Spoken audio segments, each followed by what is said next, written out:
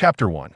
Traversing the Dragon Ball Universe. I am an Earthling in the realm of Dragon Ball. On Earth, just outside the West City, lies a somewhat dilapidated martial arts dojo. Within the training arena, a young boy lies sprawled on the ground, while a beautiful young girl kneels beside him, anxiously shaking him nearby.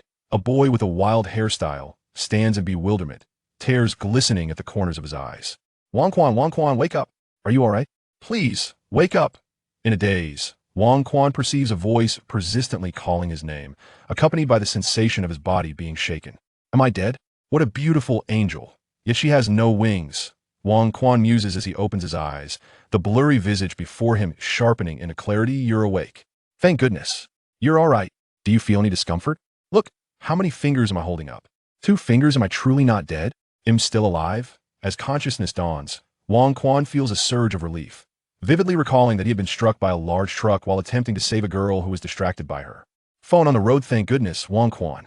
You terrified me. I'm so relieved you're awake. A large face suddenly looms closer with an unruly hairstyle and a bushy beard. Tears and snot stream down his face. What on earth? Who are you?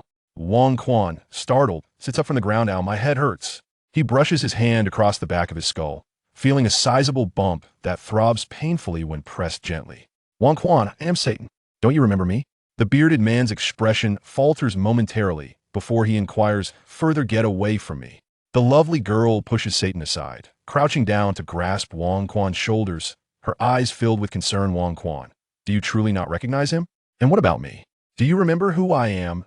A tantalizing fragrance wafts from her, and in a stupor, Wang Quan gazes at the enchanting girl before him, murmuring, what a beautiful young lady. Do we know each other? Realizing the gravity of his situation, Wang Quan suddenly recalls being struck by the truck, yet finds no visible injuries, save for the large bump on his head. And what of this beauty? Do I truly know her? Rising to his feet, he flexes his limbs, discovering no signs of harm. What on earth is happening? Surveying his surroundings, he notes that he is neither on the road nor in a hospital, but rather in a somewhat shabby training hall. Who are you? Where's this place? Wang Quan addresses the 2 individuals. Wang Quan, have you truly forgotten? This is the dojo. I am Satan, and she is Lan Fang. You came here seeking to learn martial arts, remember? The boy with the wild hair steps forward, questioning him. You Satan? That name feels eerily familiar, and that foolishly naive face seems to ring a bell. Satan, he cannot be the same as the Grim Reaper Satan. There must be another. It dawns on him. Satan, from Dragon Ball. Satan, you say your name is Satan. Do you know Sun Wukong? What about Vegeta? What are you talking about? Sun Wukong, Vegeta, and the World Martial Arts Championship. Satan expressed his confusion, perplexed by the sudden outburst from royal authority. Aren't you called Satan? Then are you not the champion of the World Martial Arts Championship? Ha ha. Do you really think I, Satan, could become the champion of the World Martial Arts Championship? Ha ha. Royal authority? You certainly have an eye for talent. I, Satan, shall undoubtedly become the champion of the World Martial Arts Championship. Ha ha ha. With hands on his hips, Satan laughed heartily towards the heavens.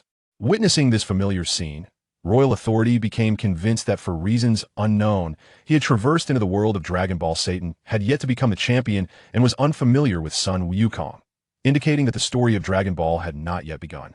The Dragon Ball world is certainly not a safe place. He must contemplate how to survive within it. Royal authority, have you truly forgotten me? I am Lan Fang, the owner of this dojo, and your coach. Do you genuinely not remember me? Lan Fang approached with a sense of urgency. Lan Fang. That name sounded so familiar. Yes, she was the captivating contestant from the World Martial Arts Championship who had stripped down. Moreover, she had a beauty mark at the corner of her eye. Royal authority aligned the present Lan Fang with the character from his memories. He had admired that particular page for quite some time when he first encountered it. Little did he know, she had now become his coach. I wish to learn from you, Master Eagle. I seem to have forgotten some things. Royal authority replied hesitantly. Satan, it's your fault if royal authority is truly in trouble. You should just leave. Lan Fang shouted, turning her ire towards him. I didn't mean to. It was royal authority who insisted on sparring. So I acted. Satan defended himself, feeling wronged. Well, Lan Fang, is it? Please don't blame Satan. I am fine, just struggling to recall a few things. Perhaps in a few days, it will come back to me, royal authority pleaded, attempting to calm the furious Lan Fang. Just wait and see how I deal with you. Royal authority, come, let me tend to your wounds, Lan Fang declared, turning to lead royal authority away from the training ground. How could this happen? I didn't apply any force. Satan pondered, looking at his large hand in confusion in the hall. Lan Fong meticulously tied a bow with a bandage. Royal authority, how do you feel? Does it still hurt? She inquired, putting away the medical kit much better. Thank you, Sister Lan Fong. So sweet of you. Have you truly lost your memory? You wouldn't have called me sister just a few days ago. Lan Fong chuckled softly. Truly, I have forgotten much. I even forgot where my home is. Royal authority quickly responded. He had just seen his reflection in the hall's mirror, and to his astonishment, his appearance was identical to that which he possessed on Earth, still radiantly handsome and full of vitality. You claim to have amnesia, yet I can't help but feel you have become a different person. Lan Fong scrutinized Royal Authority's eyes intently. This cursed woman's sixth sense. Aha, how could it be? I am Wang Quan. I merely forgot a few things. No. Something feels amiss. The way you speak suggests you have not merely lost your memory, but transformed into someone else. I truly am Wang Quan. I never claimed you weren't Wang Quan. I am uncertain if you recall, but there's been a recent news broadcast about a girl notorious for robbing banks. She possesses two distinct personas. When she dons blonde hair, she embodies a wild robber, a member of a rampaging gang. When she sports blue hair, she transforms into a gentle, obedient girl. Her name is Lan Chi. Ah, it seems you are familiar with her. How could one not know her? Lan Chi is a remarkable supporting character from the early episodes of Dragon Ball. Far more renowned than you. A mere extra with a single appearance, Wang Quan mused. She's my sister. Lan Fong suddenly declared. What? Wang Quan's eyes widened in disbelief. You heard correctly. Lan Chi is indeed my sister. So I'm quite acquainted with the concept of personality transformation. You need not conceal anything. So that is the case. What a convenient excuse, Wang Quan thought, quickly adding, indeed, I am Wang Quan, but not the Wang Quan of old. Everything he did, everyone he knew, I have no recollection. You may very well consider me a different individual. Then what do you remember? When will the other Wang Quan awaken? I remember nothing at all. As for whether he will awaken, I cannot say. Perhaps he shall never return. Wang Quan intentionally remarked. The other Wang Quan may have already descended into hell or ascended to heaven. He can never come back. What are your plans for the future? Lan Fong understood that Wang Quan, like her sister, would forget all past actions with each transformation. He now resembled a person devoid of a history. I am uncertain. Wang Quan gazed at Lan Fong with a pitiful expression. Very well. You may temporarily reside in the dojo. Whenever you revert to your original personality, you can move out, Lan Fong said with a hint of resignation. Thank you, Sister Lan Fong. Not only are you beautiful, but your heart is equally kind. Wang Quan showered her with flattery. Actually, the current version of you is quite admirable. Radiant. In the past, you were far too reclusive. Lan Fong suddenly remarked. Oh, as long as Sister Lan Fong is pleased, I shall maintain this demeanor. Wang Quan replied playfully. Enough with the banter. I will arrange a room for you. Rest. Well, starting tomorrow, you must engage in serious training. After all, you came here to strengthen yourself, did you not? The other, you wish to train and grow stronger. What about you? Do you desire to train? Of course I wish to train. I aspire to become the strongest martial artist. Wang Quan responded promptly upon arriving in the world of Dragon Ball. How could one forego training?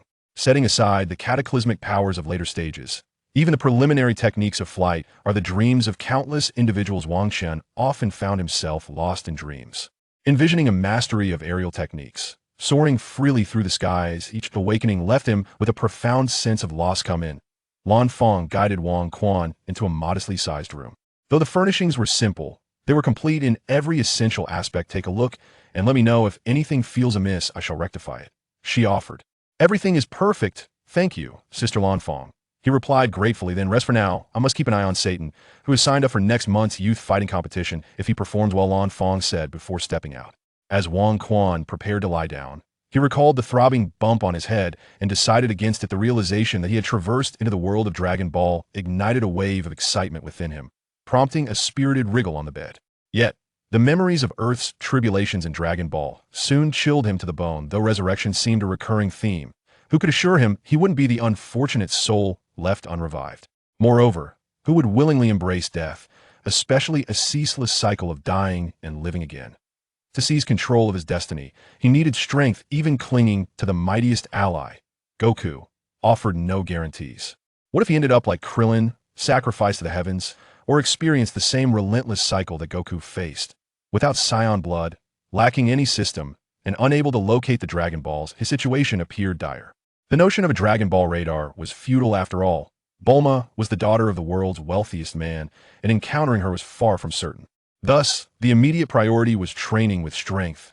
All challenges could be surmounted. He vividly recalled Goku's training at Master Rose's, distilled into three core principles: concentration, observation, and physical conditioning. Such methods seemed rudimentary, lacking the sophistication of traditional martial arts. Speaking of martial arts, this was the term for kung fu that Wang Quan had encountered in a novel from his previous life. Its essence lay in defeating foes without performance, strengthening the nation and its people. This was true martial arts. The portrayal of martial arts in that book eschewed convoluted intricacies, instead illuminating its wonders through relatable life principles. With this thought, Wang Quan descended from the bed, standing firm on the ground. He first recalled the description of the horse stance for martial arts, then gradually bent his legs into a squat. Extending his arms forward as if grasping something, he tilted his head slightly upward, imagining an endless ocean before him, waves crashing and seabirds soaring. It felt as if he were astride a magnificent steed, his body rising and falling in rhythm with its gallop. As he rose, his toes gripped the ground firmly, akin to a chicken's claw, and upon descending, his toes relaxed like the webbed feet of a duck or goose. Initially, he struggled to maintain the posture. He either forgot to anchor his toes while rising or failed to visualize the expansive scene in his mind, resulting in dizziness and nausea. After much effort, Wang Quan finally became familiar with the entire set of movements and was able to perform them simultaneously. At this moment, he felt the soreness in his knees and the numbness in his thighs dissipate. In its place, a warm surge emanated from every cell in his body, tender as a mother's touch, alleviating all his fatigue and pain. The dull ache at the back of his head transformed into a soothing coolness under this comforting flow. However, as time progressed, this warmth intensified, and Wang Quan sensed his body expanding like a balloon, making him feel increasingly uncomfortable. Finally, he lifted his head and opened his mouth, accompanied by a loud shout. A stream of white gas erupted from his lips. His body felt weak, and he nearly collapsed, barely managing to lean against the bed. Bang! The door swung open. Wang Quan, what happened? Lan Fong stepped into the room upon seeing him sitting on the bed, seemingly unharmed. She looked up at the ceiling. There, a fist-sized hole had opened, allowing a beam of sunlight to shine through. How did this hole come to be? Lan Fong inquired, glancing back at Wang Quan, who sat at the bedside. At that moment, Satan also entered the room. It was me. I did it, Wang Quan confessed, looking up with a hint of embarrassment. I'll fix it. How did you manage this, Wang Quan? What method did you employ? Lan Fong pressed forward, seizing Wang Quan's shoulders with excitement. I don't know how to answer that. Wang Quan stammered. I was too hasty. Do you realize that was the power of qi? Only the most formidable martial artists can harness the energy of qi. Wang Quan, you can wield qi. How did you achieve this? Lan Fang's enthusiasm surged as she spoke. What is qi? I've never heard of it. Satan scratched his head in confusion. Currently, there are very few martial artists in the world who can master qi, which is why I've never mentioned it to you. Just know that only those who command qi are true martial artists. Lan Fong spoke earnestly. After finishing her explanation, she turned her urgent gaze back to Wang Quan. Wang Quan, how did you come to possess the power of qi? Just tell me, and I will agree to any condition you set. I beg you. As she spoke, Lan Fong was about to kneel. Sister Lan Fong, I'll tell you, but why do you desire to learn qi so desperately? Wang Quan asked, curiosity piqued. After spending some time together, he found Lan Fong to be a genuinely good girl. Yet he couldn't fathom why, in the original comic, she resorted to such indecent tactics as disrobing to win competitions. Now, she was willing to kneel to learn the power of qi. Was she truly the type to stop at nothing for victory? In the original story, it was she who had found and awakened little Wukong when he almost dozed off during the competition. Otherwise, her ranking could have been higher. For my sister, Lan Qi, her transformation is caused by the inability to control the energy within her. If I can master this energy, there exists a possibility to prevent her from transforming, thus allowing me to bring her back, Lan Fong exclaimed with fervor. Very well, Sister Lan Fong, let us step outside. Observe. It is precisely like this, Wang Quan responded. Feeling his body regain strength, he rose to his feet and exited the room, making his way to the open space in the courtyard. As he explained, he assumed a horse stance. As time passed, Wang Quan once again sensed the surge of warmth emerging from his cells. This warmth coursed throughout his body, invigorating the previously weakened physique, and he realized that this energy was the very essence residing within him. Yet, he remained utterly incapable of wielding it. He could only maintain the horse stance as he had done the first time, his body rising and falling as if he were truly mounted upon a majestic steed. Once again, his body began to swell, and when he could no longer contain his breath, Wang Quan lifted his head. Ah! A stream of energy surged forth from his mouth, soaring to a height of 7 or 8 meters before dissipating into the air. Wang Quan felt as though all the bones in his body had been extracted, collapsing onto the ground like a lifeless mass. Wang Quan, how are you? Are you all right? Please don't frighten me, Lan Fong said as she rushed forward to embrace him. I'm fine, just a bit weary. I need to rest for a moment, Wang Quan replied weakly. All right, rest. You shall rest immediately. With a gentle princess carry. Lan Fong lifted Wang Quan and returned him to his room, delicately laying him on the bed, removing his shoes, and covering him with a blanket. Rest well. And if you need anything, just let me know. She seated herself at the head of the bed. I'm hungry. Could you prepare something to eat? After expelling the air from his body twice, Wang Quan felt both exhausted and famished. Of course, wait here. I will prepare it right away, Lan Fong declared before exiting the room. Satan stood there in a daze, gazing up at the sky as if something extraordinary were present above. Satan, what are you still doing standing there? Come help me cook. Oh, okay. Satan replied, dazedly trailing behind Lan Fong towards the grand kitchen. The sights he had just witnessed had shattered his worldview. The ethereal energy had seemingly been exhaled from the mouths of mere mortals. I must learn this energy. How could the future champion, Mr. Satan, be incapable of wielding it? Chapter 2. Bulma's artillery cleansing. Why does the body succumb to weakness? Wang Quan pondered within himself, swiftly arriving at an answer. The martial arts stance he practiced enabled him to mobilize the vital energy residing within his body. In his previous world, the energy was so scarce that he would merely break a sweat, releasing it without much discomfort, though it was not entirely inconsequential. However, in the realm of Dragon Ball, humanity possessed an abundance of energy, which he found utterly uncontrollable, ultimately resulting in an involuntary outpouring from his mouth. The substantial loss of vital energy rendered him completely feeble.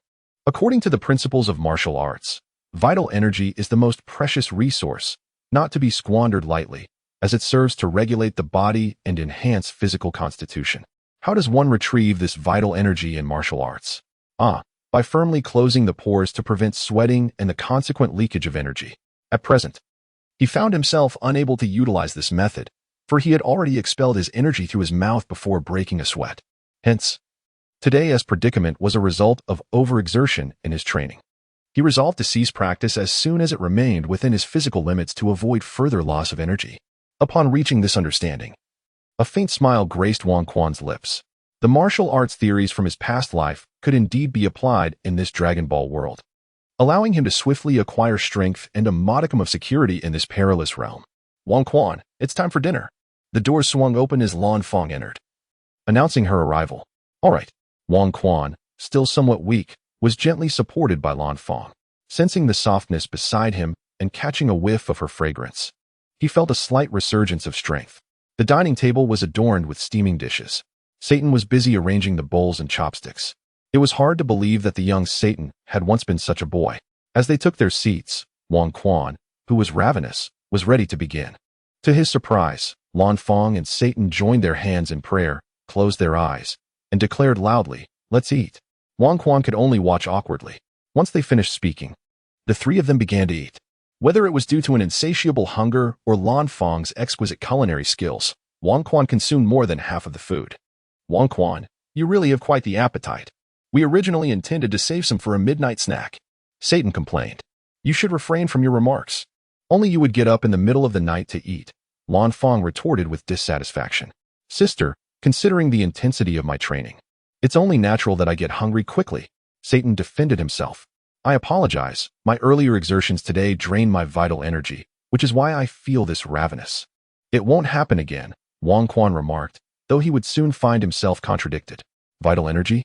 What do you mean by that? Lan Fong inquired, her curiosity piqued by Wang Quan's mention of it. Today was my first time training, and I made a mistake.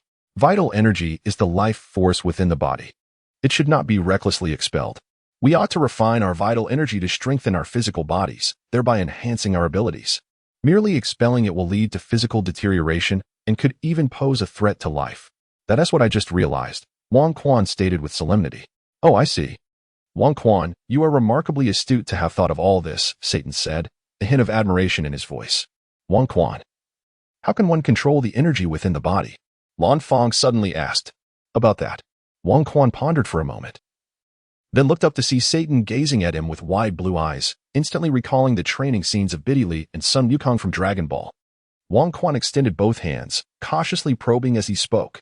Within every individual resides an essence, a vital energy that must be summoned through unwavering concentration. Envision this force coalescing within your being, gathering within the palms.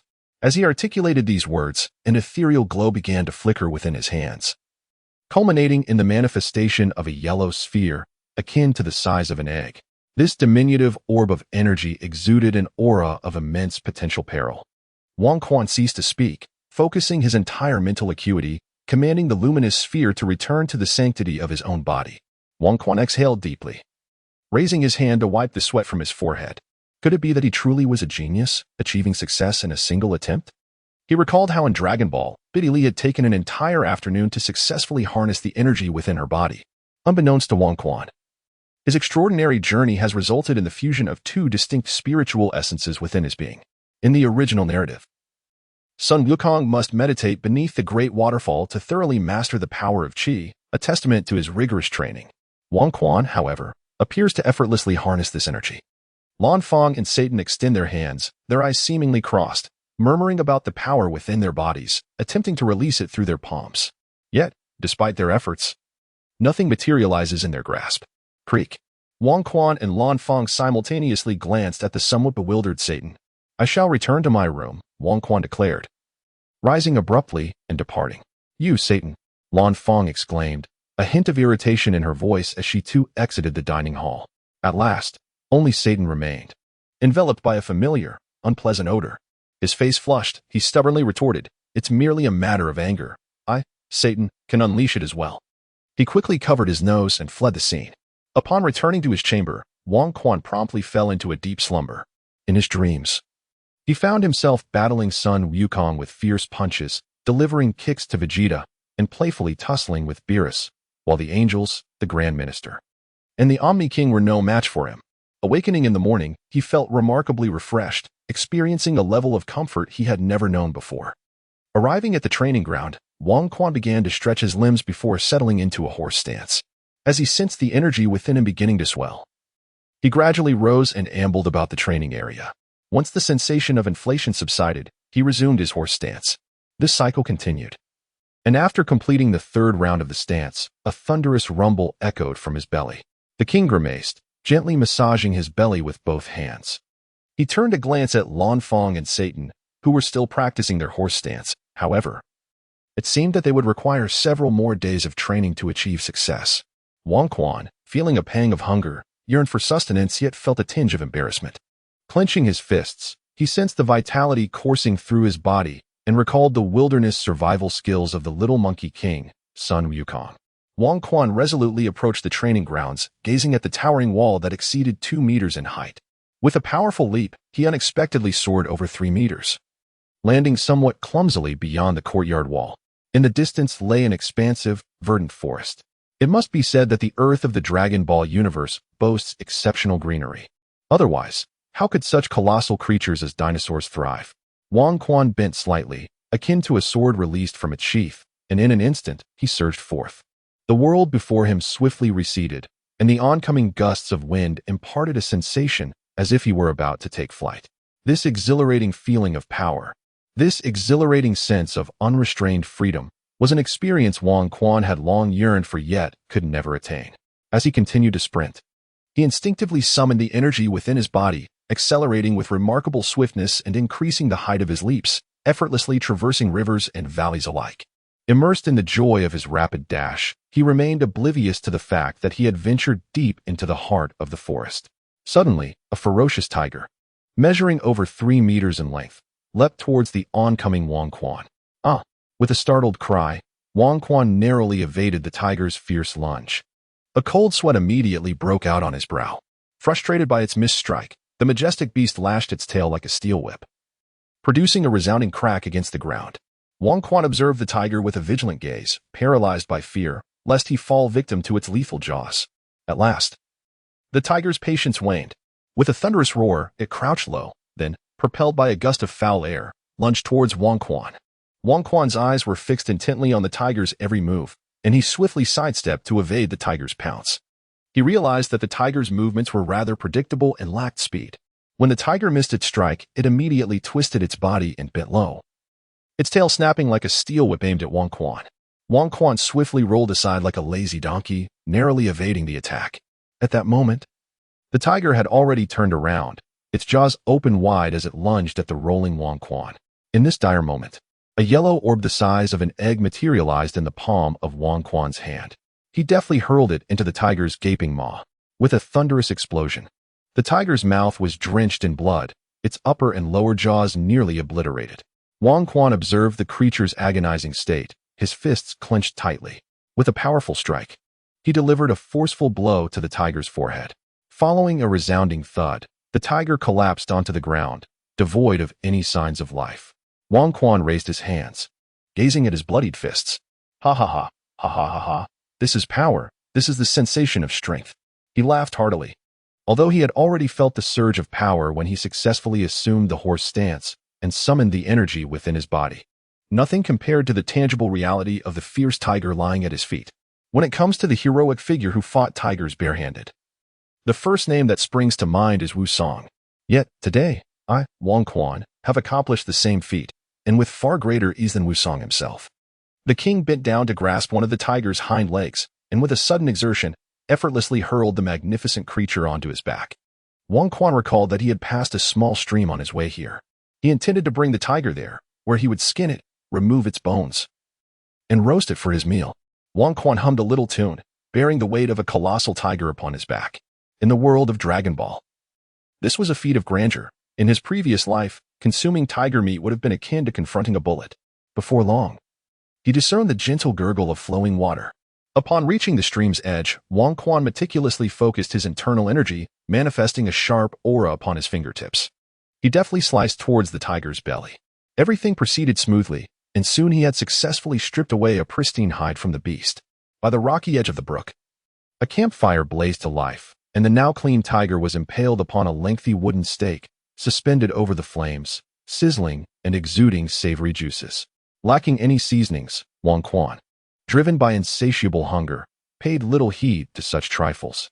With a flick of his hand, an aura flared at his fingertips, and a substantial piece of roasted tiger meat tumbled down, perfectly cooked. Wang Quan soon began to indulge in his meal. The flavor was rather mediocre, and the meat had a slightly sour taste. Nevertheless, the famished Wang Quan savored every bite with great enthusiasm. After consuming more than half of a tiger, he felt a sense of satisfaction and began to eat more slowly and deliberately. Suddenly, a thunderous roar echoed in the distance, causing Wang Quan to look up in confusion. The cacophony persisted, interspersed with the piercing screams of a young girl. With a sudden surge of energy, Wang Quan leapt forth, racing towards the source of the sound. The distance was not great. It merely required traversing a dense thicket, where a narrow forest path lay. A yellow off-road vehicle had overturned, resting on its side, and beside it stood a girl with blue hair. At that moment, she appeared somewhat deranged, hurling universal capsules as if they were free, and as the smoke dissipated, an array of firearms, both familiar and unfamiliar to Wang Quan, materialized. In her grasp was a weapon resembling a revolver. Yet each pull of the trigger unleashed an effect akin to that of an RPG, centered around herself and the vehicle. The land within several dozen meters had been virtually plowed by her ferocity. Observing the girl's frantic demeanor, it seemed as though she intended to upheave the very earth beneath her. "Are you all right?" Wang Quan called out, only to be met with a vehement, "Ah, go die," followed by a thunderous explosion. As soon as Wang Quan spoke, the young girl let out a piercing scream and swiftly turned to aim a gun at him. Wang Quan deftly dodged, yet the splattering mud still struck him. "Hey, could you please aim carefully before firing?" "Oh, I'm so sorry, I didn't mean to." The girl discarded her firearm, cautiously navigating around the craters in the ground, and approached Wang Quan, spitting out the dirt from his mouth. Wang Quan lifted his gaze to the girl before him. She had flowing blue hair styled in braided pigtails, adorned with a pink bow, wearing a loose-fitting short dress that revealed her long, graceful legs, complemented by athletic shoes. "Bulma? Wang Quan, you recognize me?" Wang Quan was taken aback. He merely thought she resembled Bulma and sought confirmation, never expecting her to know him. I've seen you in the school woods with some delinquents," Bulma remarked, a hint of curiosity in her eyes. "You seem a bit different." "Different how?" Wang Quan was surprised to learn that he was a classmate of Bulma. "In school, you never spoke to anyone, always appearing as if you were easy to bully, inviting trouble." Bulma was perplexed by the drastic change in this classmate's demeanor. As a fellow outcast in the school, she was merely isolated, while Wang Quan had genuinely endured bullying. Videos of his humiliating moments still circulated on the campus network. Well, I wanted to make a change, so I thought I'd try a different style. Wang Quan realized, to his dismay, that he was still seen as a target for bullying. Thus, it dawned on him that the original Wang Quan sought martial arts training to escape his tormenting circumstances, or perhaps even to exact revenge. At that moment, a wave of clarity washed over Wang Quan's mind. Wang Quan comprehended that this was the original self-obsession. What kind of ordeal could possibly compel a young man to leave behind such a lingering attachment even after death? The nature of royal authority remains elusive, however. Having traversed into this body, one must inevitably forge a connection with fate, serving as a form of accountability to the original soul. What brings you here? Are you testing the potency of firearms? The topic was deftly shifted, as the protagonist wished to avoid any encounter with an acquaintance of the original persona, thus sparing them the need for explanations. Fortunately, Bulma was not particularly well acquainted with the former ruler. While she admired his striking features, she found him overly timid, which did not align with her standards for a partner. Haha, it's a holiday, isn't it? I'm merely out for some casual fun, she chuckled. Oh. By the way, a ferocious beast suddenly lunged at me, causing my vehicle to overturn. Naturally, I was quite startled. Bulma continued her jest, instinctively shielding a small handbag at her waist, the prominent spherical bulge on it distinctly noticeable. Wang Quan cast a fleeting glance at the bag slung around her waist, causing Bulma to feel a surge of anxiety. Fortunately, he refrained from further questioning and approached the edge of a shell crater, bending down to lift a half-grown rabbit's corpse with 2 fingers. A ferocious beast? Alas, it is merely a rabbit. I had anticipated encountering a gray wolf instead. Even if it were a wolf, it could hardly withstand such an onslaught of firepower. One could wage a small-scale war with this kind of ammunition. Wang Quan observed the mangled remains of the rabbit, a look of regret crossing his face as he tossed it into the crater. Wang Quan was aware that Bulma was embarking on a quest to seek the Dragon Balls. However, upon reflection, he realized that he harbored no particular desires to be fulfilled through them. The notion of immortality, after all, could be extinguished by a myriad of methods. True strength was far more tangible, yet the power that the Earth's Dragon Balls could bestow was something he deemed beneath him. Rather than pursuing the Dragon Balls, he believed it more prudent to devote that time to rigorous training, which would soon elevate him beyond even the gods. Moreover, making a wish with the Dragon Balls invariably invited misfortune. Thus, unless in dire circumstances, he preferred to avoid such entanglements. Consequently, he had no intention of inserting himself into Bulma's treasure-seeking expedition. She's a girl. After all, when venturing out, one must prioritize safety, Bulma teased, sticking out her tongue and fluttering her large blue eyes. The playful girl before him momentarily captivated Wang Quan, as she embodied a different kind of beauty compared to Lan Fang, yet both were equally enchanting. Feeling a touch of embarrassment, Wang Quan turned his gaze away, hesitant to behold Bulma's playful and charming demeanor. He then remarked, indeed, the world outside differs vastly from West City, where ferocious beasts roam freely. Alongside the remnants of ancient dinosaurs, desert bandits, werewolves, vampires, half-orcs, and various other perils. Vampires? Monsters? Bulma's body trembled slightly. What? You were unaware? Wang Quan asked incredulously as he glanced back. Dragon Ball Earth is a veritable melting pot, teeming with all manner of entities. I thought those were merely legends. What should I do? Bulma was already contemplating retreat, although equipped with her own inventions which could effectively tackle most dangers. The thought of confronting vampires and monsters left her at a loss. Why not just return home? West City is the largest gathering of humanity. Those creatures dare not wreak havoc in the city, Wang Quan casually suggested.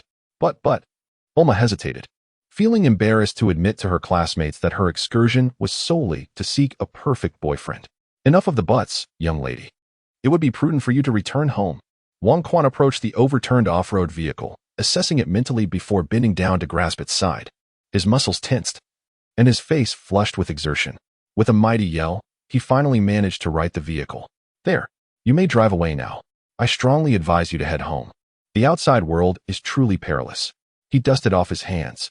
Bulma regarded him with a look akin to that reserved for a monster, her expression shifting to something peculiar as she remarked, you needn't have righted it. I can simply store it within a universal capsule and release it later. The king was taken aback. He still found it somewhat challenging to acclimate to certain aspects of the Dragon Ball universe. Chapter 3, The Martial Arts Academy, where Bulma learns martial arts. Wang Quan walked somewhat awkwardly ahead, with Bulma chattering incessantly behind him. An impressive array of firearms and off-road vehicles had been compacted into a few small capsules by Bulma. Wang Quan, how did you end up here? How is it that you possess such immense strength? Have you undergone genetic modification? Such alterations are against Earth's laws and perilous as well. Wang Quan, you can still turn back. If the genetic changes backfire, transforming you into a half-beast would be dreadful. Bulma, where did you see me altering my genes? Wang Quan replied with a hint of exasperation. Not genetic modification. Could it be mechanical augmentation? No, I haven't modified anything. I merely practice martial arts, Wang Quan said, unable to tolerate her incessant prattle any longer. Martial arts? Is that merely boxing and kickboxing? Oh, and karate, taekwondo, and fencing? Yet, even a champion boxer wouldn't possess strength like yours. Bulma expressed her disbelief, unable to fathom that an ordinary person without modifications could wield such power. Bulma, you know nothing of the strength inherent in humanity. Wang Quan turned back, his words laden with significance. What do you mean? Bulma asked, perplexed. Wang Quan mused that if one were to continue the pursuit of the Dragon Balls as before, one would inevitably uncover that a segment of humanity possesses powers that defy all explanation. This implies that through the appropriate cultivation, humans can attain formidable strength. As the two conversed, they traversed a dense forest and arrived at the bank of a small river. What fortune! The roasted meat remains. Wang Quan hastened forward, placing the somewhat cold meat over the dwindling fire. Bulma, would you care for some? Tiger meat, he exclaimed, deftly slicing a generous portion of roasted meat and presenting it to Bulma. A lady would never indulge in such fare. Bulma retorted vehemently. Then I shall partake myself. Wang Quan dismissed her protest, rotating the meat over the fire while consuming it. In no time, under Bulma's astonished gaze, he devoured nearly half of the meat from the tiger. Having heard that tiger bones are highly nutritious, he even cracked open the bones to savor the marrow within. With a belly swollen as though in gestation, Wang Quan rose, slightly crouched, and assumed a horse stance. As he moved, his abdomen visibly shrank, ultimately returning to a flat state.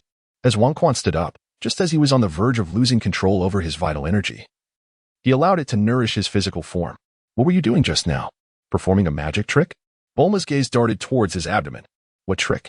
If you don't understand, refrain from making baseless comments. I am cultivating. Do you grasp the concept of cultivation? Wang Quan replied with a hint of irritation. Cultivation? Indeed. Martial artists undergo rigorous training to push both their minds and bodies to their limits, subsequently unleashing the latent power within, which is the essence of Qi, Wang Quan explained. Momentarily inspired. As he spoke, tiny yellow spheres of energy manifested in his palm, only to vanish back into his being in an instant. Martial artists, cultivation, Qi, how impressive. Bulma suddenly realized. The current Wang Quan was a stark contrast to the one she knew at school. In the academic environment, he was taciturn and timid, the perfect target for bullies.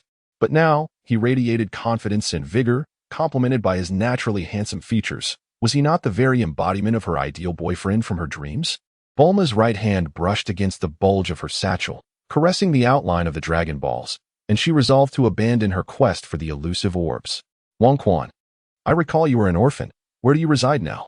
Bulma initiated her advance. Wang Quan was taken aback, realizing that he himself was akin to an orphan. Perhaps it was for the best, as it spared him from the unexpected appearance of unfamiliar parents. I train at a boxing gym in the suburbs, and I currently reside there. Oh, a boxing gym? Is that where one can cultivate Qi? How fascinating. Could you take me there? I wish to train and become as formidable as you. Wang Quan, Bulma pressed on. Sure. Wang Quan readily agreed. It would certainly be intriguing to see the genius girl. Bulma, become a martial arts master. I must return now. Would you care to join me? Wang Quan gathered the tiger skin from the tree and rolled it up. Absolutely. Bulma responded eagerly. She retrieved a capsule, pressed the button, and tossed it to the ground. With a bang, an off-road vehicle materialized. Bulma expertly climbed in, starting the engine, and poked her head out. Get in. I'll need you to guide me. Wang Quan opened the rear door and tossed the tiger skin inside before taking his seat in the passenger side. Bulma pressed the accelerator with unusual vigor, and the car roared forth like a wild beast. Truly, as expected of the heiress of the universal capsule, her vehicle was formidable. Not even the various ditches and puddles could slow it down in the slightest. Under Wang Quan's command, after more than an hour, accompanied by a screeching halt, the off-road vehicle executed a graceful drift and came to a stop in front of a somewhat dilapidated boxing gym. Is this the boxing gym you mentioned? Surely you haven't been deceived. Bulma looked up at the peeling paint of the entrance. The gym may have appeared unremarkable, yet it possessed genuine talent. Furthermore, as long as I, Wang Quan, am here, this gym shall undoubtedly become the most powerful boxing establishment on Earth, he declared, exuding an aura of undeniable dominance. Ah, Wang Quan, how handsome. Bulma began to swoon. Suddenly, the door swung open with a loud creak. Greetings, I am Coach Lan Fong of the boxing gym. Where have you been? It's been ages since I last saw you, she inquired upon spotting Wang Quan. Lan Fong, I just went out to grab a bite. Wang Quan replied, feeling a touch embarrassed for his unexpected absence. If you were hungry, you could have told me. I would have prepared something for you. Did you even bring any money? Lan Fong, I might have eaten a bit too much. Wang Quan responded tactfully. What is there to fear? Eating well is essential for strength. It aids in your training. No worries, as long as you train diligently. This gym, although in disrepair, will ensure you don't go hungry. If Satan can achieve a good ranking in this youth fighting competition, our gym will rise from the ashes. Lan Fong was confident that Satan, having mastered the horse stance, would excel in the competition. Lan Fong, this is my classmate Bulma. She also wishes to train at the gym. Wang Quan introduced Bulma, who had been silent until now. Ah, so you are Bulma. You want to train at our gym? That is splendid. Don't be misled by our gym's shabby appearance. We possess considerable strength. Choosing to train here is the wisest decision you could make. Lan Fong immediately transformed into a salesperson, showering Bulma with praise. Is it truly as wonderful as you claim? I'd like to take a look inside, Bulma replied nonchalantly, while inwardly criticizing Lan Fong. What is wrong with this woman? Dressed so scantily, her figure is so vulgar, and her face resembles that of a seductress. The way she speaks to Wang Quan is far too familiar. Her eyes sparkle at the sight of him. As if she forgets her age, how shameless. Indeed, please come in and take a good look around. Lan Fong smiled, inviting Bulma into the gym. Miss Bulma, to be frank, our gym is currently facing difficulties with no students. However, rest assured, our teaching standards are impeccable. Here, you will learn the true essence of martial arts. Lan Fong brought Bulma to the training ground. Satan, show your prowess. At the training ground, Satan squatted in a horse stance, continuously adjusting his movements, yet failing to synchronize them all. Just as his frustration began to mount, he heard his senior sister's voice. Turning around, he immediately spotted the unfamiliar Bulma and quickly grasped his senior's intent. Ha ha ha, little girl, do you wish to learn how to fight? Come to our dojo. With just a little time spent training here, you too can achieve what I have. As he spoke, Satan retrieved a capsule from his pocket, pressed the button, and tossed it aside. With a bang, as the smoke cleared, a neatly arranged stack of tiles appeared. Satan lifted 10 tiles from the pile and set them on the ground. Taking a deep breath, he raised his right hand high, forming a knife-like palm. Ha! With a forceful exhale, he executed a knife hand strike, shattering all 10 tiles into halves. Ha ha ha, impressive, isn't it? This is the might of Mr. Satan. Ha ha, little girl. With practice here, you too can accomplish such feats. With his hands clasped behind his back, he exuded an air of superiority. However, upon closer inspection, one could notice the slight twitch at the corner of Satan's mouth, beads of sweat trickling down from beneath his wild hair, while his left hand, resting behind him, fervently rubbed his right palm. Wang Quan observed this adept display of skill and pondered to himself, no wonder Satan, in the Dragon Ball series, always breaks tiles upon stepping into the ring. It is a talent honed since childhood. He recalled that when Satan claimed the title of the world's strongest, he could cleave through 50 stacked tiles. It seems that Satan still has a considerable journey ahead to reach the pinnacle of excellence. Bulma was equally mesmerized by Satan's performance. Though the authority of Wang Quan loomed larger than life before her, its overwhelming strength evoked an unsettling sense of unreality. In contrast, Satan's display resonated more profoundly, as ordinary perception suggests that such power can be attained through rigorous training, symbolizing the essence of a true warrior. However, Bulma, not being an ordinary individual, swiftly emerged from her astonishment at Satan's performance and turned her gaze towards Wang Quan, declaring, I acknowledge the strength of the dojo. I have decided to train here. Miss Bulma, how long do you intend to train with us? 1 month, 3 months, 6 months, or perhaps a year? Lan Fong inquired. Does it make a difference? Miss Bulma, I would recommend a year of study. The tuition for a year is only 1 million yuan, and it provides ample time to truly master the skills. For a month, the fee is 200,000 yuan. However, to be candid, you won't learn anything substantial in just a month. It would be more advantageous to enroll in a fitness or yoga class instead. Lan Fang, not merely a shrewd merchant, was genuinely outlining the pros and cons for Bulma. And what of them? What about Wang Quan? Bulma asked, directing her attention back to Wang Quan. Wang Quan, to be honest, was uncertain about the amount of tuition he had paid or the duration of his studies. He had invested 100,000 yuan, aspiring to learn for 2 months, until the end of summer vacation. Of course, he intended to work at the gym to offset his tuition, but that was in the past. Now he was a member of our boxing gym, Lan Fang explained, her gaze towards Wang Quan shimmering with fervent enthusiasm. Does he reside in the gym? Bulma suddenly inquired. Well, Wang Quan replied helplessly, admitting he did not even know the location of his former home, thus he had no choice but to stay at the gym. The former Wang Quan had also been a solitary figure. Even Lan Fang and Satan were unaware of his home as whereabouts. I shall also reside in the gym. I am not short on funds, Bulma declared, observing Lan Fang's insatiable gaze directed at Wang Quan, a surge of alarm coursing through her. This older woman evidently harbored ill intentions towards Wang Quan, a spirited youth who could hardly withstand her allure. She resolved to live here, to ensure that Lan Fang was distanced from Wang Quan, preventing her from gaining any advantage. All right, no problem. Accommodation and meals will add an additional 200,000 each month. Lan Fang was indifferent to Bulma's musings, as the gym was on the verge of financial strain. Once Bulma moved into the gym, she spent every moment she could by Wang Quan's side, and naturally, the two grew closer.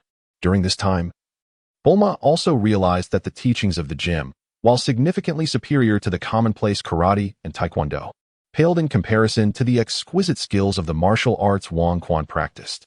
As the 2-month vacation came to a close, the gym had undergone a remarkable transformation. The entrance now displayed a brand new sign. It was no longer merely an unremarkable boxing gym, but rather bore the grand inscription of National Martial Arts Academy in elegant script. Much had transpired during these 2 months. Wang Quan and Bulma have solidified their romantic relationship and have finally rediscovered the place of their former residence. However, Wang Quan chose not to continue living there. He sold the property, acquiring a modest sum, and has now truly become an integral part of the boxing gym. Satan emerged victorious in the youth fighting competition, garnering a reputation as a notable young master within the fighting community. The fame brought by Satan indeed attracted a multitude of young enthusiasts of martial arts, transforming the once quiet boxing gym, now aptly renamed the National Martial Arts Academy, into a bustling hub of activity. Lan Fang beams with joy every day. Over the course of 2 months, Lan Fang, Satan, and Bulma have each mastered the horse stance, channeling the energy within their bodies and pushing their physical limits. When Wang Quan remarked that the horse stance is merely foundational and that martial arts are profound and expansive, Lan Fang decisively opted to rename the boxing gym to the National Martial Arts Academy and generously offered Wang Quan half of the academy's shares. Wang Quan, unable to refuse the offer, ultimately acquiesced, exchanging half of the shares in a boxing gym for his national martial arts. It remains ambiguous who truly benefited from the arrangement. However, with a wealthy and beautiful girlfriend like Bulma, Wang Quan is not overly concerned with material wealth. He takes pleasure in the fact that he does not rely on her financially. This contrasts sharply with the original portrayal of Vegeta, who, despite being one of the strongest warriors in the universe, is merely a man living off his partner's success. During their passionate romance, Bulma confided in Wang Quan about her desire to seek the Dragon Balls, summon the Eternal Dragon, and wish for the perfect boyfriend. She even showed him her Dragon Balls and her self-made Dragon Radar. Through the Dragon Radar, it became apparent that, aside from the Dragon Ball in Bulma's possession, the others were converging together, ultimately culminating in an astonishing gathering of 9 Dragon Balls. Wang Quan understood that even in the absence of Bulma, Sun Wukong had departed from the mountains of Baozi. What remained uncertain, however, was the distinction between his current adventures and those of the past. With a deepening mastery of Qi, Wang Quan developed the ability to sense its presence. A few days prior, he felt a surge of formidable energy erupt abruptly, only to later hear on the news that the Flame Mountain, which had been ablaze for over a decade, had completely vanished. On the night when the 9 Dragon Balls converged on the Dragon Radar, it coincided with the full moon. A fierce and potent energy surged for the entirety of the night, only subsiding as the moon itself disappeared from the sky. Wang Quan understood that it was Master Wu Tian, the Turtle Sage, who had vanquished the Flame Mountain, and that the formidable energy felt on the night of the full moon belonged to Sun Wukong in his transformed state as the Great Ape.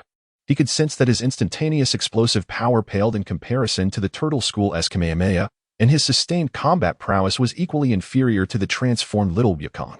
However, having achieved such results in merely 2 months of training, Wang Quan felt an immense satisfaction, considering himself only at the initial stage of mastering the horse stance. The profundity of traditional martial arts was undeniably superior to the transformations of the Saiyans. When Bulma discovered that the dragon radar indicated the presence of 9 Dragon Balls clustered together, she approached Wang Quan, radar in hand.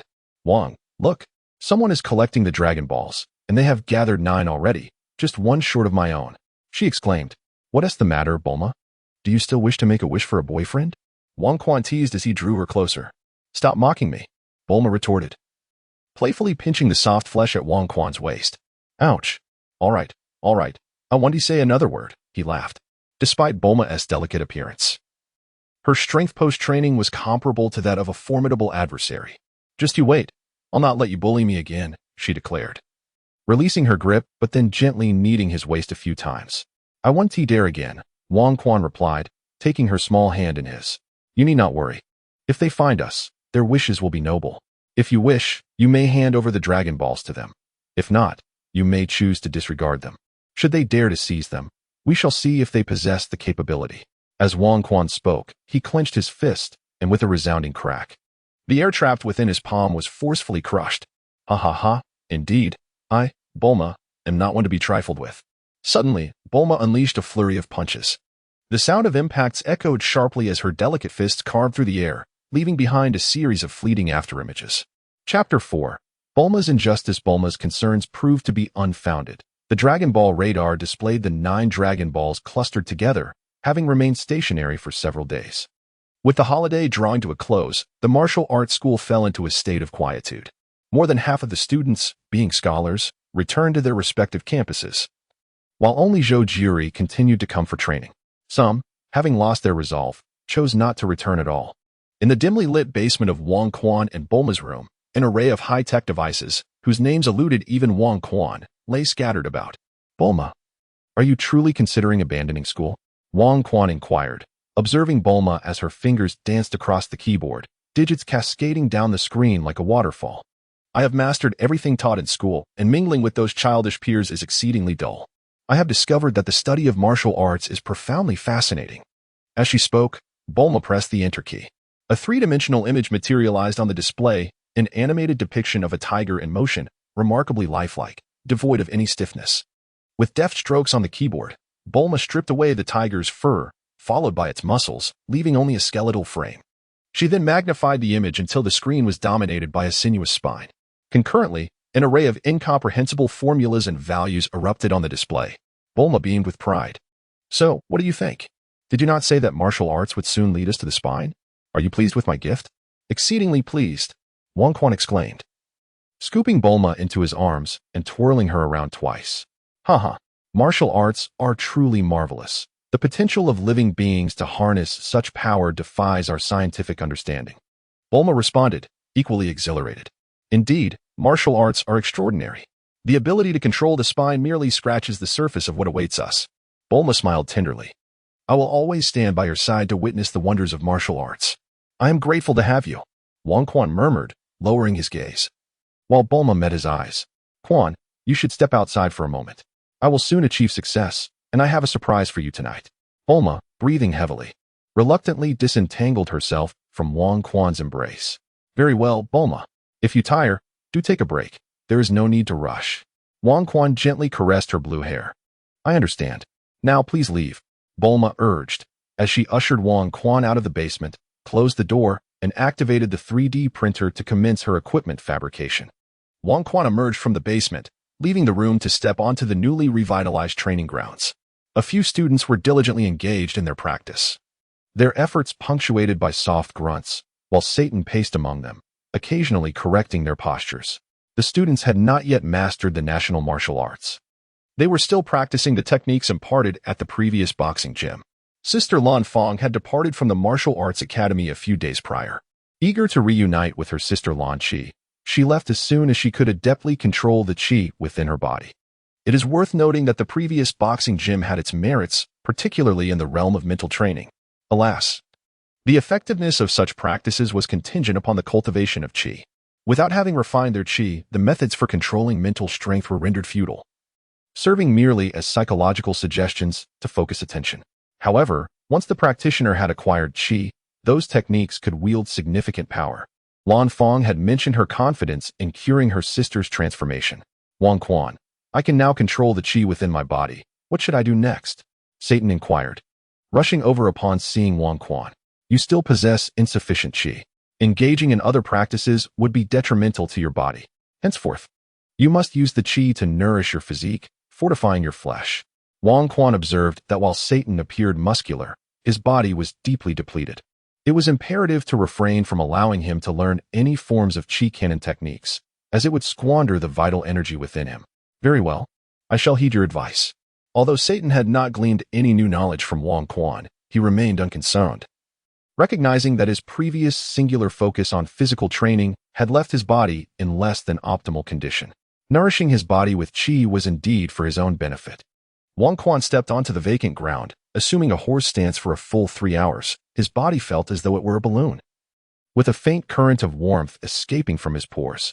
He understood that he could no longer continue his cultivation, and thus he promptly ceased, rising slowly to his feet. He began to walk in circles, each step taken with utmost caution, as if traversing through muddy waters. After several laps, the sensation of impending eruption finally dissipated. Wang Quan halted, pressing his hands downward, releasing a breath of heated air. A long, white stream, akin to a laser, emitted from his mouth, piercing through the floor in the corner, creating a dark hole. At present, Wang Quan has yet to master the martial arts. Yet his physical prowess and the latent energy within him are remarkably formidable. In recent days, he has been contemplating the art of levitation. Ultimately, it is merely an application of energy. He attempts to release this energy from various parts of his body, yet he shows no signs of lifting off the ground. Whether from his hands, feet, or legs, he fails to achieve the desired effect. He recalls that in the realm of Dragon Ball, the art of levitation requires the body to first float. This suggests that the transformation of energy must occur internally rather than externally. With this insight, Wang Quan begins to ponder how to liberate himself from the gravitational pull of the earth and ascend into the air. His initial thought turns to hovering vehicles, which achieve levitation by manipulating their magnetic fields and subsequently utilize thrusters for propulsion. Therefore, to master the art of levitation, one must control the internal energy to alter one's magnetic field, enabling floating, and then release energy externally for movement. With the principle clarified, Wang Quan knows the direction of his efforts. He bends his knees and leaps into the air, soaring several meters high. As the force of ascent dissipates and he begins to descend, he concentrates fully, sensing the gravitational pull below. After 2 or 3 seconds, Wang Quan lands on the ground. With his eyes closed, he attentively feels the force that tugged at him during his descent. What did I just witness? Am I seeing things? Senior brother Wang Quan jumped over 10 meters. You're not hallucinating. I saw it too. Ha ha ha. Did you all witness that? This is the prowess of our martial arts academy. With diligent practice, you too shall achieve this one day. Brother Satan, can you do it? Jump for us, and let us behold your skill. Ha ha ha. Step aside and watch me. As several students move aside, Satan squats deeply, then roars and leaps upward. Like a gorilla, he too ascends over 10 meters, landing with a thunderous thud. Ha ha. Satan laughs heartily, masking the fatigue in his legs. Brother Satan is incredible. Indeed, I must also strive to improve. If I can jump high enough, the school's basketball team will surely recruit me. Several disciples commenced their rigorous training with renewed vigor. Meanwhile, Satan turned his gaze toward Wang Quan, pondering what thoughts occupied his mind. The surrounding commotion failed to capture Wang Quan's interest. He devoted all his attention to sensing the force that tugged him downward. He endeavored to mobilize the flow of energy within his body to counteract this gravitational pull. After several minutes, Wang Quan opened his eyes and leaped into the air once more. Upon landing, he entered a state of deep contemplation. This time, his meditation extended for over 20 minutes before he once again opened his eyes and sprang back into action. This cycle of reflection continued, with Wang Quan's periods of introspection growing increasingly prolonged. The training ground gradually emptied of disciples, leaving only Satan standing nearby, observing Wang Quan intently. Suddenly, Satan sensed a subtle shift in Wang Quan's body, as if he had moved, yet remained stationary. Moments later, he beheld Wang Quan, eyes closed, levitating effortlessly in the air. The crown wobbled precariously, hovering more than half a meter above the ground. Upon opening its eyes, it discovered Satan gaping in astonishment, utterly dumbfounded. The weight of authority stifled the joy of success within his heart, gradually regulating the flow of energy within his body until he became steady, no longer swaying. Subsequently, he released a portion of his energy from the soles of his feet, causing his body to ascend slowly, gaining speed with each passing moment. Satan lifted his large head, observing the figure of Wang Quan, which had now shrunk to a mere speck in the distance. Wang Quan soared through the skies with increasing proficiency, accelerating his pace while experimenting with various turns. The sovereignty soared freely in the sky, an exhilarating sensation of unrestrained liberty as the wild winds caressed his cheeks, rendering him momentarily unable to resist the allure of the experience. For over half an hour, Wang Quan soared through the skies, departing from the western capital and gliding into the dense forests, passing the very thicket where he first encountered Bulma. At last, when he sensed that the energy within him was nearly depleted, he gracefully descended back to the martial arts hall, landing in the training arena. As soon as Wang Quan touched the ground, Bulma rushed forward and embraced him. "See, I told you I wasn't lying. Wang Quan truly can fly," Satan exclaimed from the side. "Wang Quan, how did you manage to fly?" Bulma, still brimming with excitement, looked up at him and inquired. "Ha ha ha, Bulma. It's all about harnessing the power of Qi. I can teach you. It's quite simple." Wang Quan eagerly explained the method of manipulating Qi within the body to counteract Earth's gravity. Upon hearing this, Bulma quickly grasped the concept. Realizing that the floating car operated on the same principle, she attempted to control the Qi within her, and in just a few minutes, she began to waver and float. However, her energy was still insufficient, and before she could master the art of flight, she felt herself nearing exhaustion and had to descend. As for Satan, his control was too weak, preventing him from levitating, but with more practice, he would soon learn as well. "Quan, I had intended to surprise you, but it seems you've already done so," Bulma said, pulling out a capsule from her chest, pressing the switch, and tossing it away. With a puff of smoke, an object resembling exoskeletal armor emerged. "What is this?" "It's a training aid for martial arts," Bulma replied with a triumphant smile, bending down to retrieve it. "Here, Quan. Put this on." She helped him don the exoskeletal armor. Then she produced a remote control from her pocket and pressed a button. With a series of mechanical clicks, the armor secured itself tightly around Wang Quan's body. "Quan, try standing in a horse stance." "All right." Wang Quan complied, assuming the stance. Bulma then pressed another button on the remote, and Wang Quan felt a surge of energy coursing from the back of his head, traveling down his spine, culminating in a powerful push at the base of his tailbone. Wang Quan felt a shiver run through him, his disheveled long hair standing on end, resembling the chaotic mane of a demon. "Ha ha ha, it is precisely this sensation, this very essence. Bulma, you are truly remarkable." "Ha ha." Wang Quan felt the movement of his spine, firmly etching that sensation deep within his heart. He turned around, cradling Bulma in his arms, spinning with excitement. Grasping this feeling, Wang Quan became completely immersed in the realm of cultivation. During this time, he felt as though he were in a dreamlike state. No matter what he was doing or where he was, his thoughts remained fixated on his spine. "Bulma, you need not worry. Wang Quan will be just fine," Satan reassured her. "He has been like this for several days now." "It's truly worrisome," Bulma remarked, gazing at Wang Quan in the courtyard. Each step he took seemed rigid.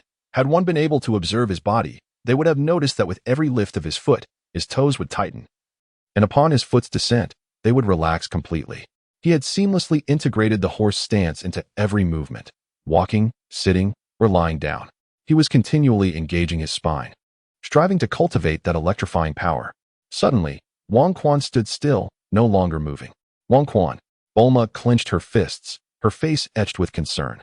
Then, Wang Quan's body trembled violently, his bones cracking audibly, and his tousled hair stood on end, reminiscent of Satan's wild locks.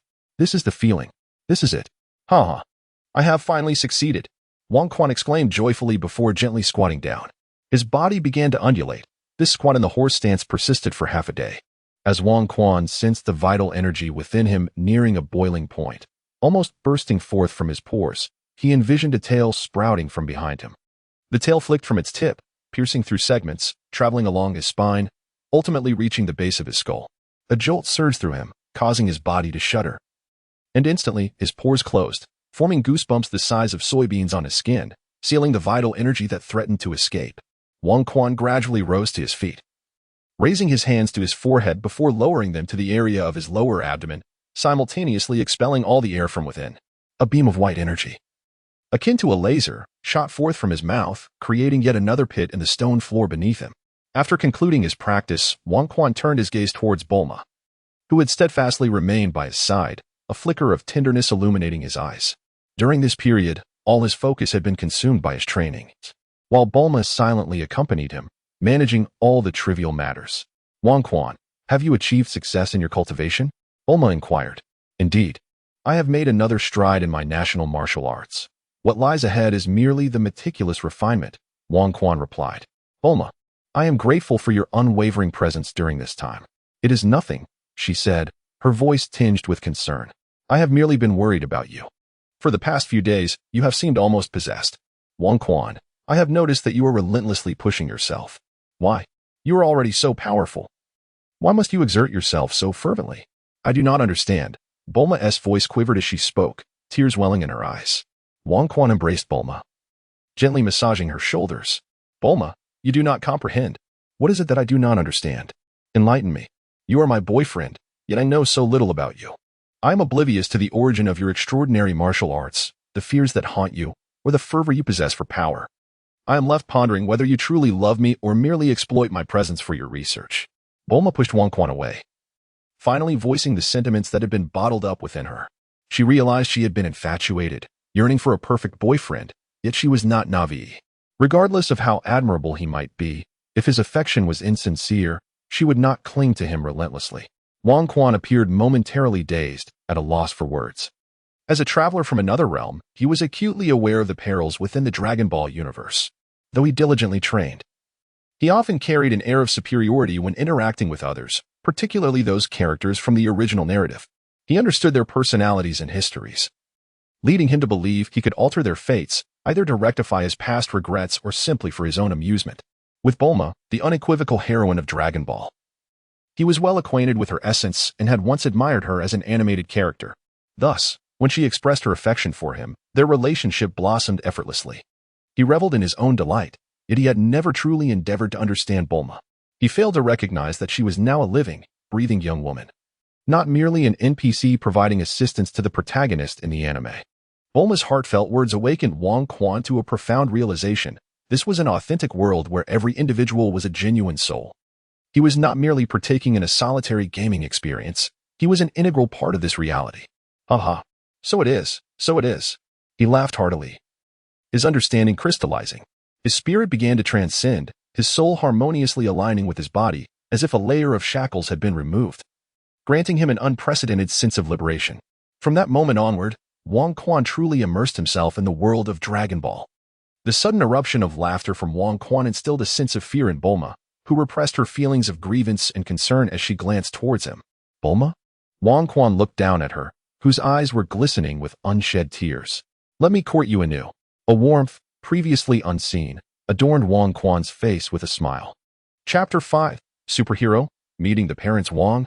I want that one, and that one. Pretty please? In a vibrant amusement park, before a shooting booth, Bulma clung to Wang Quan's arm, bouncing with enthusiasm. Her beautiful eyes sparkled with desire as her delicate fingers pointed towards the adorable plush toys displayed at the stall. All right. Bulma, just watch me. I shall secure them all for you. Wang Quan beamed with a smile. Hey, vendor, bring me the gun. He retrieved bills from his pocket, handing them to the stall owner, who then passed him an air gun. Wang Quan, you can do it. Bulma cheered, her fists clenched in encouragement. With your talent and my support, victory is assured. Just wait to bring those plushies home. Wang Quan raised an eyebrow in triumph, then awkwardly fumbled with the air gun in his hands. It must be said, the craftsmanship was truly exquisite, cradling it in his arms. He felt a tangible weight that added to the authenticity. He clumsily studied the air gun's mechanism, emulating the soldiers from films as he rested the stock upon his shoulder, aligning it in a straight line to aim at the small tags beneath the plush toys, positioned several meters away. Bang! With the first shot, Wang Quan distinctly observed the bullet veer significantly off course from its intended target. It's normal for a first-timer to miss. Keep at it. The vendor chuckled warmly. Based on his previous sensations, Wang Quan adjusted the angle of the gun's muzzle. Bang! The expression on Wang Quan's face darkened. Quan, I have faith in you. Bulma beamed with a radiant smile. Wang Quan set aside his disdain, slowly attuning himself to every nuance of the air gun in his grasp. Bang. Although he still missed his target, he had begun to grasp the technique. Bang. A small sign fell in response. Congratulations, young man, chuckled the boss as he approached, retrieving a plush rabbit from the shelf and presenting it to Bulma. You're amazing, Quan. I want that one, the little cat. Bulma exclaimed, cradling the toy with delight. All right, let us aim for the little cat. Bang. What luck you have, young man. Yay. Bulma rose onto her tiptoes and planted a firm kiss on Wang Quan's cheek. Then added, Turtle, I want a turtle too. Bang.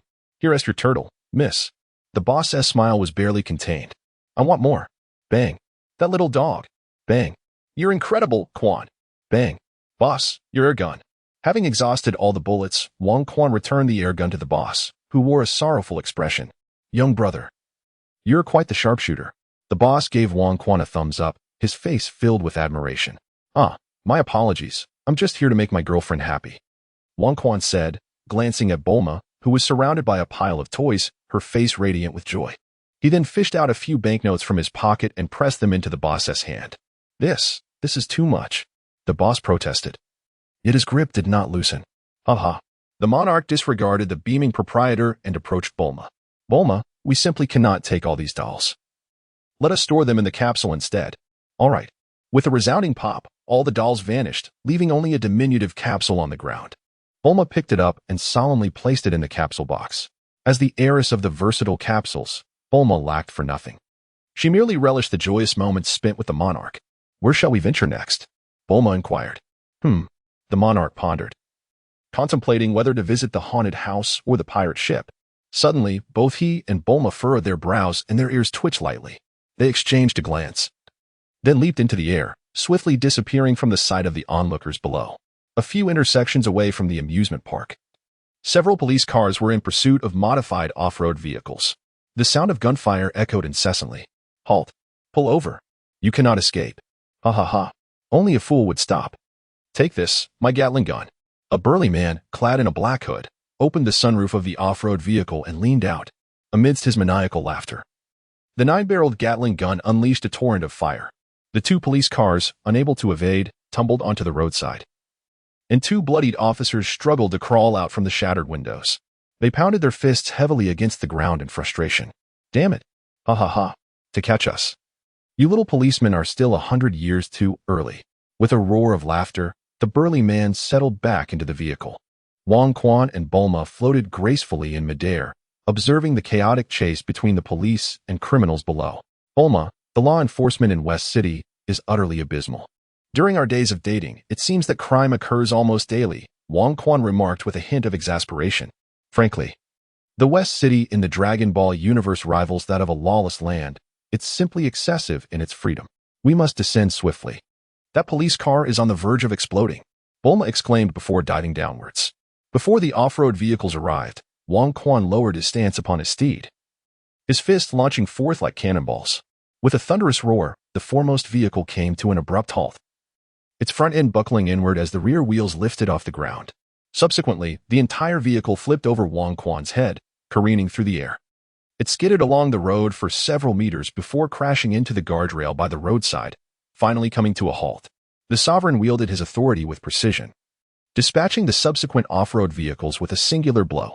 The final vehicle came to a halt before him, its driver paralyzed by fear. Inside, the masked bandit was visibly trembling, having lost control of his faculties. Meanwhile, a police car in the rear erupted in a tremendous explosion, engulfed in flames and smoke. Bulma, grasping two officers, descended gracefully from the sky. At this moment, additional police vehicles had arrived, encircling the immobilized off-roaders. A contingent of officers disembarked, weapons drawn, approaching with utmost caution. Thank you. You must be the Superboy and Supergirl that have emerged during this tumultuous time. You are the heroes of West City. The two officers, their legs trembling, leaned on each other as they expressed their gratitude to Bulma. No, it is you brave guardians of the city who are the true heroes, Bulma replied before soaring into the air alongside the sovereign. Have they taken flight? The officers gazed upward in astonishment. Is this some form of advanced technology? One speculated. It must be. Did you not notice? That Supergirl resembles the heiress of Capsule Corporation, Bulma. An officer retrieved a compact computer, swiftly uncovering Bulma's identity. So she is the daughter of Dr. Brief. Surely, she must be utilizing some invention of his. The officers discussed amongst themselves as they escorted the injured criminals away. In the sky, the Sovereign and Bulma flew side by side towards the distant outskirts, heading for a technological marvel. Suddenly, an electronic watch on Bulma's wrist emitted a series of beeps, flashing with light. She paused mid-air, tapping the surface, silencing the beeping as the screen illuminated, revealing an elderly man with disheveled hair. "Father?" Bulma raised her arm, addressing the screen. "Bulma, your mother and I have seen the news. That Supergirl is you, isn't it?" The elderly figure leaned closer to the camera, his face filling the small screen. "Why haven't you returned home? What have you been doing out there? You aren't experimenting with body modifications, are you? Let me tell you, that path is fraught with peril. Move aside, we Bulmas are not so naive," she retorted, shaking the screen, causing the blue-haired elder to vanish, replaced by a golden-haired woman resembling Bulma, yet more mature and smiling warmly. "Bulma, don't mind your father. Whether or not Superboy is with you, your mother saw you both appear simultaneously on television. Are you two on a date? Oh, Bulma, do me a favor. Your mother wishes to go out with Superboy too." Bulma's forehead creased with annoyance. "Bulma, are these your parents?" the Sovereign inquired. "It seems they are quite concerned for you." Having known Bulma for some time, he had yet to meet her family. "Who is speaking beside you, Bulma? Could it be Supergirl?" "Bulma, you must take him home to show Mom. I implore you." The stunning woman on the screen, resembling a youthful queen, beseeched Bulma. "Don't even think about it," Bulma roared, pressing her finger heavily against the screen. "Huh, my mother is quite an eccentric individual. You needn't pay her any mind." Bulma turned to look at Wong Quan beside her. It was evident that Andy's mindset was remarkably youthful. Wong Quan remarked with a smile. "Ah, sometimes I can't tell if she is my mother or merely a little girl." Bulma tousled her hair and continued, "Quan, I need to return for a bit. Dad thinks I've undergone transformation technology and must be quite worried. I need to explain everything to him." "Very well, I shall accompany you. Consider it a meeting with your future in-laws." "Humph, I haven't even agreed to marry you yet," Bulma retorted as she veered towards the city center. "Bulma, wait for me," Wong Quan called out as he followed her. Shortly thereafter, the two soared above a grand estate. As Wong Quan gazed downwards, an overwhelming sense of grandeur enveloped him. This was indeed the residence of the richest person on Earth. It resembled a vast forest park, teeming with countless animals frolicking in playful abandon. And he even spotted a few dinosaurs ambling through the trees. "Bulma, your home is truly immense," Wong Quan marveled as he stood before the entrance. "Humph. I find it unappealing, filled only with cold, lifeless robots and an abundance of animals," Bulma retorted. As she spoke, she approached a display screen at the entrance. "Miss Bulma, please enter," announced a mechanical voice as the grand doors slowly swung open. Wong Quan followed Bulma inside. A self-driving hover car was parked at the entrance. With practiced ease, Bulma opened the car door and entered alongside Wong Quan. Subsequently, the hover car began to move on its own. Along the journey, a myriad of flowers, trees, and animals coexisted harmoniously. Countless robots busily attended to various tasks in the courtyard, trimming lawns and branches, feeding the animals, and maintaining cleanliness. Each type of robot diligently fulfilled its designated role, tirelessly working. Although the courtyard was bustling, the hover car swiftly arrived at the front of an enormous spherical villa in just a matter of minutes. Upon their arrival, Wong Quan and Bulma discovered that her parents were already waiting outside.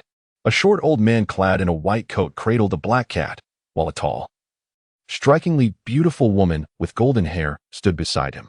"Dad, Mom," Bulma exclaimed, rushing forward to embrace them both. "Bulma, you finally decided to return," her father, Brief, remarked, his voice laced with concern. "Do you have any idea how worried your mother and I have been since you dropped out of school without a word?" His worry gradually faded as he observed Bulma. "Bulma, this must be the Superboy they speak of on television.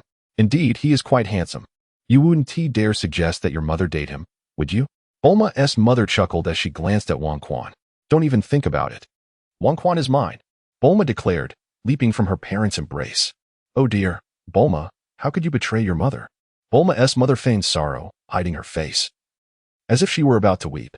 "Mom, please, enough of this," Bulma retorted. "Oh my, Bulma has grown up. Can't your mother even play a little trick on you?" Bulma's mother lifted her head, revealing traces of her earlier pretended tears. "Hello, Uncle and Aunt. I am Wong Quan, Bulma's boyfriend." Wang Quan announced, slightly bowing as he approached Bulma's family, having observed their playful interaction. "Oh, the Superboy. Let us take a picture together." Suddenly, Bulma's mother produced a camera from seemingly nowhere, positioning herself beside Wang Quan and striking a cute, pouting pose. Click. The flash illuminated the scene. "Mom," Bulma exclaimed, visibly annoyed. "Why don't you go make us some coffee?" With a smile, Bulma's mother departed. "Wang Quan, you say you were Bulma's boyfriend?" Dr. Brief inquired, furrowing his brow as he regarded Wang Quan. "Yes, we have been together for several months." Wang Quan replied with confidence, meeting his future father-in-law's gaze unwaveringly. "Is it you who has kept my precious daughter away from home for so long?" Dr. Brief's expression darkened. "Dad, I have been training at the martial arts school," Bulma interjected, visibly displeased. "Martial arts school? Training? Bulma, you still haven't explained how you became a supergirl capable of flight. What is going on?" Dr. Brief pressed. "Uncle, please watch," Wang Quan said, as a small orb of pale yellow light materialized in his hand. He then hurled the orb away. With a thunderous crash, a large tree fell. "What is this? How extraordinary. How did you accomplish that?" Dr. Brief stepped forward, grasping Wang Quan's wrist, urgency filling his voice. "This is Qi. Everyone possesses it within their bodies. With training, one can harness this internal energy to perform remarkable feats," Wang Quan elucidated. "Yes, I have been learning how to wield Qi these past few days," Bulma added. "Qi?" Dr. Brief struggled to comprehend. "Yes, Qi is the life force within the human body. The stronger a person's life force, the more potent their Qi, which in turn grants them formidable combat abilities," Wang Quan elucidated. After finishing his explanation, a sudden spark of inspiration struck him, and he continued, "Uncle, could you assist me in creating a combat power detector?" "A combat power detector?" he affirmed. "Indeed, the greater the amount of energy within a living organism, the higher its combat prowess. By measuring the energy present within an organism, one can ascertain its combat strength," Wang Quan elaborated. "That seems quite straightforward. But how do you intend to quantify the unit of combat power?" inquired Dr. Brief, exhaling a puff of smoke. "We shall designate a healthy adult male as having a combat power of 5 points. The broader the measurement range, the better," Wang Quan replied. Dr. Brief glanced at his daughter and then back at Wang Quan before making his way to his laboratory. "Why don't you allow me to construct this detector for you?" "I am quite capable of doing so as well," Bulma interjected. "I just thought of it myself. In truth, this detector may only possess some utility now. Once we attain greater strength, it will become less relevant," Wang Quan remarked.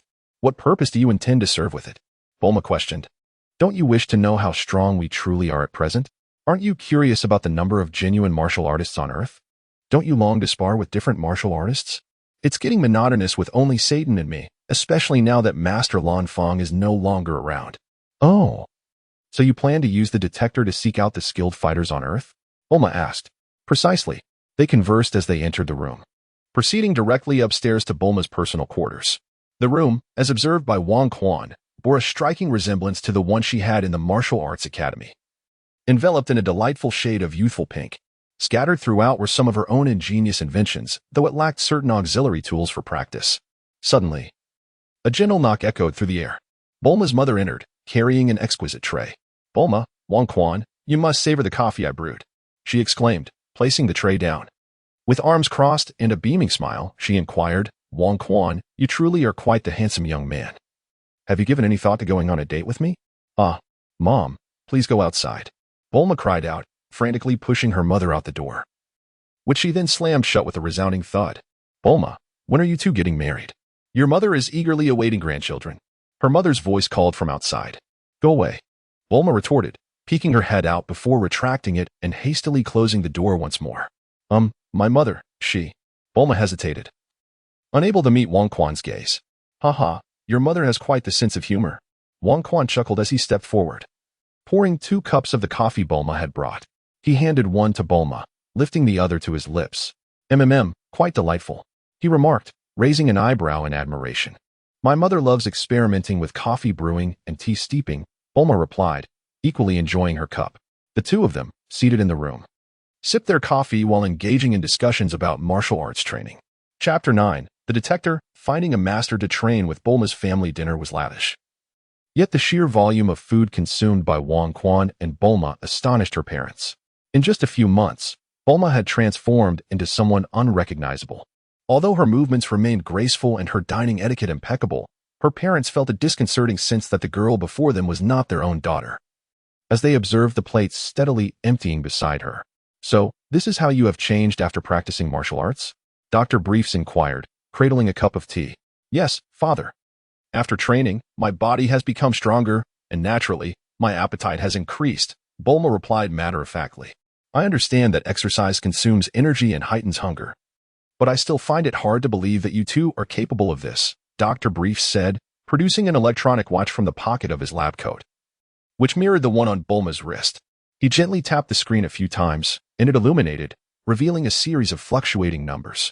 He glanced down at the watch, then back up at Bulma and Wang Quan, disbelief etched across his face. Tapping the screen once more, the numbers danced before ultimately settling back to their original values. 4, 3, 339, 437, the latest figures displayed on the screen. "Dear, what is it?" Bulma's mother asked, noticing her husband lost in thought. "Come and see." Dr. Brief handed his watch to his wife. "What is this?" Bulma's mother turned it over and over, only able to see a few sets of numbers fluctuating on the surface, not understanding their significance. "It's a little gadget I created to detect the power within each individual," Dr. Brief continued, but Bulma interjected, squeezing in closer. "Dad, are you done? Let me see. Let me see." She snatched the watch from her mother's hands and pressed a few buttons on the screen. After a series of beeping sounds, she grasped how to use the device. "Haha, let me see. 3 o'clock, that's Dad. Haha, Dad's so weak. 4 o'clock, that's Mom. She is actually a bit stronger than Dad, and this 339 points is me. And the strongest, 437 points, that must be you, Quan. Have we really become this powerful?" Bulma gazed at the battle power numbers for herself and Quan, her mouth agape in disbelief. "Let me take a look." Quan took the watch from Bulma's hands and, with her guidance, operated it himself. Indeed, the battle power displayed on the screen corresponded to the four of them, particularly upon seeing his own 437 battle power. A sense of pride welled up within Quan. "Thank you, Dr. Brief. I can't believe you created this detector so quickly. It's truly a tremendous help." Quan strapped the watch-like detector onto his wrist. "It's not difficult at all, but I never expected that through training, one could become so formidable. Bulma, your strength is now dozens of times greater than that of an ordinary person. It's simply astonishing. No wonder that fellow Jero is so obsessed with the research on androids," Dr. Brief remarked, exhaling a puff of smoke. "Jero? You know Dr. Jero?" Quan asked, curiosity piqued. After all, Dr. Jero was the mastermind behind the android saga, although he was later defeated by the androids he created, 17 and 18. His expertise in android research was unparalleled. "Ah, I've heard he was studying androids and modifications, but after being reported, he has been in hiding for quite a while. Who knows where he is now? He is indeed a genius scientist," Dr. Brief sighed. Listening to Dr. Brief's account, Quan secretly mused that Dr. Jero was currently living quite lavishly among the Red Ribbon Army, and in the future, he could potentially create androids with battle powers in the billions. However, that was a matter for over a decade away. By that time, his own battle power would surely be formidable as well. After all, androids were essentially modified humans, indicating that Earthlings could possess great strength, especially considering his own mastery of martial arts. In the realm of Dragon Ball, aside from those extraordinary abilities such as fusion, instantaneous movement, etc., pure martial arts cultivation was, in comparison to his own martial arts, merely child's play. Quan, brimming with confidence, asked, "Doctor, what is the detection range of this device?" Wang Quan fiddled with the detector on his wrist. Due to the brevity of its production time, it was only capable of covering the Earth. Any further distance was beyond its reach, and its maximum measurable value was a mere 1 million. "Alas, Doctor," Brief expressed his dissatisfaction. "You are truly being modest," Wang Quan replied, somewhat speechless. If his memory served him well, the latest detectors in the cosmos could only measure combat power up to 100,000. Any strength surpassing that threshold would render the device inoperative. The king bowed his head and began to tap the screen, instantly revealing a myriad of tiny dots. Subsequently, he set the combat power to exceed 100. And in that moment, only a few luminous points remained on the screen. Wang Quan activated the soul point where 2 luminous dots overlapped, and the screen illuminated with 2 flickering numbers, 339 and 437, representing himself and Bulma. "Bulma?" Wang Quan suddenly turned to face her, a glimmer of excitement gracing his countenance. Indeed, Bulma understood Wang Quan's implication, her petite hand clenching with a resounding crackle. Their usual sparring sessions were often laced with flirtation, never truly serious. Their time was predominantly dedicated to honing their martial arts skills. It could be said that while they possessed formidable strength, their combat experience was profoundly lacking. The notion of wielding a powerful weapon ignites a desire for battle. With such strength comes the yearning to engage in conflict. Otherwise, why would they have been so fervently combating crime these past few days? While righteousness played its part, it was largely an outlet for their own martial inclinations. However, ordinary individuals failed to pique their interest, and even in the face of firearms, initial trepidation swiftly faded into indifference. Bulma, would you like to go out and explore the prowess of other masters on Earth? Wang Quan inquired with palpable enthusiasm, extending his wrist. Let me see. Are they my kind of masters? Bulma began to tap on the screen. 103, 118, 125, 183, 179, 199, 370. Extraordinary. I never anticipated there were so many formidable masters on Earth. Let us go meet them. Bulma's delicate fist clenched, producing a thunderous crack in the air. The brief couple observed their daughter, who had transformed into someone they barely recognized. How did our delicate, invention-loving daughter become so aggressive? Before they could voice their thoughts, Bulma spoke up first. Mom and Dad, I'm off on an adventure. You needn't worry about me. I will call you later. Rising to her feet, she gestured to her ear in a sign of communication, then grasped Wang Quan's hand, ready to depart. This child has just returned and is already eager to venture out. She has truly grown up, Bulma's mother sighed, then turned to Dr. Brief with a playful pout. Darling, Bulma no longer needs us. Upon exiting Bulma's home, the duo swiftly ascended into the sky. Wang Quan raised his wrist to select the nearest combatant with a power level of 370. This one is a master. Let us see where he is. Wang Quan began to tap on the screen to examine the map. This place feels so familiar. Of course. It's our martial arts dojo. You should know it well, Bulma replied, rolling her eyes. So this combatant is Satan. Has Satan become this powerful? Wang Quan paused in surprise, before reluctantly searching for the next closest power level. It's you. Bulma, let us go. Wang Quan and Bulma soared towards the east, swiftly traversing the skies. After half an hour, they found themselves several hundred miles away from the western capital, descending upon a quaint town reminiscent of China from 70 to 80 years ago. The detector indicated the presence of a formidable master with a combat power exceeding 100 within a few hundred meters. The area was bustling with people, making it difficult for the detector to discern accurately. Fortunately, both Wang Quan and Bulma had cultivated their ability to sense energy, though their limited strength constrained their range, necessitating the use of the detector. They extended their perceptions, diligently searching for the elusive master nearby. Suddenly, a powerful aura erupted in the distance. Wang Quan and Bulma exchanged a glance, simultaneously making their way towards the source of the erupting energy. After turning around two corners, they discovered a shop surrounded by a crowd of onlookers, while within, the air was filled with the haunting cries of fear. Wang Quan and Bulma exchanged a glance, their bodies seemingly enveloped by an invisible force, causing the surrounding crowd to unconsciously part, creating a pathway. Wang Quan and Bulma navigated through the throng and entered the shop. Upon the walls and shelves hung an array of garments and unfinished pieces, while tables were adorned with various rulers, scissors, and partially unpicked fabrics. A lifeless body lay beside the sewing machine. A slightly translucent hole, the width of a thumb, marred its forehead. The wound, rather than oozing blood, had been seared by intense heat, emanating a repugnant odor. A semi-trained apprentice, with vacant eyes, collapsed on the floor, his mouth agape, emitting an involuntary wail of terror. The countenance of Wang Quan darkened, while Bulma's complexion turned pale, her small mouth covered as she turned away, unable to bear the sight. Bulma, are you all right? Let us depart, Wang Quan urged, grasping her delicate hand tightly as he led her out of the shop and through the throng, resolutely advancing in a singular direction. Who could have done such a thing? Bulma's pallor began to fade, though her voice remained hoarse. Indeed, how could a martial artist, possessing such formidable power, resort to murder? There is no explanation, Bulma. Martial artists are but humans. Among them are both virtuous and malevolent souls. We have simply encountered a villain, Wang Quan replied, his grip on her small, somewhat cold hand unwavering. Bulma fell into silence as they ambled onward, gradually departing the town. Upon entering a wooded area, a voice echoed ahead. You two have followed me all this way. Are you so eager for death? I, Tao Bai Bai, shall grant you that wish. The two individuals, Wang Quan and Bulma, emerged from the thicket, witnessing the loquacious Tao Bai Bai. A gaunt middle-aged man, distinguished by a long braid and two slender mustaches, possessed sharp eyes brimming with menace. He was clad in a pristine, pastel-hued long coat, emblazoned with the character for kill prominently displayed on his chest. It turned out that the two were mere children. Upon seeing Wang Quan and Bulma, Tao Bai Bai appeared momentarily taken aback.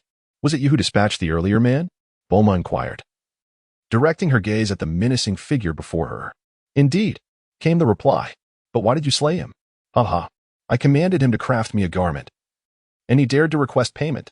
I had no money on my person, yet I could not simply take his possessions without recompense. I am a killer, and I offered to eliminate someone for him in exchange for the attire, since he had no one he wished to see dead. I was left with no choice but to eliminate him myself. Haha. He certainly struck a bargain. My fees are quite exorbitant." Tao Bai Bai chuckled gleefully. You are a madman," Bulma exclaimed, trembling as she struggled to comprehend such absurd reasoning. "Madman? Haha. I possess power, unrivaled power. I can do as I please. Haha." Tao Bai Bai boasted, his laughter echoing with arrogance. "Wang Quan, this fellow is the world's foremost assassin, utterly indifferent to human life. There is no need for further dialogue. We must take action. Strike him until he can no longer inflict harm upon others," Wang Quan declared, exerting force beneath his feet. With a resounding thud, he propelled himself forward like a shadow, launching a punch at Tao Bai Bai. A thunderous impact reverberated as Tao Bai Bai, overconfident in his abilities, made no defensive maneuvers, responding with a punch of his own.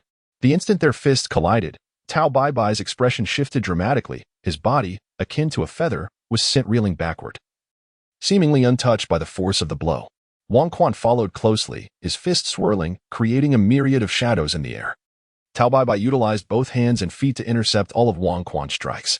Each occasional counterattack was insidiously precise, targeting the eyes, throat, liver area, and even the lower regions, leaving Wang Quan in a state of frantic disarray, perilously close to defeat. Internally, Tao Bai Bai felt a rising urgency. Who was this young man with such heavy fists and rapid speed? If not for his almost non-existent combat experience and his erratic flailing, he would have been no match at all. However, as the battle progressed, this young man's punches began to exhibit a certain method, and the challenges Tao Bai Bai faced grew increasingly daunting, making defeat merely a matter of time. With a flicker of determination in his eyes, Tao Bai Bai subtly shifted his body toward a specific direction. Wang Quan, however, remained utterly oblivious.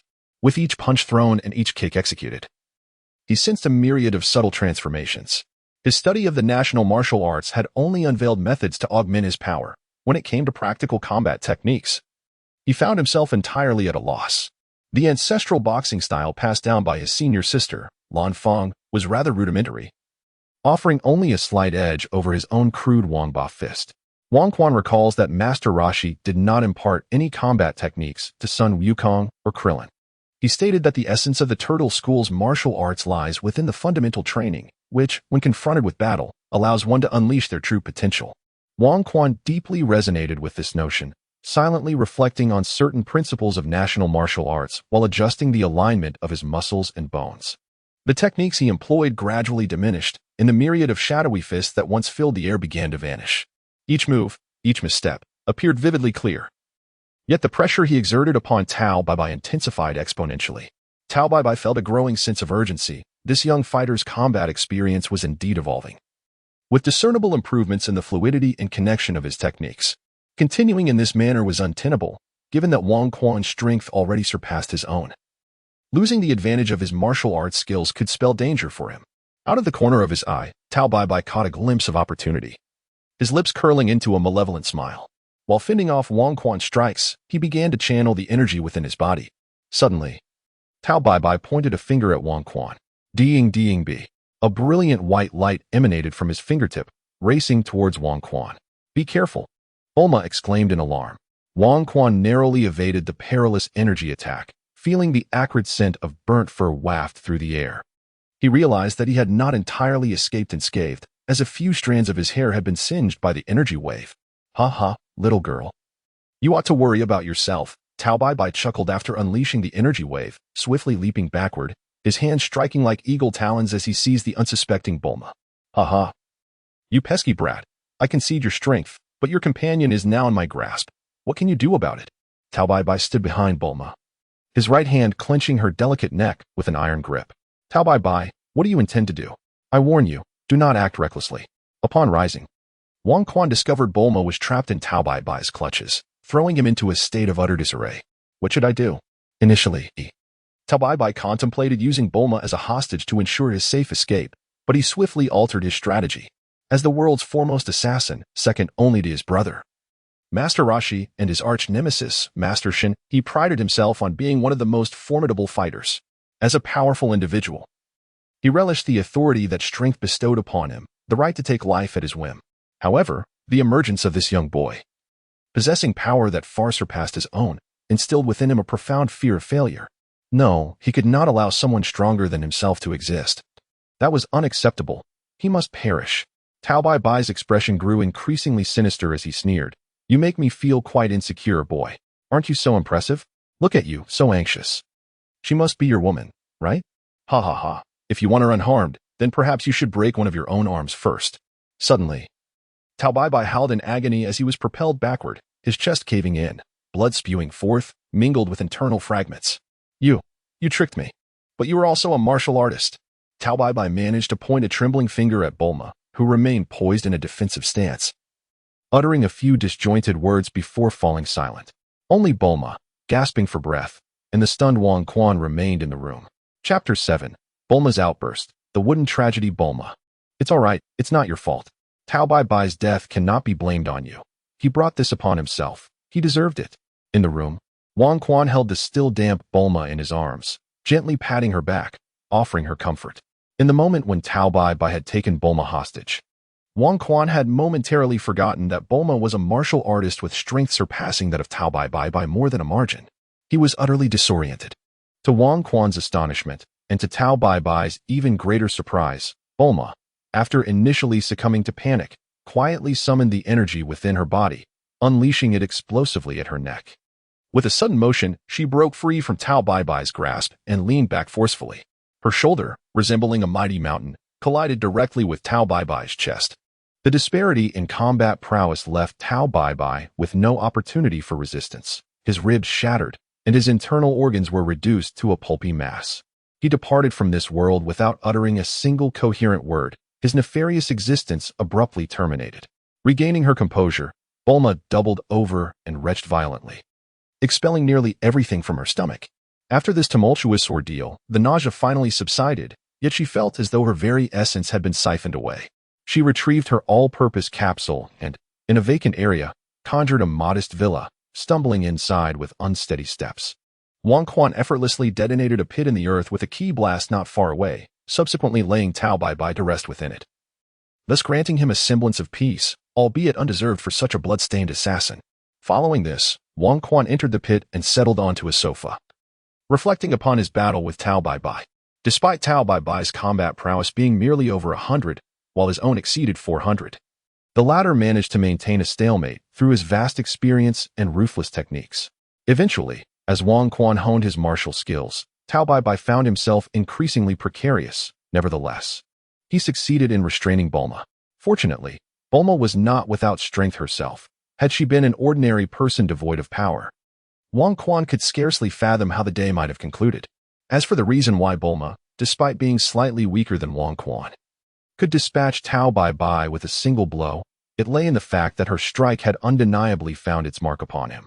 Wang Quan engaged in a prolonged battle with Tao Bai Bai, yet not a single punch landed firmly upon him. Either he evaded the strikes or utilized the technique of yielding force with minimal effort, dissipating the strength behind Wang Quan's blows. Wang Quan understood that to become a true master, one must possess not only formidable physical prowess and spirit but also exceptional martial skills and extensive combat experience. Henceforth, he realized that it would not suffice to solely dedicate himself to the practice of martial arts and the enhancement of strength. He must engage in battles with others, transforming his physical strength entirely into combat capability. Only then could he truly be deemed a martial artist. Otherwise, he would merely be a practitioner of wellness. Before long, Bulma, clad in a bathrobe and with damp hair, emerged from the bathroom with her head bowed. She approached Wang Quan, resembling a delicate kitten, and gradually nestled her soft, fragrant form into his embrace. Quan, I have taken a life. I never intended to kill him. Her voice was muffled against his chest. It is not your fault. It is mine for failing to protect you. Had I been able to defeat Tao Pai Pai from the outset, you would not have faced his threat. Wang Quan comforted her, stroking her hair. But I killed him. I took a life, a living being. Bulma lifted her head, her blue eyes shimmering with emotion. It is not your fault, Bulma. You acted in self-defense. Tao Pai Pai deserved his fate. Those who kill must be met with retribution. By ending his life, you saved many, including me. Do you understand? When I saw you held captive by him, I nearly lost my mind. My thoughts were a blank. Had it been you in peril, I cannot fathom what I might have done. Wang Quan caressed Bulma's cheek tenderly. Quan. Bulma raised her lovely face, her starry eyes glistening, her lips slightly parted as she sought his affection. Wang Quan skillfully pinned her down upon the sofa. After a night had passed, Bulma's demeanor was markedly transformed. No longer tormented by her act of killing Tao Pai Pai, she unleashed all her pent-up negative emotions upon Wang Quan, subjecting him to an exceedingly wild night. Wang Quan has decided to pause his search for other skilled fighters, opting instead to take time to consolidate the combat techniques he acquired during his battle with Tao Pai Pai, embedding them deeply into his muscle memory. With Wang Quan and Bulma residing here, the creatures of the forest have indeed met with misfortune. The two voracious eaters consume meals equivalent to that of several individuals, leaving many animals as mere sustenance for their appetites. Simultaneously, their sparring sessions have led to rapid advancements in their martial arts prowess, allowing them to nearly unleash their full combat potential. On this particular day, amidst the canopy of the forest, two silhouettes engaged in a fierce battle, their clashes reverberating like distant thunder. Circles of white light flickered in the air around them. Bulma, your progress is astounding. I find myself struggling to keep up. After yet another collision, the two did not separate but instead grasped each other's fists, locked in a stalemate midair. Hee, Quan, I am a genius, Bulma exclaimed, her face brimming with pride. Indeed, you are a genius. That should suffice. Wang Quan retracted his hand from Bulma's grasp, clenched his fist, and with a gentle pull, drew her into his embrace as they descended from the sky together. Bulma, we have thoroughly deciphered Tao Pai Pai's fighting style. It is time for us to seek our next martial artist. Quan, I hope the next individual is not like Tao Pai Pai. Bulma voiced her concerns. Do not worry. Bulma, individuals like Tao Pai Pai are rare. The majority of martial artists are good-hearted, Wang Quan reassured her. Very well. Let us embark on our journey. Bulma approached the villa and pressed a button.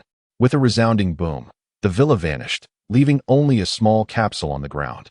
No matter how many times he witnessed it, Wang Quan remained in awe of Dr. Brief's ingenious invention of the universal capsule. Wang Quan raised his wrist and tapped a few times on the detector, soon locating a skilled individual nearest to their location on the map. Bulma, let us embark. All right. With a swift whoosh, Wang Quan and Bulma soared into the sky, venturing towards the horizon. They traversed towering mountains and expansive plains, only to notice the diminishing greenery and the increasingly scorching sun above. With his current physical endurance, Wang Quan felt the parching dryness in his throat. Is the expert you mentioned truly here? The environment is unbearably hot. Indeed, we are near the equator, so it is naturally sweltering. Let us descend and seek refuge. Wang Quan replied, beginning to lower himself from the sky. They landed on the parched ground, discovering the air was exceedingly arid, and the earth was nearly entirely cracked. The scant plants that remained appeared utterly listless. The fields bore no trace of green, and in the distance, passers-by resembled mere shadows of life, swathed in thick burlap, leaving only their yearning eyes exposed. As Wang Quan and Bulma journeyed onward, they observed the harsh realities of life endured by the inhabitants of this desolate land. Every drop of water was an invaluable treasure, reserved solely for drinking. They utilized sand to cleanse their dishes, their garments, and even their own bodies. Yet, despite their efforts, there were still instances of individuals succumbing to thirst.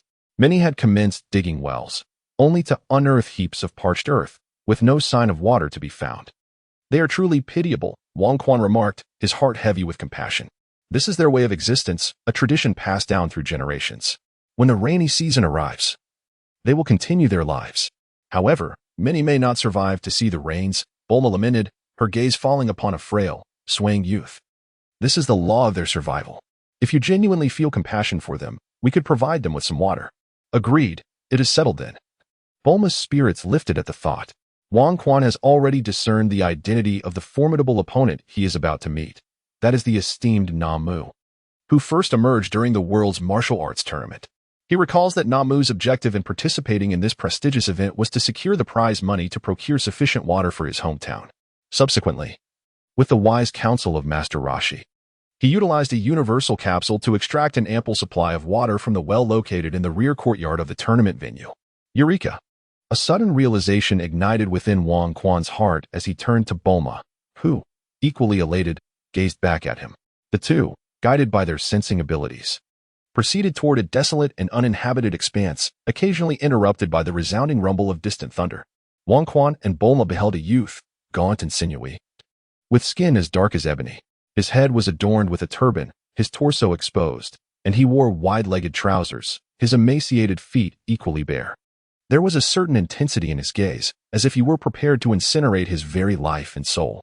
Who was this individual? The young man, Namu, who was engrossed in his training, suddenly sensed two menacing presences akin to ferocious beasts and instinctively retreated, turning to regard Wang Quan and Bulma with vigilance. Regardless of our identities, let us engage in a duel, Wang Quan declared, suppressing his formidable power to match that of the youth, and without further ado, he swung his fist forward. The young man, though lean, possessed arms as resilient as tempered steel, crossed them to shield against Wang Quan's powerful blow. Bring it on, he exclaimed, feeling the pressure upon his arms ignite a fierce determination within his gaze. For his brother, for his village. He had devoted himself to arduous training and the pursuit of strength. Yet, after achieving such strength, he found no one in his village who could rival him. Thus, he ventured into the wilderness to battle against the imagined adversaries in his mind, never truly aware of his own might. The boy before him instilled a long-forgotten sense of pressure. Having deflected Wang Quan's heavy punch, Namu's long legs sprang forth like elastic steel, tracing an uncanny arc toward Wang Quan's chest. Wang Quan deftly evaded, yet Namu pursued relentlessly. His arms, equally supple and resilient, unleashed blows that caught Wang Quan off guard at every turn, leaving him momentarily flustered. Namu's assault was markedly different from that of Tao Bai Bai, whose attacks were insidious and lethal, each strike aimed directly at the heart of the matter. Once familiar with his approach, one could anticipate and defend against it. In contrast, Namu's joints seemed capable of disassembling at will. His lean frame resembled that of a python, delivering strikes from unexpected angles that rendered defense nearly impossible. Fortunately, Namu possessed a gentle nature. With every strike, he instinctively steered clear of his opponent's vital areas, ensuring that even when he landed a few hits, they were not fatal. Though Wang Quan commanded his combat prowess, it was merely a manifestation of strength and speed, while the resilience of his physique remained unchanged. Approaching the threshold of 500 in combat ability, he found himself effortlessly overpowering the relatively modest physique of that Mu, which barely exceeded 100.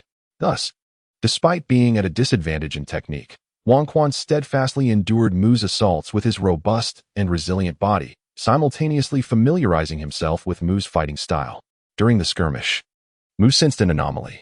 Initially, this young man appeared ill-equipped to handle Mu's unique assault patterns. However, it soon became evident that Mu's attacks bore no significant consequences. Concerned about causing harm, Mu had refrained from exerting his full strength, deliberately avoiding strikes to vulnerable areas. Yet, after several exchanges, it became clear that Wang Quan remained unscathed by Mu's efforts. Gradually, Mu relinquished restraint, engaging in battle with reckless abandon.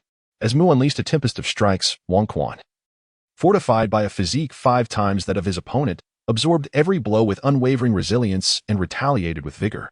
On the sidelines, Bulma understood that Wang Quan was unlikely to face any dire consequences, yet witnessing him endure a barrage of punches ignited a wave of anxiety within her. Her small hands clenched into fists, knuckles turning pale. Haha, I have deciphered your techniques, Wang Quan exclaimed with a hearty laugh, leaping backward to exit the fray and allowing Mu a moment to catch his breath. Such arrogance. This ancient martial art has been passed down through generations. How could it be unraveled so swiftly? Mu labored to regulate his breathing, grappling with disbelief. Whether it is true or not, you shall see for yourself, Wang Quan replied, a confident smile gracing his lips as he began to stretch his limbs. Advancing toward the vigilant Mu, observing Wang Quan's self-assured demeanor, Mu felt an absurdity take root within him. Could it be that this young man truly comprehended his martial arts? As this thought took hold, Mu could no longer maintain his composure. Rather than await Wang Quan's offense, he chose to forsake defense and launch a preemptive strike. Let us see how you counter this. Mu coiled and twisted his body like a great serpent, shifting his center of gravity with fluidity. His advance undulated like a snake, weaving left and right as he surged toward Wang Quan, his arms striking out like venomous fangs. Wang Quan's confident smile intensified. He slightly bent his body, evading Mu's deceptive strike with ease. He then delivered a punch to Mu's form, ensuring it lacked significant force, causing Mu to stiffen momentarily before a leg surged silently toward Wang Quan. It seemed that Wang Quan had anticipated his opponent's attack, retreating calmly for just the right moment to evade the strike. He then advanced a step, effortlessly entering his rival's defensive circle. A simple punch landed squarely upon his body. And remarkably, this blow struck the very same spot as the previous one. The wooden figure shuddered, and the light of hope in his eyes was overshadowed by an encroaching despair. Impossible, it cannot be. This is merely a coincidence, a mere fluke.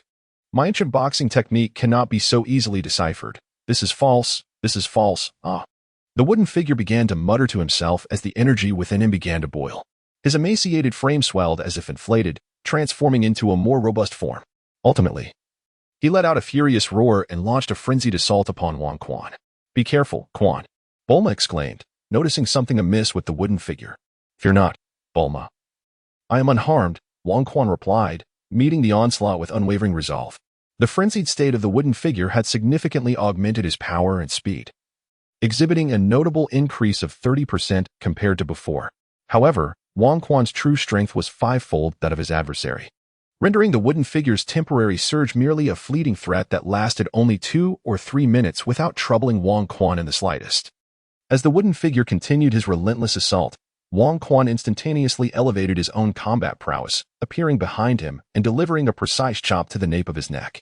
The wooden figure let out a muffled groan before collapsing limply to the ground, his inflated physique gradually reverting to its previous gaunt state. "Quan, are you all right? Why did he suddenly transform like that?" Bulma rushed to Wang Quan, her small hands exploring his body anxiously, having witnessed the blows he had endured. "Do not be alarmed, Bulma, I am fine. His combat capability could never inflict harm upon me," Wang Quan reassured her, grasping her hands that roamed over him. "As for him, it appears to be a surge of energy, allowing for a temporary boost in strength." Wang Quan glanced at the fallen wooden figure, noticing the dark skin beginning to exhibit a purplish hue. It seems this method of energy release is quite taxing on his body.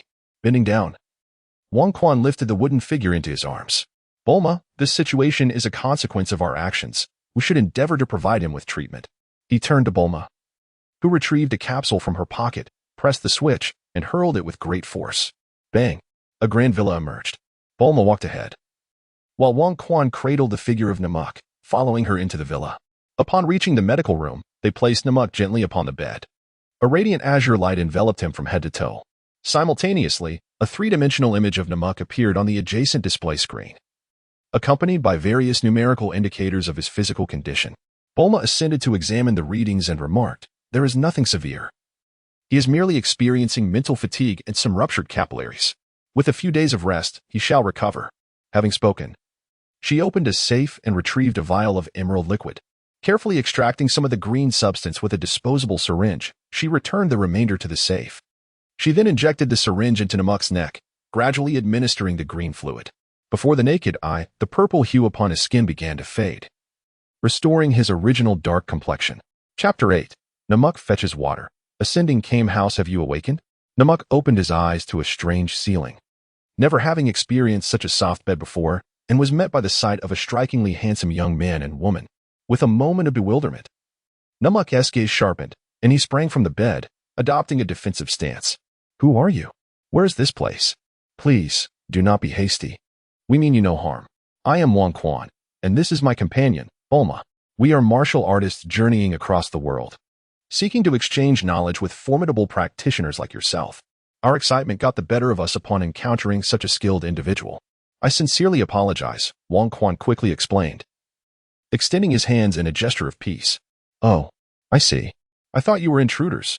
I am Namuk, but I am hardly a master. Even with the techniques that unlock latent potential, I would not stand a chance against you," Namuk replied, a hint of despondency in his voice. "How could someone as beautiful as I am ever be a bandit?" Bulma teased, playfully tossing her hair aside. Namuk chuckled softly, his gaze diverted from Bulma's radiant presence. "Namuk, do you harbor any concerns? Even if I discerned your fighting style during our encounter, it would not drive you to madness or self-harm, would it? Wang Quan inquired. Upon hearing Wang Quan mention that his martial arts had been seen through, Namu's expression fell, his eyes dimming as if all vitality had been siphoned from him. Life in our village is exceedingly arduous. We are plagued by a perennial scarcity of water, with nearly everyone teetering on the brink of dehydration. And some have never even laid eyes on clean, clear water. My relentless training is driven by the aspiration to participate in the World Martial Arts Championship 6 months hence. I have heard that the champion of this tournament is awarded a prize of 500,000 yuan. If I were to secure this sum, I could purchase water, enough to quench the thirst of every villager. However, if you can effortlessly see through my techniques, then undoubtedly, there will be others at the championship who can also defeat me. I bear the hopes of my entire village. They have sacrificed all their food and water resources for my training. If I fail to become the champion, Namu's voice faltered, choked with emotion. Why must you buy water? It is only your region that suffers from drought. Other places possess an abundance of water. You could simply bring it back from elsewhere. Using a universal capsule, you could transport vast quantities in one go. Bulma remarked, unable to comprehend his perspective. Water is the most precious commodity. Without money, how could one procure it? I shall not resort to violence to seize it, Namu retorted, asserting his dignity as a warrior. Water is exceedingly costly here. Yet in other locales, it is free of charge? Bulma's eyes widened in disbelief. Did this individual truly not grasp such a fundamental fact? What? Water is free? Namu's eyes brimmed with incredulity. In his mind, the essence of life, the most invaluable resource, was deemed free in other regions. Is it true? Water from elsewhere is genuinely without cost? Namu's gaze sparkled with longing, akin to a drowning man grasping desperately at a final lifeline. We would not deceive you. Namu, we shall take you to fetch water, Wang Quan declared. With that, the trio exited the small villa, and Bulma transformed it into a capsule for storage. She then released another capsule, and a small aircraft materialized on the ground. The three boarded the plane, with Bulma confidently taking the pilot's seat. This is an airplane. I have only heard of them, but have never seen one before. As the airplane ascended, Namu gazed downward from the window. His village gradually diminished in size until it transformed into a small patch of ochre. Below him, vast expanses of ochre dominated the landscape, with scarcely a hint of green. As time progressed, verdant hues began to emerge upon the earth, stirring an uncontrollable flutter within his heart. Ultimately, a sweeping panorama of green and blue unfolded before him. As Bulma skillfully located a clearing and brought the aircraft to a safe landing. Upon disembarking, Namu stood in a daze, captivated by the immense lake before him, shimmering like a sapphire set against the verdant land. With a sense of reverence akin to that of a pilgrim, he approached the water's edge. Bowing his head to behold his reflection, he was suddenly overcome with emotion, tears streaming down his face. He knelt at the lake's side, deeply bowing until his entire visage was submerged in the water. Wang Quan and Bulma may not fully experience his profound emotions, yet they can certainly comprehend them. However, they did not come here merely for self-indulgence. Bulma retrieved several blank universal capsules, and the two of them utilized their aerial techniques to soar to the center of the Great Lake, where they began to collect water. Namu experienced an unprecedented sensation as the cool lake water caressed his face. When he could no longer hold his breath and lifted his head, he was astonished to discover that Wang Quan and Bulma were floating at the very center of the lake, while the water level was gradually receding. In no time, they had filled several empty capsules with the lake's water and ascended to the lakeshore. Namu, this is sufficient for your village. Wang Quan handed the filled capsules to Namu. Thank you so much. Namu's hands trembled as he cradled the capsules. Upon their return to the village with the water, the villagers erupted in jubilant cheers. Wang Quan and Bulma have also become the most esteemed guests here. They resided for several days, bringing back water for the other villagers of this place. They were warmly welcomed by all, and they engaged in several sparring sessions with Namu. Wang Quan and Bulma have mastered the ancient martial arts of Namuk, deepening their understanding of the martial way. In turn, Namuk learned the application of energy and the art of aerial movement from Wang Quan and Bulma, resulting in mutual progress. They later agreed to reconvene at the Grand Martial Arts Tournament to continue their battles, prompting Wang Quan and Bulma to depart from their current location. In the skies, Wang Quan was navigating the scanner's display. Bulma, come, this power level must belong to Master Wutian, he asserted, observing the reading emanating from the ocean. Master Wutian? Isn't he from 200 years ago? How could he still be alive? Bulma inquired, perplexed. Ha ha ha, Bulma, that lecherous old turtle hermit could easily live for another 100 years. Wang Quan replied as he soared towards the sea. Lecherous old man? Surely not. Master Wu Tian is the god of martial arts. How could he be a lecher? Bulma, flying closely behind, questioned with disbelief. Don't blame me, Bulma. When you meet him, you'll understand. By the way, be cautious. Don't let him take advantage of you. Wang Quan cautioned.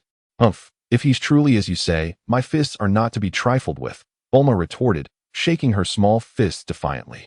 On a picturesque island, beneath a few palm trees, 5 hammocks were strung up. In these hammocks, 2 children were sound asleep while an old man, sporting sunglasses, struggled to avert his gaze towards the other side. In the last 2 hammocks lay 2 women with somewhat similar features, both possessed stunning beauty and alluring figures. One exuding a mature charm, while the other radiated youthful grace. The old man, who had been surreptitiously observing the lovely ladies, suddenly sat up, lifting his gaze towards the distant sky. Master Wu Tian, is something amiss? The 2 women in the hammocks, noticing the turtle hermit's serious demeanor, also sat up. What an immense power! This is bad, they are coming our way, the turtle hermit exclaimed, leaping from the hammock, his expression grave as he stared into the heavens. The 2 women followed suit, looking up in bewilderment. They're here. A glimmer of white light seemed to flash behind the turtle hermit's sunglasses. In the sky, 2 small dark figures swiftly enlarged, transforming into 2 silhouettes descending towards them. Is it your people, old crane? The turtle hermit murmured to himself. In an instant, the 2 figures landed on the ground. Wang Quan, Bulma, Sister Lan Fong, what brings you here? They exclaimed in unison. Lan Fong, do you know them? The turtle hermit turned to Lan Fong, whose face was alight with joy. Master Wu Tian, this is Wang Quan, the one I mentioned to you, and this is Bulma, also a student from our martial arts school. Lan Fong introduced the turtle sage to Wang Quan and Bulma, saying, this is the divine martial artist, Master Wu Dao. And here is my sister, Lan Qi. With joy, Lan Fong grasped Lan Qi's hand and turned to Wang Quan and Bulma. Bulma stepped forward, taking Lan Fong's hand, and remarked, is this truly your sister? She is indeed beautiful. Congratulations on your reunion. The 3 women, upon their first encounter, immediately clasped hands and engaged in lively conversation, quickly growing familiar with one another. Wang Quan turned his gaze towards the turtle hermit, the foremost master on Earth at present. Are you Master Wu Tian? A fierce battle intent surged within Wang Quan. Suddenly, from the hammock, a tousle-haired child sprang up, bleary-eyed, instantly adopting a combat stance. At the same moment, the bald child sleeping beside him was jolted awake, tumbling off the hammock. Truly, the combat instincts of the Saiyan race are remarkably keen, Wang Quan mused. You are strong. Let us spar. The tousle-haired child, now fully alert, regarded the battle-ready Wang Quan with eager anticipation. Goku, you are no match for him, the turtle hermit interjected, extending an arm as slender as a bamboo rod to pull Son Goku behind him. Young man, you are Wang Quan, correct? What is your connection to Master Crane? The turtle hermit suddenly inquired. I do not know any Master Crane. Unfamiliar, you say? Then who taught you the flight technique? The flight technique? You mean flying? I developed it myself. Developed it yourself? How formidable. If old Crane were to learn that his prized flight technique was mastered by a mere youth, he would surely be furious. The turtle hermit mused aloud. Master, I wish to spar with you to witness the prowess of the martial arts deity, Wang Quan declared, clenching his fist with a crackling sound. Very well, I too wish to see just how much strength you possess. As he spoke, the turtle hermit took his stance for the turtle school's opening move. Prepare yourself. Aware that the turtle hermit would not initiate an attack, Wang Quan propelled himself forward, delivering a punch aimed at the turtle hermit's face. What incredible speed! Before Wang Quan's fist could connect, the wind from his punch struck the turtle hermit's face with painful force. The turtle hermit deftly countered, redirecting Wang Quan's punch and following up with a strike of his own. Wang Quan sidestepped gracefully, executing a whip kick aimed at Master Roshi's head. The venerable master raised his arms, bracing himself to absorb the impact of Wang Quan's strike.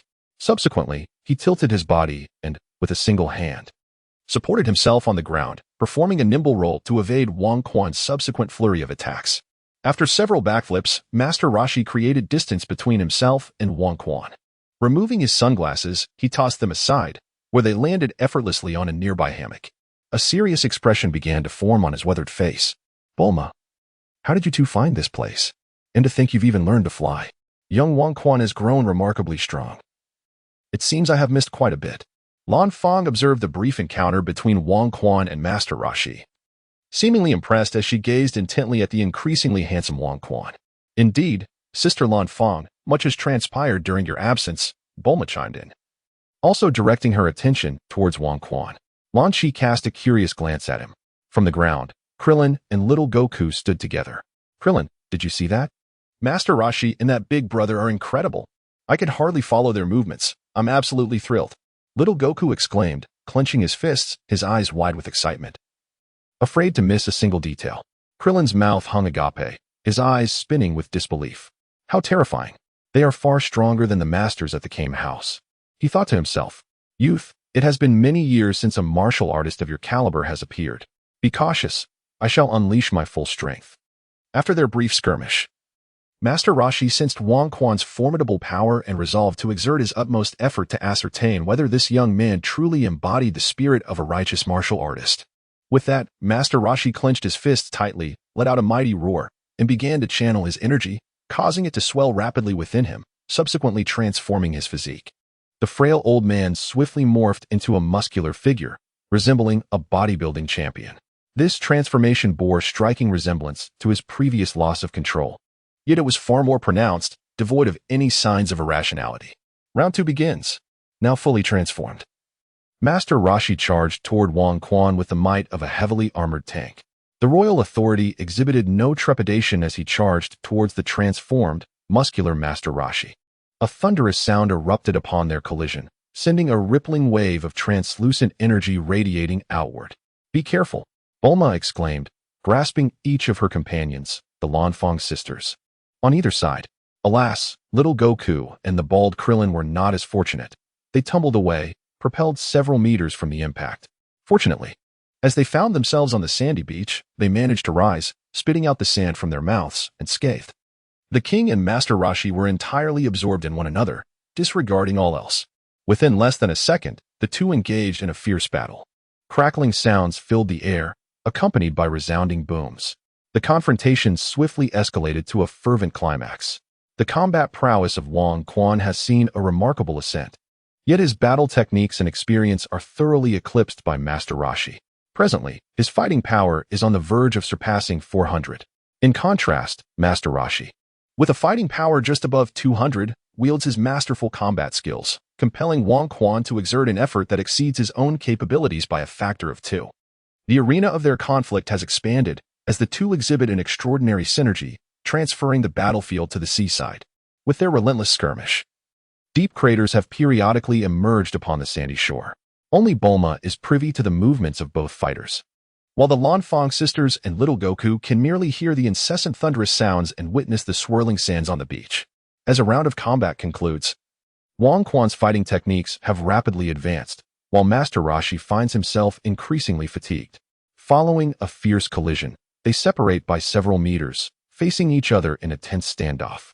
Although Wang Quan appears worse for wear, his attire in tatters, his breathing remains remarkably steady. Conversely, Master Rashi bears no visible marks of assault, yet he gasps for breath. Ultimately unable to maintain his transformation, swiftly reverting to his frail, old self. Breathless and weary, Master Rashi resembles an elderly man devoid of strength, bending over and tapping his lower back, before meandering toward the house. Ah, Master Rashi, are you no longer fighting? Wang Quan, having just begun to find his rhythm, is left with a sense of unfulfilled anticipation as Master Rashi decisively halts the match. No need to continue. You have already surpassed me, young one. I hope you will not become a slave to your own power, Master Rashi remarks before turning to depart. Wang Quan quickly caught up, and the two proceeded towards the room. Master Rashi, with my meager strength, I am still far from being a slave to power. It is simply impossible, Wang Quan remarked with a smile. In the later stages of Dragon Ball, combat power often soared into the hundreds of millions, while my own barely exceeded 500. Claiming to be a slave to power is nothing short of absurd. You, young man, are the most formidable martial artist I have ever encountered. Your combat techniques may be somewhat unrefined, yet that is not a significant issue. With more experience in battle, your abilities will rapidly elevate. In due time, you will unleash your full potential, and even I may struggle to withstand a few of your strikes. Such immense strength. And you are still not satisfied? Master Rashi suddenly turned to look at Wang Quan. The discourse of Wang Quan is perilous. reminiscent of a martial artist singularly devoted to the pursuit of power. He chuckled lightly. As the foremost master on Earth, the turtle hermit has seen little enhancement in his strength over the past 2 centuries. Among ordinary humans, he resembles a Superman. When the time comes for the Saiyan invasion in a decade or so, the disparity in combat prowess will surely be evident on his countenance. Chapter 9. Lan Chi's Transformation. Divine Descendancy's sister Lan Fong. So you have chosen to remain on Turtle Island? There is no alternative. Lan Chi's condition is quite severe. My strength is insufficient, and my mental fortitude lacks the capacity to fully heal her.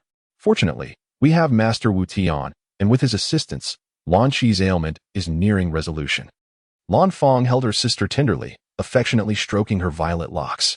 The Lan family, in ancient times, was a unique lineage, employing psychological suggestion and self-hypnosis to unlock the latent potential within their bodies, thereby augmenting their combat capabilities, a practice they referred to as invoking divine spirits.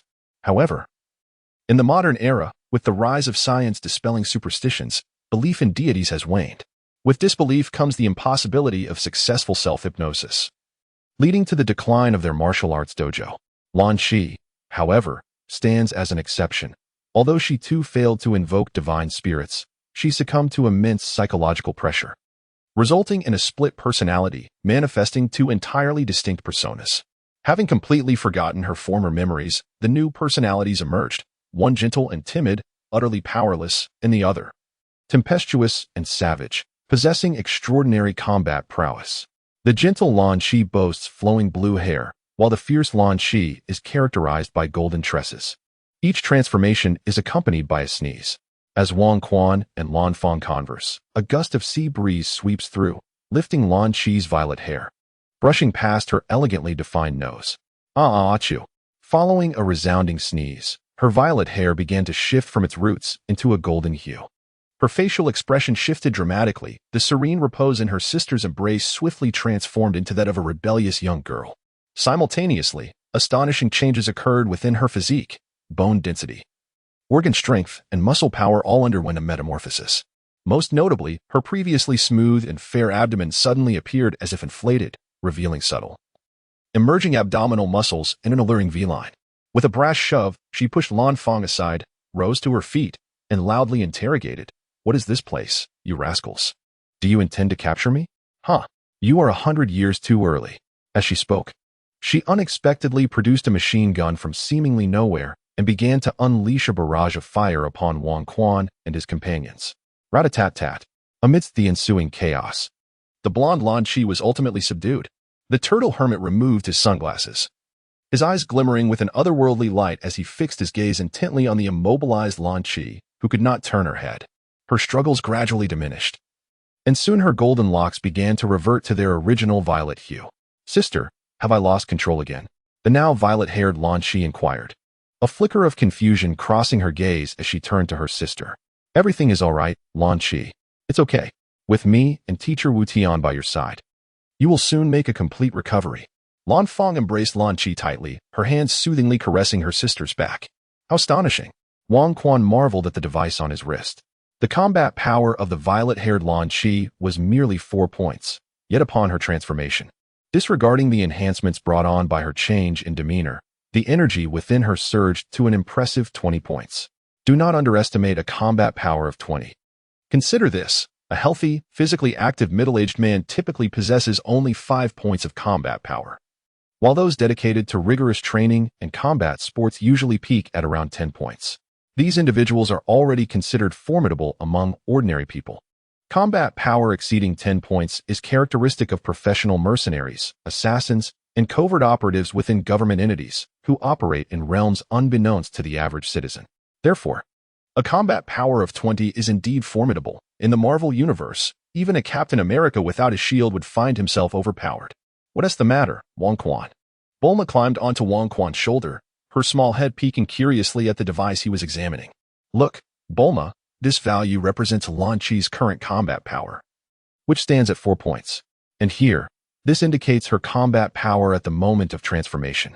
Wang Quan tapped the screen of his watch, explaining, "Oh, remarkable. 20 points. Many dedicate their entire lives to training and never achieve such combat prowess." Bulma expressed her astonishment, although she now possessed a combat power exceeding 400. It was a result of her rigorous training in the mystical martial arts and her mastery of qi. From the moment she embarked on her journey of cultivation, Bulma did not relinquish her studies. Rather, she redirected her passion for machinery towards the realms of practice and martial arts. She amassed a wealth of information on various martial arts styles, ranging from ancient, enigmatic techniques to contemporary scientific combat methods. References to qi were scarce, often confined to antiquated schools of thought, shrouded in mystery and ambiguity, leading many to regard them as mere legends. In stark contrast, modern scientific combat completely eschews the notion of qi, focusing instead on the physics of muscle movement, nutrition, and scientifically grounded techniques of exertion. Consequently, the martial artists honed through such training were merely regarded as proficient individuals among ordinary folk, with their combat prowess pitifully limited, often struggling to surpass a power level of 10. Yet, Lan Chi's mere sneeze propelled her combat power to an astonishing 20, leaving Bulma in awe. Indeed, Wang Quan remarked, and have you noticed, Bulma, that after Lan Chi transforms, she reverts without any apparent strain on her body? Remember that wooden puppet? When it lost consciousness and gained strength, its capillaries ruptured throughout its body. Had it not been for that nutritional recovery injection, it would have been bedridden for several days.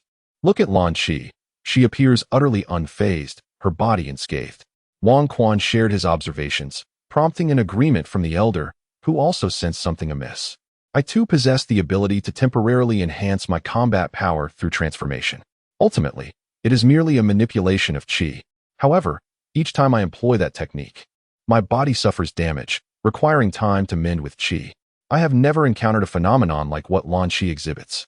Upon hearing Wang Quan's discussion, Master Roshi recognized the irregularities. Lan Fong held her younger sister tightly, gazing at her with uncertainty. Sister Lan Fong, please share what you know. Perhaps we can discover a definitive cure for Lan Chi. Wang Quan encouraged. I'm afraid I can't provide much insight, Lan Fong replied. Our family's martial arts are indeed not formidable, only slightly superior to the modern scientific combat styles. In ancient times, our true core competency lay in spirit possession, harnessing divine power to attain extraordinary strength. Moreover, once the deity departs the body, there are no lingering side effects. Isn't that quite normal? I am familiar with spirit possession, also known as the art of divine descent, Master Roshi interjected suddenly. It is a clever method devised by those martial artists who, despite their arduous training, fail to perceive the qi within their bodies. What? Lan Fong was filled with disbelief. Although every individual possesses an intrinsic energy within their bodies, the average person harbors such a minuscule amount of this energy that it goes entirely unnoticed. Therefore, to harness the power of this energy, one must first endure rigorous training to increase its overall quantity within the body. When one's energy is sufficiently abundant, the mastery of it becomes effortless. With a mere gesture, one can wield its power seamlessly. However, such exceptional physical prowess is a rarity, having not graced the world with its presence for centuries. At this juncture, the turtle sage paused, reflecting on the little monkey king still laboring on the construction site. In the depths of his heart, Wang Quan mused that such extraordinary individuals did not exist among Earthlings. However, within the vast cosmos, they were abundant. These beings, lacking a true understanding of the manipulation of qi, possessed immense combat prowess that allowed them to wield qi as effortlessly as one breathes. The turtle sage continued, stating that martial artists, in their quest to harness the power of qi, diligently honed their physical forms to amplify the strength of qi within them, while simultaneously cultivating their mental faculties through meditation, contemplation, and faith. These diverse methods aim to concentrate and enhance their spiritual energy, enabling them to perceive the qi within their bodies, a path known to genuine martial artists. Are there, then, unorthodox martial artists? Bulma inquired with curiosity.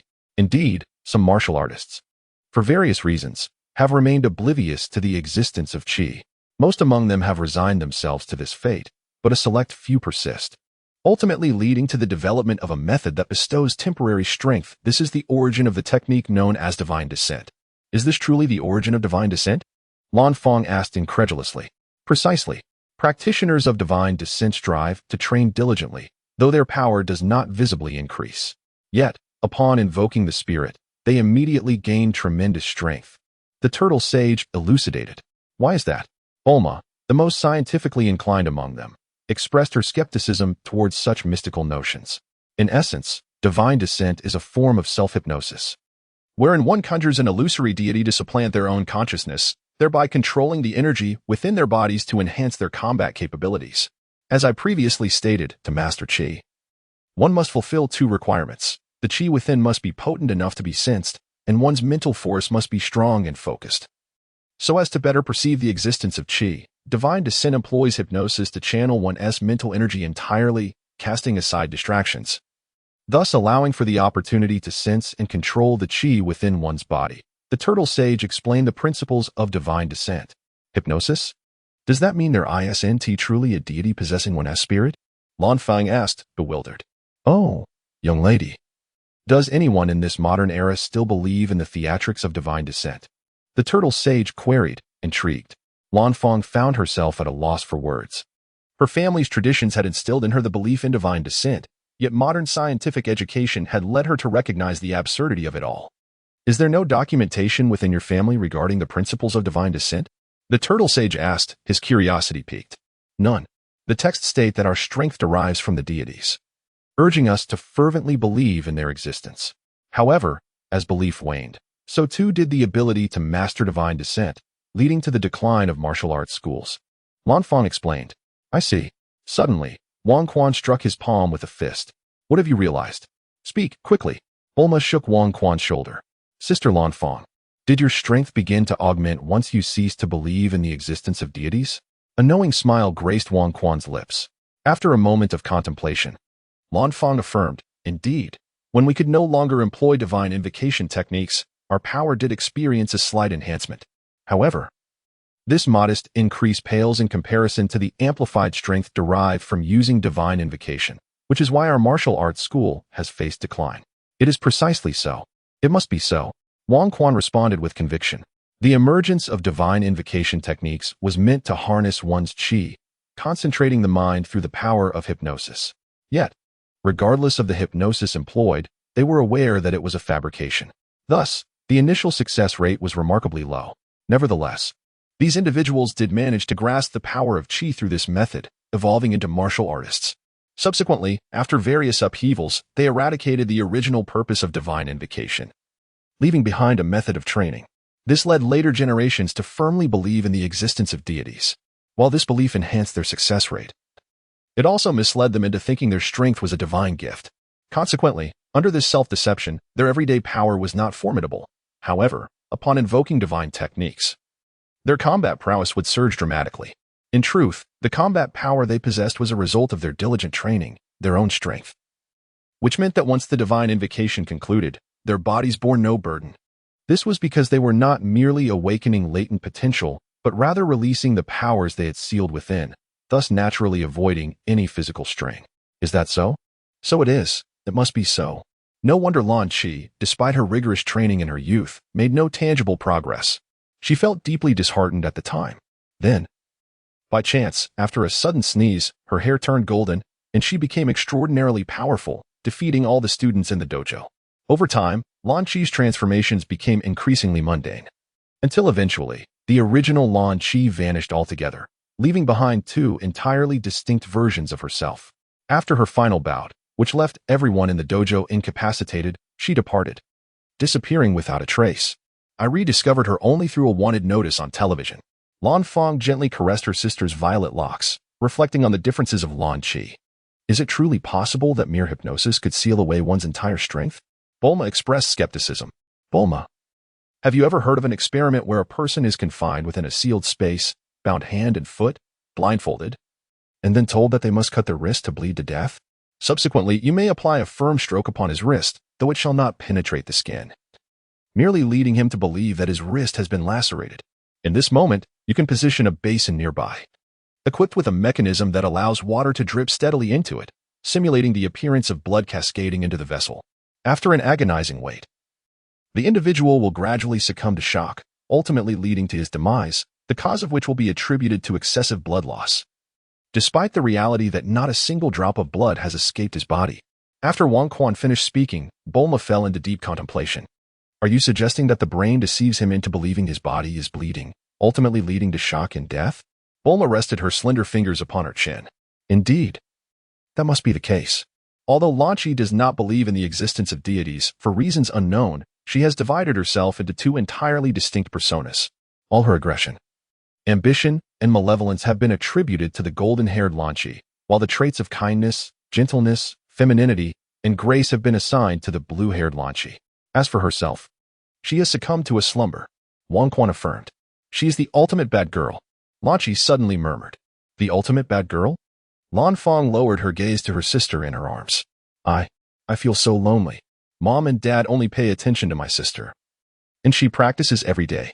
Whenever I seek you out, you always say you're sorry and that next time you will accompany Lanchi. But you always say next time. I can only play alone, read comics alone. I want to be a girl like the ultimate bad girl. So I can do whatever I wish. I could rob a bank, travel wherever I please, and even run away from home. As Lanchi rambled on, Bulma retrieved a tablet from the capsule. With a flurry of clicks, she found a comic titled Ultimate Bad Girl. The cover depicted a fiery, rebellious blonde woman exuding charisma, wielding a submachine gun, leaning against a punk motorcycle, surrounded by fluttering banknotes. This is the ultimate bad girl. Bulma turned the tablet towards Wang Quan, Master Rashi, and the Lan Fong sisters so they could all see. Indeed, that is her. Upon seeing the comic cover on the screen, Lanchi's eyes became entranced, and her hair began to change at the roots. Bulma quickly closed the tablet, severing Lanchi's gaze, and her hair ceased its transformation, slowly reverting to a purple hue. Thus, it seems she became a character from a comic due to her childhood loneliness and lack of attention, and since your family possesses the technique of divine descent, it inadvertently led to Lanchi's current state, Bulma concluded. Indeed, that must be it, Wang Quan asserted. Lan Fong held her sister tightly, repeatedly uttering apologies, expressing her regret for focusing solely on her training and neglecting Lanchi. The well-versed Master Rashi also lamented the vastness of the world, filled with wonders and uncharted experiences yet to be encountered. But why, if the golden-haired Lanchi exists, does the blue-haired Lanchi also appear? Bulma pondered, hitting upon a realization. It seems that Lanchi is fleeing from her family, avoiding home. Therefore, after the golden-haired Lanchi's disappearance, her own consciousness was reluctant to emerge, giving rise to another Lanchi who bears a resemblance to her character but possesses no memories of her original self. This is the origin of the blue-haired Lanchi, Wang Quan speculated. Lanchi, why are you unwilling to return home? Your father and mother miss you dearly. It's not that we don't care, it's just that during that time, the boxing gym was on the brink of survival, and everyone was determined to protect it, Lan Fong explained. I don't know. I just don't want to go back, not wanting you all to disregard me, Lanchi said, her voice trembling. I apologize, it was our oversight. Lan Fong comforted her distressed sister just as Xiao Wukong and bald-headed Clint returned, playfully tussling. Both boys were covered in dirt, sporting yellow safety helmets. Grandpa, we received our wages. Hurry and prepare the meal. I'm starving. Chapter 10. Your stance cannot compare to mine, Master Rashi, facing Bulma's disdainful gaze.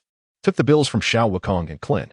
Ahem, Lan Fong, Lanchi, please go prepare dinner. It's getting quite late, Master Rashi commanded as he stood up. The sisters collected themselves and, hand in hand, made their way to the kitchen. We haven't even started cooking yet. I'm about to starve. Xiao Wukong's energy plummeted, and even his tail, which had been wagging animatedly, drooped listlessly. Forgive us for the laughter. Wukong is quite the impolite one, Clint said, pulling the little monkey-like Wukong aside and bowing apologetically to Wang Quan and Bulma with his hands clasped together. Haha, it's quite all right. Xiao Wukong is adorable. Wang Quan replied with a smile. Bulma, curious, glanced behind Xiao Wukong and asked, is that tail of yours real? Why do you have a tail? She pondered whether the child understood martial arts training, imagining that having a tail could help control the spine and enhance his abilities, hence the faux tail as a mimicry. What are you talking about? This is a real tail. Grandpa says all men have a tail. Look, Xiao Wukong exclaimed, turning around to skillfully remove his pants, revealing his rosy behind while expertly maneuvering his tail to stretch, curl, and sway in various motions. Wukong, what are you doing? Clint roared, wide-eyed, as he hastily pulled up Xiao Wukong's pants. Hee, I'm just showing them my tail. Weren't you curious at first too? Hee. Xiao Wukong giggled nonchalantly as he fastened his belt. You fool, how could you just take off your pants in front of others? Clint felt exasperated, as if the presence of such a companion rendered him foolish as well. Is it truly real? Quan, doesn't he resemble a half-beast after genetic modification? Bulma whispered to Wang Quan. No, he is an extraterrestrial. Wang Quan replied casually. What? Aliens? Do they truly exist? How do you know he is an alien? Bulma turned her head in astonishment, gazing at Wang Quan. Even Master Roshi and Krillin glanced curiously at Wang Quan, then at the grinning little Goku. Well, Bulma, haven't you noticed? Little Goku is quite different from us. Wang Quan contemplated how to navigate the situation. He certainly couldn't reveal that little Goku was not from Earth, but rather a member of a warrior race known as the Saiyans, born with an innate ferocity, and serving as merciless henchmen under the cosmic tyrant Frieza. If Bulma were to inquire how he knew this, how could Wang Quan respond? It was best not to broadcast his identity as a time traveler. This secret should remain buried deep within his heart. The tale? That's part of it. Haven't you observed that his physical capabilities are unlike ours? His combat power is comparable to Krillin's, yet his physical prowess far surpasses Krillin's. Even the two of us cannot match him, Wang Quan pointed out to Bulma. In our case, we can only withstand bullets when we harness the energy within our bodies. Without that energy, bullets can still injure us or even cost us our lives. However, little Goku is different. He can endure the onslaught of launches machine gun fire purely with his physical form, merely expressing discomfort without sustaining any harm. Upon the conclusion of Wang Quan's remarks, several individuals belatedly turned their gazes toward the grinning little Wukong, as they were all extraordinary beings capable of evading Lan Shi's machine gun fire. They had overlooked the fact that the little Wukong could withstand bullets with his physical form. This highlights a notable disparity within the Dragon Ball universe. Despite the fact that Master Roshi is significantly more powerful than Wukong, he refrains from provoking the Red Ribbon Army due to the impossibility of maintaining constant vigilance. Faced with a barrage of firepower, a moment's inattention could result in his untimely demise. In contrast, little Wukong possesses a body as resilient as iron, rendering ordinary firearms utterly ineffectual against him. Similarly, within the realm of Dragon Ball, Krillin, now the strongest Earthling with a combat power in the millions, ironically suffered injuries from bullets while serving as a police officer. It is noteworthy that, given his combat prowess at that time, if he had fully harnessed his energy, he could have stood at the very epicenter of a nuclear explosion without incurring a scratch. Wang Quan continued, stating that there existed no creature on Earth with such remarkable physical attributes, nor any monkey possessing such qualities. Therefore, he surmised that the individual in question could not be a genetically modified human derived from monkeys, but rather an extraterrestrial being who had journeyed to Earth from the cosmos. Is that so? You are merely speculating, Bulma retorted, her dissatisfaction evident. Regardless of whether little Goku is an Earthling or an alien, his physical prowess is undeniably astounding. He appears akin to an ordinary human yet possesses the strength of steel, Wang Quan remarked as he pressed his finger against little Goku's arm. The sensation was identical to that of a human from Earth. However, when Wang Quan exerted greater force, the skin initially indented but then ceased to yield further. At this moment, the strength Wang Quan applied translated to a combat power nearing approximately 100. Ah, that hurts. It hurts. Little Goku cried out, swiftly withdrawing his arm. With a mere flick of his finger, Wang Quan deftly pierced a hole into the coconut tree, as effortlessly as one might penetrate a block of tofu. Observe. The force he employed on the arm of little Wukong was identical to that of this gesture, yet the latter merely felt a twinge of discomfort without sustaining any injury. The group collectively gazed at the finger hole in the tree, while Clint envisioned the same force descending upon his own arm. Realizing he would not emerge unscathed like little Wukong, he could very well end up with a hole akin to that of the coconut tree.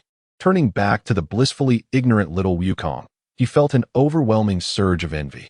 They exchanged glances between little Wukong and the finger hole in the tree. Pondering Wang Quan's speculation, could it be that little Wukong is indeed an extraterrestrial? What are you all discussing? Come in for dinner. Lan Fong called out from the doorway. Ah. Can we begin? Splendid. At the mention of food, little Wukong sprang to life, his small frame bouncing like a flea, leaping onto the dining table in the living room in just a couple of hops. Youngsters, do join us for a meal. Master Roshi warmly welcomed Wang Quan and his companion, though his aged eyes, hidden behind sunglasses, constantly roamed over Bulma's chest, waist, backside, and thighs.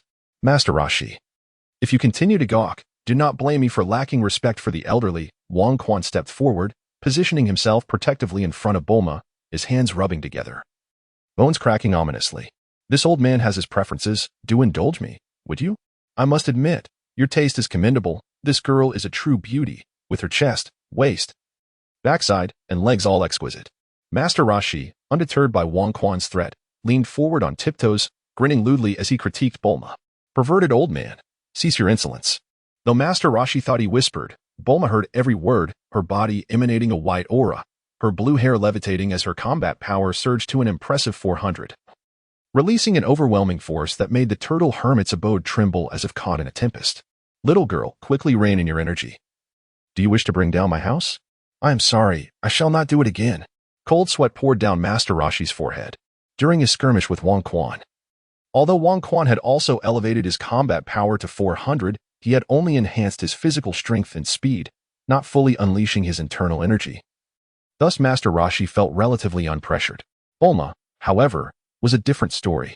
Her fully unleashed energy at 400 exuded a pressure more formidable than what he had experienced in his youth while facing Demon King Piccolo alongside his master. Fortunately, Bulma's energy lacked the malevolence of Demon King Piccolo, or Master Roshi might have been even more terrified. Quan told me you were a lecherous old man. And I was skeptical. I now see you're indeed of such character. Bulma, realizing the destruction she had caused, quickly calmed the energy within her. How on earth did you two cultivate such power? Even if one began training in the womb, it would be unimaginable to possess such strength.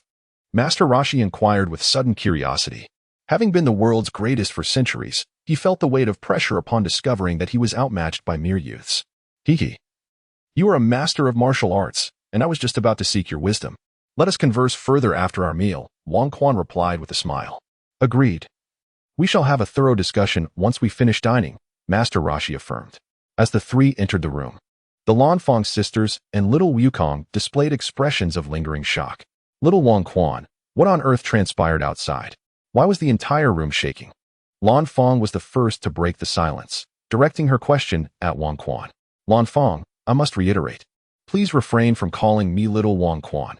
I am an adult now, Wang Quan said, somewhat exasperated. Since his arrival in this world, Lanfang had been exceptionally kind towards him. Yet she continued to regard him as a child.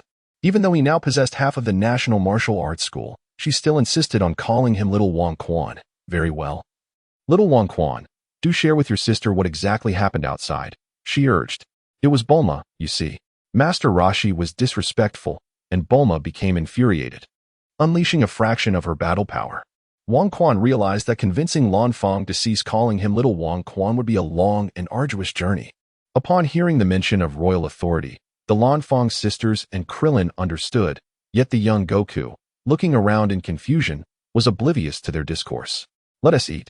Grandpa, I'm absolutely famished. Goku's voice rang out. All right, ha ha ha, dinner is served. The turtle hermit awkwardly shifted the topic. The group gathered around a massive round table, gazing at the feast before them, simultaneously exclaiming, I shall commence. In an instant, the dining table transformed into a battleground.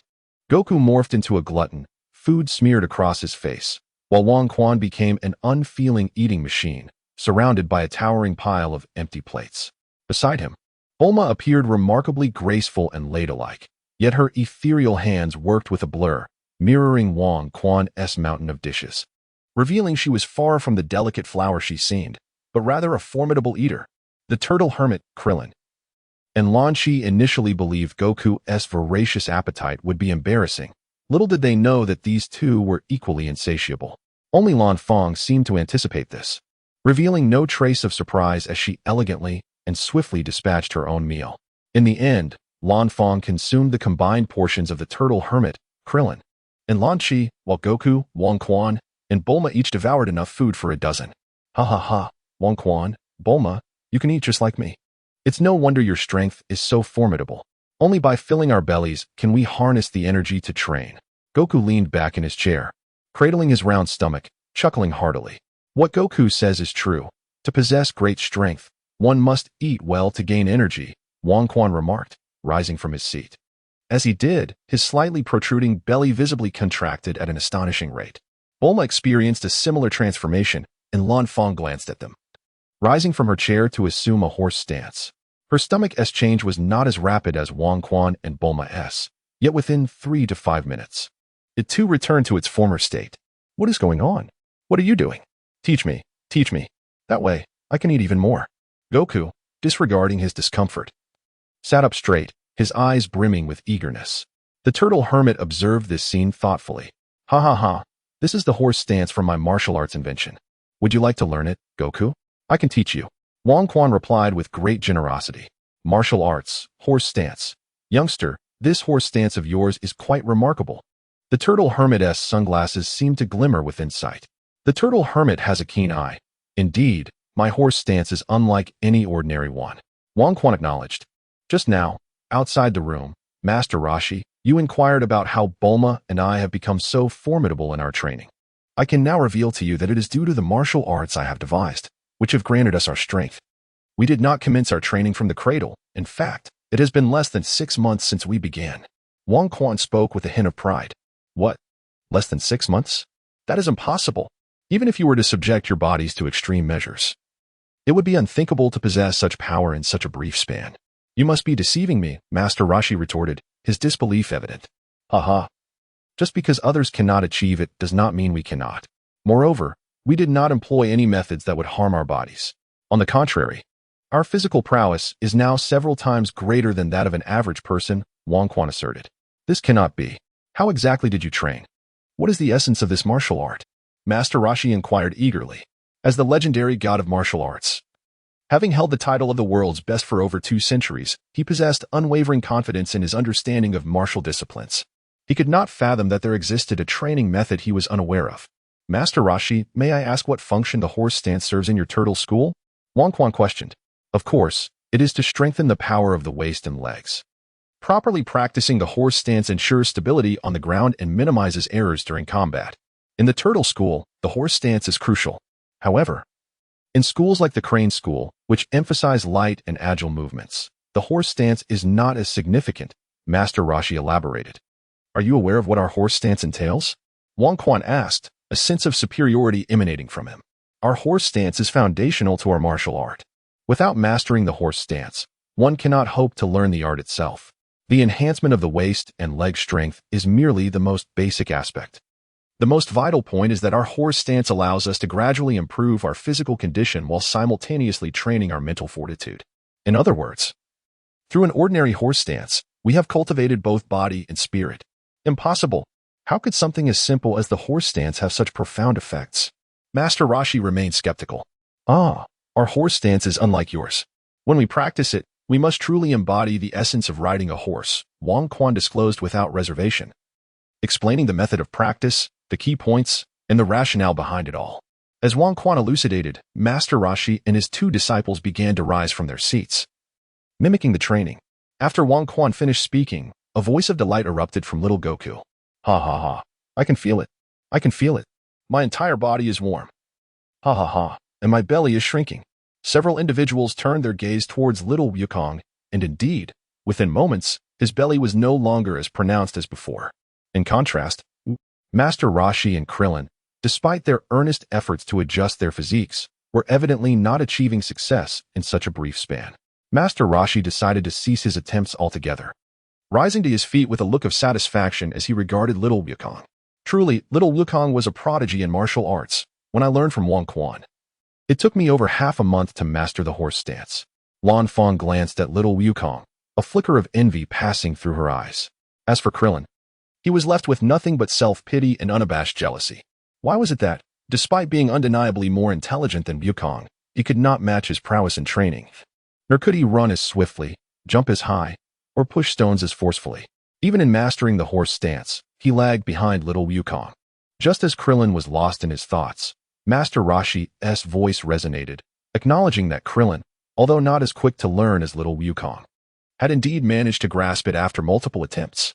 Master Roshi observed Wang Quan and Bulma, both of whom had surpassed him, and then looked at his 2 young disciples, finally feeling the weight of his age. Chapter 11, Arise. Shenlong. Wang Quan, how on earth did you conceive such extraordinary martial arts? It has truly broadened my horizons. Master Roshi stood shoulder to shoulder with Wang Quan, watching as little Wukong and Krillin crouched on the ground, practicing their horse stance. The 2 appeared as reeds upon the river's surface, undulating with the waves, until Krillin, flushed with exertion, glanced begrudgingly at his dear companion. He then rose slowly, moving to gather the energy within him to rejuvenate his body. Little Wukong, however, remained in his stance for an additional hour. His skin visibly reddened, yet unlike Krillin, he did not rise. Instead, he coiled his tail behind him, and then abruptly flicked it out with a sharp crack. Following this, a series of faint explosions emanated from within him, his body suddenly arching upward, causing his already voluminous hair to stand on end like a hedgehog. He maintained this posture for about half a minute before his hair gradually settled. Finally, he exhaled, creating a small crater in the ground before standing up. Master Roshi. Wang Quan, your training method is astonishing. I can feel myself growing stronger. Hee. Little Wukong, filled with exuberance, threw punches and kicked with fervor. The sound of his strikes resonating like a relentless drumbeat, each movement blurring into a haze of motion. Beside him, Krillin, burdened by a turtle shell as he engaged in weight training, looked on with envy, while little Wukong effortlessly mastered the horse stance in a single attempt. Krillin struggled through numerous tries, barely managing to grasp it. Furthermore, he needed to refine his technique to the point of embedding it in his very spine. With Wukong possessing a tail, he succeeded at once, while Krillin found himself at a disadvantage, having made no progress over the past few days. Imagining a tail sprouting from his back and using its motion to influence his spine felt like an insurmountable challenge. Krillin gazed enviously at Wukong's tail and his luscious locks, then absent-mindedly touched his own rear and bald head, feeling a pang of discontent, not to mention the evident disparity in their physical prowess. Although he had always acknowledged that little Wukong was slightly stronger, he believed he was far more intelligent. In a direct confrontation, the outcome would be a close call. However, after training in the horse stance, the gap between them widened at an alarming rate. Despite dedicating the same amount of time to training, Wukong's progress eclipsed his own. Not to mention that Wukong had more time to devote to his practice. This underscored Wukong's superior physical condition, enabling him to sustain longer training sessions and harness greater amounts of energy. It was clear to Krillin that Wukong was not only stronger, but that Master Roshi refrained from underestimating him. Now, Krillin found himself internally persuaded by the speculation surrounding Wukong's origins, contemplating the possibility that he might not be of earthly descent. Ha, little Wukong. Do not let pride consume you. Remember, there are always greater beings beyond our realm, and the path of martial arts is endless. Observing Wukong's momentary lapse into arrogance, Master Roshi seized the opportunity to impart a lesson. I understand, Master Roshi, Wukong replied, excitement bubbling within him at the thought of countless masters yet to encounter. With fists clenched tightly, Wukong's body trembled with exhilaration. Wang Quan secretly sighed. Indeed, it was no surprise that the Saiyans, known as the warrior race, had the fervor for battle seemingly etched into their very DNA. After a moment of exhilaration, Goku picked up the turtle shell that stood beside him and, alongside Krillin, commenced their weight training. Wang Quan and Master Roshi turned and returned to their chamber. Inside, Bulma and the Lan Fang sisters awaited, and at this moment, Lan Chi sported blue hair. Over the past few days, Wang Quan and Master Roshi had engaged in mutual discourse, each deriving significant benefits from their exchanges. Master Roshi indeed possessed some profound secrets. Though his cultivation methods appeared rudimentary, the efficacy of his energy manipulation was nothing short of extraordinary. His mastery of energy perception, release, enhancement of the physical body, healing through energy, and the transformation of energy properties allowed him to wield combat power that surpassed Wang Quan's by several folds, particularly excelling in converting energy into lightning. The so-called sky dance technique was also within Master Roshi's grasp, yet out of respect for his senior brother, he chose not to pursue its mastery. The royal authority has always perceived the battles of those within the Dragon Ball universe as devoid of any artistry. They are merely a clash of fists and feet, a mere collision of speed and strength, punctuated by a few remarkable energy blasts. Undoubtedly, the most significant aspect remains the exchange of energy waves, as it seems that every confrontation ultimately culminates in such a reciprocal display. Wang Quan felt the pressing need to infuse fresh vigor into the monotonous, Dragon Ball-style battles. Naturally, amidst their martial arts exchanges, he and Master Roshi had engaged in thoughtful discussions on how to restore Lan Chi to her former self. In terms of martial arts, after meticulously analyzing the Lan Fang family's divine descent techniques, Wang Quan and Master Roshi proposed various solutions, with Roshi's suggestions being the predominant ones. Master Roshi, renowned for his expertise in mental abilities and hypnosis, while Wang Quan contributed some seemingly abstract ideas that nonetheless inspired Roshi significantly. Then there was Bulma.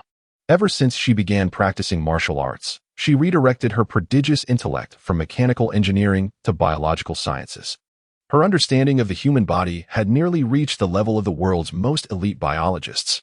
In recent days, to facilitate Lan Chi's treatment, She immersed herself in knowledge regarding nerves, consciousness, and the brain, mastering this domain in a remarkably short time. After extensive discussions and hypotheses, the trio could not ascertain a method to restore Lan Shi to her original form with absolute certainty. Their only recourse was to have Master Rashi utilize his formidable mental prowess to suppress and guide, calling forth Lan Shi's true persona. However, even the slightest sneeze would trigger her transformation, leaving her psyche and memories in disarray. Each transformation erased her previous recollections. Witnessing Lan Shi's deteriorating condition weighed heavily on Lan Fong, who wore a constant frown, while Wang Quan and his companions tirelessly pondered solutions. Even Krillin sensed their struggles, harboring his own concerns during training, whereas the carefree Goku remained blissfully engaged in his training and meals, rapidly enhancing his abilities. On one particular morning, Wang Quan and Bulma emerged from their cozy villa, making their way to Master Rashi's abode. The previous night, they had conceived another idea that they wished to discuss with Rashi to determine its feasibility. Upon entering the turtle house, they had yet to lay eyes on Master Rashi when they heard Goku's voice. "Grandpa, I will train diligently today, rest assured. I will come to see you again tomorrow." Bulma muttered, "What's wrong with the old pervert? He seemed fine yesterday," as she headed toward the source of Goku's voice. Wang Quan was equally perplexed as the two ascended to the attic, where they discovered the little monkey king, Sun Wukong, bowing deeply before a cabinet. "Ah, the Dragon Balls!" Bulma exclaimed, for upon the cabinet lay a wooden box, adorned with a layer of velvet, cradling an orange glass sphere that shimmered with ethereal light. "Alas, Wang Quan, Bulma, how did you enter? You know about the Dragon Balls too. Are you here to seize mine?" Sun Wukong turned, initially exhibiting a naive charm, but quickly adopted a wary expression towards Wang Quan and Bulma. "How could you possibly possess Dragon Balls here? Are all 9 of them in your custody?" Bulma pondered, recalling the 9 Dragon Balls clustered on her radar. "How do you know I have 9? Are you also villains seeking to steal them?" Upon revealing the existence of her 9 Dragon Balls, Sun Wukong's vigilance intensified. "Ha ha ha, Quan, there is no need for us to take risks. We can simply summon the Eternal Dragon with the Dragon Balls and wish for Lan Shi to return to her former self," Bulma joyfully declared, grasping Wang Quan's hand. "Indeed. How could I have overlooked that?" Wang Quan lamented, smiting his forehead with his palm. Despite being a time traveler, he had been preoccupied with personal solutions, entirely neglecting the existence of such an utterly whimsical artifact in this world, the Dragon Balls. Although the Earth's Dragon Balls offered little in terms of strength due to the divine being's limited power, they still proved remarkably useful in other respects. "Sun Wukong, we are not here to steal your Dragon Balls. We merely wish to summon the Eternal Dragon to restore Lan Shi to her original form, so that she no longer transforms unexpectedly," Wang Quan explained to the cautious little monkey king. "Ah, you wish to help Sister Lan Shi? Very well. You may have my Dragon Balls." Sun Wukong readily agreed upon hearing the intent to assist Lan Shi. He promptly bent down to open the cabinet, retrieving a small cloth bag. Upon unveiling it, they beheld a similar shimmering light within, resonating with the sphere atop the cabinet. Sun Wukong handed both the sphere from the cabinet and the contents of the cloth bag to Bulma. "Bulma, how do we use the Dragon Balls? Please help Sister Lan Shi," she implored, taking the bag in one hand while clutching the other Dragon Ball with the other. Gazing down, she noticed that the orange transparent sphere was embedded with 4 red 5-pointed stars. "So it's the 4-star ball." "Sun Wukong, why do you venerate it and refer to it as grandfather?" she inquired, tossing the 4-star ball into the air before catching it again. "This is a relic of my grandfather, so I keep it in reverence, as though he were still by my side," Sun Wukong replied, his hands clasped behind his back, a cheerful smile gracing his face. "And how did you manage to collect these?" Bulma waved the cloth bag in her hand. "These are items collected by others. While I was away from home, they stole my grandfather's belongings. I chased them out from the Bun Mountain and encountered many peculiar individuals along the way, as well as numerous friends. In the end, not only did I retrieve my grandfather's possessions, but I also acquired 4 identical orbs from them. Finally, I discovered another identical orb from Master Rashi." Little Wukong explained with a cheerful smile. He then asked, "I overheard some villains say that collecting 7 Dragon Balls allows one to summon the Eternal Dragon and make a wish. I have only 9 here, which means we are still 1 short. Shall we all embark on a quest to find it?" "Hee, Little Wukong, the last Dragon Ball is right here with me." "Haha, we shall soon behold the true Eternal Dragon," Bulma replied with a playful grin. The 3 of them descended from the attic, where everyone was gathered in the living room. "Ha ha ha, Sister Lan Fong. We have found a solution. Lan Shi's predicament will soon be resolved. Bulma joyfully announced before even reaching the bottom of the stairs. Really, Bulma? That is wonderful, Lan Fong exclaimed, embracing her sister, while the purple-haired Lan Shi looked on with equal excitement. Each transformation felt like being trapped in a dark room, which was nearly overwhelming for her. Oh, what brilliant idea have you two come up with this time? Let us carefully consider it. We must not make a single mistake, Master Roshi said with his characteristic composure. Krillin stood nearby, nodding his bald head. Ha ha ha, we won't need any of those methods. We shall utilize the Dragon Balls to summon the Eternal Dragon and make our wish. Bulma proudly shook the bag in her hand, revealing the 4-star ball. Dragon Balls. Indeed. By gathering all 7 Dragon Balls, we can summon the Eternal Dragon, who can grant any wish. Legend has it that someone once gathered the Dragon Balls and wished to become a king, Bulma elaborated. But there are only 9 here. We are still 1 short. Where shall we find it? Master Roshi questioned. Humph. Who says there are only 9? The 7th one has always been in my possession. Let us go and make our wish, Bulma declared with spirited enthusiasm, leading the way. Once everyone exited Master Roshi's house, Bulma placed the 4-star ball down and retrieved the Dragon Balls from her bag. As the 9 Dragon Balls lay together, they began to emit a rhythmic golden light. Wait a moment. I shall fetch the 7th one. After Bulma finished speaking, she hurriedly returned to her quaint villa. In less than half a minute, she emerged once more, clutching a luminescent orange glass sphere in her hand. Bulma placed this final Dragon Ball on the ground, and as the 7 spheres congregated, their flickering frequency noticeably accelerated. The anticipation of summoning the Eternal Dragon heightened, with everyone eagerly awaiting the moment. The Lan Fong sisters clasped their hands tightly together, chanting fervently. It must be possible. The Eternal Dragon will surely grant our wish. Bulma rose, her voice filled with expectation as she called out, "Come forth, Eternal Dragon." As her words echoed, a golden lightning bolt erupted from the 7 Dragon Balls, soaring into the heavens. Simultaneously, thick dark clouds gathered above, casting a shadow over hundreds of miles. Many believed a solar eclipse had occurred. On Turtle Island, King Q and his companions stared in awe as the colossal azure dragon emerged from the clouds. Sensing the unique pressure radiating from it, King Q understood that while he could overpower the dragon in sheer strength, in terms of the dimension of life, there was no basis for comparison.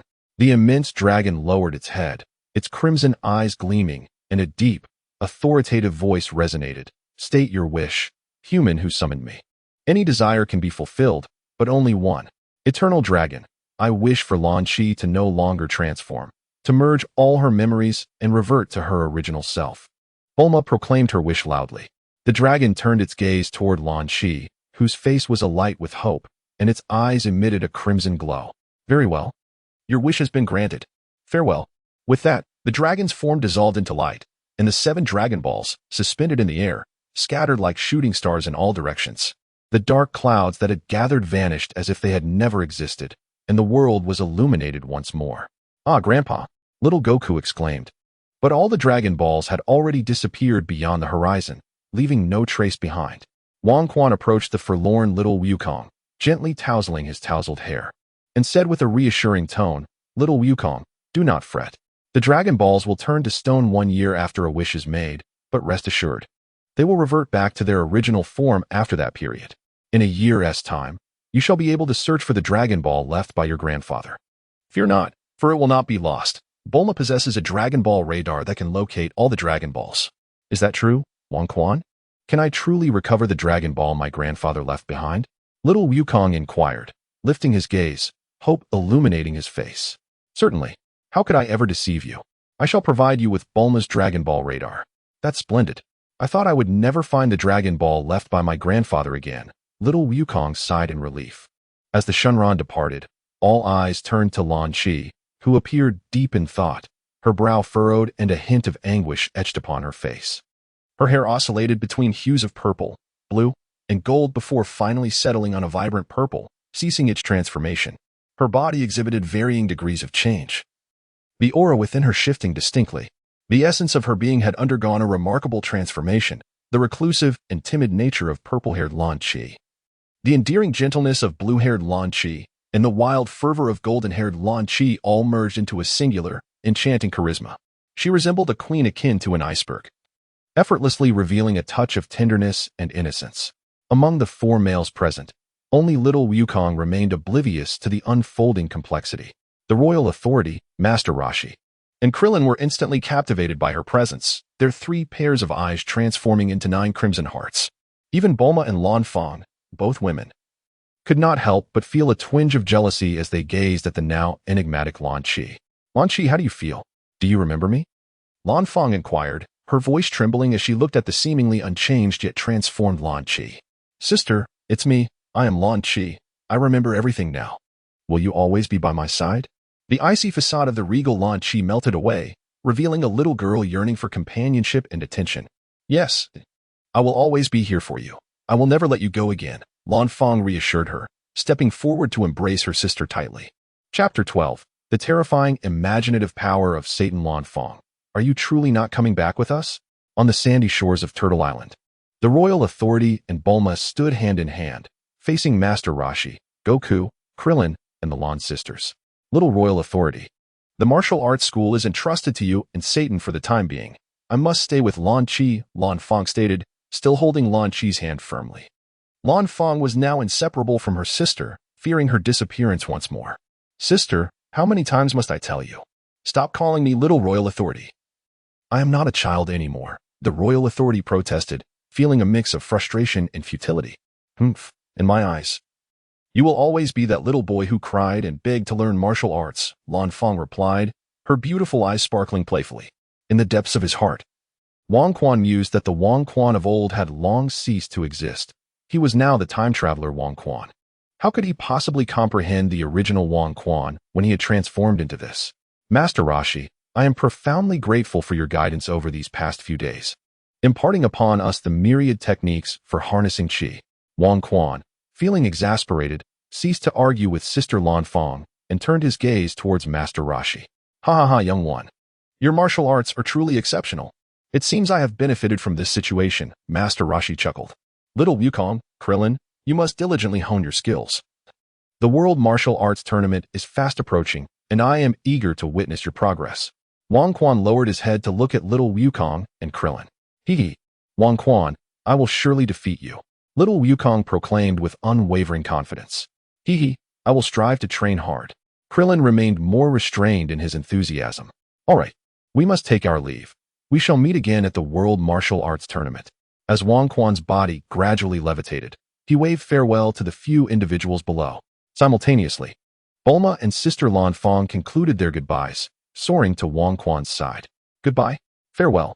In the sky, Wang Quan and Bulma instantaneously accelerated to their utmost limits, resembling 2 white arrows of energy, swiftly vanishing into the azure expanse above. Master Roshi turned around, his expression solemn as he addressed the 2 young disciples. Now, little Wukong, Krillin, you have witnessed the strength of Wang Quan and Bulma. You are still far from their level. If you wish to achieve a noteworthy position in the World Martial Arts Tournament, your current abilities are woefully inadequate. From this day forth, I expect both of you to train diligently. Yes, Master Roshi. Yes, Teacher Wutian. The 2 young ones immediately brimmed with energy and commenced their training. Observing his 2 disciples diligently applying themselves, Master Roshi leisurely departed from the Kame house, eventually stopping in a forest some distance away. He relaxed his chi and attentively sensed the surrounding movements.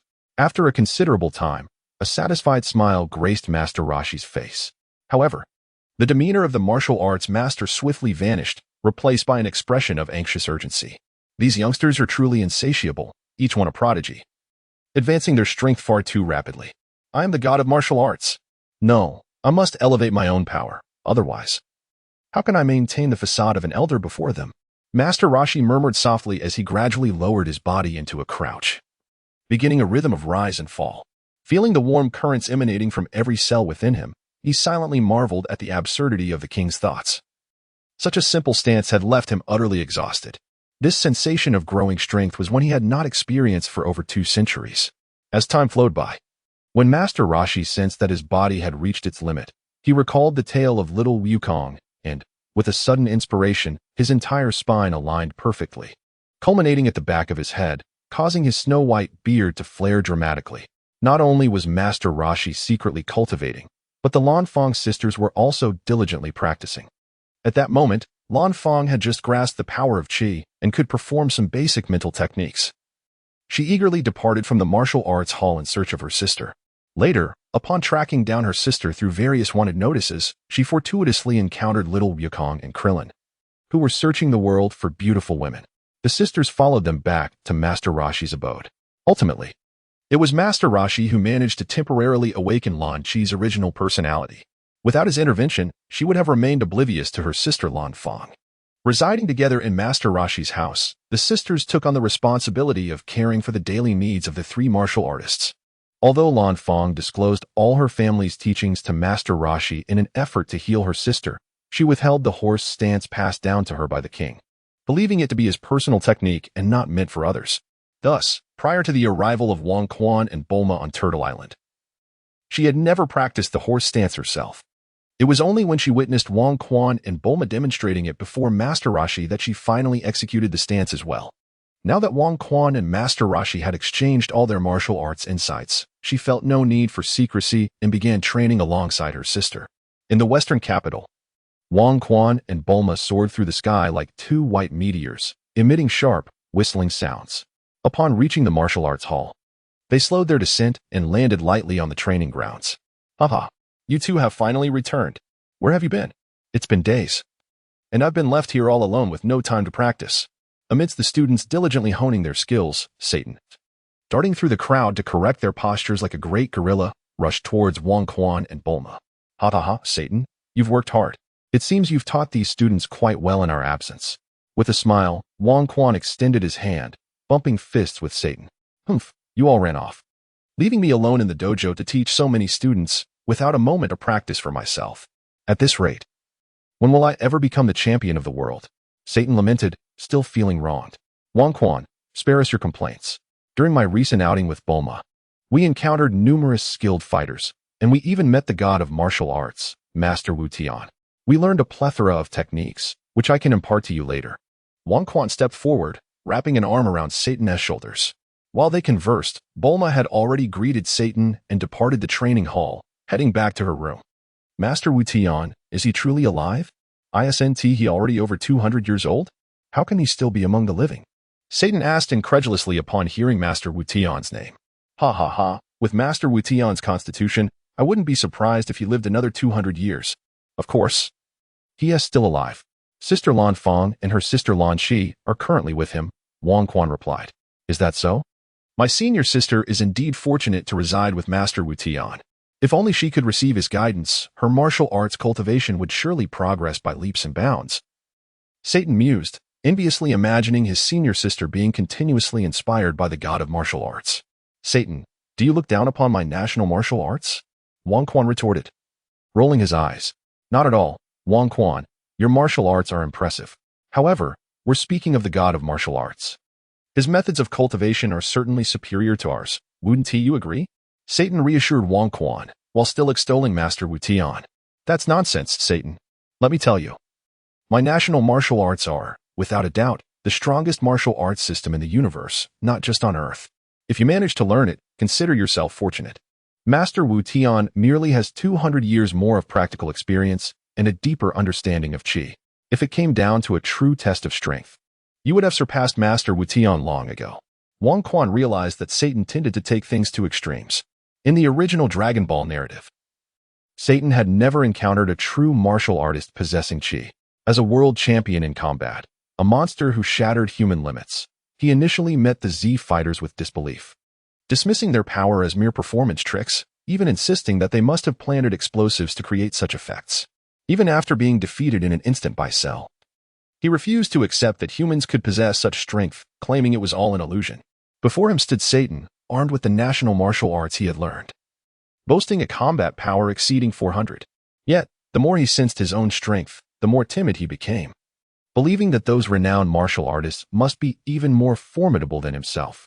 As for the legendary god of martial arts, the champion of the world, he assumed that such a being would be infinitely more powerful than he could ever imagine.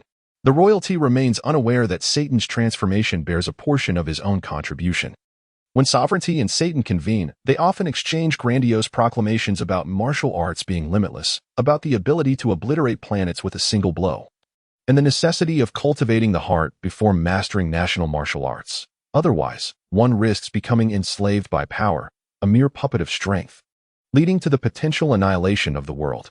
Satan, too, has clandestinely ventured into desolate areas to test his own strength. With a combat power exceeding 400, he could unleash a ki blast powerful enough to erase a city of 1 million inhabitants from existence in an instant. Satan comprehends that he possesses the capability to devastate human civilization, yet when he recalls Sovereignty's mention of those who could shatter planets with a single punch, he quickly becomes apprehensive. In his mind, having only trained for a few years without any notable reputation, he wields the power to obliterate humanity. Surely, those seasoned martial artists, who have long established their renown, must surpass him in strength. Among them could be individuals capable of achieving what Sovereignty described, not to mention the venerable martial heaven master, who has held the title of the world's foremost for over 2 centuries. He could likely annihilate the solar system with but a sneeze. It must be said that Satan's imagination is exceedingly vivid. What? I have surpassed martial heaven master? Impossible. How could that be? Satan vehemently denied. Why is it impossible? Do you not recognize your current prowess? Of course I do. I can obliterate a mountain with a single ki blast. But so what? That is martial heaven master we are speaking of, the god of martial arts, the greatest in the world. How could I possibly stand against him? Why are you so stubborn? Look here, Sovereignty said, extending his wrist to reveal a device akin to a smartwatch. He began tapping on the screen, and a series of numbers appeared. Satan, behold. This is the combat power detector created by Bulma's father. It accurately measures the latent strength within every living being and converts it into combat power. As long as one does not intentionally suppress their inner energy, it can precisely gauge each individual's fighting capability. I have expanded its detection range to above 100, meaning those with combat power below 100 will not appear on this display. Observe these 3 overlapping points. They represent you, me, and Bulma. Look at these figures. 985 is my combat power, 597 is Bulma's, and this one is yours at 459. Now, take a look here. As he spoke, Sovereignty tapped again, and Satan saw a reduced world map on the screen, dotted with small white lights. Sovereignty began to scroll the map, ultimately directing it towards the ocean. He started to zoom in with 2 fingers until a light appeared on a small island. When Sovereignty clicked on this light, 2 additional lights emerged. Who are these 2? Little Goku, Krillin, or perhaps Sister Lanfang? Wang Quan muttered softly. As he spoke, he clicked on the 3 luminous points, and 3 numbers materialized on the screen: 219, 100, and 103. Look, Satan, the combat power of 219 belongs to Master Wu Tian. One of the 200-point figures must correspond to Senior Sister Lanfang. Wang Quan spoke, directing Satan's gaze towards the detector on his wrist. Impossible. How could Master Wu Tian possess such limited combat power? Satan was incredulous. But indeed, it is true, Wang Quan replied. He has only recently resumed his training, managing to surpass a combat power of merely 200. Just a fortnight ago, he barely exceeded 190. How can this be? You mentioned that a true powerhouse could obliterate a planet with a single punch. I understand now. Master Wu must be concealing his true combat prowess. You previously noted that if one's aura is hidden, the detector cannot accurately gauge combat strength. Please, take another look at me, Satan mused, lowering his own aura in hopes of prompting Wang Quan to reassess him. The royal power could not withstand him, so it had to probe once more. In truth, there was no need for such inquiry, as the royal power was well aware of his current combat prowess, which was just a little over 100. Indeed, the screen displayed a figure, 109. Ha ha ha. I knew it. I knew it. How could Master Wu Tian possibly possess such meager combat strength? He must surely be concealing his true power. A martial arts deity like him would never be so ostentatious as to reveal all his might. He must be doing this for the sake of modesty. Thus, Satan convinced himself and burst into laughter. Very well, I cannot reason with you. Indeed, your combat strength of over 400 is merely trivial. A strength exceeding 10,000 is but cannon fodder, while those with combat prowess in the tens of millions are mere foot soldiers. Renowned masters possess combat strength exceeding 100 million. As for the most formidable of them all, you cannot even begin to fathom. What Wang Quan spoke were the harsh truths. His standards measured against the entirety of the universe. Is this truly the case, Wang Quan? Renowned warriors with combat strength surpassing 100 million? I shall not participate in the Grand Martial Arts Tournament. Satan mistakenly believed Wang Quan was referring to the martial arts realm of Earth. Aspiring to become the world champion, He felt he needed several more decades of training and could not afford to act hastily. Had he not noticed that Master Wu Tian was already over 200 years old? Satan, what nonsense are you spouting?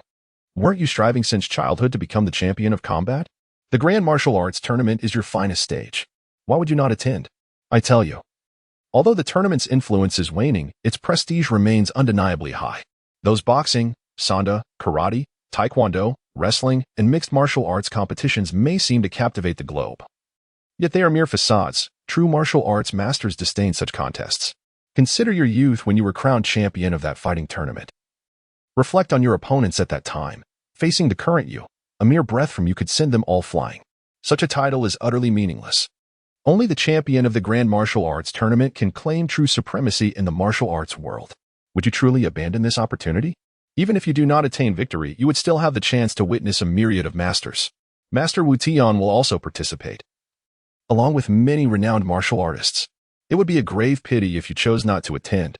After hearing Wang Quan's lengthy exhortation, Satan's resolve to abstain from the Grand Martial Arts Tournament only strengthened.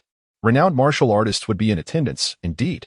It is those formidable creatures whose combat prowess begins at a staggering 100 million.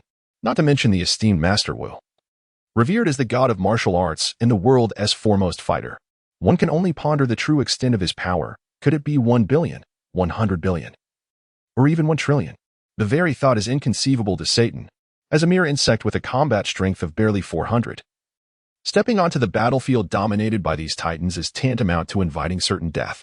While I am resolute in my ambition to become the world's champion in combat, I am not foolish.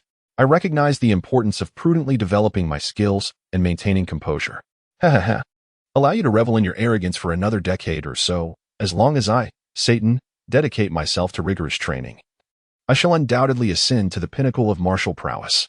At that time, I will orchestrate an event named the Satan Games, challenging every martial artist on Earth, ultimately vanquishing all masters to claim the title of the true champion of combat. Chapter 13, Celestial Beings, Chubby Cat, Transformation Technique, Enchantress. Wang Quan, after much persuasion, found that Satan remained resolute in his decision not to attend the Grand Martial Arts Tournament. With a sense of resignation, he ceased his entreaties. Meanwhile, Satan immersed himself in fervent training each day, akin to the Z fighters in Dragon Ball, who, upon learning of the impending Saiyan invasion a year hence, trained with reckless abandon. Fortunately, Wang Quan's martial arts regimen was a wholesome method of enhancing physical prowess. Had it mirrored the rigorous training methods of Dragon Ball without the aid of Senza beans, Satan's body would have surely succumbed to the strain. In contemplating battle, Wang Quan suddenly smacked his forehead in realization. How foolish of me. The world of Dragon Ball encompasses far more than just world-altering powers and the nonsensical capsule technology. It is replete with extraordinary wonders. The most coveted treasure in the Dragon Ball universe is undoubtedly the Dragon Balls themselves, capable of granting any wish. However, Wang Quan, well aware of the principles of cause and effect and equivalent exchange, had never entertained the notion of pursuing the Dragon Balls, as he harbored no insatiable desires. Aside from the Dragon Balls, there were indeed other remarkable resources that he could utilize, yet Wang Quan had completely overlooked them. Naturally, upon his arrival in the Dragon Ball realm, the allure of martial arts, the acquisition of strength, the ability to soar freely, and the capacity to unleash energy blasts were dreams cherished by every boy, Wang Quan included, leading him to disregard other possibilities. Now, recalling the Senza beans, he began to ponder the array of miraculous tools and powers within Dragon Ball that could aid him. Just one being could revive a being, regardless of the severity of their injuries. He also considered the unique abilities learned by Sun Wukong on planet Yardrat, such as fusion and instant transmission, and the seemingly inconspicuous yet intriguing transformation techniques of Oolong and Puar. With these thoughts in mind, Wang Quan promptly sought out Bulma, requesting her assistance in locating the addresses of Korin Tower and the Southern Transformation Kindergarten. After a flurry of swift keystrokes on her computer, Bulma finally unearthed the locations of both sites. The Southern Transformation Kindergarten was relatively easy to find, but Korin Tower posed a challenge. It was not marked on any map, and satellites could not capture its image. Ultimately, they gleaned its approximate location from ancient texts and mythological tales before identifying a community of indigenous people who had dwelled in the area for generations, thus confirming the precise whereabouts of Korin Tower. Wang, what do you intend to do at these two locations? Bulma inquired with curiosity. Wang Quan had been diligently refining his national martial arts, dedicating each day to earnest practice. Suddenly, a thought struck him to seek out two seemingly unrelated locations. Ha ha ha, Bulma. When I return, I shall present you with a magnificent surprise. With a heavy kiss bestowed upon Bulma, Wang Quan soared from the martial arts hall, vanishing into the horizon. How could you not inform me? Just wait until you return, and I shall have my reckoning. Bulma playfully rolled her eyes, then delicately placed her fingertip upon her rosy lips, savoring the warmth left by Wang Quan. A sweet smile graced her face, revealing her delight. Above the tranquil sea, a thunderous roar erupted, sending splashes of water into the air as Wang Quan emerged, drenched, suspended in midair. A flash of red light enveloped him, and white mist began to rise, restoring him to a state of dryness. Glancing down at the petite figure in his grasp, a smirk appeared on his lips. And with a swift motion, he unleashed a long, white stream of energy, propelling himself toward a primordial forest on the continent. As he flew, he consulted the map displayed on his watch. Hours later, a slender, towering pillar abruptly materialized in the distance. Ha ha ha, the Korin Tower, right here, Wang Quan exclaimed, soaring directly toward it and commencing his ascent along its length. Navigating through layers of clouds, he felt the temperature drop and the oxygen thin, causing him to struggle for breath. He mused to himself, this cat sage certainly resides at an impressive altitude. A mere mortal from Earth would likely succumb to asphyxiation by now. In his estimation, he had clearly surpassed the troposphere and stratosphere and was on the verge of entering the thermosphere. Yet the surroundings remained largely unchanged, an endless expanse of blue sky and white clouds. Looking up, he still could not discern the pinnacle above. The royal power can only ascend further. At this moment, the cat sage stands before a water tank, gazing intently at the reflection of the royal power within. Meow? He muses, how could that little monster be so formidable? Even the great demon King Piccolo, who nearly brought about the world's destruction in ages past, did not possess such strength. Fortunately, judging by his aura, he does not appear to be malevolent. Otherwise, the earth would once again face calamity. High above the temple where the cat sage resides, in the outer dimensions of Earth, the celestial being, who has worn a troubled expression for the past 2 centuries, seems to be lifting a heavy burden over the past half-year. This terrifying figure, cloaked in green, now emanates an ethereal serenity, standing at the edge of the temple and gazing down below, revealing a long-lost smile. His servant, Bobo, stands behind him, sharing in his master's joy for the earth. Unbeknownst to the ascending royal power, he has already attracted the attention of the celestial beings on Earth. Yet, even if he were aware, he would not be particularly stirred. For a traveler like him, the deities in Dragon Ball, only the god of destruction, angels, the Grand Minister, and Zeno are of interest, as for the lesser gods on Earth.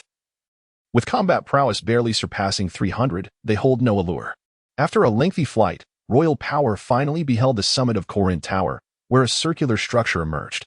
This must be the Korin Temple, so well hidden. Royal power marveled, soaring directly upwards and gently landing upon the temple's platform.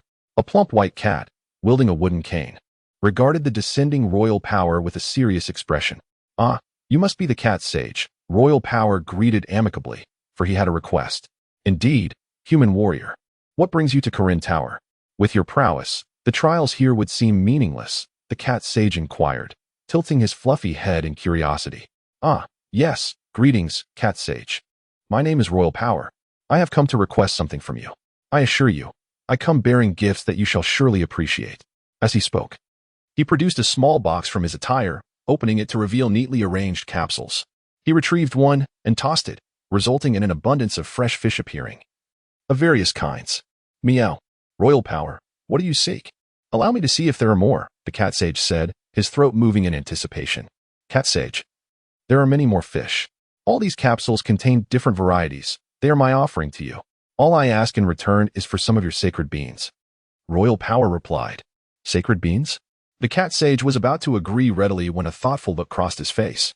Meow, Royal Power, your politeness is commendable, and I would gladly share some sacred beans with you. However, in this celestial realm, I can only consume sacred beans myself. If I were to part with them, I would find myself in a state of hunger. Cat sage, have I not bestowed upon you an ample supply of fish? How can you still be in want? Meow. Fish is finite. A single magical bean can sustain me for 10 days without sustenance. I truly cannot part with them, the cat sage replied, a troubled expression crossing his feline features. This wretched, plump cat, The first time Sun Wukong approached, he offered him a magical bean, while that rotund fellow, Akibaro, devoured several jars of them, all while bringing gifts. This character, however, was reluctant to comply. Did he truly believe I would refrain from forceful means? Meow. Yet. The cat sage uttered with a hint of cunning. Yet what? The decree has been made. If this old cat remains obstinate, I shall not hesitate to resort to harsh measures. Wang Quan retorted. Meow. If you could consistently bring me fish, I might be persuaded to part with some magical beans. The cat sage proposed. Very well, it is settled. I shall bring fish henceforth, and you shall provide me with the magical beans, Wang Quan asserted confidently. That is unacceptable. I must retain some for cultivation, the cat sage replied. Haha, if you manage to cultivate magical beans, I shall gladly barter fish for them, Wang Quan chuckled. Thus, an agreement was reached between the man and the cat. The cat sage promptly produced a small jar and placed it before Wang Quan. Wang Quan gazed upon the jar brimming with celestial beans, estimating that it contained countless thousands. Overcome with excitement, he carefully stowed the jar away. Each of these celestial beans represented a life. How could Akibaro, resembling a swine, have consumed all these beans within a mere few years? If Sun Wukong and his companions possessed these celestial beans, bolstered by the Saiyans' unique ability to enhance their combat prowess with each near-fatal injury, simply consuming the beans could elevate Sun Wukong to the pinnacle of the universe. He would have avoided the numerous instances of demise he had faced. However, now that these celestial beans were in his possession, he certainly would not squander such a treasure like that rotund fool Akibaro. They represented the assurance of life. After bidding farewell to the caring hermit, Wang Quan followed the map to the Southern Transformation Kindergarten. Here, the students were primarily half-beast children or even non-humans, with pure humans being a rare sight. In this place, Wang Quan gained a profound understanding of the diversity of intelligent life forms inhabiting the Earth of the Dragon Ball universe. The royal figure swiftly roamed through the kindergarten, unnoticed by any of the small creatures. Before long, he discovered the resource room where the educational materials were stored. Wang Quan glanced around to ensure no one was watching before swiftly slipping inside. The archive room was lined with several rows of bookshelves, and in a corner, there stood a pink sofa. Wang Quan approached and settled onto it, finding it remarkably comfortable and springy, accompanied by a subtle, lingering fragrance. He recalled having encountered a similar scent on Bulma, suggesting that someone frequented this space to relax, likely a woman. Wang Quan rose to his feet and began to meticulously search through the shelves. Before long, he discovered a slender booklet, upon which were inscribed the 3 prominent characters for transformation art. With a heart filled with joy, Wang Quan eagerly opened it, only to discover, to his dismay, that it was merely a table of contents. Upon discovering the full set of transformation techniques as indicated in the text, Wang Quan was momentarily rendered speechless. This seemed akin to a kindergarten curriculum. Why, one could ponder, did a mere subject such as transformation possess greater volume than the entirety of his 9 years of elementary education? With a sigh of exasperation, Wang Quan activated the recording function on the device affixed to his wrist, commencing the documentation of these tomes. With remarkable swiftness, Wang Quan flipped through the pages, the sound of rustling paper resonating continuously. Just as he was about to transcribe all the details of the transformation technique, a sudden click echoed from the doorway. The king swiftly turned to behold a figure at the doorway, exuding an irresistible allure. Ah! The scream abruptly ceased.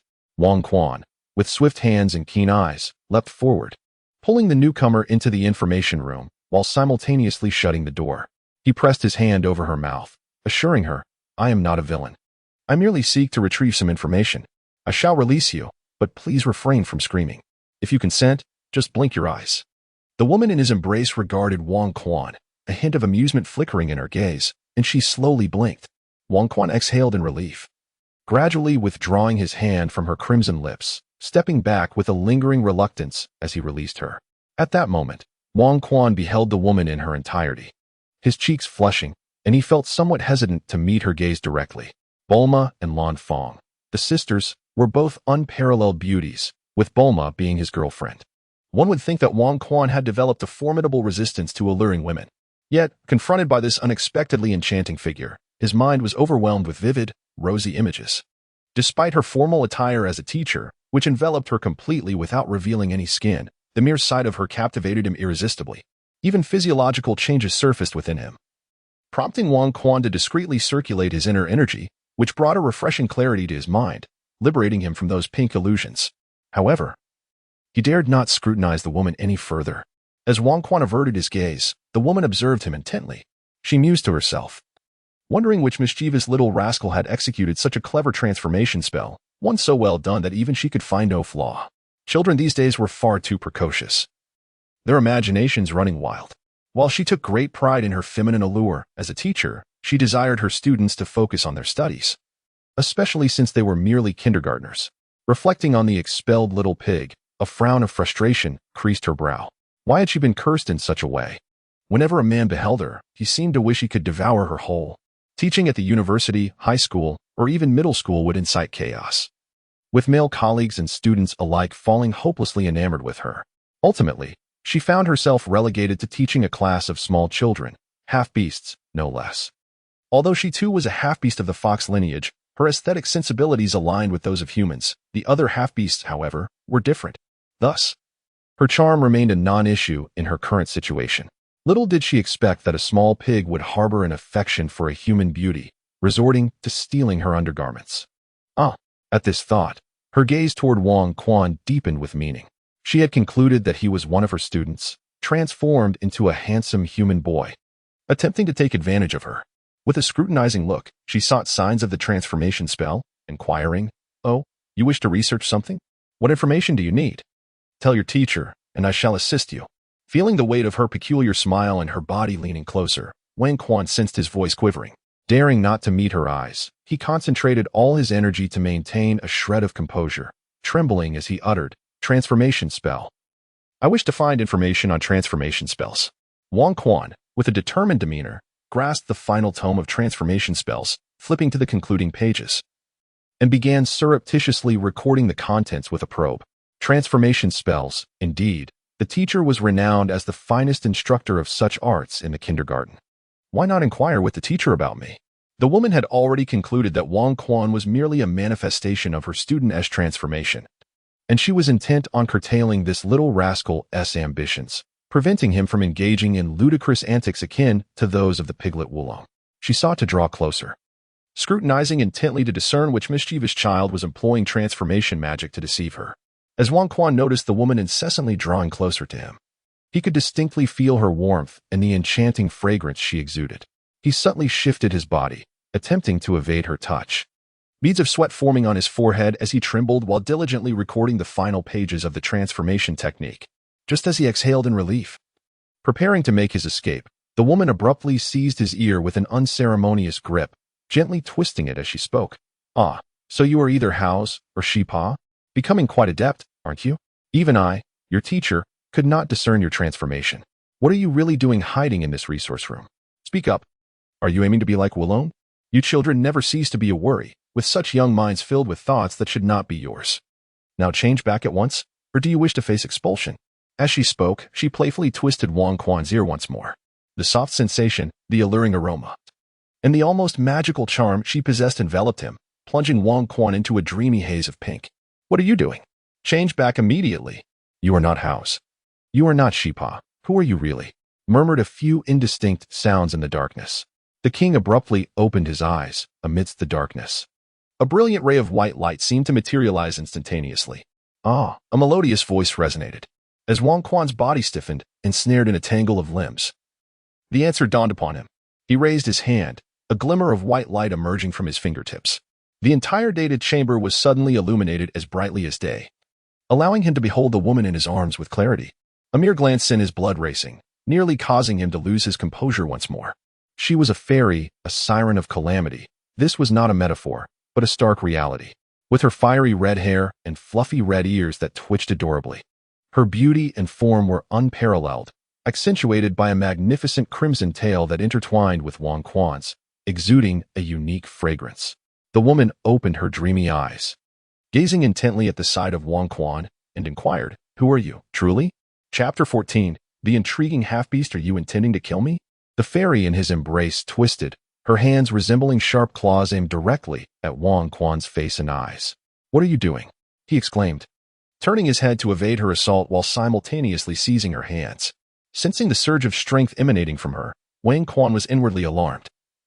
Her combat prowess was nearing the threshold of 100, akin to a diminutive superhuman. Yet, Confronted with Wang Quan's own combat strength exceeding 900, she was utterly defenseless.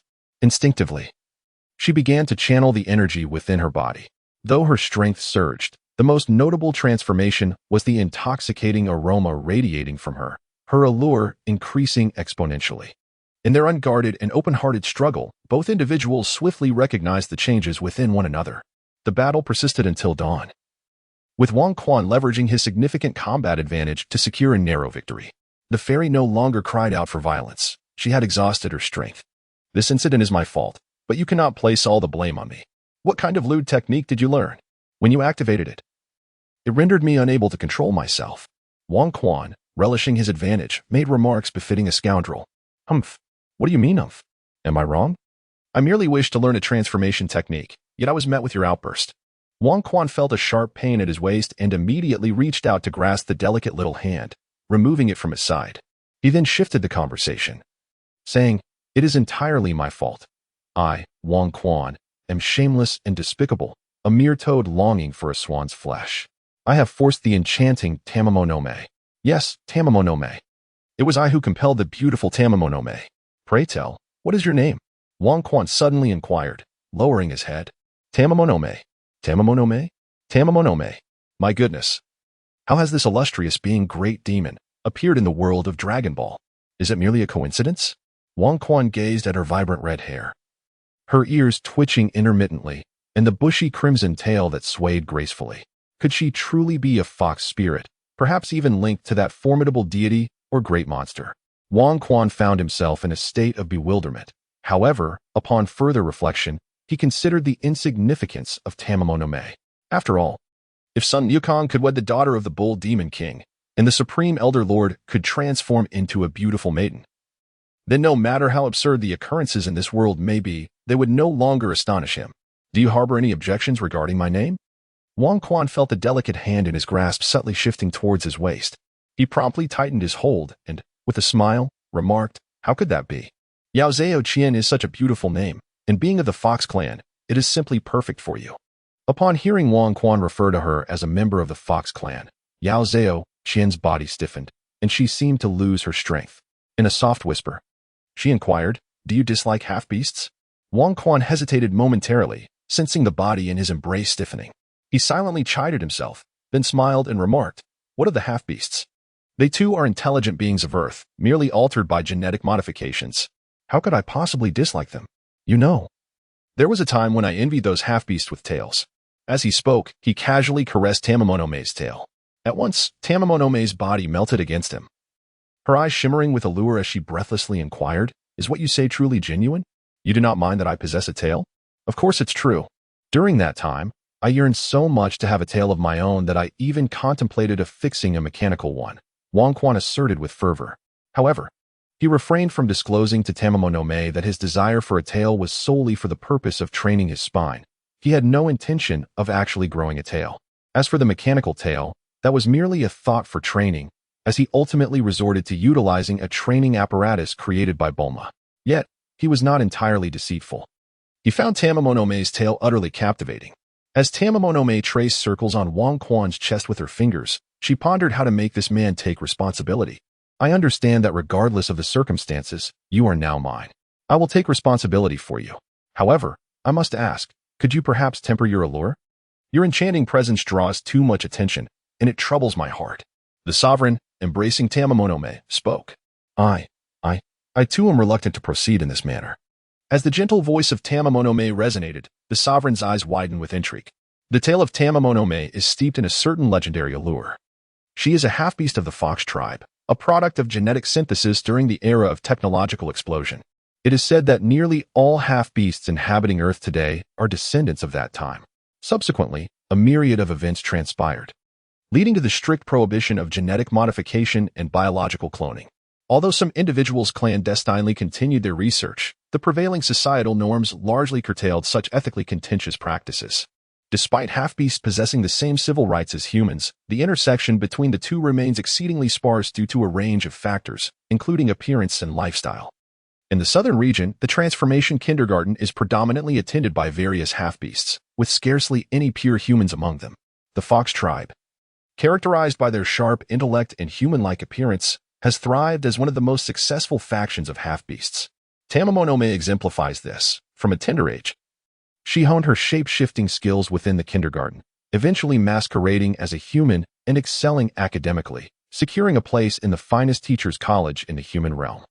Her aspiration was to become a remarkable educator, nurturing the brightest minds. However, on the day of her coming of age, it seemed as though she had been cursed. Every man who laid eyes upon her lost his senses, akin to a frenzied bull. After arduously completing her studies and commencing her teaching career, her misfortunes began.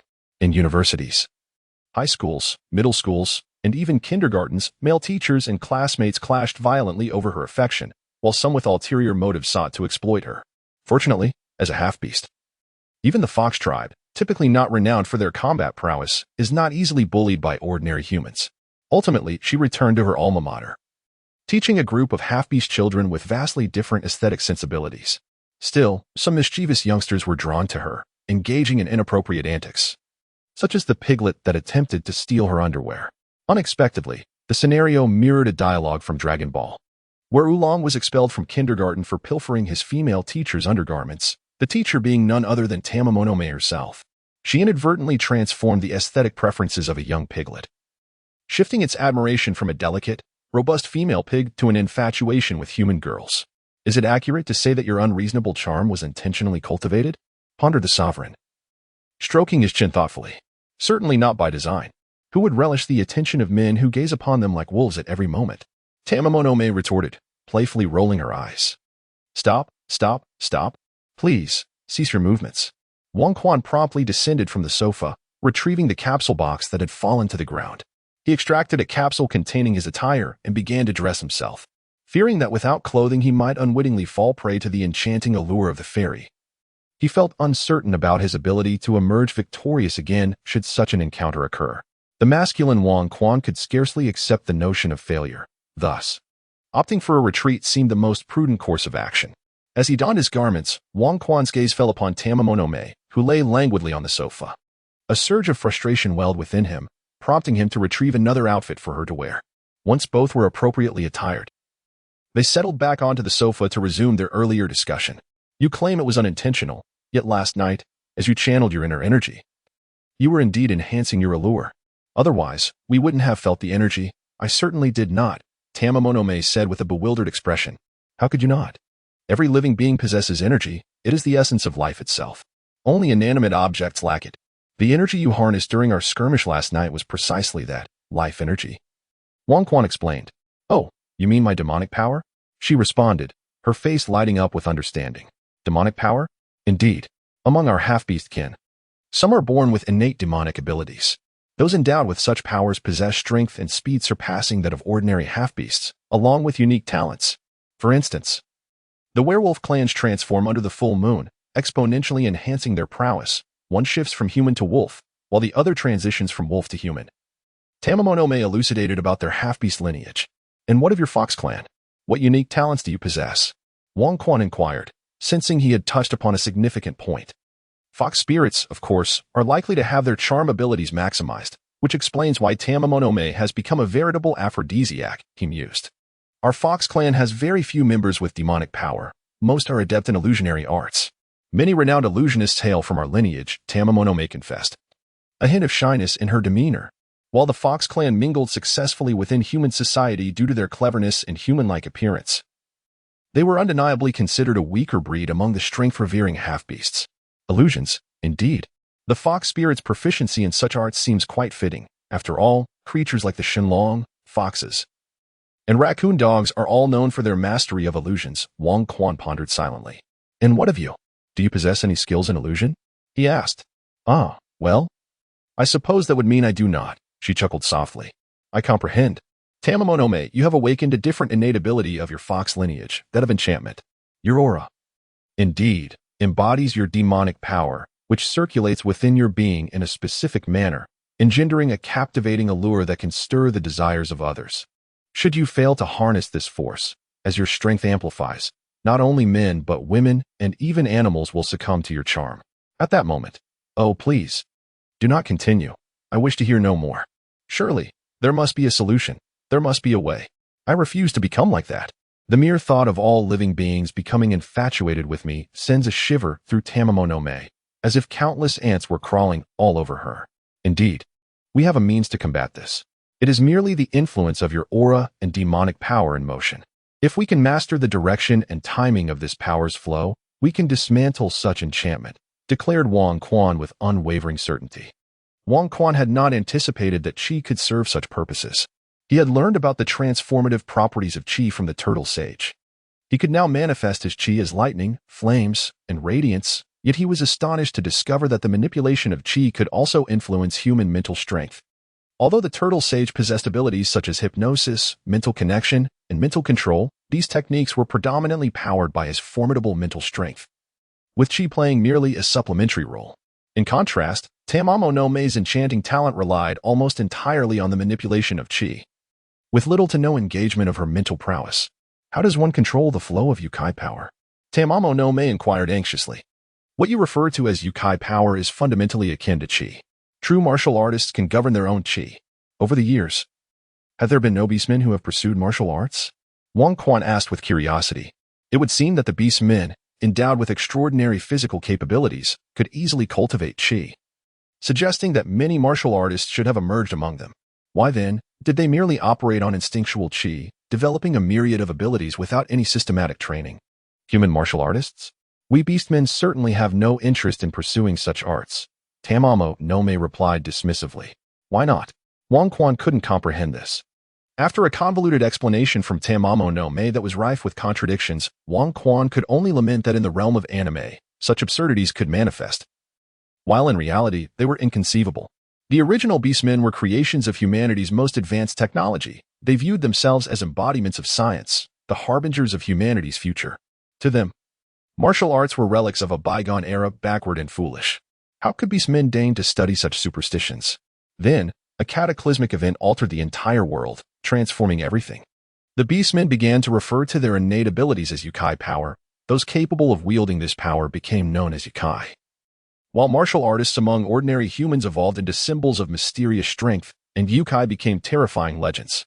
In essence, they initially embodied science, dismissing the mystical martial arts, only to later become mythological beings, equally disdainful of martial arts that were merely a shade more mysterious than themselves. These beastmen remained oblivious to what they had forsaken. Of course, without their involvement, the martial realm on Earth had lost much.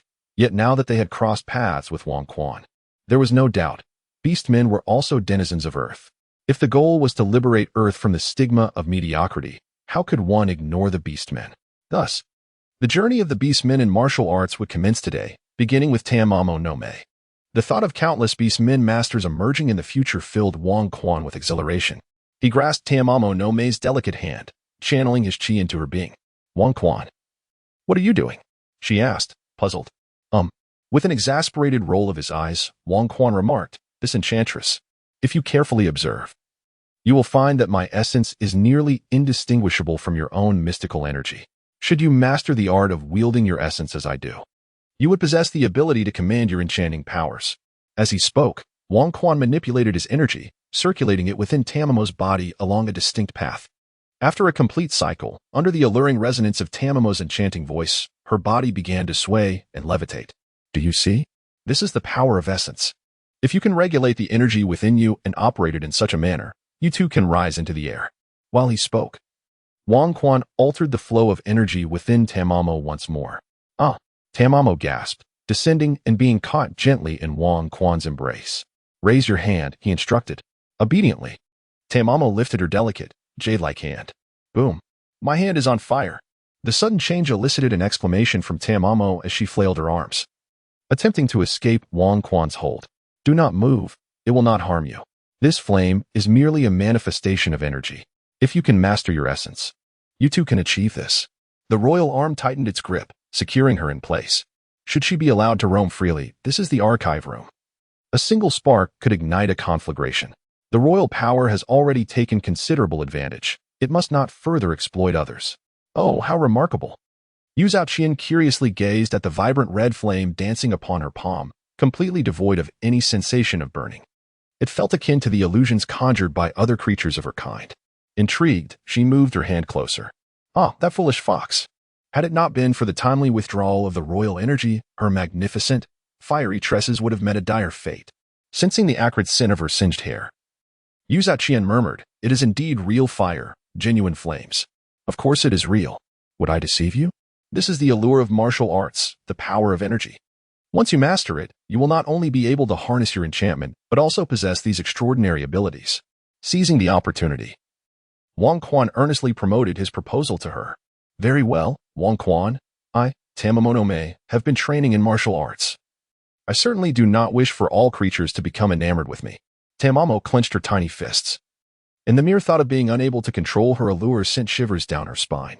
Ultimately, Tamamo resolved to resign from her position at the kindergarten and accompany Wang Quan back to the martial arts academy for training. The events that had transpired could not be erased. Tamamo had, in fact, run out of choices. She would undoubtedly leave with Wang Quan, whether for the sake of mastering the control of her powers or for him. As they prepared to depart, Wang Quan also caught sight of the little half-horse still teething and the goat-headed creature with two small lumps atop its head, both residing in Tamamo's mouth. The gaze directed at Tamamo was filled with reluctance, while the glance cast towards Wang Quan was one of sheer defiance. Amidst hearty laughter, Wang Quan affectionately ruffled the heads of the two small beings before, amidst Tamamo's playful eye rolls, he swept her into the sky. Chapter 15. The Capsized Wang Quan. The tragic bick in the outskirts of the city of West, within the martial arts academy. In the hall, Wang Quan sat upright, resembling a child caught in wrongdoing, his head bowed in silence. Beside him, Tamamonome chose not to transform into human form but maintained her fox spirit guise, exuding her feminine charm with unabashed pride. However, upon closer inspection, one could discern a flicker of anxiety in her eyes, and her elegantly raised leg trembled slightly. On the other side, Satan crossed his arms, wearing a gossip-laden expression, occasionally raising an eyebrow and winking at Wang Quan, his gaze filled with envy and schadenfreude, yet he dared not look at Tamamo, as if avoiding a perilous poison. Opposite them, Bulma's countenance was pale, her eyes slightly reddened as she fixed her unyielding stare upon Wang Quan, her silence imposing immense pressure upon him. After a prolonged silence, Wang Quan mustered the courage to speak. "Bulma, this is everything that transpired during my absence over the past few days. Here are the sins of beings, regardless of the severity of one's injuries. One being can restore any wound, each being is akin to a life. Furthermore, this contains all the information regarding transformation techniques. This transformation art is truly remarkable. It allows one to change into any character or object, even flora and fauna, and as long as one's strength is sufficient, one can wield the full power of whatever is transformed."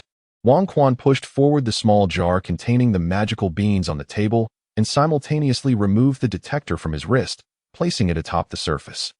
Satan's eyes sparkled with intrigue as he gazed at the items on the table, while Bulma and Tamamonome were preoccupied with scrutinizing one another.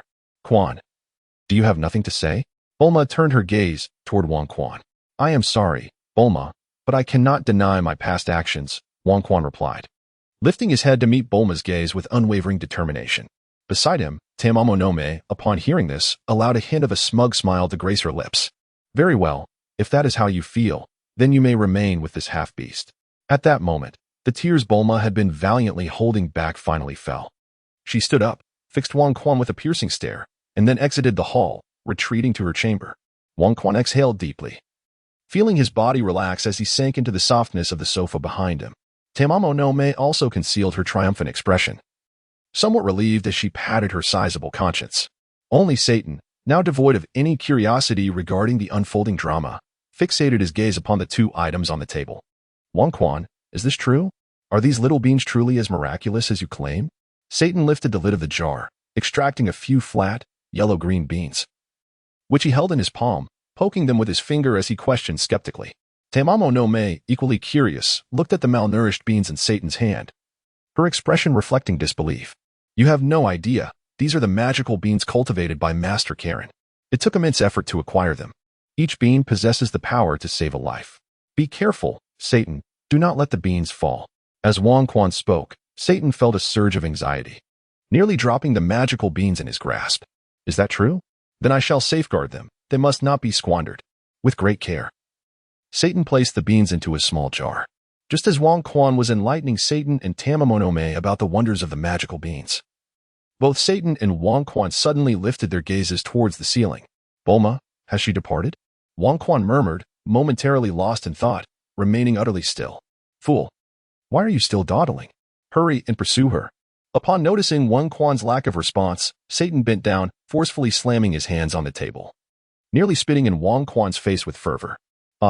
With a sudden surge of determination, Wang Quan leaped into the air, flinging open the door and soaring upwards, leaving behind a long, white trail in the sky as he fervently pursued Bulma's essence. Several kilometers away, Bulma abruptly turned, her delicate visage marred by tears. Clenching her fists and leaning forward, her voice resonated with a poignant nasal tone as she exclaimed, "What more do you seek to pursue? Have you not already made your choice? Have you not brought another woman into your life? You have chosen her, so what more do you desire? To humiliate me? Wang Quan, hear me. I have never declared that I would forsake you. I love you. How could I ever relinquish you?" Observing Bulma's sorrowful countenance, Wang Quan felt an overwhelming ache within his own heart. You love me? What a jest. You profess love while entangled with another, bringing her back into your life. I cannot accept such a love, Bulma retorted, laughter escaping her lips, yet tinged with profound sadness. Wang Quan reached out, longing to wipe away the tears streaming down her face. Do not touch me. Bulma recoiled, stepping back. Wang Quan, since you have decided to welcome that woman back, then it is here that we part ways. From this moment on, we shall never meet again. I hate you. With those words, Bulma erupted with fury and turned to fly away. Wang Quan, he cried out, taking a step forward before halting. He caught a glimmer in the air, bending down to observe the moisture resting in his palm, mirroring the anguish in his heart. Bulma. Wang Quan's voice echoed through the skies as he unleashed his full power, ascending to great heights. Miles away, Bulma heard Wang Quan's anguished cry, her body freezing mid-air. Trembling, her tears blurred her vision as she whispered, Wang Quan, I hate you. After a moment, Bulma forcefully wiped away her tears, transforming her sorrow and despair into an impenetrable facade of indifference and strength. Without a backward glance, she soared towards the very heart of West City. The sovereign soared into the heavens, traversing the troposphere, stratosphere, mesosphere, thermosphere, and exosphere. The environment around him grew increasingly hostile, marked by a scarcity of oxygen, frigid temperatures, fierce winds, and cosmic radiation. Yet, the agonies that would instantaneously claim the lives of ordinary mortals were but imperceptible to him. His mind was awash with memories of his time with Bulma, the enchanting girl he had first encountered, a blend of sweetness and humor. He recalled her amused gaze as she caught him daydreaming, her delight in adorning herself with various outfits, her dedication to mastering martial arts, and her efforts in crafting training aids for him. Their first handhold, their inaugural kiss. These cherished moments were all intertwined with Bulma. At this juncture, the sovereign had ascended beyond the atmosphere, fully exposed to the vastness of outer space. Within mere breaths, the skin that lay bare to the cosmos transformed to a deep purplish hue. For the temperature and relentless radiation of the universe were far beyond the endurance of a mere Earthling with a combat power of only 900. The final image etched in his mind was Bulma, tears streaming down her face, uttering I hate you before turning away in flight. Subsequently, he succumbed to an engulfing darkness, slipping into unconsciousness as he began his descent, penetrating the atmosphere. The friction ignited his garments, transforming him into a fiery figure, culminating in a thunderous crash as he plummeted into the sea. The ocean churned violently, and numerous relics buried in the sands for years resurfaced. As he fell from the void of space to the ocean's surface, his velocity undoubtedly surpassed the speed of sound. Under such terrifying speed, the once gentle water became as unyielding as steel. In a fleeting moment between life and death, he awakened, hurriedly enveloping all his remaining breath around his body, thereafter surrendering to fate. The tremendous impact left him grievously injured. Amidst the tumultuous waves, he exerted every ounce of strength to reach the shore, only to be unable to contain his wounds any longer. After spewing a mouthful of blood, he collapsed heavily upon the sandy beach, motionless. Behind him, the waves continued to crash upon the shore, bringing with them various debris that had been dislodged from the ocean floor. Bones, shells, plastic refuse, and car tires were all washed ashore. Among these remnants of the deep, an inconspicuous sealed jar lay hidden, encrusted with rust and barnacles. Upon closer inspection, it was not merely a jar, but rather an antiquated rice cooker that had ceased production over 2 centuries ago. Despite its dilapidated state, a pristine yellow paper was affixed to it, inscribed with a distorted character signifying a seal. The reason this paper maintained its immaculate condition was that it harbored a trace of power. However, that power was visibly waning, and within moments, it dissipated entirely. A gust of sea breeze swept through, and the once new paper seemed to age instantaneously, vanishing into the wind. The motionless rice cooker began to tremble gently, escalating into violent convulsions. With a series of clanks and pops, the rust began to flake away, and with a resounding click, the cooker automatically opened, releasing a green light. Ha ha ha. I, King Piccolo, have returned. Earth, prepare to embrace my terrifying dominion. Amidst the aged, malevolent, and terrifying laughter, dark clouds began to gather in the sky, while a sinister aura surged around, transforming the sea into a pitch-black abyss. The green luminescence vanished, revealing a wicked elder exuding dark energy, his skin a ghastly green. Sharp fangs protruded from his mouth, and two antennae adorned his forehead, his voluminous robe emblazoned with a prominent character for evil. Tato, did you ever anticipate this? The seal you sacrificed your life to create has been undone today. I, King Piccolo, have returned to life. Who, pray tell, can thwart my dominion over the earth? Ha ha. Gaga. On the beach, the aged King Piccolo laughed maniacally, his booming voice suppressing the crashing waves, transforming the ocean's surface into a tranquil mirror. Oh, what a tiresome noise. Just as King Piccolo reveled in his newfound freedom, an irksome voice pierced the air. Who dares to speak? King Piccolo's expression darkened instantaneously, and the ominous clouds above unleashed bolts of lightning upon the sea. Old man, have your eyes grown dim? Can't you see me standing here? The voice rang out as Wang Quan, trembling, rose from the sandy beach, covered in muck. Seeking death, are we? Upon witnessing the figure emerge from the mire, King Piccolo smirked, raising a finger to unleash a ki blast, aimed directly at the figure's head. In an almost miraculous evasion, the figure tilted its head just enough to narrowly escape Piccolo's treacherous assault. Old man, it seems not only is your voice unbearable, but your character leaves much to be desired. Alas, your ambush has failed. Wang Quan mocked, tilting his head in jest. You insolent brat, you've sealed your fate. King Piccolo could no longer contain his fury, charging at Wang Quan with a fist aimed squarely at his mouth. Now, this is starting to get interesting. Wang Quan sidestepped, narrowly evading the attack, and lifted his leg, aiming to deliver a powerful kick to the formidable Majin Buu. A sudden, excruciating pain surged through him, causing Wang Quan to freeze momentarily. Majin Buu's other fist followed swiftly, and Wang Quan crossed his arms to shield himself. He retaliated with a knee strike aimed at Buu's abdomen. However, an unexpected turn of events ensued. Wang Quan halted, caught off guard, as Majin Buu unleashed a sidekick. Wang Quan barely managed to pivot, absorbing the blow with his back, and was propelled several meters away, crashing heavily into the ocean. Humph, an arrogant little brat, with a foul mouth, but mediocre skills. Now you comprehend my might, do you not? Alas, it is too late. I shall shatter every bone in your body, piece by piece. Majin Buu cackled heartily, standing upon the sandy shore, gazing out at the tranquil sea. With a thunderous roar, the ocean erupted, and a figure emerged. Completely bare and devoid of any hair, his body marred by extensive burn scars, he floated precariously upon the water's surface, trembling as if at any moment he might succumb to the depths, yet his eyes shimmered with fierce determination. Majin Buu, do not forget. The one who seeks your demise is Wang Quan. After taking a moment to catch his breath atop the waves, Wang Quan unleashed his full combat prowess, charging towards Majin Buu on the beach. A resounding crash echoed as their forces collided. Wang Quan understood that this was his sole opportunity. He had to muster all his strength to vanquish Majin Buu. Should he fail, it would spell his end. Thus, he launched himself into a desperate offensive, trading blows in a fierce exchange, each strike a testament to his resolve. Ha ha ha, little one, you are fighting desperately, but even in your fervor, today you face only a dead end. Majin Buu, adept in the art of psychological warfare, reveled in Wang Quan's frantic onslaught. At this moment, Wang Quan found himself utterly bereft of the strength to speak. The intensity of the battle had exacerbated his injuries, and an insidious pain gnawed at his very core. He was acutely aware that should he utter a single word, he would be unable to suppress a torrent of blood from erupting forth. Clinging desperately to the last vestiges of his breath, he knew that if he faltered, he would immediately lose his capacity to fight, rendering him vulnerable to his adversaries. Yet, even in this dire state, blood continued to seep from between his clenched teeth. The formidable power of King Piccolo exceeded 200, however. His advanced age and frailty prevented him from unleashing his full might. In contrast, Wang Quan boasted a fighting prowess of over 900. Yet his body bore the scars of battle, inhibiting him from realizing his complete potential. Thus, The two combatants found themselves evenly matched, exchanging blows with relentless vigor.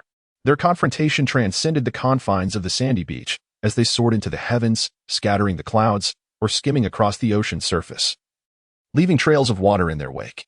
At times, they plunged into the depths of the sea, stirring the aquatic life, while at others, they returned to the shore, kicking up clouds of dust. Throughout their fierce struggle, crimson and emerald blood flowed freely. In an unexpected turn of events, it was the heavily injured Wang Quan who began to gain the upper hand, launching a relentless barrage against King Piccolo. Each of his punches crackled with vibrant arcs of electricity and resonated with a sharp crack. Every time King Piccolo was struck, his body would momentarily stiffen. And this incremental advantage ultimately allowed Wang Quan to subdue him completely. As King Piccolo lay on the brink of defeat, Wang Quan relaxed his guard. He opened his mouth, unleashing a spurt of blood, yet remained undeterred, continuing to pummel his opponent. So you are the great Demon King, are you? Seeking to dominate the world? Planning to take my life? You may be grotesque in appearance, and your laughter is quite repugnant, is it not? Sayonara. In the end, King Power hurled the nearly defeated Demon King Piccolo into the air, gathering a radiant sphere of lightning in his grasp, which he subsequently cast upon him. A resounding boom echoed as the world momentarily succumbed to a blinding white light. When the brightness subsided, the formidable Piccolo had vanished entirely, leaving the sky devoid of even a single cloud. After launching the lightning sphere, King Power succumbed to unconsciousness, crashing heavily onto the beach, utterly oblivious to the fact that, in his final moments, Piccolo, with only his head remaining, expelled an egg that soared towards the distant mountains. Of course, even if he were aware, he would not have intervened, for he held a certain admiration for the second-generation demon from Dragon Ball. This battle, taking place by the seaside, was known to very few in the human realm. However, within the temple of the subspace, the deity and Bobo witnessed the entire spectacle. The deity maintained a grave expression throughout, and it was only after King Power had completely eradicated the Demon King Piccolo that he exhaled in relief. Though his demeanor soon turned serious as he cast his gaze towards another corner where a small green creature had just emerged from its shell. With a mixture of relief and solemnity, the deity departed from the temple's edge. On the following morning, 2 aircraft descended upon the beach. As the cabin doors swung open, a dozen soldiers leaped from the planes, fully armed with cutting-edge weaponry. Strangely, their uniforms bore no insignia of the Earth Federation's regular army. Instead, they were adorned with a red satin ribbon resembling a bow tie. Chapter 19. Entering the red satin ribbon brigade, search meticulously, leave no stone unturned. Dr. Gallo's satellite detector has registered a massive energy collision here yesterday. You must locate those 2 energy sources. Anyone who fails to conduct a thorough search will report directly to the doctor's laboratory. A chill akin to an Arctic wind swept through the ranks, causing every soldier to shudder. Suppressing their rising fear, they clutched their instruments, meticulously scanning every inch of the terrain. Report, Colonel Violet, we have a discovery. A soldier hurriedly approached the woman by the sea, bowing in respect. Good, lead the way. The elegantly uniformed woman turned and strode forward with poise. Yes, the soldier straightened, momentarily captivated by the woman's alluring silhouette before quickly regaining his composure, hastening to guide her respectfully. As they proceeded, the beach was dotted with circular pits, each approximately 10 meters in diameter, as if struck by some force. At the edge of each crater, 1 or 2 soldiers were diligently probing with their instruments. As they passed each soldier, the men lowered their tools and saluted the woman with reverence. Colonel Violet. The woman pressed her purple lips tightly together, her sharp gaze fixed ahead, showing no intention of returning the greeting. She left behind a beautiful silhouette, infused with the scent of gun oil mingled with violet. Colonel Violet. Look here, we have discovered a person. Around a sandpit with a diameter of over 30 meters, a dozen armed soldiers stood on guard. Within the pit, several soldiers formed a small circle, pointing and gesturing. Let us take a look. Colonel Violet, known for her brevity, leapt lightly down to the bottom of the 9-meter-deep pit, slightly crouching to absorb the impact, before rising and walking towards the center. The leading soldier sidled down the sloping edge of the pit and quickly caught up with Violet's pace. Make way. Everyone step aside. Colonel Violet is coming. The leading soldier rushed ahead, parting the clustered soldiers. Colonel Violet, is this what you found? Violet approached, lowering her gaze. A flicker of panic crossed her icy, beautiful face, which was tinged with a faint blush. She immediately forced herself to avert her eyes and turned to the surrounding soldiers, asking, is this the only body you discovered? Were there any other findings? Report, Colonel. He is still alive. A soldier saluted and responded. Still alive? Violet immediately cast aside her reservations, bending down to remove her gloves, revealing hands as delicate as white jade. She reached out to place her hand near the man's nose on the ground. A faint warmth reached her, and Violet abruptly stood up. Quick! A stretcher! Hurry, we must take him away. He surely knows what happened here yesterday. With Violet's command, the soldiers efficiently lifted the naked man onto an aircraft. Once everyone boarded, 2 planes took off simultaneously, swiftly disappearing into the sky. On board, the man had undergone a brief wash and dressing. Now, he lay unconscious on a makeshift stretcher. Violet, curious about this man, thought, no. He appeared merely as a large boy. The boy's body bore no unblemished skin. There were marks from blunt force trauma, as well as scars from burns.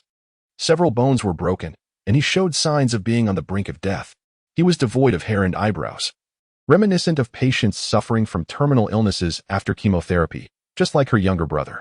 A moment of disorientation washed over Violet as her gaze softened towards the boy. But it was quickly enveloped once more by icy resolve. Colonel Violet, we have arrived at Base B, came the pilot's voice. Understood. Prepare for landing. In the heart of a great mountain, the arrival of 2 aircraft heralded a thunderous roar. Amidst the cacophony, a flat expanse on the mountainside parted, revealing a vast cavern, into which the planes descended vertically before vanishing within. The resounding rumble of shifting rocks signaled the disappearance of the entrance. Once the aircraft entered the cavern, the interior was instantly illuminated, revealing an otherworldly realm. Nearly the entire mountain had been hollowed out. The planes landed on a designated helipad, where a team of doctors awaited, swiftly wheeling away the stretchers that emerged from the aircraft. A towering man, muscular and clad in a military uniform that seemed to bulge with his stature, approached, casting a glance downward at Colonel Violet. Colonel Violet! Colonel Duke, is this the prize of our expedition? We, the Red Ribbon Corps, are not a charitable institution devoted to saving lives. Colonel Duke leaned forward, enveloping Colonel Violet in his shadow. You needn't concern yourself with this matter, Colonel Duke. Focus on your own responsibilities. Unfazed, Colonel Violet brushed past Colonel Duke, leaving only the sound of her heels echoing in the air. You.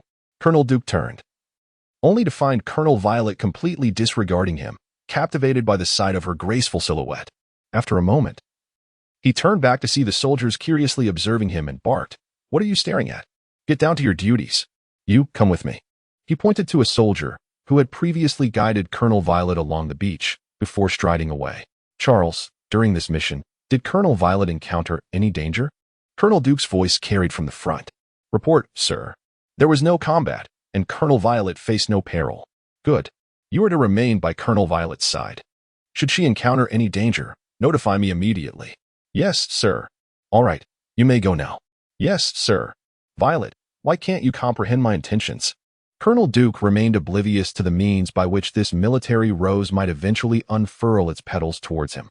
Within the confines of the operating room, a cadre of white-coated professionals found themselves utterly perplexed. After much exertion, their efforts merely culminated in the cleansing of the wounded man's lacerations, the application of superior medication, and a fresh bandaging. Subsequently, they could only stand by in helpless awe. The patient seemed less human and more a grotesque entity, cloaked in human skin, impervious to the surgical scalpel and needle alike. The prodigious medical expertise at their disposal was rendered utterly ineffective. Fortunately, the patient's innate capacity for self-recovery was equally extraordinary, his wounds mending at an astonishing pace, particularly following the insertion of a nutrient infusion tube into his mouth, which accelerated his recuperation to a visibly remarkable degree. His visage, once marred by scars, was now regaining its erstwhile handsome countenance, albeit at a rapid depletion of the nutrient solution. What would sustain an ordinary patient for a month was consumed in mere half an hour. The physicians, unwilling to vacate the operating room despite their inability to contribute meaningfully, were drawn to the remarkable medical phenomenon that this patient represented. A few astute members of the medical team had begun to collect the blood and skin shed during the wound cleaning, considering them invaluable research materials. An hour later, the atmosphere in the operating room grew thick with a sense of numbness among the whitecoats. The boy on the table could no longer be referred to as merely a patient. Vital signs such as heart rate and blood pressure indicated that this gravely injured youth, who had seemed destined to remain in the operating room forever, was now on the brink of complete recovery, poised to awaken at any moment. Suddenly, the operating room door was flung open with a resounding crash. At that very instant, the boy who lay upon the bed abruptly sat upright, unleashing a surge of formidable energy that tore through his bandages, transforming them into delicate flakes akin to snow. After Wang Quan fell into a state of unconsciousness, he instinctively began to channel the energy within his body to heal his injuries. However, due to the severity of his wounds and the exhausting battle he had fought against the Dark Lord, although victorious, he had depleted the last remnants of his energy. Thus, his healing process was painfully slow, barely sustaining his life. Yet, once he was taken by the Crimson Ribbon Legion into the operating room, the nutrient solution provided significant assistance. Upon ingestion, the solution was rapidly digested and absorbed, transforming into energy that flowed throughout his body. With the influence of traditional martial arts, this energy swiftly metamorphosed into vital life force, known as qi. Consequently, with the consumption of the nutrient solution, Wang Quan employed all his strength in traditional martial arts, fully restoring his physical injuries. At this point, he had completely healed and, fortuitously, experienced a substantial enhancement in his abilities. If one were to quantify his combat prowess, it had now surpassed 800 points. Thus, when he was abruptly awakened by a sound, he momentarily lost control over his surging combat power, releasing an overwhelming aura that shattered the bandages encasing him. Fortunately, he quickly noticed the presence of several individuals nearby and managed to rein in his energy. Otherwise, the doctors in white coats would have met a fate akin to his torn bandages, bursting into a spray of crimson. Ah, the Iron Rose. As Wang Quan spread his arms, revealing a stunningly beautiful officer with a grand heart, he was momentarily lost in the surrealism of the moment. With long, deep purple hair and strikingly defined features, her angelic figure, accentuated by a tailored military uniform, struck right at the core of Wang Quan's desires. This was indeed a true temptation of the highest order. Wang Quan was preoccupied with admiring the beauty before him, oblivious to his own disheveled state. The officer standing at the entrance exhibited a swift transformation of emotions, transitioning within mere breaths from anger to concern, shock, surprise, curiosity, infatuation, admiration, shyness, and ultimately, a hasty retreat. With a resounding bang, the officer slammed the door to the operating room and promptly exited. Upon leaving the operating room, Zilluo Lan took a few steps sideways and leaned against the corridor wall. She gazed up at the ceiling, feeling as though her heart might leap from her throat. Her strikingly beautiful face, akin to an iceberg melting, radiated an intensity as if flames were igniting within her. Contrary to her expectations that her heart would cease its throbbing, it now beat with an unprecedented fervor. Zilluo Lan vigorously shook her head, attempting to dislodge the vivid image from her mind. But even the tilt of her military cap could not erase the indelible impression etched in her thoughts. Taking a deep breath, Zilluo Lan struggled to calm her racing heart, vigorously rubbing her cheeks with her hands before giving them a gentle pat. Zilluo Lan, you can do this, she encouraged herself, regaining the icy demeanor of the Steel Rose. Meanwhile, in the operating room, Wang Quan felt a twinge of disappointment upon noticing the officer's departure. However, he soon became acutely aware of his own predicament. In an instant, his handsome visage transformed, resembling the rear of a monkey. It was no wonder the officer had fled, though he possessed a fine physique and striking looks. His lack of clothing was undeniably too provocative for an officer he had just met. Wang Quan leaped from his sickbed, wrapping a sheet around his waist, and surveyed the trembling figures clad in white coats surrounding him. "Pray tell, where am I?" he inquired, securing the sheet with a firm nod. "Why, you're in the operating room." A quavering voice from one of the white-coated individuals responded. "Is that so? I could hardly deduce that this is an operating room. What I seek to know is the city, the hospital, and who brought me here." Having finally fastened the sheet, Wang Quan turned his attention back to the anxious doctors. This is..." The white coats faltered, for they too were uncertain of their whereabouts. Some had been abducted, while others, although they sought employment, were brought in under a veil of secrecy, blindfolded. Even the last individual, a doctor adorned in crimson satin, was only privy to a code name. Stammering and incapable of articulating where we are, how can you dare operate on patients? Wang Quan retorted. "Enough of your inquiries. I shall seek out the front desk nurse to express my gratitude to the one responsible for my arrival." Assuming that the white coats were merely startled by his sudden outburst, he dismissed their hesitance. With a creak, he pushed open the door to the operating room and stepped into the corridor, where his gaze fell upon a military officer leaning against the wall, instantly uplifting his spirits. "Ah, miss, you haven't departed yet. Might I pose a question?" He approached with a smile. The officer, Violet, was struck by the familiarity of his voice. Her mind momentarily clouded as she gazed upon his bald head, reminiscent of a younger brother. "Are you all right, miss? May I ask you something?" Wang Quan noticed that after a fleeting glance at him, her eyes lost focus, drifting elsewhere. Her absent-minded expression and the sorrow etched on her face suggested that this officer too bore her own burdensome tale. What are you saying?" Violet snapped back to reality. Instinctively turning away, adjusting her hat, and discreetly wiping a tear from the corner of her eye. "I am Wang Quan, yet I am unaware of your name, dear lady. Could you enlighten me as to who brought me to this hospital?"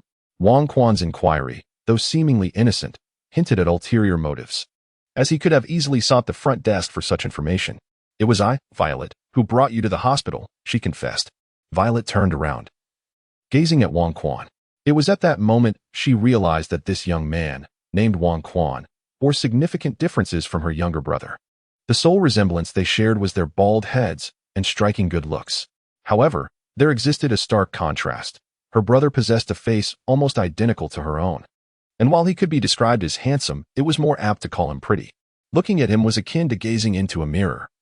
Whereas Wang Quan's visage made her heart race. Their physiques were also dissimilar. Her brother, tormented by illness, had become little more than skin and bones, while Wang Quan, draped in a sheet around his waist, revealed a torso that resembled the divine figures of ancient sculptures. Having mingled among the military, Violet had encountered various formidable men, like Colonel Duke, whose robust frames exuded strength and security, laced with a hint of trepidation. Yet, Wang Quan was different. Simply observing his physique sent her blood pressure soaring. "Violet, what a melodious name. Are you a soldier? Where did you find me? Thank you for bringing me to the hospital," she scoffed. "I hope you remember to thank me once you've entered Dr. Gero's laboratory. Come, let me help you change your clothes, and then we shall leave this place." With that, Violet turned and walked ahead. "Dr. Gero? Violet, is this the Red Ribbon Army?" Wang Quan suddenly inquired, lifting his head. While he was unfamiliar with Violet, the mention of Dr. Gero instantly triggered his memory. Dr. Gero was an inescapable figure within the Dragon Ball saga. The crisis of the androids was orchestrated entirely by him, leading to the emergence of a parallel universe within the Dragon Ball realm. The most popular female character, Android 18, and the formidable villain Cell, who had bested all the Z fighters, were both creations of his design. Wang Quan had often indulged in viewing materials featuring Android 18, particularly the segment where she was absorbed by Cell. Dr. Gero was a researcher for the Red Ribbon Army, who, after the army's defeat at the hands of Goku, had managed to survive by hiding away, all the while studying the combat power of the Z fighters and manufacturing androids, with the ultimate goal of avenging the Red Ribbon Army by eliminating Goku. Little did he know that the leader of the Red Ribbon Army had assembled a formidable force solely to seek the Dragon Balls and wish for an ideal physique. Ironically, it was not Goku who would ultimately vanquish him, but rather the second-in-command of the Red Ribbon Army, Commander Blue, who, after realizing the absurdity of his leader's aspirations, succumbed to darkness. Chapter 17. Miss Violet. Do you know about the Red Ribbon Army? Violet suddenly turned back. Is this truly the Red Ribbon Army? Did you find me? What do you intend to do? Wang Quan inquired immediately. Judging by your demeanor, it is evident that you are aware of the nature of our Red Ribbon Legion. Initially, I merely sought to glean what transpired by the seaside yesterday from your lips, but it appears that you yourself are the most valuable discovery. Violet crossed her arms and turned to face Wang Quan. Oh, me? Indeed. Your remarkable resilience and the extraordinary abilities you just displayed are precisely what our Red Ribbon Legion requires. So, what say you? Join us. Violet extended her hand towards Wang Quan. Don't you think I should be dressed more formally when discussing such matters? Wang Quan replied, spreading his hands. Very well. Follow me. Violet's cheeks flushed, and she turned to lead the way. The base was a labyrinth of corridors bustling with individuals, each absorbed in their own tasks. Upon seeing Wang Quan's current appearance, none displayed any curiosity, most merely nodded at Violet before resuming their work. At that moment, Wang Quan noticed that despite the variety of work attire, all bore the same insignia, a red ribbon resembling a bow tie. Violet, what compels you to join the Red Ribbon Legion? A woman of your beauty ought to aspire to be a star, an actress, or pursue some other illustrious path. How did you come to align yourself with this, fearsome military organization? He asked, following her, his gaze drawn to her graceful waist, curvaceous figure, and long legs, all while inhaling the alluring fragrance that mingled with the scent of gun oil. Sister, Could you not be so aloof? Share your reasons for joining the Red Ribbon Legion. If your rationale is compelling enough, I might just consent. Are you harboring dreams of world domination? If such trite and cliché ideals are your motivation, I shall not join you, he continued, speaking to himself as Violet remained silent. Here we are, step inside. Suitable attire will be provided shortly. Violet suddenly halted before a silver metallic door. Oh, my apologies, I didn't anticipate your sudden stop, Wang Quan remarked as he inadvertently collided with her. Leaning against the door, inhaling the intoxicating scent emanating from her violet locks and feeling her softness, a smirk crept onto his lips, only to be replaced by a flustered expression as he profusely apologized, stepping back. With his strength, such an incident should not have occurred. Indeed, it was a deliberate act of advantage on his part. At this moment, Wang Quan felt an inexplicable discomfort. Bulma's departure caused him immense sorrow, and he sought to alleviate his emotional pain through physical suffering. He soared into the cosmos, nearly losing his life, only to encounter the resurrected Demon King Piccolo. Despite his grievous injuries, he engaged in a fierce battle with Piccolo. In that moment, thoughts of earth and justice were far from his mind. He merely yearned for a cathartic fight, echoing the words of the fire cloud evil god. He simply wished to either defeat his opponent or be defeated. After a bout of venting his frustrations, Wang Quan fell into a coma from his injuries, yet he felt a slight relief within his heart. However, his innermost feelings underwent a transformation. When it came to matters of the heart, Wang Quan could not claim unwavering fidelity, yet he was capable of responsibility and restraint. In truth, he was more inclined towards mature women like Lan Fang rather than the youthful Bulma. Nevertheless, due to Bulma's infatuated devotion, he became her partner, subsequently distancing himself from Lan Fang, suppressing his emotions and desires as an act of loyalty to Bulma. However, the arrival of Tamamo no Mei plunged him into an emotional crisis. As Bulma left in despair, Wang Quan realized that affection did not guarantee companionship, and those who were together might not endure forever. If that were the case, why not seize the happiness before him? If one loves, one must strive for it. Nothing should hinder the pursuit of happiness. For instance, in the operating room at present, he found himself captivated by the officer. Whether one deemed it mere lust or labeled him a rogue, he yearned to understand her entirely, her thoughts, her essence, and ultimately, her body. He was determined to possess her. Mind you, there will be no second chances, otherwise, I shall hand you over to Dr. Gallo. Violet's ears, hidden beneath her hair, flushed crimson. She refrained from looking back at Wang Quan, instead feigning composure as she removed her gloves and pressed her palm against the display panel at the doorframe. A blue light scanned her hand from top to bottom, followed by a flicker of green luminescence. With a click, a soft hiss of pneumatic valves ensued, and the metallic door gradually opened. Is such theatrics truly necessary? Wang Quan mused as he followed Violet into the room. The metallic door closed automatically behind them. The chamber was spacious, filled with enigmatic contraptions that left Wang Quan bewildered. Violet removed her hat and hung it aside, allowing her long, cascading purple hair to flow down like a waterfall, a sight of breathtaking beauty. Your attire will arrive shortly, Violet remarked as she settled comfortably on the sofa, crossing her legs. Wang Quan sat opposite her, feeling somewhat undignified as she lowered her gaze to conceal the bedsheet wrapped around her waist. Violet, momentarily caught in an awkward silence, maintained her icy demeanor. Sister, you have yet to disclose why you chose to join the Red Ribbon Army. As far as I am aware, they are notorious for their malevolence. What compels you to align with them? Wang Quan noted the evasive glances Violet cast towards her, prompting her to assert dominance by leaning forward and inquiring further. Humph, a den of iniquity, how naive. Violet turned her head away, disdain evident in her voice. Is it not true? The Red Ribbon Army instills terror over countless regions, indiscriminately orchestrating slaughter and devastation. Wang Quan pressed on relentlessly. Say what you will. Violet, disinterested in the discourse, did not turn back. With a creak, the door swung open, revealing a soldier who stood at attention, bearing a military uniform in his hands. Colonel Violet, the attire you requested. Charles, set it down and leave. Yes, ma'am. The soldier respectfully placed the uniform upon the table, saluted Violet, and exited the room. You may change in there. Violet gestured towards a separate chamber. Thank you, sister. Wang Quan exclaimed, swiftly retreating into the room with the garments. Although her figure was undeniably splendid, remaining exposed was hardly advantageous, especially when Violet had not divested herself entirely. After closing the door, Wang Quan unwrapped the package and examined the clothing. Indeed, From head to toe, inside and out, everything was present, and it was a complete military uniform.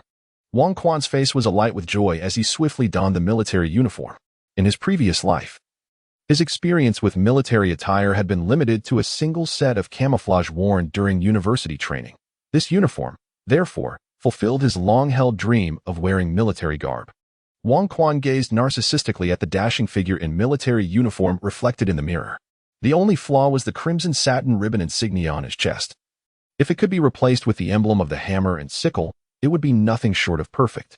Dressed impeccably, Wang Quan opened the door and, under the astonished gaze of Violet, approached her with a serious demeanor, standing tall with his chest out and stomach in, marching in precise steps until he stood before Violet, who had risen from the sofa. With a crisp salute, he declared loudly, "Report, instructor, you are truly beautiful." Violet's lips curled into a slight smile before she quickly resumed her cool demeanor, though her sharp gaze softened somewhat. "Are you implying that you wish to join our Crimson Ribbon Corps? What you're exhibiting is rather incongruous. To become a qualified soldier of the Crimson Ribbon Corps, you must undergo further training." "Dear sister, how can it be incongruous? Our class has won the exemplary red flag in university military training performances," Wang Quan retorted, feeling somewhat indignant. His movements, while not on par with those of the ceremonial guards, were nonetheless clean and precise. It was merely that the military stance in this Dragon Ball world differed from what he had learned. "What university military training? I ask you. Are you willing to join our Crimson Ribbon Corps?" Violet pressed, refusing to let go of this point. "Sister, why are you so eager for me to join the Crimson Ribbon Corps?" Wang Quan noticed Violet seemed quite keen on his acceptance. Suddenly, the metallic door opened with a hiss, and both Wang Quan and Violet turned to face the entrance. A 2-meter-tall, muscular figure, resembling a military version of Schwarzenegger, was about to step inside. "Colonel Duke, this is my room. What brings you here?" Violet stepped forward, blocking him at the threshold. "Colonel Violet, I have heard that the individual you brought back has fully recovered. You must understand that both the intelligence in his mind and the secrets of his body are of utmost importance to Dr. Gallo. We should expedite his transfer to Dr. Gallo's laboratory." Colonel Duke spoke with the coldness of a machine, increasingly resembling a T-800. "This is my mission. There is no need for you to worry, Colonel Duke. He has joined our Crimson Ribbon Corps and is now my subordinate. I will not hand him over to Dr. Gallo. As for the intelligence, I will deliver it personally to Dr. Gallo," Violet stated firmly, not budging an inch. "Colonel Violet, you know how significant his superpowers are to Dr. Gallo's research. He must be taken to the laboratory." Colonel Duke's expression remained unyielding as he continued. "I have stated that Wang Quan is now part of the Crimson Ribbon Corps. He is my subordinate, and I will not permit him to be sent to the laboratory," Violet asserted, her beautiful eyes unwavering. "Humph, Colonel Violet. I will report his intelligence to the Marshal. I advise you to hand him over." Colonel Duke, after finishing his remarks, cast a fleeting glance at Wang Quan, his brow furrowing slightly, a flicker of disdain evident in his eyes, before turning to depart. "I will return," echoed in Wang Quan's mind, as he silently dubbed the departing figure. Once the door was closed, Zilulin pivoted to stand before Wang Quan, an unusual urgency etched upon her face. "Wang Quan, you must promise to join the Red Ribbon Legion," she asserted with resolute conviction, even extending her hand to grasp his firmly. "Why?" Wang Quan pondered, realizing that Zilulin had persistently sought to persuade him to enlist, perhaps for reasons beyond mere allegiance. "If you refuse to join, you will face a path of certain demise. No, you will endure a fate worse than death," Zilulin declared, her body involuntarily trembling as she uttered the grim words. As the opportunity presented itself, Wang Quan clasped her 2 little drums together, offering her solace for her spirit. "What does this mean? What dangers might I face?" Wang Quan inquired with curiosity. "You are aware, are you not, that your body possesses extraordinary abilities? Dr. Gallo is conducting research on augmenting humans, and individuals like you make the most suitable subjects for experimentation. Should you become a test subject, you would endure unimaginable agony, suffering a fate worse than death. However, if you join the Red Ribbon Army and become my subordinate, I could plead with the Marshal on your behalf, potentially sparing you from the grim destiny of becoming Dr. Gallo's experimental material." Upon realizing that her delicate hands were being held by Wang Quan, a flush of crimson graced Violet's cheeks, and she swiftly withdrew her hands. "So you seek to save my life? But why? As a colonel of the Red Ribbon Army, shouldn't you simply hand me over to the laboratory? If Dr. Gallo could extract something from my body, Wouldn't it enhance your Red Ribbon Army? Wang Quan mused, a hint of amusement in his gaze. Could it be that you have developed feelings for me? Alas, being too handsome can be a burden, he thought, recalling Bulma and now Violet, who seemed to lose their composure in his presence, unable to take the initiative while he yearned to pursue them. What nonsense are you speaking? You merely remind me of my brother, Violet exclaimed, her voice rising sharply before trailing off, as if she struggled to convince herself. Indeed. Upon first seeing the nearly lifeless Wang Quan, she felt an uncanny resemblance to her brother, especially after he regained his health and called her sister. Violet nearly succumbed to her emotions, wanting to embrace him. Yet, she quickly differentiated between the two, finding herself harboring a unique affection for Wang Quan. Initially, she had intended to deliver Wang Quan directly to Dr. Gallo's laboratory, but during the brief walk back to their room, she relinquished the easily attainable accolades, opting instead to preserve Wang Quan's life. The echoes of her brother's shadow in him, coupled with her unusual racing heart, compelled Violet to make this decision. Just a brother? Wang Quan detected Violet's unease, taking a step closer and pinning her against the wall, leaning slightly down to gaze into her eyes, which sparkled with mischief. Fortunately, adorned with a military cap, he perfectly embodied the archetype of a domineering leader, or rather, a nobleman of the army, had he not worn the cap.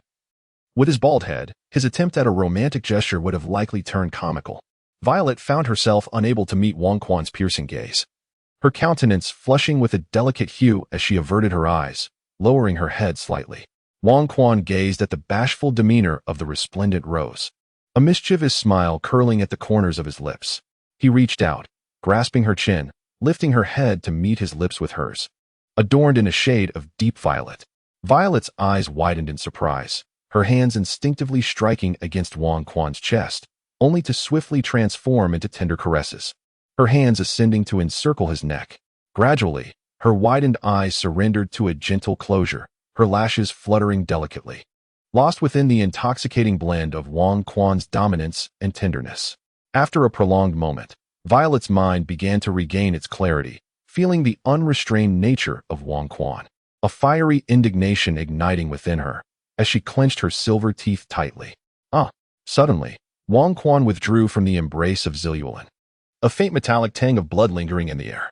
He glanced down at Zilulin, whose purplish-red lips were slightly swollen, a hint of crimson at the corners. Her once piercing eyes shimmered with moisture, enhancing her allure, yet deep within them flickered a trace of irritation. Why did you bite me? Are you some sort of puppy? Wang Quan retreated a couple of steps from Zilulin, slowly working his tongue. Serves you right. Zilulin's tone carried an air of playful reproach. Can you blame me? Sister, you are simply too beautiful to resist. Realizing the potential in her reaction, Wang Quan immediately showered her with flattery. With a delicate snort, Zilulin turned away, intending to ignore him, only to quickly pivot back, her expression earnest. From now on, you shall claim to be my subordinate. The marshal will not disregard my reputation and will hand you over to Dr. Garrow. Sister, are you overly concerned? I will do as I please. What of the Crimson Ribbon Corps? They cannot compel me to act against my will, Wang Quan replied with a hint of helplessness. After all, a mere fighter with a power level just above 100 had effortlessly obliterated the Crimson Ribbon Corps, with his own combat prowess exceeding 800. Fearing the Crimson Ribbon Corps seemed absurd. You do not comprehend the true terror of the Crimson Ribbon Corps. We control nearly 10% of the cities on Earth and 70% of the countryside. Our military strength is not inferior to that of the Earth Federation's regular army. In many regions, people are only aware of the Black Marshal of the Crimson Ribbon Corps, oblivious to the existence of the Earth Federation's king, Zilulin articulated, emphasizing the formidable might of the organization. Ha, sister, it is you who is ignorant of real strength. Did you not wish to know what transpired by the seaside yesterday? Allow me to enlighten you. I soared into space, and so forth. Wang Quan embellished the tale of his cosmic adventure, detailing his encounter with the resurrected demon King Piccolo and how valiantly he vanquished him. In his narrative, he was always the heroic figure, never divulging that his reckless foray into outer space stemmed from a personal fiasco, juggling two relationships gone awry, culminating in a girlfriend threatening to break up with him, which drove him to such foolishness. Chapter 18. Resignation. No, she aspires to be the boss. Wang Quan spoke fervently, his throat parched, while Zilulin regarded him with a gaze that suggested disbelief. Sister, what manner of look is this? Do you not trust me? Wang Quan noticed the peculiarity in Zilulin's eyes. It's not that I doubt you. It's just that what you're saying is utterly implausible. Perhaps your tales might fool some naive little girls. But how could I possibly believe such absurdities? Even among our Red Ribbon Army, we have martial artists and superhumans, yet none exhibit the exaggeration you describe. If you must boast, at least do so with some semblance of credibility. Zilulin retorted, her tone sharp. Disbelieve me? Now you should be convinced. Wang Quan paced the room, finally enveloping his palm with a surge of energy before bringing it down with a swift motion, with a sound like a hot knife slicing through butter. The metal corner of the table fell to the ground with a clang. How? How did you accomplish this? Zilulin stepped forward, cradling Wang Quan's palm, inspecting it for any signs of the extraordinary. Upon finding nothing unusual, her gaze shifted to the smooth, clean cut of the metal tabletop. This is real. You can sever metal with your bare hands. This material is several times tougher than ordinary steel. So everything you said was indeed the truth? Her eyes sparkled with astonishment, filled with hope as she looked at Wang Quan. Indeed, it is all true, Wang Quan admitted without a hint of shame. I merely neglected to mention Bulma and Tamamo. Is it true that cultivating martial arts can transform humans into such formidable beings? Zilulin asked, incredulity lacing her voice as she still held the severed piece of metal. Well, that is indeed the case. Although not everyone can attain my level of mastery, there are still many who can succeed in their training, albeit at a slightly lesser skill. Wang Quan was keen to embellish his own abilities. Zilulin regarded him with a complex expression. With such power at your disposal, the might of the Red Ribbon Army cannot contend with you, let alone Dr. Gero. It seems I have overestimated my significance. How could that be, sister? You are doing this to save my life by making me your subordinate. I have yet to thank you for rescuing me from the shore. And now you risk incurring Dr. Gero's ire on my behalf. Why are you so kind to me? Wang Quan inquired, curious as to why Zilulin, a high-ranking member of the Red Ribbon Army, would jeopardize the organization's interests for someone she barely knew. When I saw you on the plane, it reminded me of my younger brother, Zilulin murmured softly. Younger brother? Wang Quan was bewildered, although he referred to her as sister. It was more an expression of affection than a genuine desire to be her younger brother. Indeed, my brother suffered from a peculiar illness, one that resisted all forms of treatment, leaving him in a state of increasing agony. The relentless chemotherapy had stripped him of all his hair, and in his final days, he could only lie feebly on his sickbed, teetering on the brink of life.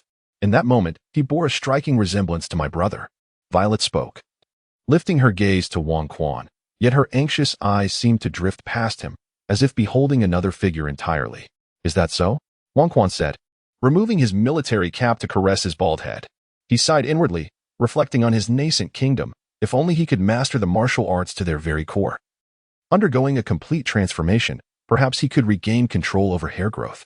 For now, all he could manage was to endure a temporary baldness. Understanding dawned upon Wang Quan as he observed Violet's gaze directed at him. He reached out, wishing to comfort her, yet hesitated, uncertain of how to proceed. I'm fine. It has been a long time since, Violet replied, looking up at him. The tenderness in her eyes had shifted from the affectionate gaze of a sister to one filled with warmth. In her pursuit of funds for her brother's treatment, she had resorted to working as an enforcer for a gang.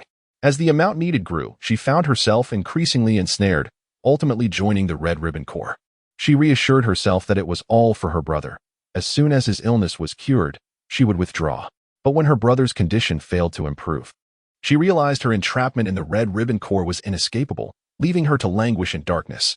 As she spoke, Violet retrieved a pack of women's cigarettes from her military jacket, lighting one with ease. After inhaling deeply, she exhaled a thick cloud of smoke from her purplish lips. Sister, do you wish to leave the Red Ribbon Corps? Wang Quan inquired, observing the despondency enveloping Violet amidst the smoke. That is impossible. The Red Ribbon Corps is not an organization one can simply join or leave at will. Unless I perish, there is no way for me to exit. Violet leaned back against the sofa, her graceful curves on display, exhaling a series of smoke rings. There is nothing impossible, sister. If you are willing to withdraw, I can assist you, Wang Quan proclaimed, thumping his chest confidently. Assist me? How could you possibly help? Can you persuade the Black Marshal to grant my exit? You cannot. Violet replied, her gaze fixed on him. I can, sister. I can compel that Black Marshal to allow your departure. If he refuses, I shall make him comply. Wang Quan asserted earnestly. Wang Quan, I appreciate your comforting words. They bring me joy, but such an outcome is unattainable. No matter how powerful you may be, you cannot contend with the Red Ribbon Corps nor alter the Black Marshal's will. Violet extinguished her cigarette in the ashtray, fixing her gaze on Wang Quan. Sister, you have not even attempted it. How can you be so certain of failure? Others may falter, but with my support, you shall safely exit the red ribbon. Wang Quan grasped Violet's delicate hand. Wang Quan, resisting the red ribbon core could very well cost you your life. Violet gazed intently at Wang Quan. Sister, do you wish to remain in the red ribbon army, continuing to kill, set fires, rob, and enslave others? Wang Quan's eyes locked onto Violet's. I have no choice. As Wang Quan spoke, Violet's expression shifted, transforming from icy sharpness to a state of fragility, guilt, and confusion. Tell me, sister, do you wish to persist in this way, until one day you perish on the battlefield? Wang Quan pressed her insistently. No, I do not want this. I despise this life. I do not wish to kill, but, there are no buts. As long as you are unwilling, no one can force you. Wang Quan asserted confidently. What should I do? Violet felt lost. You need not do anything. I will handle everything. Wang Quan flashed a confident smile. I believe in you. Observing Wang Quan's self-assured demeanor, a flicker of hope ignited within Violet. She resolved silently that, regardless of the outcome, she could not allow Wang Quan to be harmed. Having already lost her brother, she could not bear to lose him too. The only man who had captured her heart over the years. Let us go, Wang Quan suddenly declared. Where to? Violet turned and inquired. Of course. We are leaving this place. I am not accustomed to being underground. Wang Quan had already sensed the surroundings and knew this base was situated within the mountain. What? Violet's beautiful eyes widened. What do you mean? This is merely a sub-base. We are heading to the headquarters of the Red Ribbon Army to discuss your resignation with your superior, Wang Quan said with a smile, standing up and pulling Violet along. Wang Quan, perhaps we should reconsider. It's too dangerous. I will escort you out of the base, and you should leave here. Violet began to hesitate. Smack. Hey, what are you doing? With a resounding slap, Wang Quan struck her pert backside. What danger could possibly compel me to leave? Do you think so little of me? Wang Quan. Nevertheless, I have already made my choice. I have declared you to be mine, dear sister.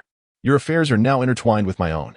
Violet felt a mix of embarrassment and irritation, tempted to rub her sore behind, yet she restrained herself, aware of the lack of decorum.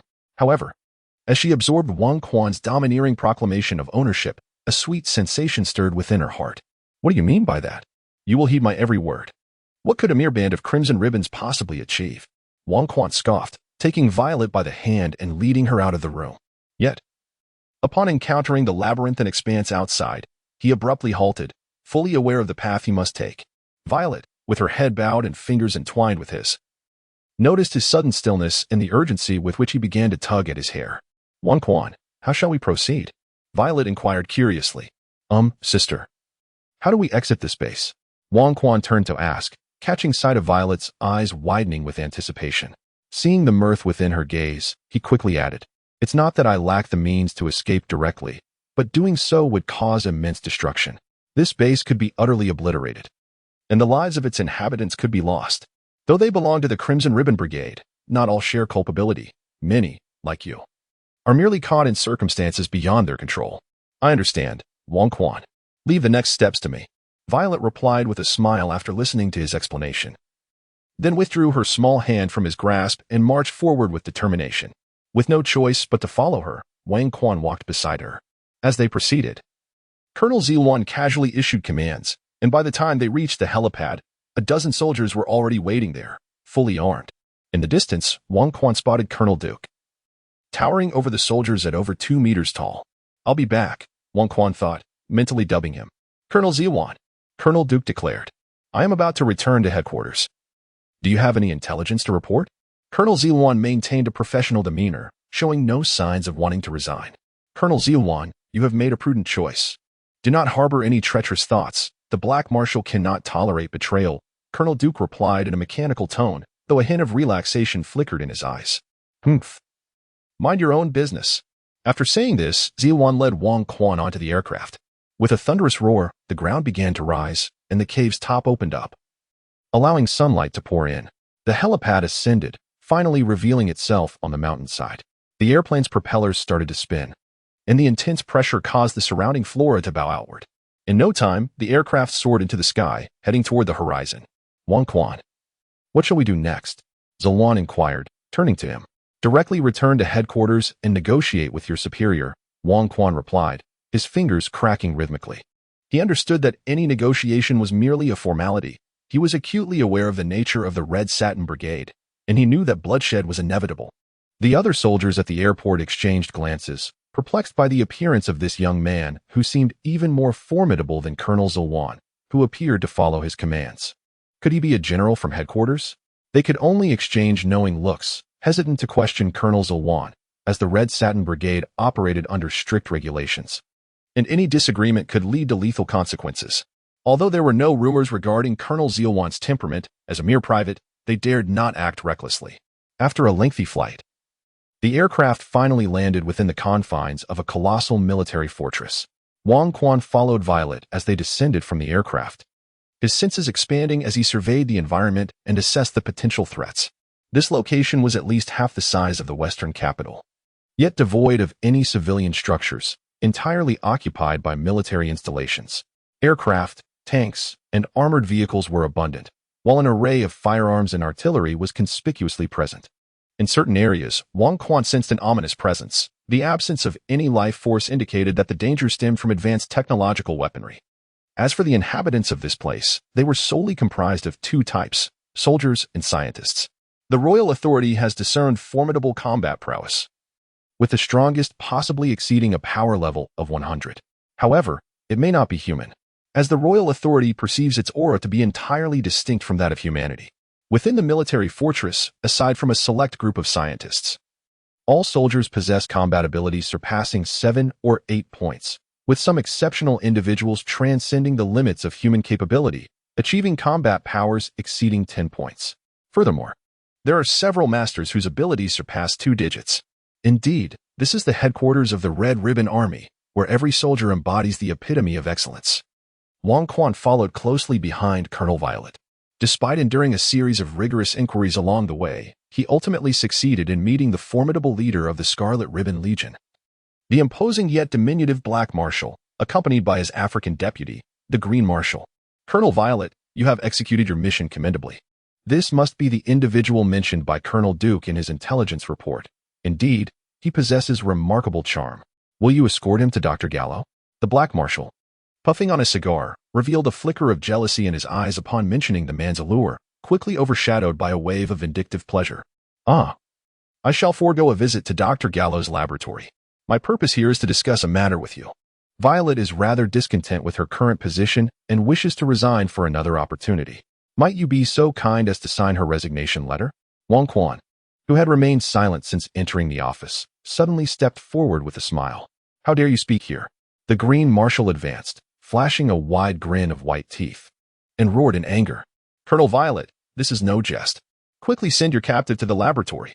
The Black Marshal disregarded Wang Quan entirely, directing his attention towards Violet, his small stature emanating an oppressive presence akin to that of a towering mountain.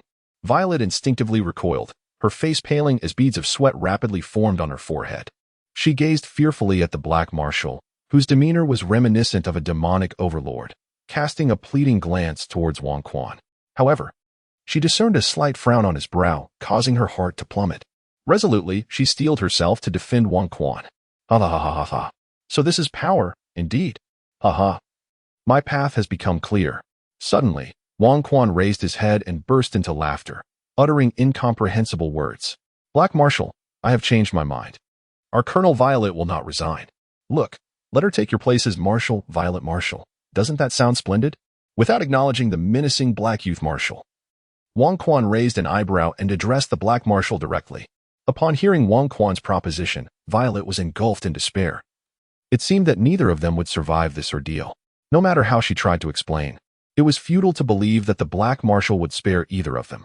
She realized that she should not have indulged in fantasies, hoping to escape this dark hell. Now, with impending death looming, Wang Quan, despite his formidable strength, could not evade this fate. What could she do to ensure Wang Quan's survival? As Violet racked her brain for a way to save his life, the Black Marshal finally turned his attention to Wang Quan. Boy, do not jest lightly, or you may lose your life, he warned, his eyes cold and serpent-like, instilling a sense of unease in Wang Quan.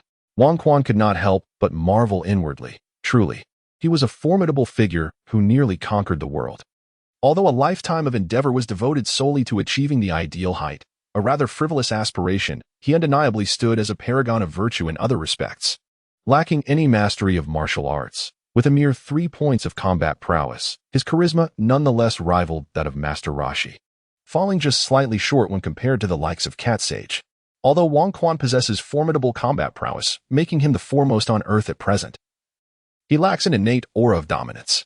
Even when he unleashes his energy, causing dust to whirl and the skies to darken, creating an impressive spectacle that exerts considerable pressure, it remains merely a manifestation of raw power's intimidation. The authority of the king does not evoke a sense of fear unless provoked. However, this enigmatic black marshal, with merely a slight lean and a shifting gaze, instills a palpable pressure upon the king, which is indeed fascinating, utterly captivating. Chapter 19. I haven't even tried yet. And you have already fallen, kid. You are far too arrogant. Had you entered the laboratory with a chance of survival, perhaps you might have lived, but now, you shall perish. The black marshal withdrew a handgun from his breast and pressed it directly against the king's temple. As he spoke, he glanced at the black marshal, who was leisurely enjoying a cigar, noticing that his expression remained utterly unchanged. Then, with a sinister grin, he decisively pulled the trigger aimed at the king. Don't. Bang. The startled cry of Violet coincided with the sound of the gunshot. Just as Violet was about to rush forward, she quickly realized that the king did not collapse in response to the gunfire. Unbeknownst to her, the king's right hand had appeared before him, and most significantly, nestled between his index and middle fingers was a deformed, yellow-orange bullet. In the realm of martial arts, nothing is unbreakable, only swiftness prevails. The king suddenly found this scene somewhat familiar, prompting him to utter such a pretentious line. Impossible. Die, die, die. In stark contrast to Violet's astonishment, the cigar from the black marshal's mouth fell onto his thigh, unnoticed, as he stared at the king with an utterly bewildered expression. The blue marshal, who had pulled the trigger, became increasingly frantic, madly squeezing the trigger repeatedly. Bang, bang, bang. In the span of a single breath, an entire magazine was emptied. Yet he showed no sign of stopping, continuing to pull the trigger as the handgun emitted a relentless series of clicks. A sinister smile crept across Wang Quan's face as he opened his clenched right fist, causing several deformed bullet casings to clatter onto the floor, producing a melodious sound. Such a delightful sound, however, resonated in the ears of the black marshal and the blue marshal like a death knell. It's impossible. You cannot possess such formidable superpowers. I refuse to believe it, the blue marshal exclaimed, hurling his empty pistol to the ground before assuming a boxing stance and delivering a series of sharp jabs that cut through the air with a piercing whine. Be careful. The blue marshal is the mightiest boxer, Violet cautioned. Humph, Violet, it seems you have truly betrayed us. None of you will leave here alive today, the blue marshal declared, suddenly regaining his confidence as he danced on his feet, his upper body swaying without a hint of discipline, his fists guarding his head and chest like a protective shield. Even the black marshal, seated behind his desk, seemed to harbor confidence in the blue marshal's combat prowess, adjusting his cigar with interest as he observed Wang Quan and the blue marshal. Ha ha ha, not even a gun can harm me. Where does your confidence come from? Thinking those flabby fists can affect me? Wang Quan remarked, amused by the sight of the blue marshal, who resembled a gorilla. Flabby fists? Humph. I shall soon turn that loathsome face of yours into a pulp, the blue marshal retorted, sliding forward, his fist hurtling towards Wang Quan's face like a cannonball. He had some justification for his pride. Such a punch could easily dispatch an ordinary person. Measured by combat ability, the blue marshal had surpassed 50 points, making him a veritable Superman. Yet he faced Wang Quan, whose combat prowess exceeded 800 points and who commanded the power of Qi. Wang Quan, however, paid no heed to the fist approaching him. Instead, he anticipated the move and delivered a resounding slap to the blue marshal's face. The sound echoed as the blue marshal's head spun around 3.5 times, his thick neck twisting like a pretzel, his entire face turned backward, blood oozing from his 7 orifices as he gazed lifelessly at Violet. Ah! Violet screamed, though accustomed to death within the Red Ribbon Legion. The sheer brutality of this impact was nearly unbearable. Nevertheless, being a decisive soldier, she quickly stifled her scream, her gaze toward Wang Quan shifting to one of admiration for his strength. Black Marshal, what are your thoughts on appointing Lady Violet as Marshal? Wang Quan inquired nonchalantly, as though swatting a fly, casting a glance at the now pale-faced Black Marshal. It was not that Wang Quan was ruthless, rather, there were few virtuous souls in the Red Ribbon Legion. Even Violet, if not for her beauty and lacking any desire to escape the Legion, would have met the same unhesitating fate at his hands. Royal authority is not synonymous with heroism. It never has been and never will be. He is merely an ordinary individual with a semblance of kindness. Heroes engage in noble deeds, while he does not. A hero refrains from taking lives, yet he does so without hesitation. Who exactly are you? What terms has Violet offered you? I can fulfill your every desire. I could even elevate you to the position of Vice Marshal of the Crimson Ribbon Legion, second only to one, above countless others. Wealth, power, beauty, everything you could possibly wish for. So what do you say? Come to me and serve my interests. A bead of sweat cascaded down the forehead of the Black Marshal. His gaze fixed intently on the expression of the royal authority. Ah, such an alluring proposition. I find myself somewhat tempted. However, are you sincere? Your hands concealed beneath the desk. What schemes might you be concocting? Royal authority inquired with a light chuckle. Ha ha ha, you fool. With a maniacal laugh. The Black Marshal and his desk plummeted downward, vanishing from the office in an instant. Simultaneously, countless small holes appeared in the surrounding walls, unleashing a torrent of flames. Rat-tat-tat, bang-bang. A multitude of bullets whizzed through the office, a thick layer of shell casings accumulating on the floor. The air was thick with blue smoke and flickering flames. An overwhelming scent of gunpowder permeating the atmosphere. In the face of this sudden assault, royal authority swiftly cradled Violet in his arms, shielding her from the onslaught of bullets. He then extended a hand, launching energy projectiles the size of marbles, precisely dismantling all the concealed weaponry. In mere seconds, the floor was strewn with a dense carpet of bullet casings, a testament to the ferocity of the gunfire. Yet for royal authority, there was no hint of peril. Furthermore, his courageous act of shielding the maiden garnered him a rather fervent kiss. The mechanical whirring and the sounds of valves opening echoed through the room, accompanied by various voices. Wow, how romantic! A passionate kiss amid the cannon fire. Look who it is, our ice queen, Colonel Violet. So, you fancy pretty boys, do you? Poor Duke. Humph, disgusting woman. However, this charming young man is certainly to my taste. Ugh, get away, you pervert. Are you not jealous? I too have a fondness for strong men. Come to my room tonight. I'll be waiting for you. Ugh, get lost. The lips of Wang Quan and Violet parted as they gazed upon two individuals emerging from a recently opened passageway. Both were clad in military uniforms. One was an imposing figure, towering over 2 meters and more robust than Colonel Duke, brandishing a military dagger with a grotesque expression on his face, persistently distancing himself from his companion. The other, approximately 1 meter 80 tall, was a strikingly handsome man, with meticulously styled hair and impeccably arranged attire, exuding an air of meticulousness. In his gaze towards Violet lay unabashed jealousy and disdain, yet when he looked at Wang Quan, it instilled an unsettling sensation, as though a toad had leaped onto him. Wang Quan, be cautious. They are generals with formidable combat prowess, particularly that General Lan. He possesses abilities akin to yours. Capable of completely immobilizing his opponents, Violet, nestled in Wang Quan's embrace, warned breathlessly upon seeing the two. Fear not, sister, they are no match for me, and furthermore, I lack any superpowers, Wang Quan assured, raising his gaze to meet that of the two generals. Wang Quan had already sensed the combat prowess of the two individuals. Indeed, as a general, their fighting abilities had all surpassed the remarkable threshold of 100 points. The current iterations of Little Wukong and Krillin were no match for them. However, for Wang Quan, whether it was 100 points or 200 points made no difference. They were merely feeble opponents that could be easily vanquished with a single strike. Love is truly blind, Violet. I never expected that a woman of your caliber would choose to betray the Red Ribbon Army. You are well aware of the consequences of treachery. The burly man cast a glance at the Violet cradled in Wang Quan's arms. Humph. I have long asserted that a filthy, ugly woman is untrustworthy, and indeed, you have betrayed us. Now, allow me, General Lan, to utterly obliterate you. I shall strip away your beautiful visage and then grind it into meat paste. Ha ha. The dashing yet deranged General Lan was the first to strike, his form instantly appearing before Wang Quan as he reached out to snatch Violet from his embrace. How could the power of royalty allow him to fulfill his desires? With a swifter motion than his own, he seized his arm and forcefully hurled him away. Bang! General Lan landed firmly on the ceiling, executing a roll before touching down gracefully. General Bai, our opponent is formidable. Let us strike together. General Lan's gaze was fixed intensely on Wang Quan. In that brief exchange, he realized that he was undoubtedly no match for this boy. Yet, This only piqued his interest further.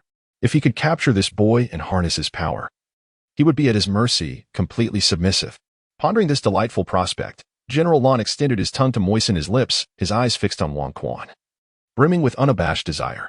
Damn it, so it is you, you wretched pervert. Wang Quan had long since discerned that something was amiss with General Lon. At that moment, he recalled who this individual was, the homosexual pervert from Dragon Ball, who remained utterly unfazed by Bulma's charms and mercilessly pummeled her into a state of disarray. The unmasked gaze directed at him made Wang Quan's stomach churn, and he had already sentenced him to death in his mind. You perverse wretch, cover for me. General Bai commanded, as he swiftly drew a dagger and charged towards Wang Quan. His speed and strength surpassed that of General Lon, employing lethal techniques honed in the military. This marks the first occasion that Wang Quan has engaged in combat with a master of the military, and the opponent's unique fighting techniques have proven to be immensely beneficial to him. While both styles emphasize maximum lethality, there exists a discernible distinction between General Bai's techniques and those of Tao Bai Bai. Tao Bai Bai's moves are predominantly designed for a single, decisive strike, exhibiting a profound essence of martial arts. In contrast, General Bai does not excessively pursue a one-hit knockout. Rather, each move is meticulously crafted to diminish his adversary's combat effectiveness, and his techniques exhibit minimal traces of martial artistry. As Wang Quan experienced exhilaration upon encountering his opponent, he consciously adjusted his speed and strength to match that of General Bai. The two engaged in a tumultuous struggle, appearing evenly matched and fiercely competitive. However, General Bai was acutely aware of his own limitations. He was no match for Wang Quan. Not only was Wang Quan adeptly cradling another individual during their confrontation, but Bai had also exhausted nearly all of his abilities since the battle commenced. Despite Bai's escalating assault, Wang Quan remained unfazed, effortlessly neutralizing every strike. It dawned on Bai that the sole reason Wang Quan had not swiftly dispatched him was to glean insights into his combat techniques. What a twisted perversion, still holding back. Feeling the mounting pressure, General Bai let out a furious roar. At that moment, General Lon stood motionless, an eerie aura enveloping him as it surged into his eyes, ultimately manifesting as two beams of light that shot forth, striking both Wang Quan and Violet. The green beams expanded upon contact with Wang Quan, forming a protective barrier that enveloped both him and Violet entirely. Wang Quan, be careful. I can no longer move, Violet exclaimed, suddenly sensing the loss of her bodily control. Simultaneously, Wang Quan recognized the formidable nature of this supernatural ability. He too found himself immobilized. He began to unleash the combat power he had suppressed. 200, 300, 400, 500. His strength rapidly escalating as he struggled against the green light's confinement. Meanwhile, General Lon was grappling with immense pressure. Hurry, I cannot maintain this for long. He gasped through clenched teeth, blood seeping from his eyes and nostrils. Die. General Bai channeled all his strength into his right hand, the dagger in his grip resembling a fleeting bolt of lightning as it lunged toward the incapacitated Wang Quan and Violet. Wang, in the throes of life and death. Violet could only manage to utter Wang Quan's name. With a thunderous roar, Wang Quan unleashed all his energy. The sheer force of over 800 units of combat power erupted instantaneously, sending General Bai, who had rushed forward, hurtling through the air like a mere rag doll caught in a tempest of level 12. He crashed against the ceiling before descending heavily to the floor, his body fracturing and his organs shattering, spewing forth blood mixed with internal debris. His breath extinguished, he succumbed to silence. As for General Lon, he fell victim to the backlash of his own supernatural abilities, his head resembling a watermelon struck with great force, splattered with crimson and ivory, leaving a gruesome scene in his wake. As the explosive chaos subsided, Zilluo, tightly curled within Wang Quan's embrace, reassured him, "It's all right, we're both unharmed. Look, I'm unscathed, and you are too. Neither of us has suffered." While Wang Quan was soothing Zilluo, he heard the voice of Marshal He. Clap, clap, clap. A round of applause resonated, followed by Marshal He's voice. Ha ha ha, splendid. An absolutely marvelous performance. Those two imbeciles were indeed no match for you, young man. My admiration for you grows by the moment. How about working for me? I can absolve Colonel Zilluo of her transgressions and even grant her to you. Before Marshal He could finish, Wang Quan raised his hand, unleashing a key cannon that obliterated a speaker on the ceiling. Enough of your prattle. The sovereign had already harnessed his aura to lock onto the presence of the Dark Marshal, leading him to mistakenly believe he was concealed safely. However, this illusion of security did little to deter the sovereign. just as he was about to breach the vast office and confront the Dark Marshal. The entire floor beneath him suddenly became weightless, plummeting downwards. Wong Quan cradled the astonished Violet in his arms and, employing a technique of graceful descent, slowly descended. He was eager to witness what further tricks the Dark Marshal might have in store. After descending over 300 meters, the floor finally came to a halt. Wong Quan gently placed Violet upon the ground and surveyed his surroundings.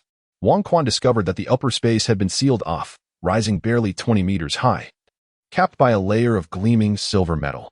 The surrounding area was expansive, stretching over 1,000 square meters, yet only Wong Quan and Violet occupied this vast expanse. Ha! Young one, I must concede that you possess remarkable strength, but you shall never rival my dear little one. Ha! You will simply become its meal. The repugnant voice of the Black Marshal echoed ominously from an unknown source. As his words faded, a massive 10-meter-wide hole appeared in the wall. With each resounding boom, the ground trembled as if a horrific demon lurked within the pitch-black abyss. A foul stench wafted through the air, heralding the emergence of a monstrous creature. Its pink body was grotesquely adorned with repulsive red tumors, resembling a hybrid of a dinosaur and a toad. Rotund and towering at 5 meters with a length exceeding 10 meters. Each lumbering step it took reverberated with a thunderous roar, causing the entire space to quake. Is this all you've got? Wong Quan scoffed, curling his lip in disdain. He had already sensed the creature's aura. Recognizing its combat prowess exceeded 190, a formidable force within the Crimson Satin Legion. Considering its size, its true fighting capability was likely even greater. However, regardless of its might within the Legion, it could never match his own strength. Are you frightened? Are you terrified? It's too late. You will all become its dinner. The Black Marshal's voice reverberated once more within the confines of the space. Annoyed, Wong Quan traced the source of the noise, unleashing a key blast that obliterated the surveillance and amplification devices. The creature, now aware of Wong Quan and Violet, opened its gaping maw filled with jagged teeth, saliva cascading like a waterfall, corroding the ground beneath it. Ugh, how hideous! Wong Quan grimaced as he hurled a key cannon the size of a soccer ball into the creature's mouth. With a thunderous crash, the creature's head vanished, its massive body crashing heavily to the ground. Violet's gasp was abruptly silenced. Wong Quan playfully poked her nose and said, "Sister, could you please have a bit more faith in me and refrain from being so alarmed?" Chapter 20. Long live the Crimson Ribbon Legion, long live Marshal Violet Wong Quan. How shall we escape? Despite the fact that such a meticulous creature had been swiftly vanquished by Wong Quan, Violet still gazed at the sealed space, utterly perplexed about how the two of them could possibly find their way out. Sister, is this not quite straightforward? With a smile, Wong Quan placed his hands on his waist, palms forming the shape of a flower's corolla. Turtle wave Qigong, he exclaimed, and between his hands, a pale yellow energy orb materialized. In an instant, it unleashed a colossal beam of light, resembling a tremendous torrent of laser, effortlessly melting and penetrating everything in its path as if they were mere butter. When Wong Quan ceased the flow of energy and lowered his hands, a vast void had emerged at the pinnacle of the space, through which golden sunlight cascaded down. Sister, let us depart, Wong Quan exclaimed, cradling Violet in his arms. And in a flash, he soared into the passageway. As Wong Quan embraced the Violet and soared into the sky, they soon discovered that they were completely surrounded by an army. Machine guns and rocket launchers were all aimed at the two floating in the air.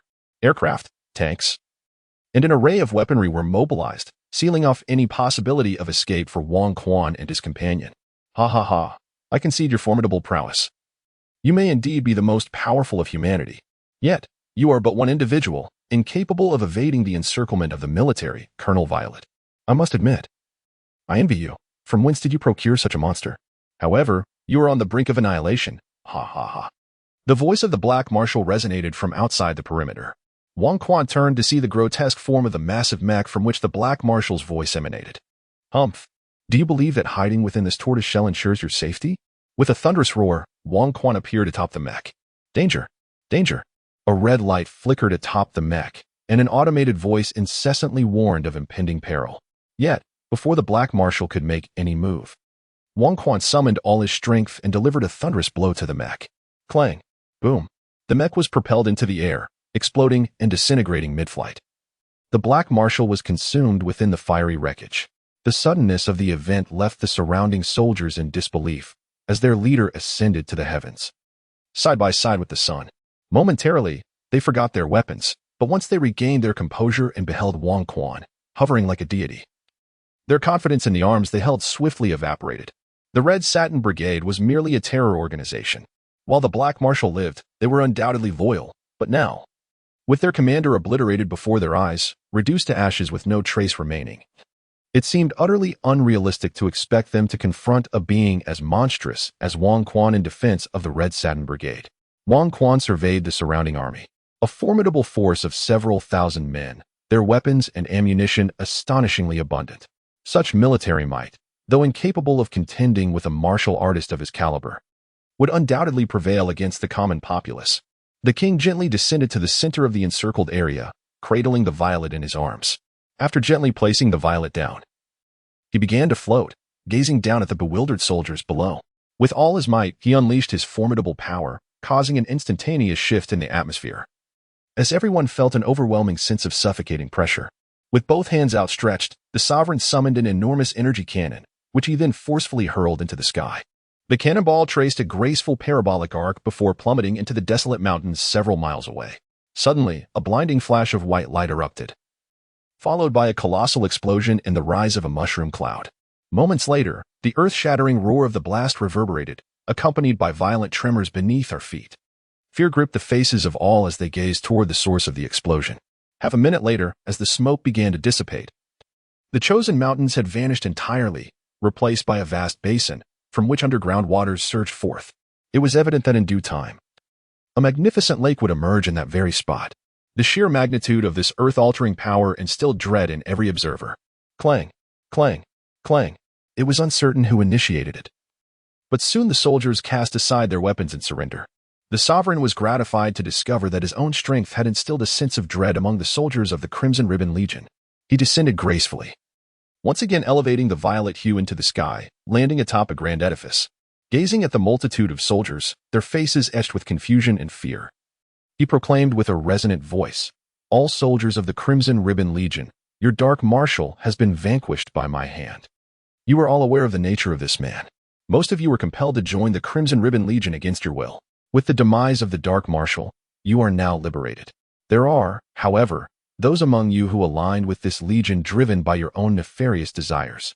I urge you to quell your ambitions and abandon thoughts of further malevolence. Henceforth, the Crimson Ribbon Legion shall be led by Colonel Violet. Who among you is in favor, and who stands against? As Wang Quan's words resonated, a profound silence enveloped the throng of thousands. After a brief pause of half a minute, he continued, "Since no one has raised any objections, Colonel Violet shall henceforth be referred to as Marshal Violet. Long live Marshal Violet! Long live Marshal Violet! Long live Marshal Violet!" It was uncertain who initiated the first cheer, but soon many joined in, until nearly everyone was vociferously acclaiming her. Amidst the fervent cheers below, Violet on the rooftop quietly inquired, "Wang Quan, what are you doing? The Crimson Ribbon Corps no longer possesses the courage to thwart us. Can't we simply depart? Why do you insist on declaring me marshal?" "Dear sister, observe them," Wang Quan replied, gesturing towards the frenzied crowd below. "Most of them, like you, have joined the Crimson Ribbon Corps for various reasons. However, among them lie ambitious individuals, malevolent souls, and wretched beings. If we were to leave now, they would immediately vie for power, igniting a fierce conflict that would claim countless lives. The eventual victor would inherit the Crimson Ribbon Corps, perpetuating the tragedies wrought by the Black Marshal. Sister, is this the future you wish to behold?" As Wang Quan painted this grim picture, Violet could almost envision such a future unfolding before her. "No, it cannot be, it must not be," she shook her head, striving to dispel the haunting vision. "Therefore, sister, you must become the marshal, transforming the Crimson Ribbon Corps into the embodiment of your ideals. Rest assured, with my martial support, you shall undoubtedly succeed." Noticing Violet's lingering uncertainty, Wang Quan emphatically thumped his chest. "Humph, who says I cannot? Wang Quan, just watch. The Crimson Ribbon Corps will undoubtedly undergo a transformation under my command." Violet suddenly regained her composure, exuding the formidable presence of a fierce female officer, her words imbued with resolute strength. "Well then, let us witness the prowess of our Marshal Violet." Wang Quan smiled. Violet cast him a playful, sultry glance before striding to the edge of the rooftop. Gazing down at the soldiers, who appeared to be in a frenzy, she abruptly halted, raised her hand into a fist, and struck it firmly against her chest. Wang Quan stood at the periphery, his heart aching profoundly. As Violet moved, the soldiers who could behold her ceased their shouts, standing upright with clenched fists pounding against their chests. With the advance of the front line, like the undulating waves of the sea, all soldiers stood rigidly, forcefully striking their chests with their fists. All soldiers of the Crimson Ribbon Corps, I am Colonel Violet. Some of you may know me, while others may not. But that is of little consequence. What I must convey is that just 2 days prior, I received an urgent mission, during which I uncovered a grave secret regarding the Black Marshal. He has deceived us, and his singular objective has remained unchanged from the outset, to unleash a demon that has been sealed for over 2 centuries, Lord Piccolo. This Piccolo is no mere mortal. He is a genuine demon.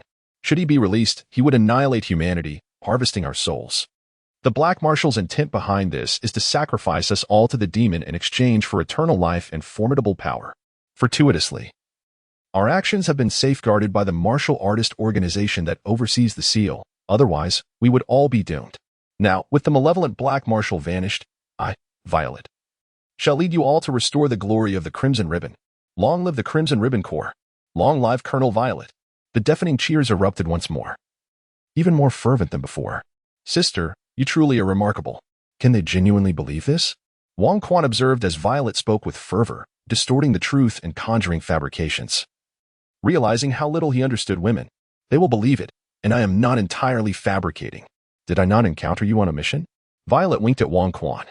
Wang Quan cast his gaze over the fervent crowd, nodding thoughtfully as he contemplated that perhaps this was for the best. Such a grand and malevolent vision was indeed worthy of the title of the Black Marshal, much like the tale of Dragon Ball, where he had risen from nothing to establish a formidable organization that could rival the Earth Federation, all for the trivial desire to gain a few centimeters in height. Such absurdities could only exist within the realms of comedic narratives. As the fervor of the crowd began to wane, Violet declared with authority, all generals and colonels, please proceed to the conference room. Subordinates, ensure that all soldiers return to their respective barracks. Disperse. With her command issued, Violet descended from the rooftop, while the generals and colonels meticulously briefed their aides before making their way to the military conference room, each harboring their own thoughts. Under Violet's guidance, Wang Quan and she were the first to arrive at the conference room. Sister, you did not leave anyone to supervise those soldiers.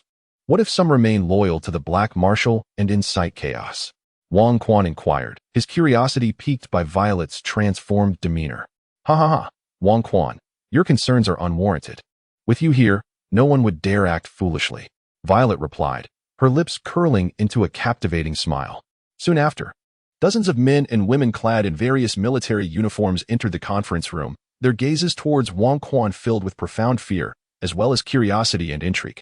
With a sweeping glance, Wang Quan observed the Crimson Satin Brigade, which indeed concealed remarkable talents. None among them possessed a combat power lower than 20 points, with several exceeding 100. It is worth noting that Zilluo Lan's combat prowess surpassed 30 points. Unreservedly, Zilluo Lan positioned herself at the head of the conference table, while Wang Quan languidly settled to her left. Subsequently, the officers who entered took their seats in accordance with their ranks. What followed was Zilluo Lan's moment to shine. Throughout the entire affair, Wang Quan remained silent, yet his mere presence beside Violet served as the most formidable deterrent. To summarize, due to the personal motives of the Black Marshal, the Scarlet Ribbon Legion faced certain setbacks. Fortunately, only a handful of utterly inhumane individuals were eradicated, and the Legion itself sustained minimal losses. Colonel Violet, amidst this upheaval, rendered indelible contributions to humanity in the Scarlet Ribbon Legion, leading all to unanimously decide to promote her to Marshal, allowing her to continue guiding the Legion. Concurrently, several special operations of the Scarlet Ribbon Legion were rescinded, as they were deemed likely to result in tragedy. Furthermore, the Legion's focus began to shift from mere military expansion towards construction and civilization. Although the Scarlet Ribbon Legion occupied vast territories, they were predominantly underdeveloped rural areas, starkly contrasting with the most civilized city on Earth, Shiji, which seemed centuries ahead. Should these regions flourish, the Scarlet Ribbon Legion could surpass the Earth Federation and emerge as the true sovereign of the planet. An impassioned speech ignited fervor within all present, each one yearning to contribute zealously to the organization. After the assembly dispersed, Wang Quan exchanged a knowing smile with Violet. Although he had spoken not a word, his thoughts and insights were deftly conveyed to Violet's ears. In his past life as a humble farmer, he indeed preferred tilling the land over engaging in conflict. Thank you, Quan. I never imagined I could transform the Scarlet Ribbon Legion, steering it away from malevolence towards endeavors that could bring happiness to all. Violet gazed at Wang Quan, her eyes shimmering like stars. The past few days felt dreamlike. Even if it were a dream, she could not have envisioned liberating herself from the Legion's wickedness, let alone altering it and its entire cadre. All of this was made possible by the youth before her, who, with his formidable strength as her backing, enabled her to effect such change. Contemplating this, Violet quietly resolved to take action. Ha ha ha, sister, I would do anything for you, so there is no need for thanks. For me, this is merely a small effort, far easier than battling the great demon Bick. Moreover, the Scarlet Ribbon Legion has indeed gone too far. The impoverished in the north live in fear under its rule. Change within the Legion would be a blessing for many. Wang Quan chuckled, scratching the back of his head only to find it completely bald, then absent-mindedly running his hand over his smooth scalp, finding it rather pleasant to the touch.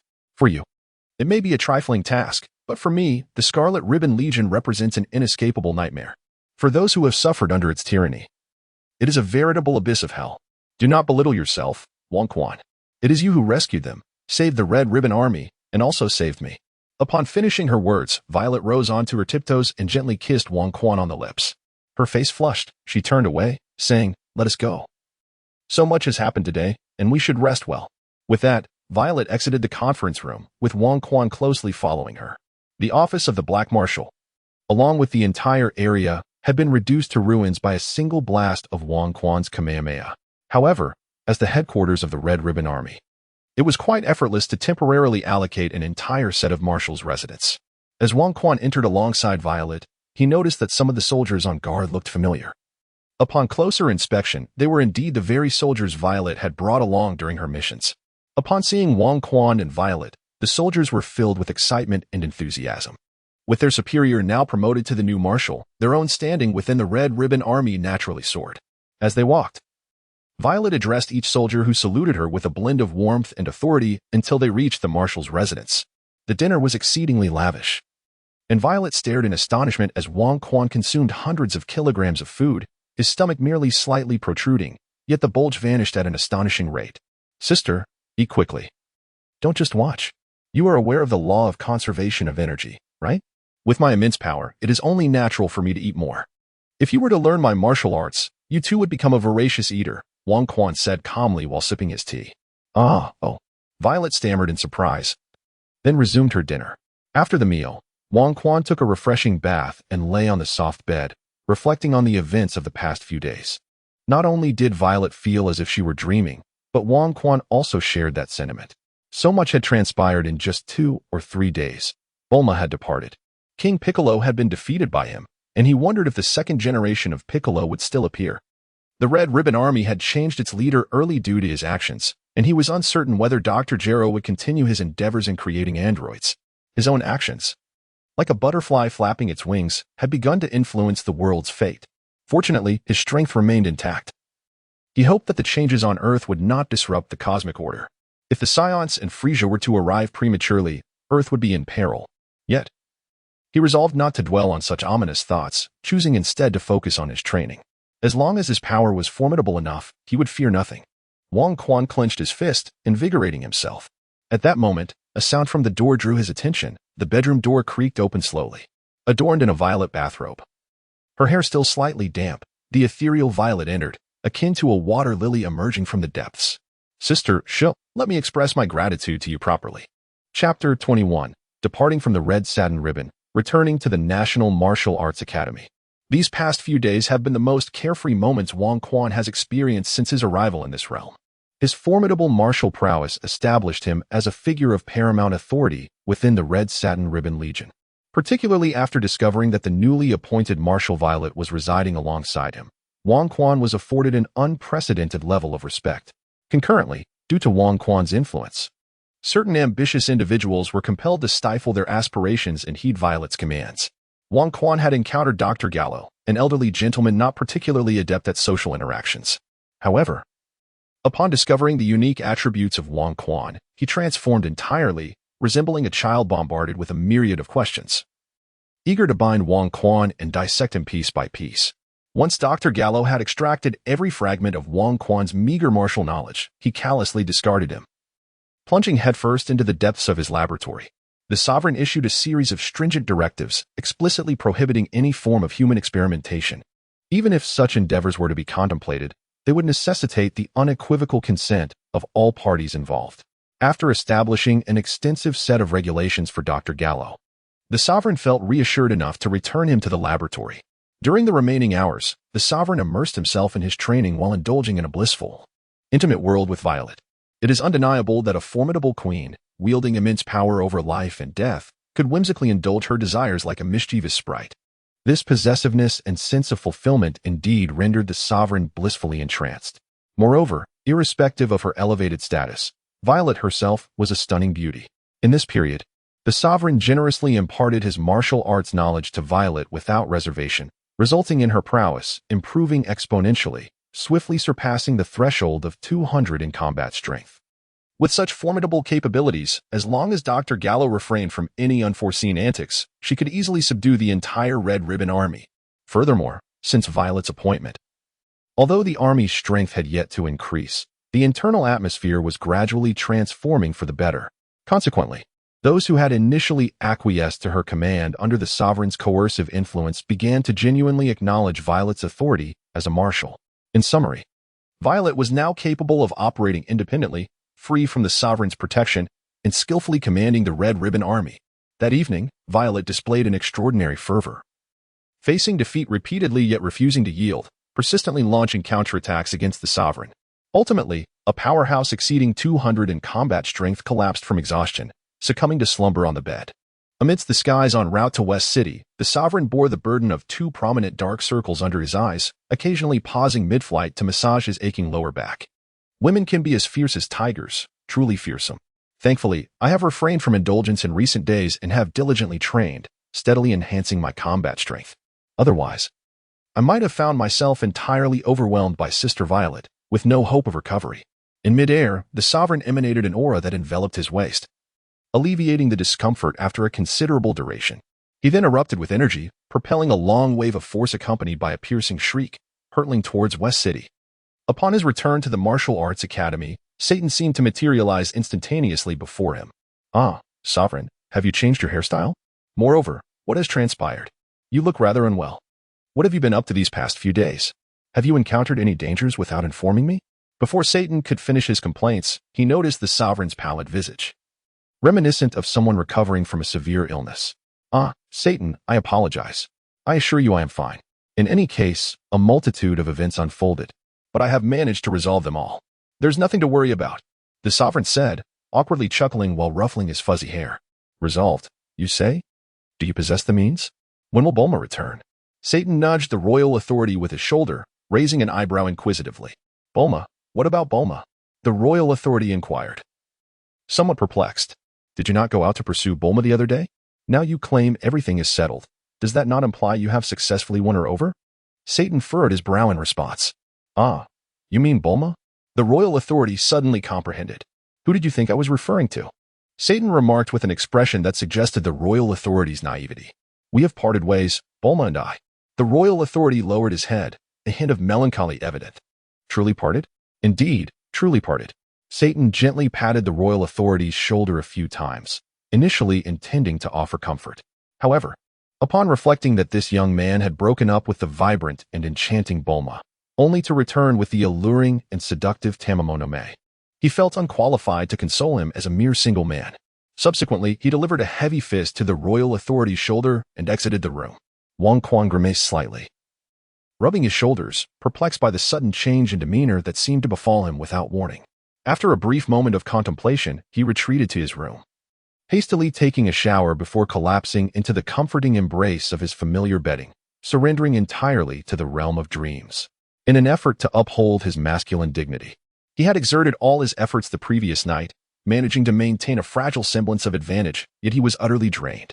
Now, back in his cherished sanctuary, he succumbed to slumber without hesitation. Once Wang Quan had fully entered the depths of sleep, the bedroom door creaked open gently. Yu Zhaoqian, clad in her training attire, entered and settled herself at the bedside, gazing at the weary and deeply slumbering figure of Wang Quan. Initially, Her heart brimmed with resentment. After all, their first encounter had cost her dearly, surrendering herself to this young man. Accepting the weight of responsibility, she had chosen to forsake everything and follow him. To her astonishment, he had a beautiful young girlfriend, and while she felt a twinge of guilt towards the girl, she remained confident in her own allure, believing she could emerge as the ultimate victor. However, before she could make her move, her rival had already conceded and withdrawn. Just as she was on the cusp of savoring the sweetness of victory, Wang Quan departed to seek out that young girl, and he had been gone for over a month. During this time, her frustration towards him had intensified. He had spoken so sweetly, promising to teach her martial arts, to help her harness her internal energy, and to control her unique charm, insisting that her allure was exclusively for his eyes, lest he grow envious. How ridiculous! Had it not been for the patient guidance of Brother Satan, I would scarcely have been able to leave my room. I vividly recall that day when all the disciples were simultaneously ensnared by my allure, inciting a frenzy of desire. Thankfully, Brother Satan's formidable strength rendered everyone unconscious, sparing me from harm. Without his intervention, my meager combat prowess would likely have left me unable to escape from those practitioners of martial arts. The odds of my evasion would have been slim. Had such a dire event occurred, my existence would have been akin to a living nightmare. Whenever I reflect upon that day, reminiscent of a dreadful dream, I feel an involuntary chill envelop me, my heart consumed by the image of Wang Quan. As if he were my sole anchor amidst the turmoil, I find myself thinking of him, longing for him, and yet harboring resentment towards him. I am aware of his return but refrain from seeking him out, hoping instead that he would come to find me and offer an apology. However, as I wait in vain, unable to catch a glimpse of him, I eventually succumb to my impulses and venture into Wang Quan's chamber, only to discover him fast asleep. In an instant, a wave of fury surges within me. This scoundrel, Wang Quan, after our intimate encounter, discarded me callously, vanishing for over a month. And now that he has finally returned, he shows no urgency to provide me with an explanation, instead indulging in slumber. The urge to stomp on his face with my foot is overwhelming. Yet, upon witnessing his haggard visage, my indignation dissipates, replaced by a profound sorrow. The events between us have unfolded through a series of coincidences leading to misunderstandings. He has committed no wrongdoing, yet he bears the burden of this situation. The departure of his young girlfriend must have struck him deeply, and I can only imagine the hardships he has endured alone over the past month. For someone of his caliber to appear so worn down cannot merely stem from physical exhaustion. It must be a manifestation of emotional turmoil. To my astonishment, he seems to harbor such deep feelings for that young girl, igniting within me a flicker of jealousy. As I reflect on my own feelings for Wang Quan, which initially arose from our physical connection, I am surprised to find them taking root and flourishing rapidly. Gently caressing Wang's weary face, I silently resolve to employ my tenderness and affection to help him emerge from the anguish of his heartbreak. Lost in thought, I find myself unable to restrain my impulses. I glance around furtively, as if a thief in the night, before slowly lowering my head to press my soft, crimson lips against his. In his slumber, Wang Quan senses a familiar aura nearby, yet perceives no threat, so he remains undisturbed, savoring his well-deserved rest. Moments later, in his drowsy state, he becomes aware that this visitor has no intention of departing, and she is drawing ever closer to him. Wang Quan suddenly opened his eyes, only to find a beautiful face remarkably close to him. Still somewhat groggy from sleep, he momentarily failed to recognize the person before him, his gaze fixated on her eyes. Just as Yu Zhaoqian's lips were about to meet Wang Quan's, he unexpectedly awoke with a start, letting out a cry as he straightened his posture, his eyes unwilling to meet his companions. Yu Zhaoqian, what are you doing in my room? With Yu Zhaoqian's startled exclamation, Wang Quan was fully alert, sitting up and inquiring. Yu Zhaoqian stammered, at a loss for words. Your arrival is quite fortuitous, Yu Zhaoqian. I have several matters I wish to discuss with you, Wang Quan declared, rising from the bed. After a brief moment of hesitation, he removed his sleepwear and began to dress. Yu Zhaoqian gasped again, quickly turning her back to him, her shoulders quivering slightly. It's not as if you haven't seen me before. Why hide? After all, we are destined to live together, Wang Quan chuckled, fastening his clothes. Come, let us have a proper conversation. With that, he exited the bedroom and made his way to the living room, where he opened the refrigerator and retrieved a bottle of green tea. Turning back, he looked at Yu Zhaoqian and asked, would you like something to drink? Coffee, beer, green tea, or perhaps cola? With a flushed face, reminiscent of a bashful bride, Yu Zhaoqian stepped out of the bedroom and softly replied, just like you. Very well. 2 bottles of green tea then, Wang Quan said, pulling another bottle from the shelf before closing the refrigerator door. He approached Yu Zhaoqian, handing her an open bottle of green tea, then seated himself on the sofa, unscrewing his own bottle and tilting it back to drink half of it in one go. Feeling refreshed, Wang Quan exhaled a breath of cool air, placing the beverage bottle upon the table. He looked up to see the somewhat flustered Tamamonome and said, "Why are you just standing there? Sit down, and let us have a proper conversation." Tamamonome, feeling somewhat bashful, settled onto the sofa, but dared not meet Wang Quan's gaze. She observed a transformation in the little man before her. He had become more assertive and undeniably alluring. "Have you been adjusting well during your stay here? From your appearance, it seems you have begun to practice martial arts and can now control your energy. Was it Satan who taught you? You truly are a prodigy in the martial arts." "I apologize. It should have been I who guided you, yet I left you in the lurch and vanished for more than a month. I am sorry. I shall not let that happen again. In the future, I promise to inform you of any matters beforehand." Wang Quan intertwined his fingers, rhythmically tapping his thumbs together. His gaze sincere as it rested upon Tamamonome. She anxiously clutched the beverage bottle. Aware of the intricate nature of their relationship, intimately connected yet still strangers who had only spent a day together, had Wang Quan not departed for that month, they might have harmonized beautifully, but with their separation, only unfamiliarity and awkwardness remained upon their reunion. About Bulma. Tamamonome began hesitantly, eager to uncover the happenings between Wang Quan and Bulma during the past month. Bulma has already left. Let us not dwell on her. What matters now is our relationship."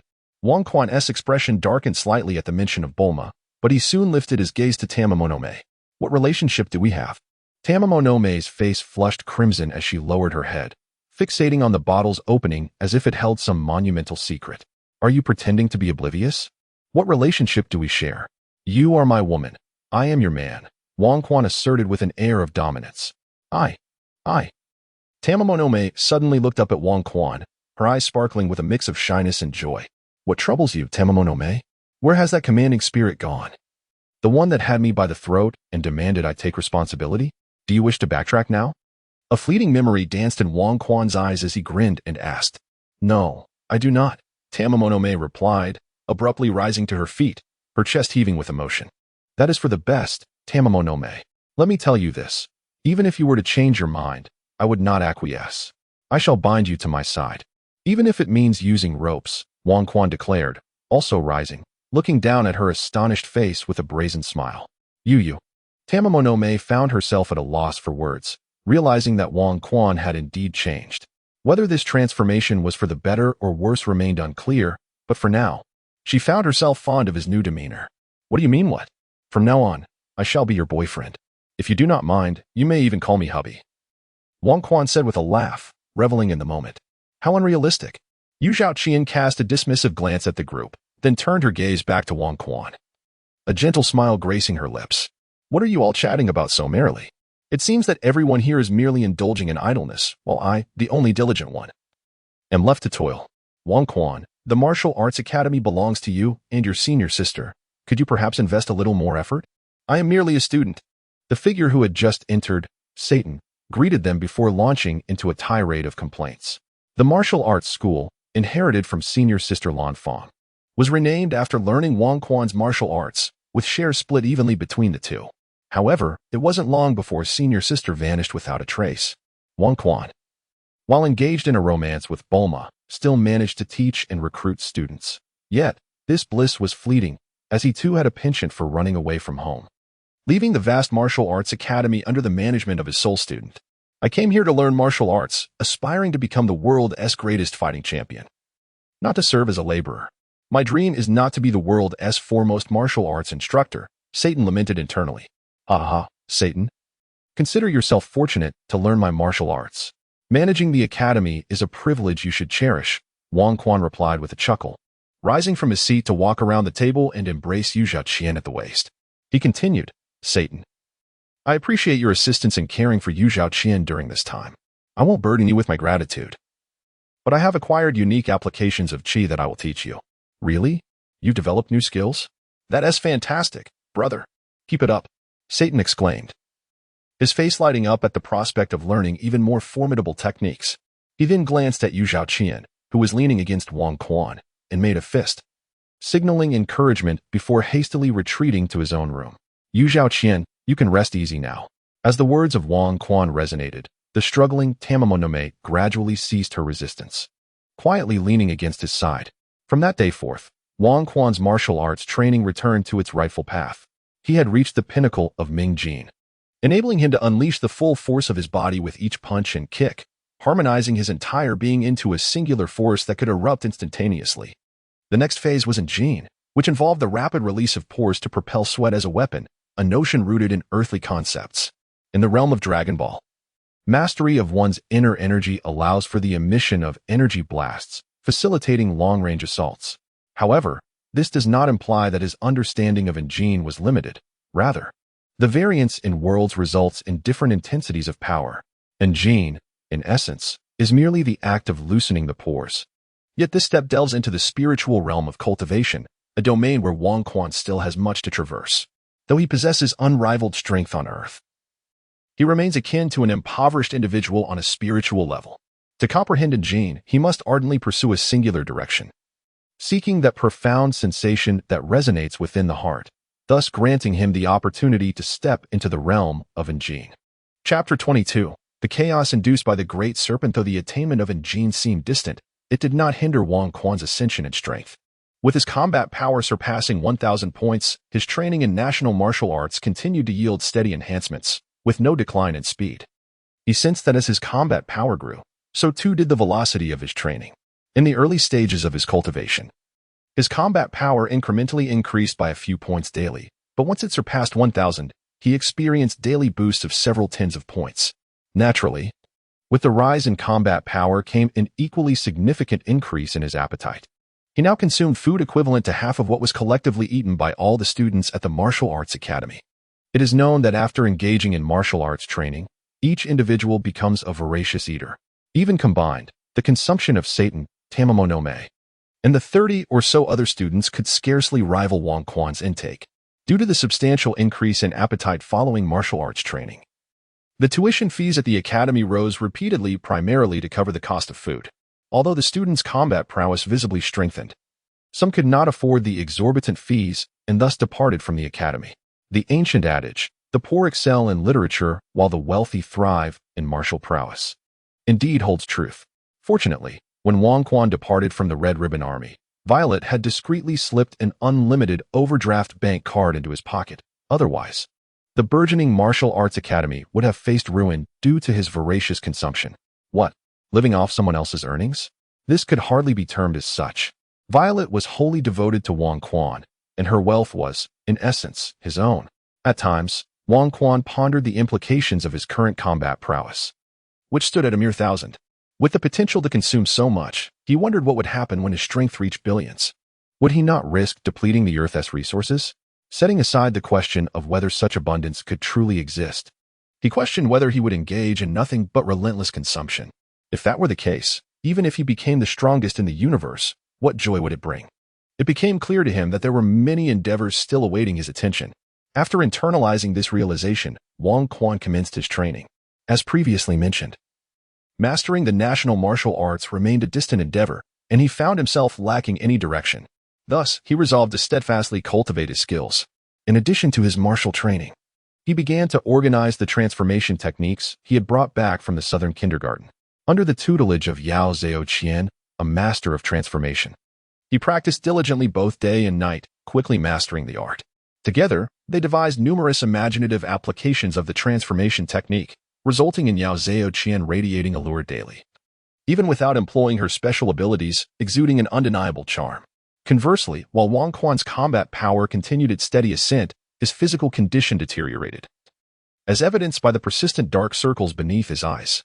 Fortunately, he gained timely awareness, resolutely curbing his desires, and devoted himself to the serious study of combat skills, ensuring that the future cosmic warrior did not face premature demise. At present, Wang Quan had garnered a modicum of battle experience. Although he often relied on sheer combat power to dominate, he had also engaged in a fiercely contested battle. Indeed, it was the life-and-death struggle against the Demon King Piccolo. Although he ultimately vanquished the foe, he unearthed certain critical insights during the confrontation. In the realm of Dragon Ball, combat was excessively reliant on raw power. And while experience played a role, structured techniques were largely absent. During battles, participants often fought blindly, relying on punches and kicks that, while seemingly chaotic, were ultimately dictated by the hierarchy of combat strength in the execution of energy attacks. From being an underwhelming combatant with a power level of 5 to participating in the cosmic tournament alongside the pinnacle of strength, each warrior reflected on their own strikes, their opponent's defenses, and how to evade incoming attacks. It is crucial to understand that the masters in the tournament possess speeds rivaling that of light, their actions often exceeding the velocity of thought. Thus, their abilities were constrained by their own cognition. Consequently, when Sun Wukong utilized the Ultra Instinct technique, it appeared as if he were effortlessly dominating elementary school students, ultimately securing victory. Ultra Instinct, a martial arts realm accessible solely to deities, enabled practitioners to act without conscious thought, their bodies instinctively making the most accurate judgments. However, this state was beyond the reach of Wang Quan, who had only attained the realm of Ming Jin. He understood that once he transcended to the realm of Hua Jin, he would achieve this capability. Yet, even if he could not attain it presently, idleness was not an option. Wang Quan contemplated the possibility of devising a combat routine, training it to become second nature, so that during battles, he would not need to deliberate over each punch and kick. By executing a complete set of moves, his opponents would surely be thrown into disarray, thereby granting him the upper hand. Resolute in his pursuit, Wang Quan began to ponder his fighting techniques. However, after 2 days of fruitless effort, he realized that the only routines he knew were mere performances from television. Setting aside doubts about their applicability in actual combat, he recognized that he had never even witnessed a complete routine. In a moment of desperation, an epiphany struck Wang Quan, compelling him to rise and burst into laughter. After his fit of mirth, he lifted his right hand, extending his index finger, and with a soft pop, a flicker of crimson flame ignited atop it. Adopting a somewhat theatrical pose, he wiggled his finger before bringing it to his lips, gently extinguishing the flame. "The fire beckons you. Yagami Iori." He uttered a cryptic phrase. In the distance, Satan and Tamamo no Mae observed Wang Quan with concern. Over the past few days, he had engaged in peculiar antics, often gesturing animatedly while muttering to himself, resembling a madman. "Do not fret. This is a normal occurrence. That lad has exhibited similar behavior in the past. He must be delving into new martial arts." Satan reassured the visibly worried Tamamo no Mae. "Is that truly the case? Yet, he has been neglecting his sleep and consuming far less food. How can one not be concerned?" Tamamo no Mae remained apprehensive. "Perhaps we should rouse him?" Satan suggested, a hint of exasperation in his tone. As the two continued to observe Wang Quan's antics from afar, he suddenly leapt to his feet, erupting into laughter once more. He struck a rather provocative pose, channeling his energy into flames that danced upon his fingertip, before uttering another bewildering remark. "This is not good. Wang Quan may indeed have lost his mind." Satan, observing the series of inexplicable actions by Wang Quan, turned in astonishment to gaze at Tamamo no Mae. To his surprise, she seemed utterly oblivious to his words, her eyes fixated intently in the direction of Wang Quan. Turning to follow her gaze, Satan's mouth gradually fell open, and his eyes widened in disbelief. At that moment, Wang Quan was fervently unleashing a flurry of punches and kicks. With each strike, crimson flames erupted from his fists, tracing brilliant arcs in the air. A closer inspection revealed that his movements were not random. They flowed with a remarkable coherence, forming a distinct style. Initially, his motions lacked fluidity and grace, yet through relentless practice, they evolved into a seamless display of martial prowess. Each technique, after subtle refinement, embodied a perfect fusion of strength and elegance. As Wang Quan became engulfed in flames, resembling a deity of fire, he leaned forward, raising his right hand above his head. All the flames coalesced towards his outstretched hand. Moments later, the fiery energy gathered there became overwhelming, signaling that he was on the verge of releasing it. This was dire. Should he unleash this power, half of the western city would be reduced to ash, and the remaining inhabitants would face certain doom. It was imperative that this devastating technique did not strike within the confines of the city. With a thunderous roar, Wang Quan summoned every ounce of strength within him, twisting his body and unleashing the flames from his hands skyward. Boom! A fiery dragon soared from the training ground of the National Martial Arts Academy, and upon reaching several hundred meters high, it erupted with a resounding roar. In an instant, the entire sky ignited, drawing the gaze of every citizen in the western capital upwards. As they stood bewildered, a sense of suffocation began to envelop them. despite gasping for air. They could draw none into their lungs. Desperately, everyone reached for their throats, hoping to alleviate their suffering, but to no avail. What are you standing there for? Come help me save them. Wang Quan's sudden bellow snapped Satan and Tamamo back to reality, and they quickly realized the air was alarmingly thin, causing some less capable students to collapse upon the training grounds. What should we do? Tamamo shouted, her voice laced with urgency. Follow my lead. Wang Quan had no time for further explanations. A colossal sphere of light formed in his hands, which he forcefully propelled skyward. Boom! The explosion resonated, and a vast portion of the crimson flames vanished from the sky. Satan and Tamamo exchanged a glance before launching their own, slightly smaller energy blasts into the heavens. Simultaneously, several students, having mastered their energy techniques, sent forth their own beams, and soon, a myriad of energy projectiles soared into the sky. In the heart of the city, another energy blast, just marginally smaller than Wang Quan's, ascended. Sensing a familiar energy fluctuation, Wang Quan's expression darkened as he whispered, Bulma. Boom.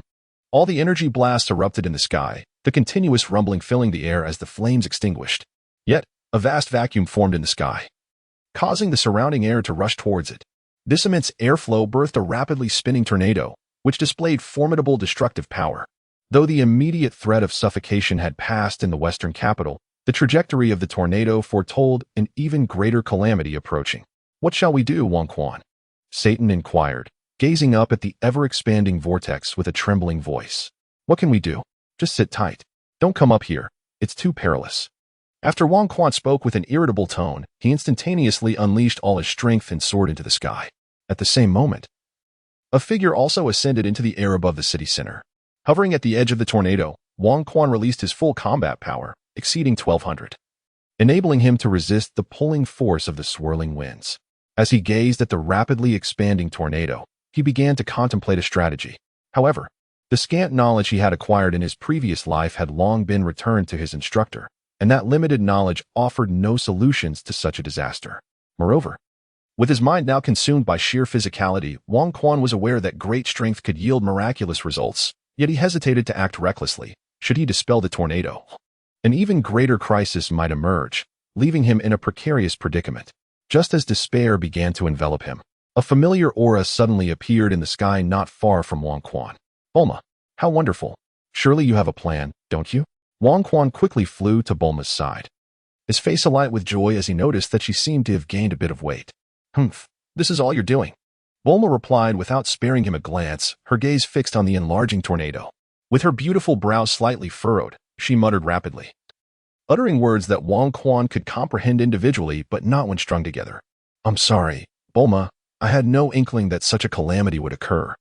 I merely wished to practice a set of combat techniques, Wang Quan said, stroking his furry head, his eyes keenly observing Bulma for any signs of distress or sadness. Upon closer inspection, he discerned that Bulma had matured significantly. A month ago, she was merely a naive young girl, her face unable to conceal her feelings. Her emotions plainly reflected. Now, however, she had transformed. Her beloved braided hairstyle had been replaced with smooth, cascading hair. Her charming face bore no traces of makeup, and her seemingly indifferent gaze held a hint of unexpected tenderness, occasionally betraying a flicker of faint sorrow and fatigue. Have you seen enough? If so, let us get to work. Bulma suddenly spoke. One could never tire of looking, but what should I do? Wang Quan instinctively replied, only to notice the flash of anger in Bulma's eyes. He then turned his gaze to the tornado, which had extended its tendrils downward, and inquired, Humph, you are here. From this angle, unleash the Kamehameha with all your might. Wait, I'll say start before you begin. As Bulma spoke, she noticed Wang Quan was already gathering energy for the Kamehameha and quickly interrupted him. Oh, all right, Bulma, I'll follow your instructions, Wang Quan said, halting his actions and glancing at her with a somewhat ingratiating expression. Bulma dismissed him entirely, flying to the opposite side of the tornado. Soon, Wang Quan heard Bulma's voice ringing in his ears. Prepare yourself. When I count to 3, release the Kamehameha in the direction I indicate. Do you understand? Listening to the melodious voice of Bulma resonating in his ears, Wang Quan's lips curled into a gentle smile. This extraordinary technique of transmitting sound across vast distances was conceived by him and meticulously refined by Bulma. During their passionate courtship, one of their greatest delights was to whisper sweet nothings to each other while conversing with Satan and Lan Fang. Bulma, how have you been during this time? Wang Quan sent forth his voice. Enough with the pleasantries. Time is of the essence. I will begin the countdown. 1, 2, 3, go. As Bulma's voice reached him, Wang Quan felt her energy rapidly surging. Wang Quan had no choice but to begin condensing his energy blast in his hands. As Bulma began to speak, Wang Quan instantly hurled the energy cannon he held towards the spot she indicated. Simultaneously, on the other side of the whirlwind, Bulma mirrored his actions in the opposite direction. A thunderous roar erupted. Following the tremendous explosion, the whirlwind was torn to shreds, and the crisis was finally averted. Bulma, Bulma, wait. Upon noticing Bulma about to depart, Wang Quan unleashed the full force of his aura, propelling himself in front of her. Is something the matter? Bulma did not turn to face him, her gaze fixed on the survivors in the city below. I just wanted to know if you were well. In response to Bulma's indifference, Wang Quan's fervent heart was doused with cold water. I'm fine. You needn't worry. Bulma continued to avoid looking at him. As long as you are well. That's all that matters. I apologize. A tumult of emotions surged within Wang Quan. Affection, guilt, compassion, yet all his sentiments condensed into a singular expression of regret. You have nothing to apologize for. We simply aren't suited for each other. After uttering these words, Bulma soared into the sky, swiftly disappearing into the depths of the white clouds. Wang Quan gazed upward at the heavens. After a few breaths, he lowered his head and let out a heavy sigh. He then rubbed his cheeks, revealing a myriad of smiles, before his body plummeted like a shooting star, landing in the martial arts school of the suburbs. In the distant sky, droplets of water hung between the clouds, glistening on Bulma's form as she looked down below, seemingly able to penetrate the vast sea of clouds to see the figure below. After a long moment, Bulma gently caressed her abdomen with her right hand, a tender smile gracing her lips. Suddenly, she burst forth, soaring through the clouds as sunlight illuminated her, refracted into a spectrum of colors by the tiny droplets, particularly at the corners of her eyes where strings of colorful pearls cascaded down.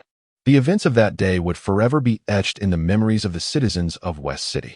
In less than 10 minutes, they had danced on the brink of death multiple times. First, a fire dragon ascended into the sky, unnoticed by many at first. Those who did see it merely assumed it was a promotional stunt for a new film, marveling at the extravagant display, wondering how much such a spectacle must cost. As the fire dragon ignited the entire sky, people still thought it was merely special effects. But the ensuing asphyxiation made it painfully clear that this was no illusion. The sky was indeed ablaze, and their lives were in peril. The unfolding chaos resembled a wild horse breaking free, with one wave of calamity following another. Yet, amidst the turmoil, some vaguely discerned two figures within the tornado. Once the dust settled, the citizens, relieved to be alive, pondered who had brought this catastrophe to a close. Surely, it was the Superboy and Supergirl. They must have saved West City. This sentiment echoed from an unknown source. Indeed, it had to be Supergirl and Superboy. Yes, I have seen Superboy. He can fly. The shadow in the sky must be him. More and more citizens affirmed that it was indeed Superboy and Supergirl who had saved the world. Superboy, Supergirl. The entire city resounded with their names. Chapter 23. The grass-cutting flow of ancient martial arts. Bravo, Master Wang Quan. I knew you could handle it. Who was it that was so frightened moments ago, wanting to flee? Who doubted Master Wang Quan's power? We weren't talking about you. Why are you so anxious? Within the martial arts school, the trainees wore expressions of pride and honor. All right, you may disperse now. Go practice on your own. You have seen that with diligent training, you too can possess such power.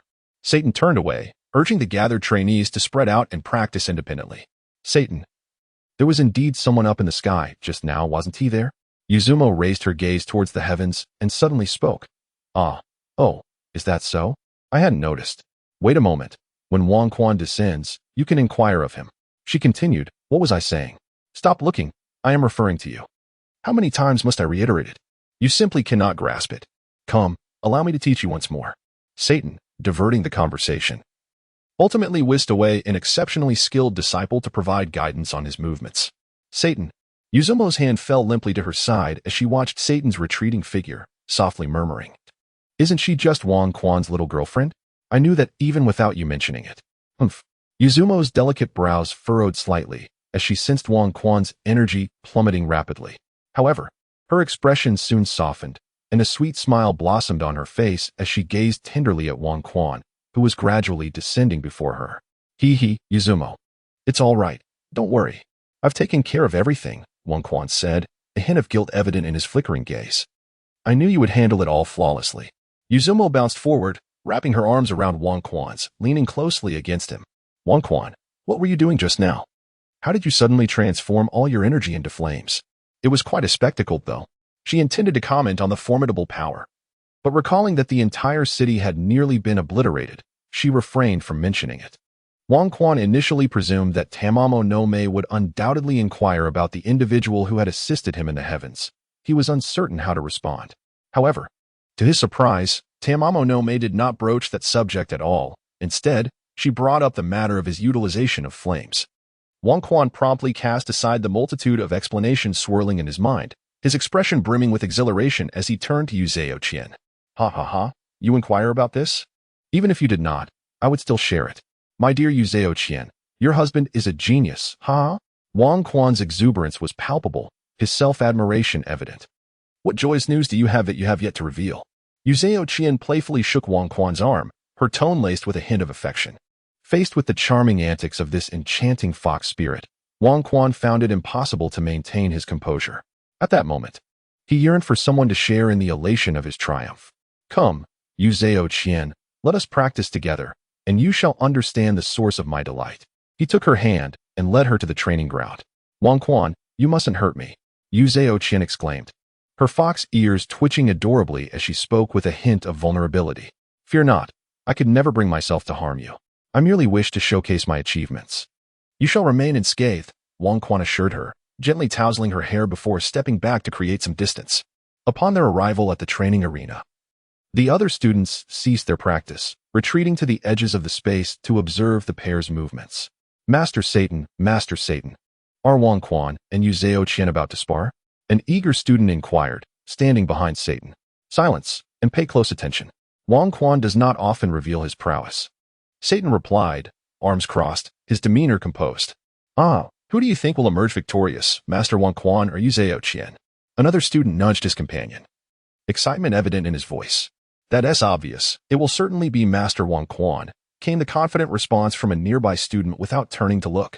Not necessarily. Consider Yuzeo Qian. If it were you, would you truly be able to strike her with full force? A student with a pair of small, twinkling eyes lingered on Tamamo no Mae. You are absolutely right. If it were me, I wouldn't let go either. Just as the student was about to continue, he suddenly noticed a shift in the atmosphere around him. His peers were distancing themselves from the two. Several female students cast them disdainful glances, while the male students regarded them with sympathetic expressions that seemed to say, Bro, you've really messed up. In an instant, the two felt isolated, exchanging glances filled with a sense of despair.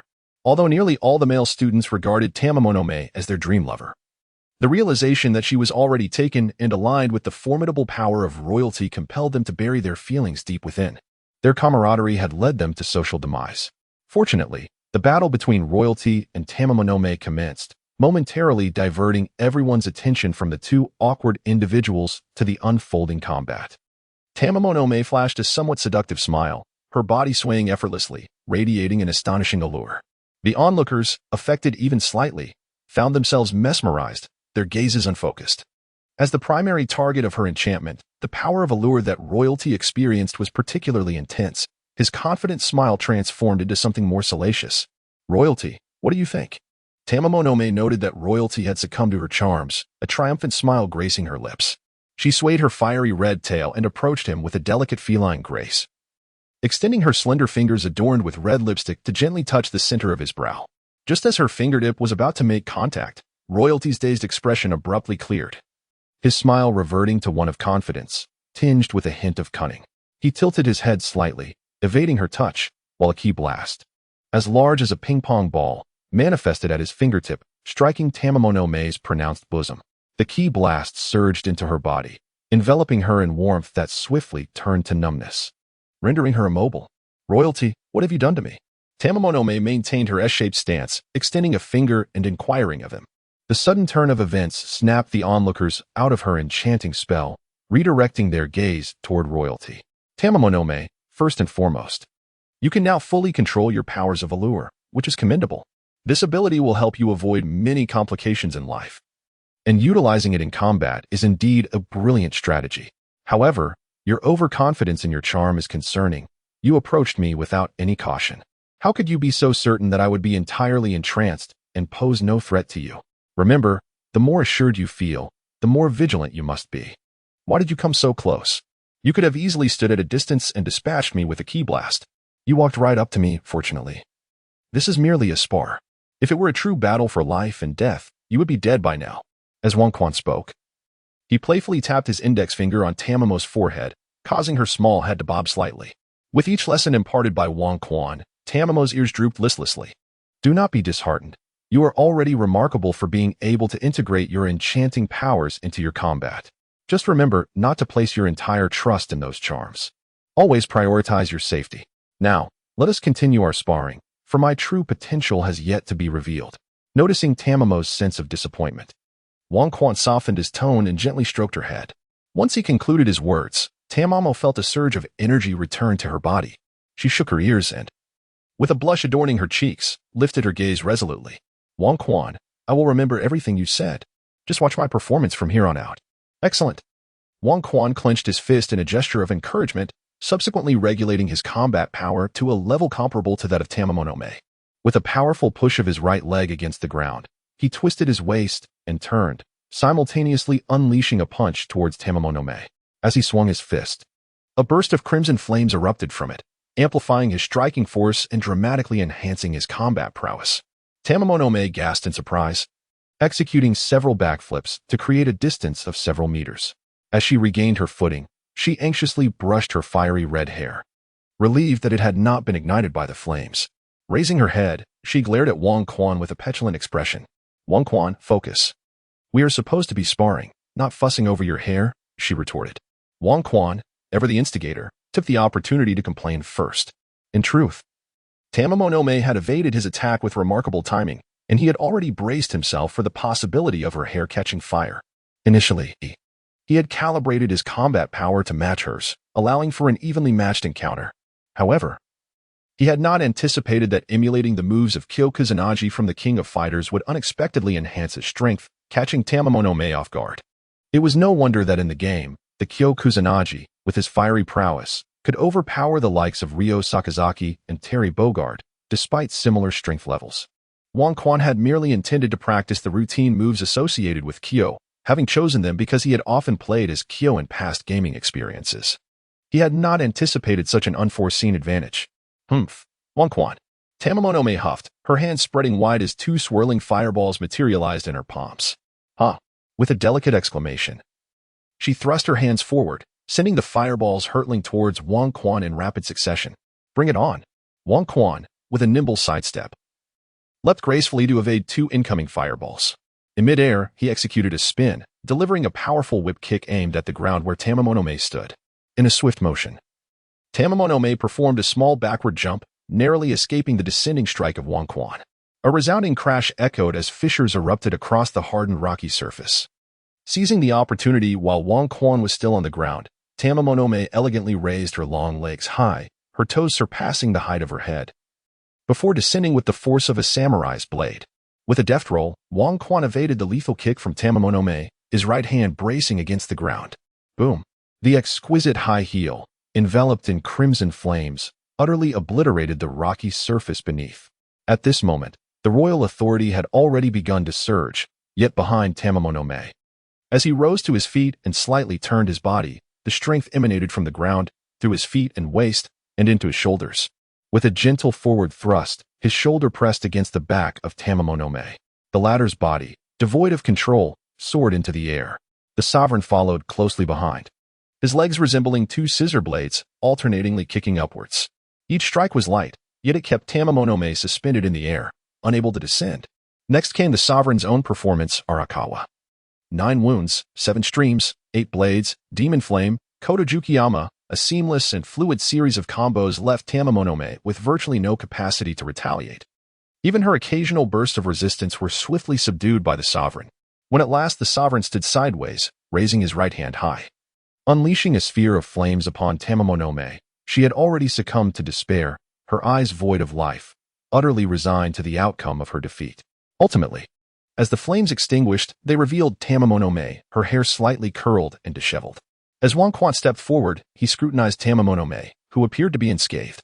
A sense of quiet satisfaction swelled within him as he reveled in his enhanced control.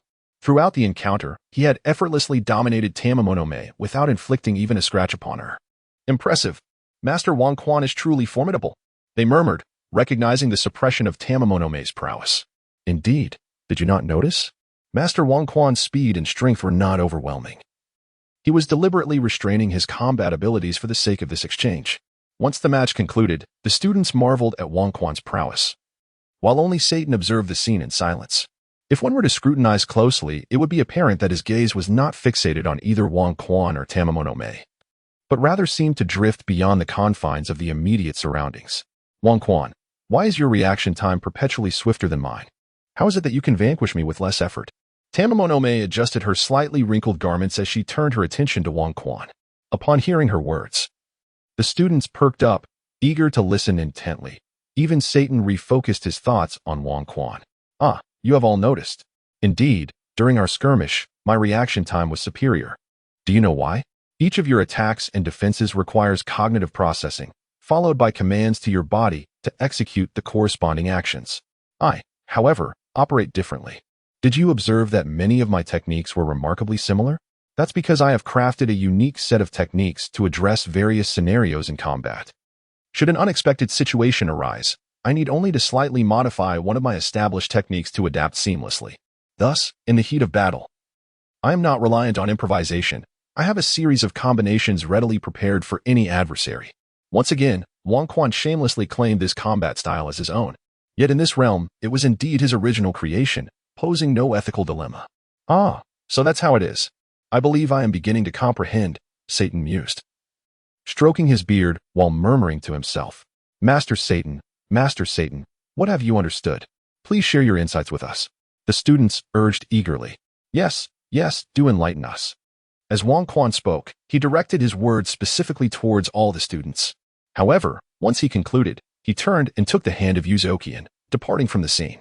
The students were left to gather around Satan, chattering animatedly among themselves. The concept of martial prowess is merely a notion proposed by Wang Quan. The specific techniques must be honed through personal endeavor. It is impossible for Wang Quan to guide everyone hand in hand. Furthermore, martial arts techniques are only effective when tailored to the individual. There is no singular best method, and Wang Quan cannot assist in this regard. Each person must gradually explore and experiment for themselves. With sufficient combat experience, they will inevitably discover their habitual techniques, which, when combined and arranged, will enable them to navigate various combat scenarios. In this manner, a unique set of combat skills will emerge. Take Wang Quan, for instance. Although he practices the ancient martial art of the kusakiri style, the various power techniques and the application of flames are products of his own research, with the only similarity being their outward appearance. During a sparring session, Wang Quan consciously suppressed his combat prowess, ultimately exerting merely a fraction of his strength. Nevertheless, he has gained profound insight into the power that kusakiri martial arts can manifest in combat. Until one reaches a level of mastery that transcends the need for techniques, it remains essential to practice established forms. Otherwise, one risks resorting to a chaotic flurry of strikes, akin to the antics of Sun Wukong, devoid of any technical finesse. Wang Quan. The voice of Tamamonome interrupted his contemplative state. What's wrong? Are you unhappy? Wang Quan turned to face her. Although uninjured, being continuously suppressed by him must have been disheartening for her as well. Can't you show me a bit of consideration? Tamamonome initially intended to voice something else, but upon Wang Quan's inquiry, she scrunched her nose, casting a somewhat aggrieved glance in his direction. My apologies, it was my oversight. I was too focused on mastering my techniques. How about this? I will tailor a set of combat moves specifically for you. If you train them until they become second nature, you will gain the upper hand in future battles.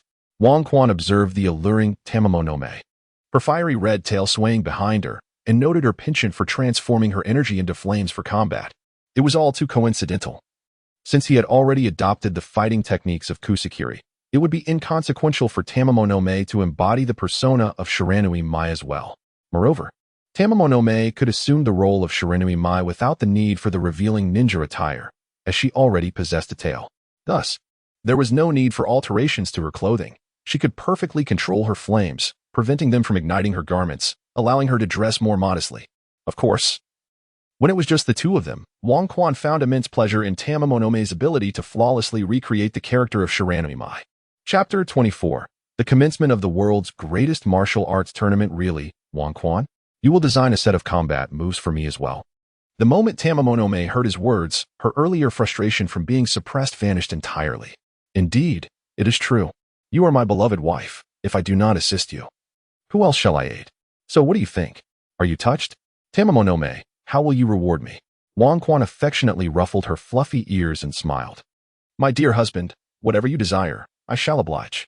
Suddenly, Tamamonome cast a sultry glance, delicately extending her little tongue to lightly caress the edge of her crimson lips. Her body languidly collapsing against Wang Quan as though devoid of bones. Oh dear, my beloved, please refrain from such behavior. I cannot bear it. Serving my wife is a sacred duty. How could one demand compensation for it? Am I the sort of person who would stoop so low? Despite their profound familiarity, Wang Quan found himself utterly defenseless against Tamamonome's allure whenever she grew earnest. Just as his dark circles had begun to fade, he dared not provoke her further and resolved to dedicate time to cultivation, to restore his strength. My love, what troubles you? Are you unwell? Let me see. Upon noticing Wang Quan's attempts to evade her gaze, Tamamonome intensified her efforts, feigning concern as her delicate, fragile hands began to explore within his embrace. No, no. This is wrong, dear wife. Must I yield again? Wang Quan flustered, managing to grasp both of her petite hands, conceding defeat. Humph. Let's see if you dare to bully me again in the future, Tamamonome retorted, pouting slightly as she withdrew her enchanting demeanor. I shall not dare again. Never again. Wang Quan, enduring humiliation for survival, secretly resolved to train diligently, increasing his combat prowess, if he couldn't even handle a little fox. How could he face the cosmic overlords in the future? Humph, your performance will determine that, Tamamonome chuckled, realizing that Wang Quan's masculinity, at times, was rather endearing. He always sought to assert dominance over her, yet she was a member of the Fox clan, and under the influence of her inherent gifts. Wang Quan began to feel apprehensive around her. Come, let us find a secluded spot. I shall devise a set of combat techniques for you. With that, Wang Quan led the delighted Tamamonome away for their training. Time swiftly passed, and soon the moment arrived for the 21st Grand Martial Arts Tournament to commence. Despite the king's fervent persuasion, Satan resolutely declined to participate. Ultimately, the king could only enlist the aid of Tamamonome, along with two of the most formidable students, Peter and Bruce. They departed from the western capital, journeying towards the southern island where the Grand Martial Arts Tournament was to take place. The four of them eschewed any form of transportation, opting instead to traverse the skies using their aerial techniques, soaring gracefully through the air. The royal authority has specially crafted martial arts uniforms adorned with the emblem of the National Martial Arts Institute for Peter and Bruce. Generally, these uniforms bear a resemblance to those worn by Sun Wukong and his companions, albeit with variations in color and devoid of the grotesque turtle insignia. The back of the garment features a fully scaled five-clawed golden dragon, while the left chest is emblazoned with the characters for national martial arts. Wang Quan and Tamamonome, of course, don their uniquely distinctive fighting attire. Draped in a white jacket emblazoned with a coiling dragon on the back, Wang Quan presents a striking figure. Beneath, he dons a black t-shirt adorned with a prominent white cross, complemented by frayed blue jeans and brown leather shoes, reminiscent of Kyo Kusanagi from The King of Fighters 2002. As for Tamamonome, having mastered all of my Shiranui's skills, she naturally possesses a unique battle attire associated with the latter. However, she reserves this outfit exclusively for encounters with Wang Quan, as she would never don it in public, and Wang Quan would certainly disapprove. Currently, she is clad in a loose pink kimono intricately embroidered with cherry blossoms, enveloping her completely. This attire bears a striking resemblance to my Shiranui's special New Year outfit from The King of Fighters Destiny, combining elegance and functionality without hindering her combat abilities. With a powerful aerial technique, the quartet soars over the vast ocean, landing on a bustling island. Is this the island hosting the world's premier martial arts tournament? How vibrant it is, teeming with people, remarks Tamamonome, curiously surveying the crowd while clutching Wang Quan's arm. Peter and Bruce also gaze inquisitively at their surroundings. As the tournament approaches, martial arts enthusiasts from across the globe converge upon this small isle. A glance reveals a sea of humanity, men, women, children, humans, and beastfolk alike. Under the scrutiny of their senses, they detect thousands of formidable fighters boasting combat powers exceeding 20. Indeed, it is a grand spectacle in a large city. One might struggle to find a martial artist with a combat power above 20, yet here they abound. Each individual possesses the potential to best Captain America, albeit without the protagonist's aura. The once every 3 years martial arts tournament, though its prestige has waned compared to boxing and wrestling, remains a significant event in the martial arts community. Let us proceed to register, Wang Quan declares, leading Tamamonome and the 2 students toward the registration area. Despite the number of experts present on the island, only about 150 individuals have officially registered, with a few weaker contenders among them. Most participants boast combat powers exceeding 50. And the roster includes not only humans but also numerous half-beast fighters, whose formidable physical attributes contribute to their generally high combat prowess. Upon registering, Wang Quan and his companions enter the contestants' area, immediately sensing several formidable presences. With a faint smile, Wang Quan turned to Yu Qian and the 2 students, saying, "Come. I shall introduce you to some skilled individuals, who happen to be my friends." "Your friends? I was unaware that you had other acquaintances." Yu Qian replied with a gentle smile, keeping pace with Wang Quan. As for Peter and Bruce, they seemed to have been influenced by Satan's words, displaying an air of apprehension since their arrival on the island, as if perpetually poised to flee. Their vigilant eyes scanning every person around them while they closely trailed behind Wang Quan. In a corner, a bare-chested figure, wrapped in burlap, was seated in meditation. Sensing the approach of 2 formidable presences, he abruptly opened his eyes and focused on their source. A spark of recognition lit up his face, transforming his previously stoic expression into one of genuine warmth. Rising from the ground, he smiled broadly at the approaching youth. "Namu, Wang Quan. Haha. You have indeed come to participate in the World Martial Arts Tournament. Your prowess has advanced remarkably." Upon sensing that Namu's combat strength had surpassed 200, Wang Quan playfully delivered a light punch to his bare chest. "Thanks to you, Wang Quan, I have mastered the art of energy manipulation and the dance of the void." Allowing my abilities to grow at such an impressive rate, Namu replied with a hint of bashfulness. "Ha ha, Namu. We have also learned much from your unique ancient boxing techniques. They have greatly benefited us. Allow me to introduce you. This is Yu Qian, my girlfriend. The smaller one is Peter, and the more robust one is Bruce. Both are students at my martial arts academy, and I brought them along to broaden their horizons."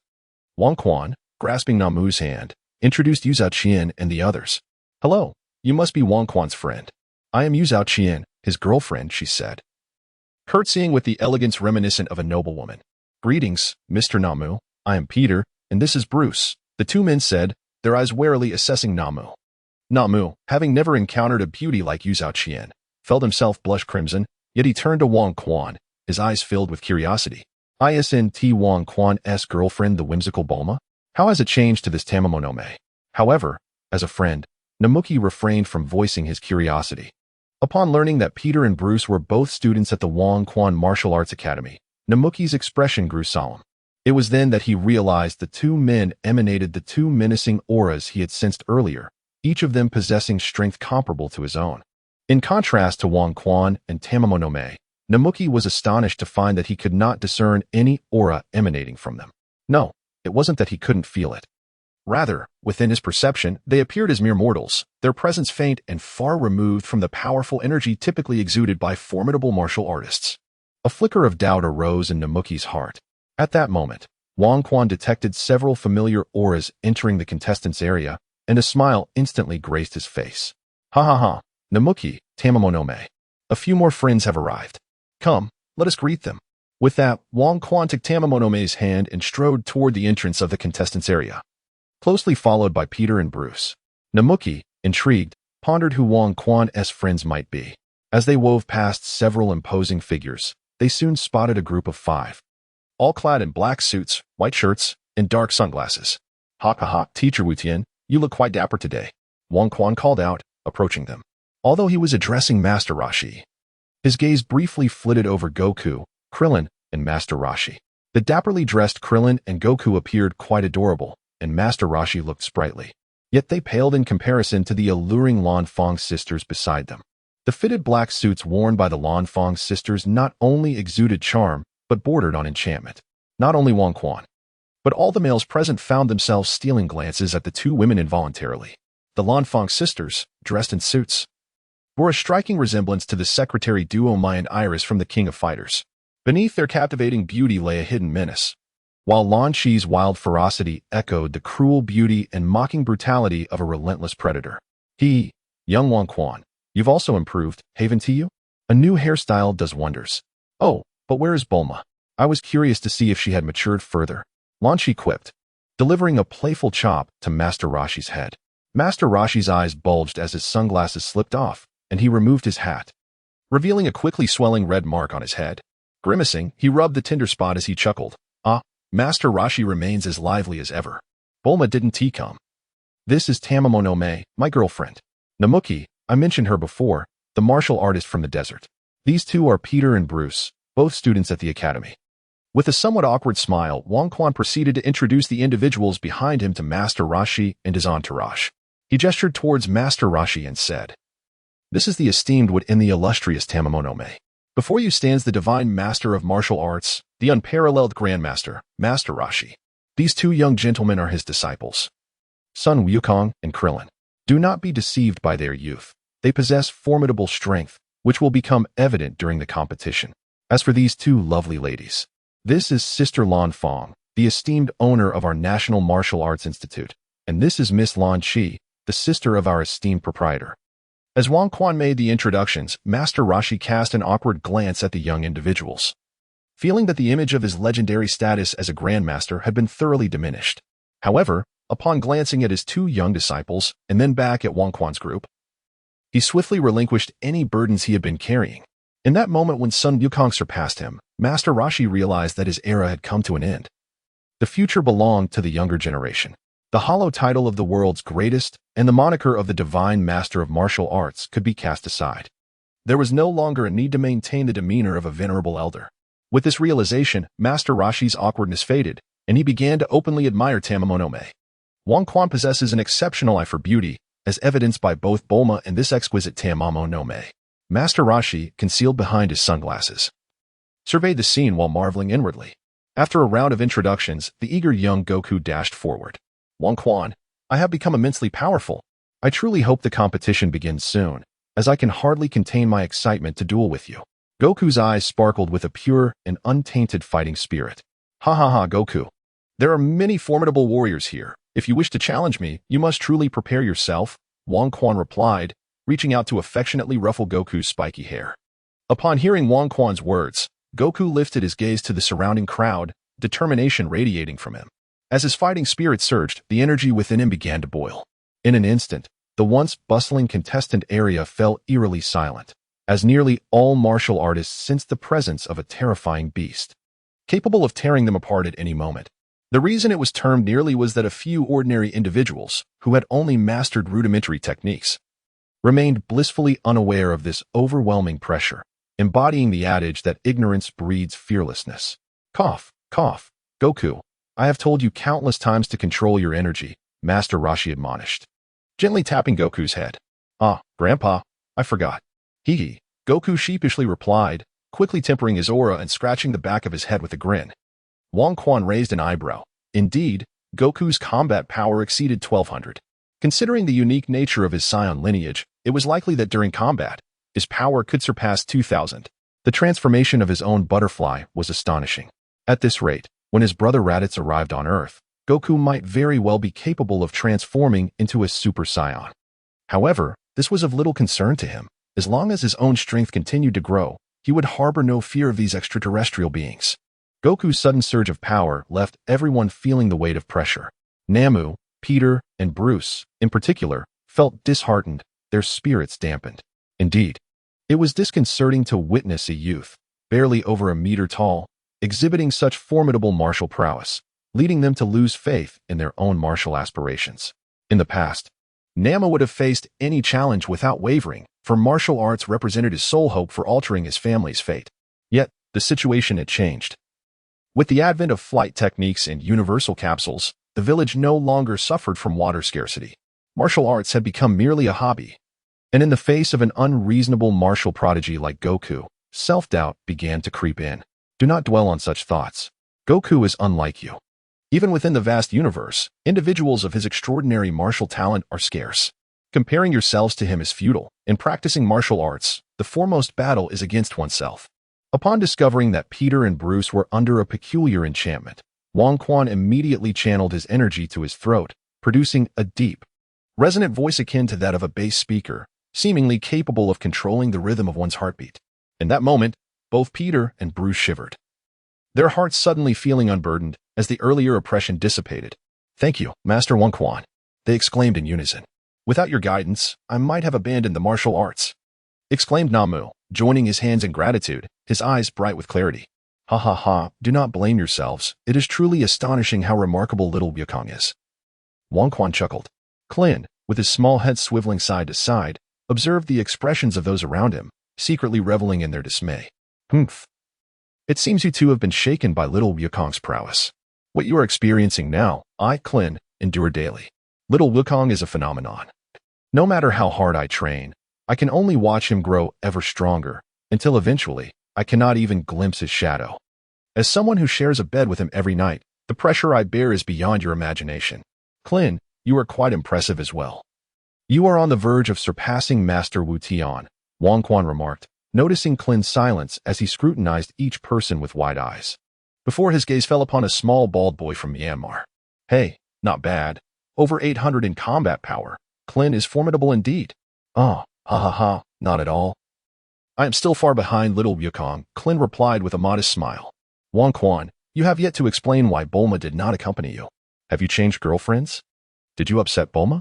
Lan Fang questioned sharply, removing her sunglasses and directing a fierce gaze toward Wang Quan, her expression unfriendly.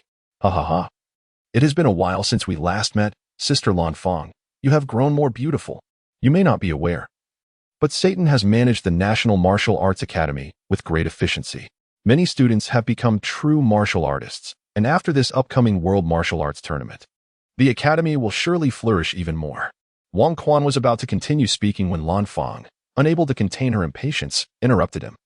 "Who allowed you to say such things, Wang Quan? Be honest with me, have you been bullying Bulma? And what is the story behind this half-beast?"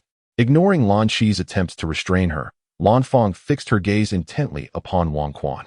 "Sister, please refrain from questioning him any further. I promise to explain everything after the competition." Wang Quan stepped forward, his tone tinged with a hint of desperation. "Dear sister, do not trouble him anymore. Wang Quan has already stated that he will discuss it after the match," Lan Shi gently urged, grasping her sister's arm. At that moment, a booming announcement resonated throughout the venue. The registration for the 21st World Martial Arts Tournament has now concluded. All participants are requested to collect their competition numbers and proceed to the respective arenas to commence the match. "Just wait, little Wang Quan. I shall deal with you later."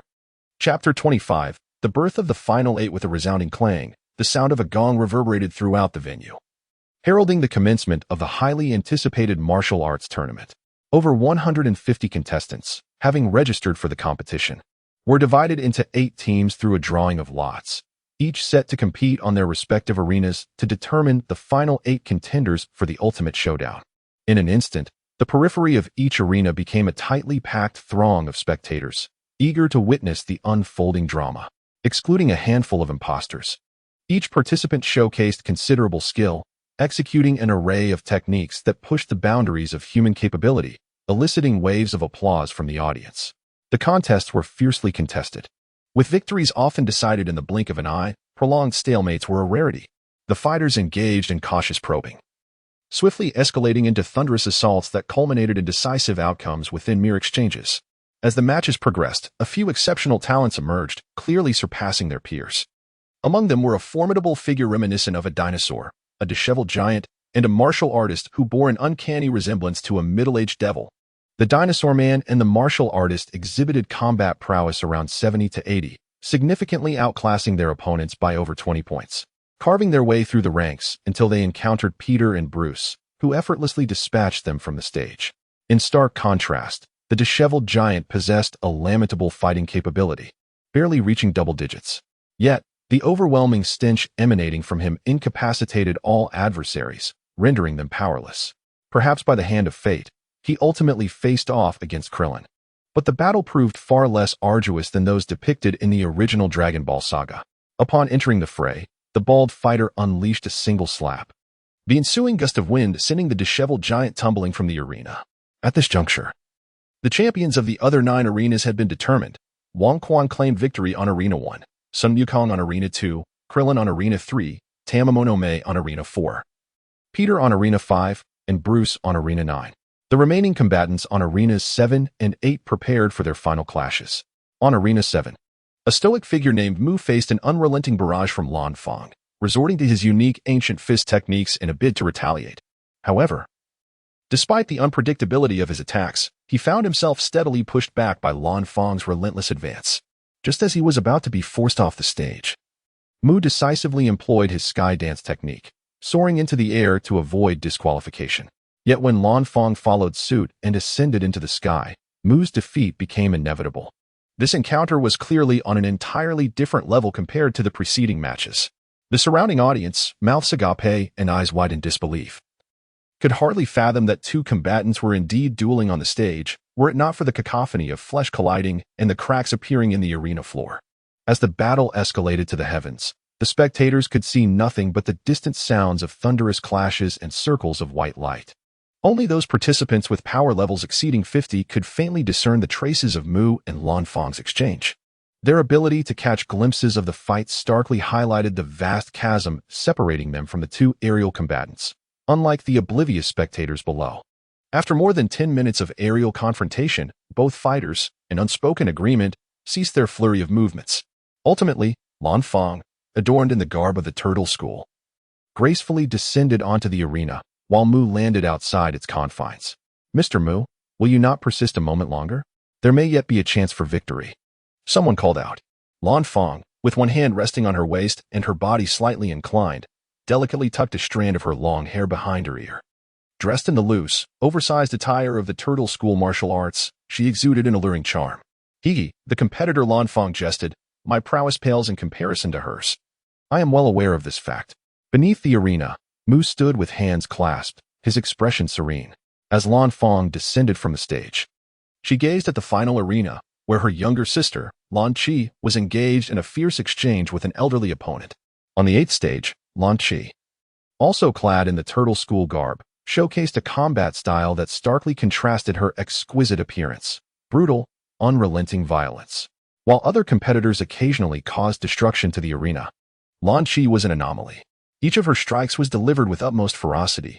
When her opponent, Chang Long, evaded one of her blows, her next attack would inevitably crash down upon the stage. The granite slabs of the arena crumbled beneath her fists and feet, shattering like biscuits, as shards of stone flew about, vividly illustrating the aesthetic of brutality. To be frank, the audience, while aware of the formidable strength of the remaining champions, had not witnessed how Wang Quan and others had secured their victories due to their own limitations. Only in Lan Qi's bout did they witness the sheer destructive power possessed by a top martial artist, leading to a sudden surge in her popularity.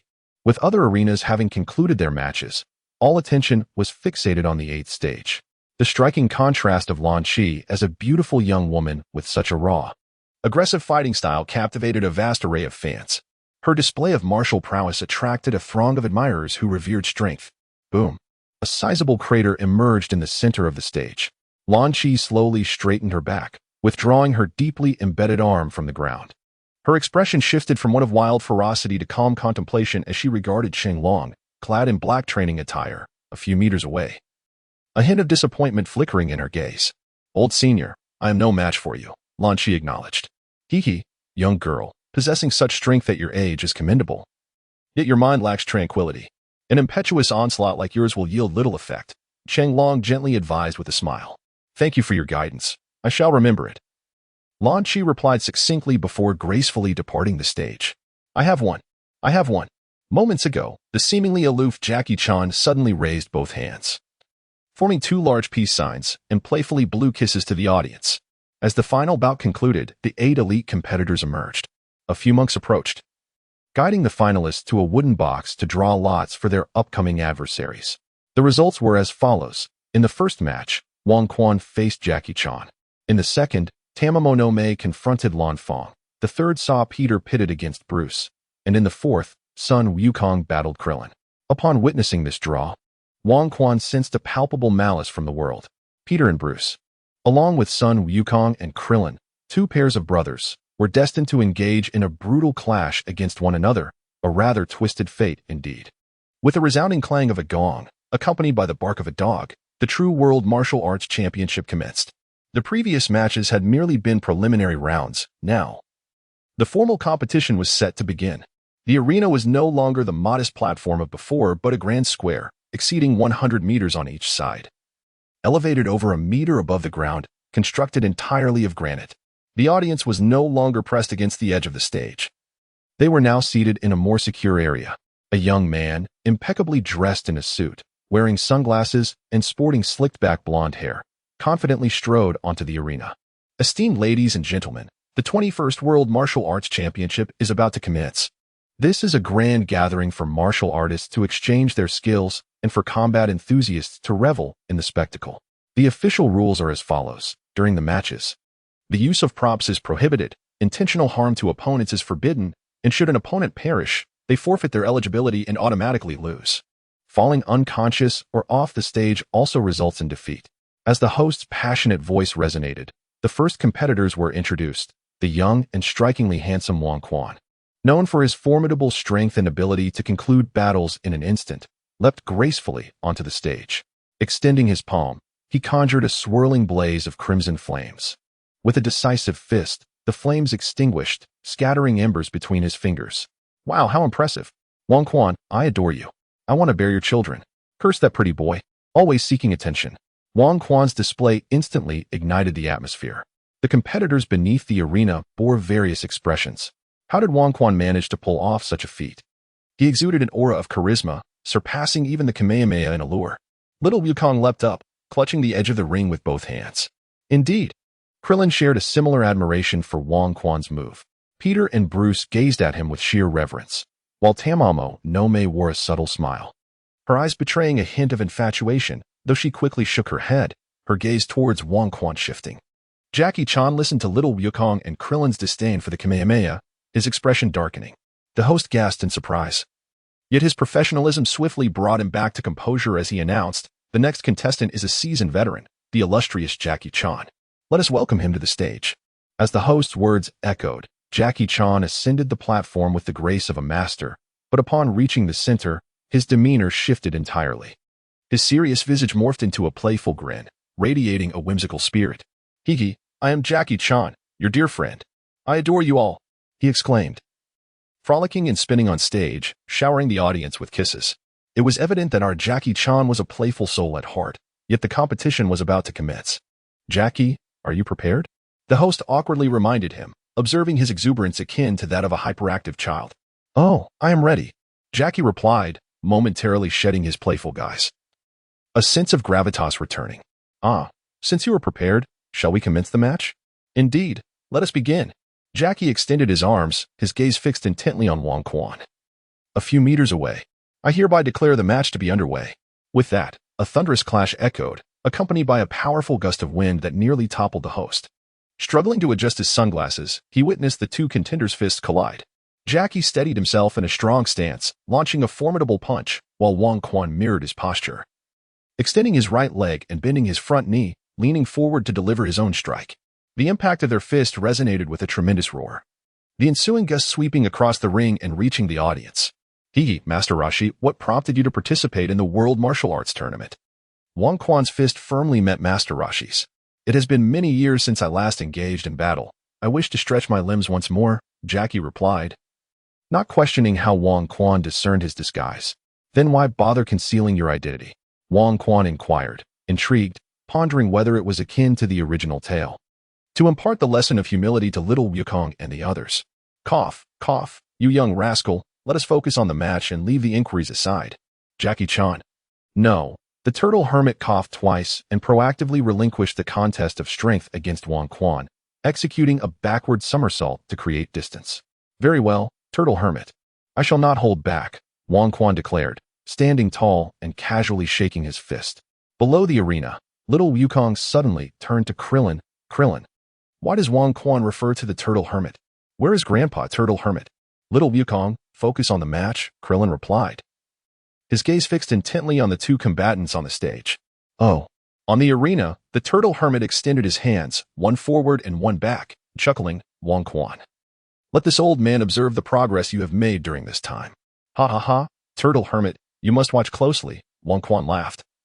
As a sphere of crimson flame was hurled to the ground, the flame, akin to a serpent imbued with spirit, traced a long arc across the surface, advancing directly towards the turtle hermit. The royal authorities swiftly followed, advancing in the wake of the flames, charging towards the turtle sage. The turtle sage, caught off guard by such an aggressive approach, deftly propelled himself backward, leaping several meters away with a light touch of his toes upon the ground. The sovereign power pressed forward relentlessly, appearing beneath the turtle hermit, flames igniting in both hands. His body twisted like a soaring dragon, the flames coiling around him like two fiery serpents. While providing protection, these flames also wielded formidable offensive capabilities. The airborne turtle hermit, caught off guard, was struck heavily in the chest by the spinning fist of the sovereign. In an instant, he found himself enveloped in crimson flames, his body sent hurtling sideways. With a resounding thud, the turtle hermit crashed to the ground. A burst of white energy erupted from his form, extinguishing the flames that had engulfed him. At this moment, the turtle hermit no longer exuded the grace of a master. His black martial arts uniform was riddled with charred holes, revealing his gaunt physique, and his face was smudged with soot. The audience, bewildered by the rapid turn of events, could scarcely comprehend what had transpired. They merely observed flashes of fire on the stage, as if the contestant had just emerged from a blaze.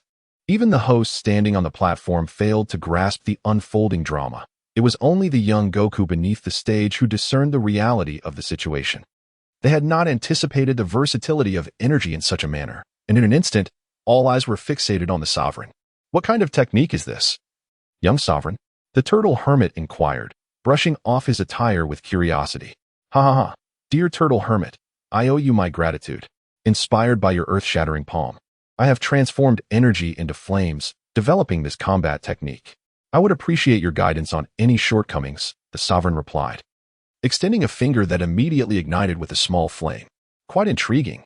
I shall observe closely, the turtle hermit responded, distributing his energy across the surface of his body and swiftly advancing towards the sovereign, no longer intimidated by the sovereign's flames.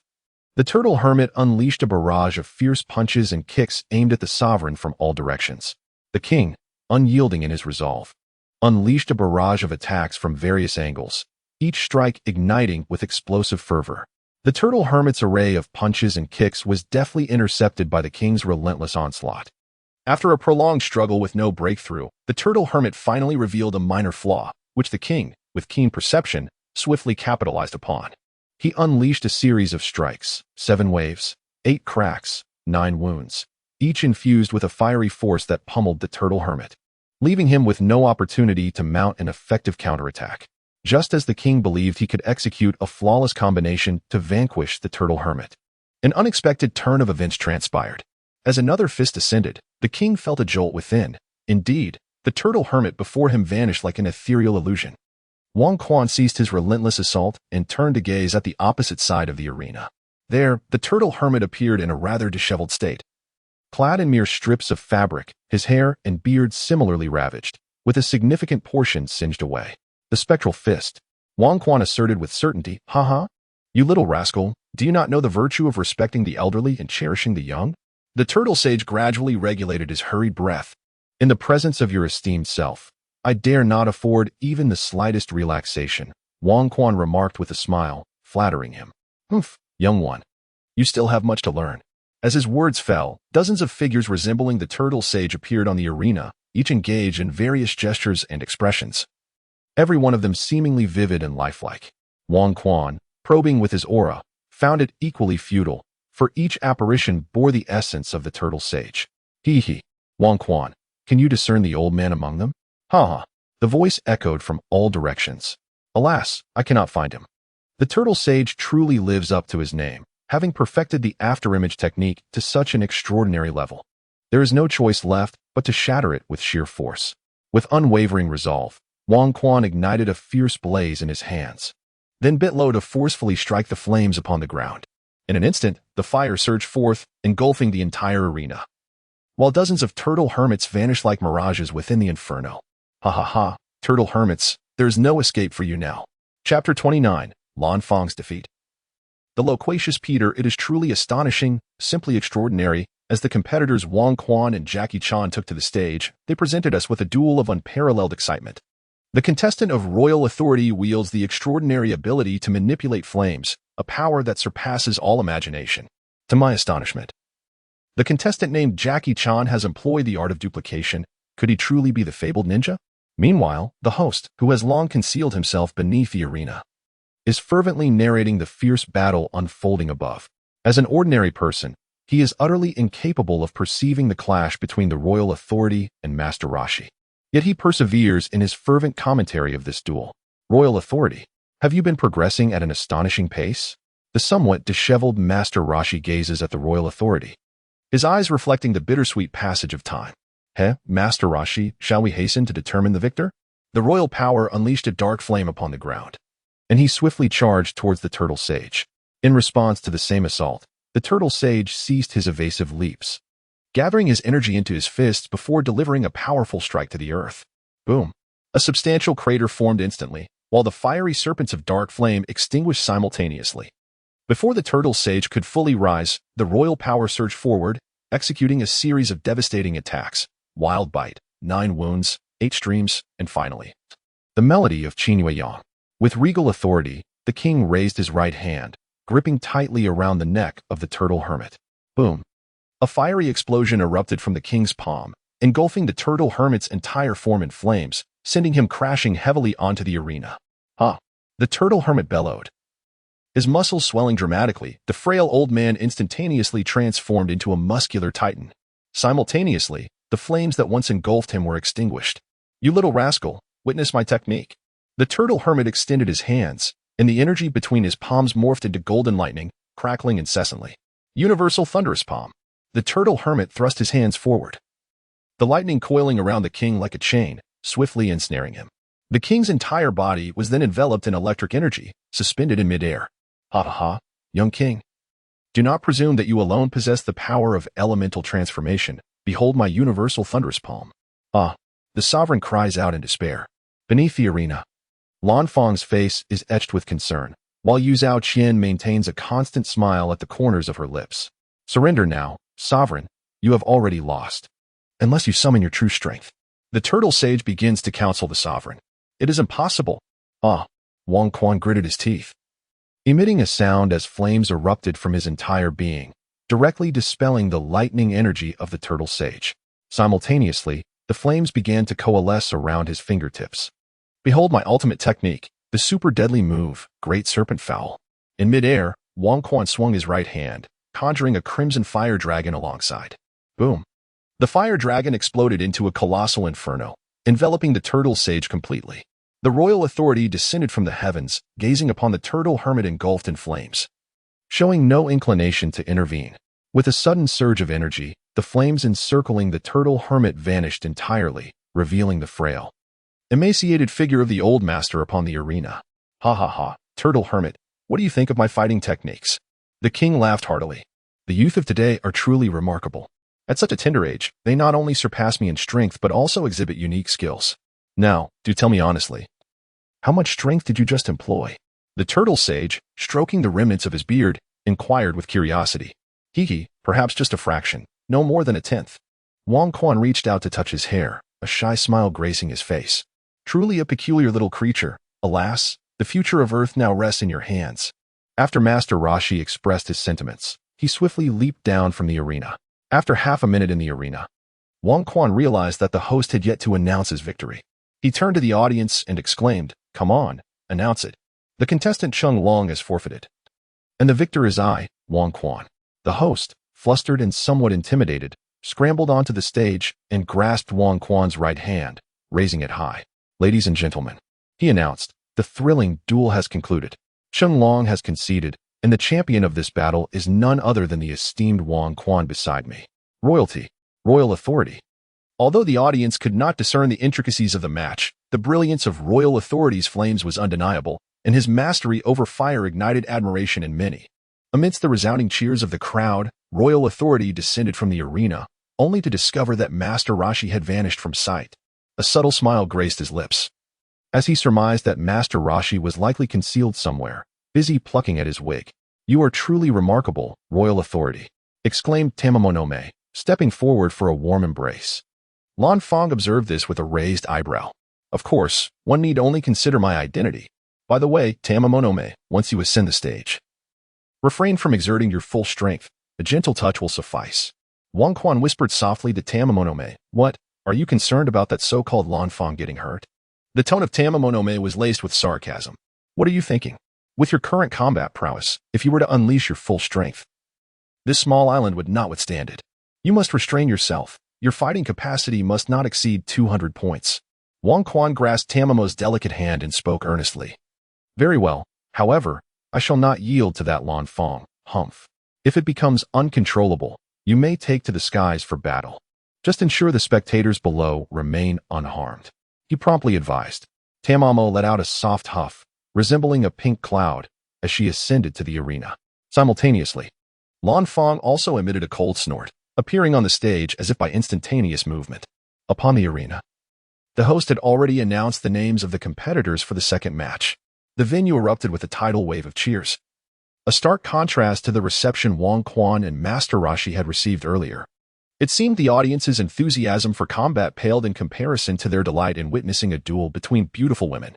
As Tamamo and Lan Fang took the stage, the host dashed a few steps forward, leaping to the edge of the arena, only to call out in trepidation, "Begin." Although the host had declared the match underway, the two women on stage did not engage in battle. Lan Fang's gaze towards Tamamo was laden with evident disdain and scrutiny, while Tamamo maintained an unwavering smile, watching Lan Fang with keen interest. The fiery irritation within Lan Fang surged as she beheld Tamamo's alluring smile, reminiscent of her own. Tamamo, perceptive of Lan Fang's inner turmoil, subtly raised an eyebrow, her smile growing ever more radiant.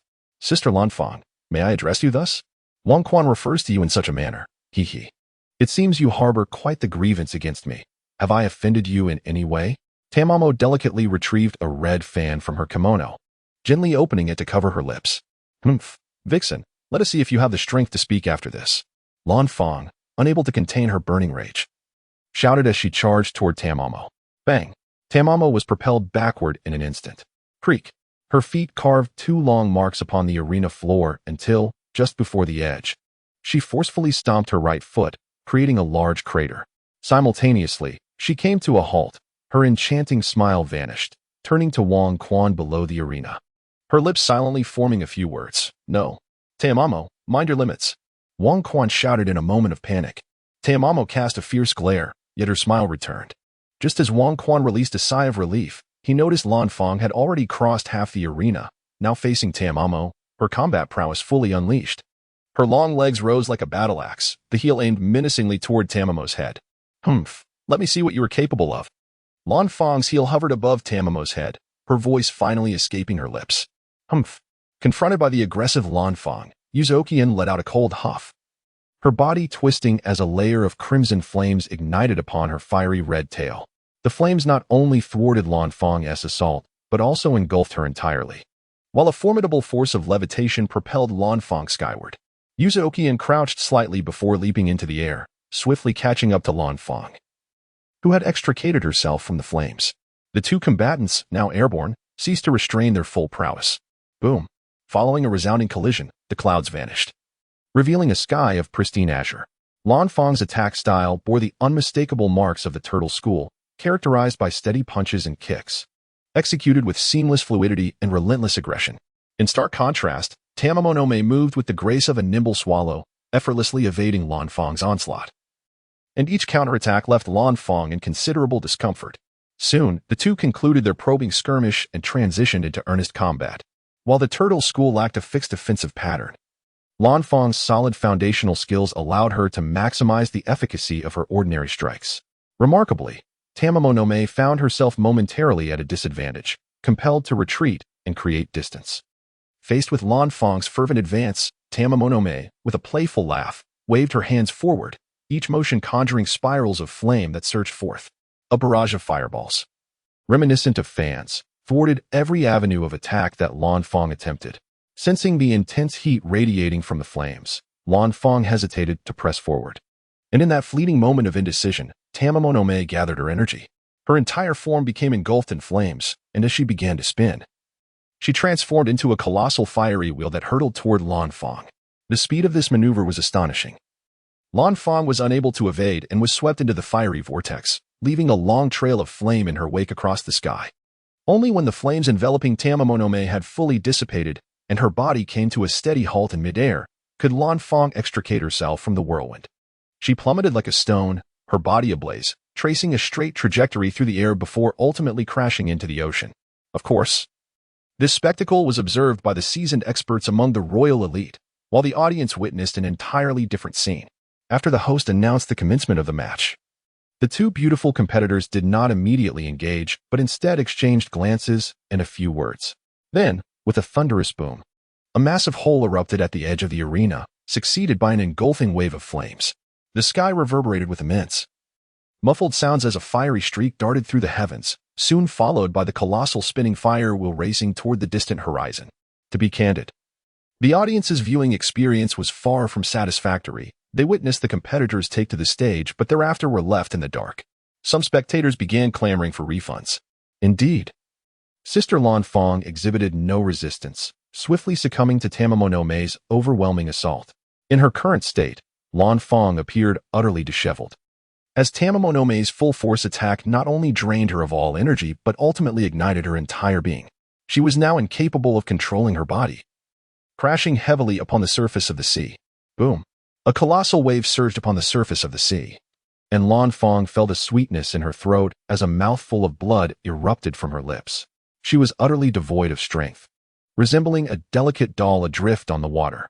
With a swift motion, Tamamonome alighted gracefully upon the sea's surface. Tamamonome, I concede defeat. Lan Fang struggled momentarily in the water, but the excruciating pain coursing through her body rendered her immobile. It is only natural for you to lose. Your foundational combat prowess pales in comparison to mine. And lacking your own unique fighting techniques, you could never hope to match me. Tamamonome extricated Lan Fang from the water and soared towards the arena of the world's foremost martial arts tournament. Your combat technique utilizes flame energy, and Little Sovereignty employs flame energy as well. Indeed, my fighting style was specifically crafted for me by Sovereignty, Tamamonome replied, a gleam of pride illuminating her face. Humph. Lan Fang scoffed coldly, choosing to remain silent. Tamamonome swiftly returned to the arena, depositing Lan Fang at the foot of the stage before gracefully ascending to the platform herself. The host and Tamamonome exchanged glances for a moment before the former was compelled to announce Tamamonome's victory in this bout. Below the stage, Lan Fang, her attire in tatters, bore extensive burns upon her exposed skin, and as she landed, she stumbled unsteadily, on the verge of collapse. As Wang Quan reached out to grasp her arm, he discovered that her skin was entirely covered with blisters caused by the searing flames. The very thought of seizing her would bring her excruciating pain. With a decisive step forward, Wang Quan reached out to grasp her clothing. Suddenly, with a sharp tearing sound, the martial arts uniform, scorched by intense heat, could not withstand Lan Fang's weight and shattered completely, leaving her upper body fully exposed. Before the king could utter a curse, he swiftly stepped forward, drawing Lan Fang into his embrace.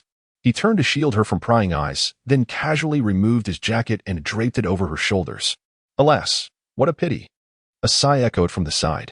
As Wang Quan turned to look, he was met with the sight of Master Rashi, who had somehow changed back into his attire. Gazing regretfully at Lan Fang, now adorned in Wang Quan's garments. Master Rashi, as a seasoned elder, must you truly be so lecherous? Wang Quan remarked with a hint of exasperation. You young rascal, what do you know? Even an old man like me is entitled to a few personal whims. Master Rashi retorted, his gaze lingering hungrily on Lan Fang. Although she wore Wang Quan's clothing on her upper body, the battle had left her pants in tatters, revealing large swathes of her alabaster skin, marred by numerous blisters caused by the searing flames. Wang Quan produced a mystical bean and placed it in Lan Fang's hand. Sister Lan Fang, this is a celestial bean. Consume it. Without hesitation, Lan Fang swallowed the bean. Isn't this the food from Master Karen? Young man, have you visited Master Karen? But why would you have Lan Fang eat a celestial bean? As Turtle Sage spoke, Lan Fang suddenly exclaimed, Ah, my strength has been fully restored, and all my wounds have healed. What is happening? As she spoke, Lan Fang clenched her fists, feeling the surge of energy roaring within her. She bent down to inspect her legs, where the previous burns had completely vanished. Sister Lan Fang, this is the power of the celestial bean. Regardless of the severity of the injury, consuming one will instantly restore health and rejuvenate all strength. Wang Quan explained with a smile. What? The celestial bean has such effects? Upon hearing Wang Quan's description of the miraculous bean, the others expressed profound curiosity. While Turtle Sage wore a regretful expression, little Wang Quan, that celestial bean is quite precious, and you squandered one so readily. Realizing the bean's true value, Lan Fong understood. Ha ha ha, Sister Lan Fong, what are you saying? It's merely a celestial bean. It pales in comparison to your importance to me. Just as Lan Fong was about to say more, Yu Zhaqian stepped down from the arena, and the host began to announce the commencement of the third match. Peter and Bruce ascended the stage simultaneously. Contestants, could you please refrain from flying so far during your combat? It would be preferable to remain on the stage. The host timidly suggested. What? We cannot fly out to battle? Why not?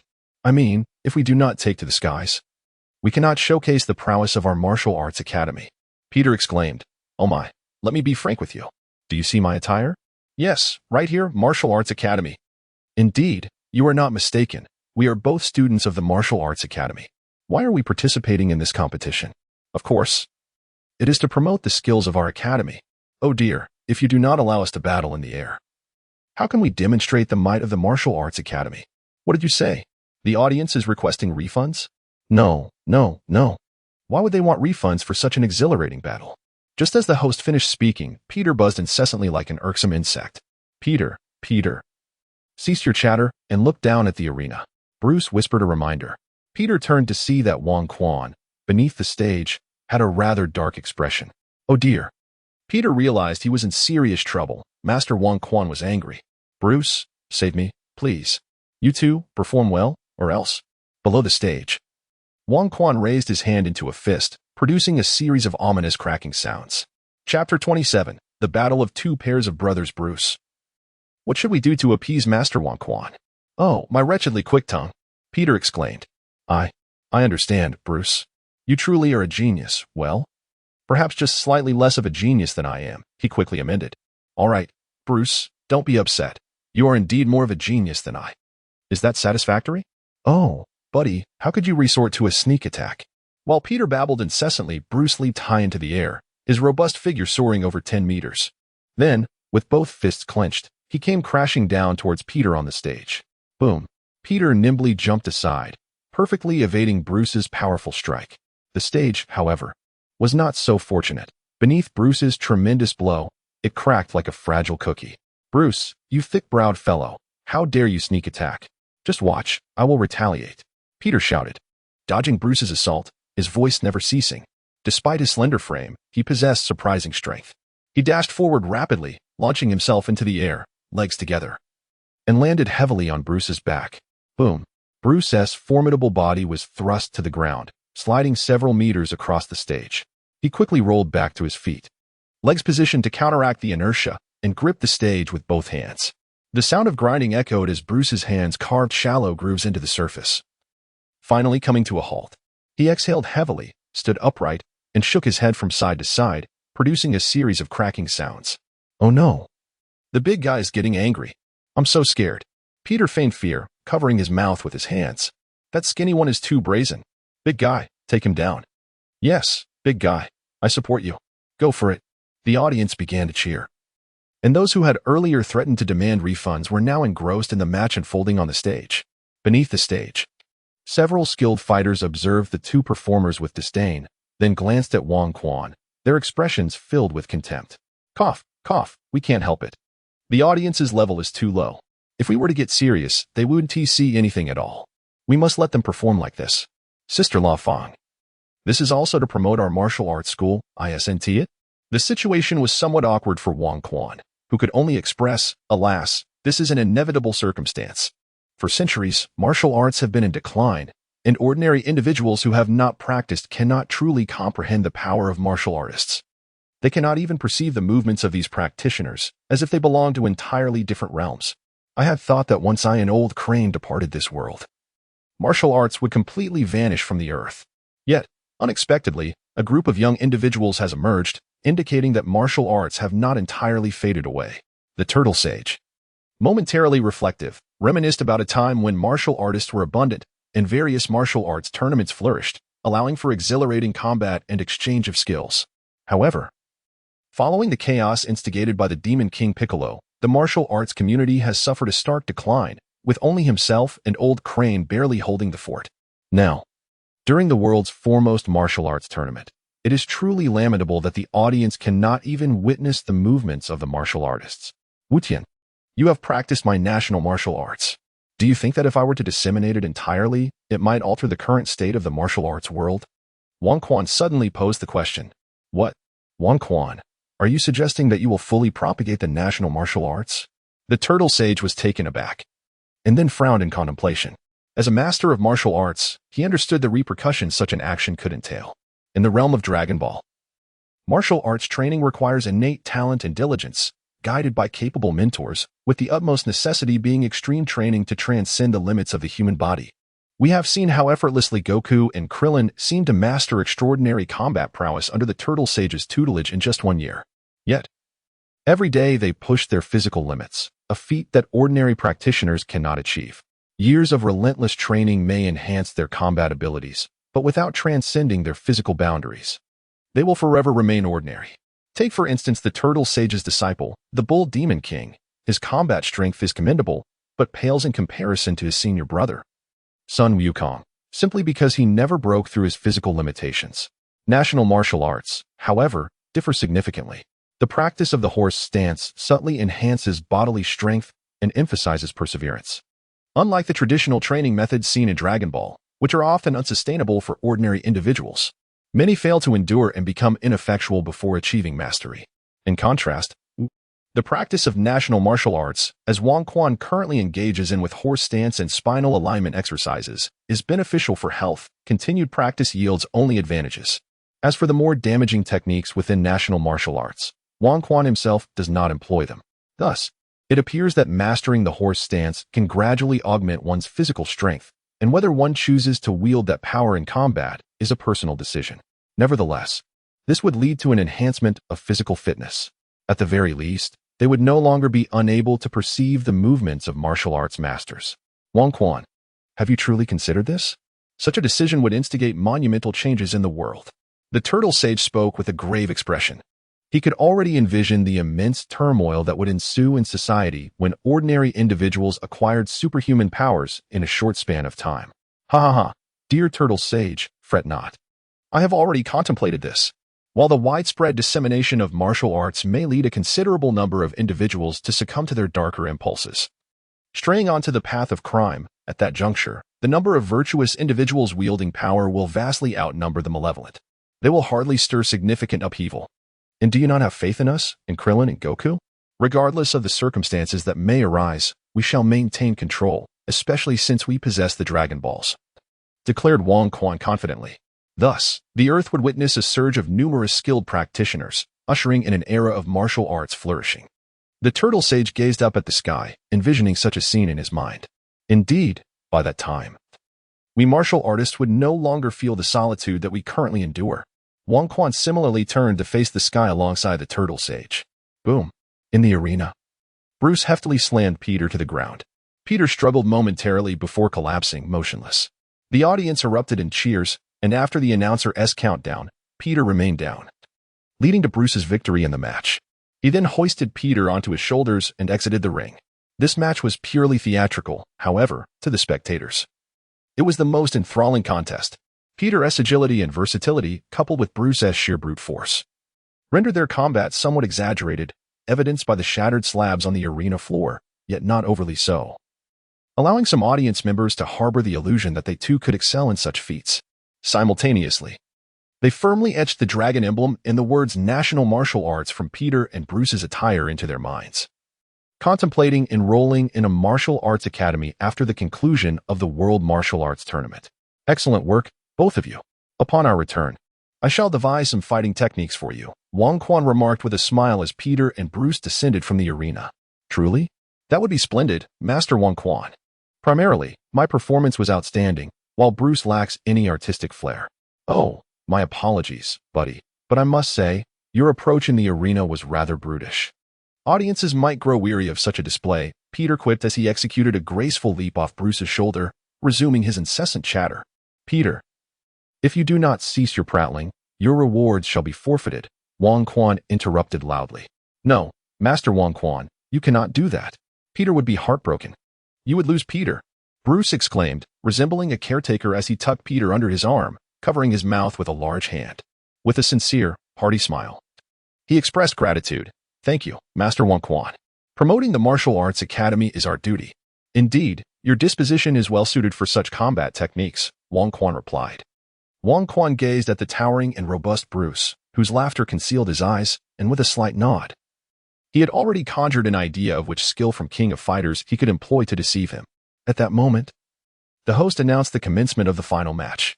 Little Wukong and Krillin stood facing each other in the arena. Both were diminutive in stature and donned similar attire.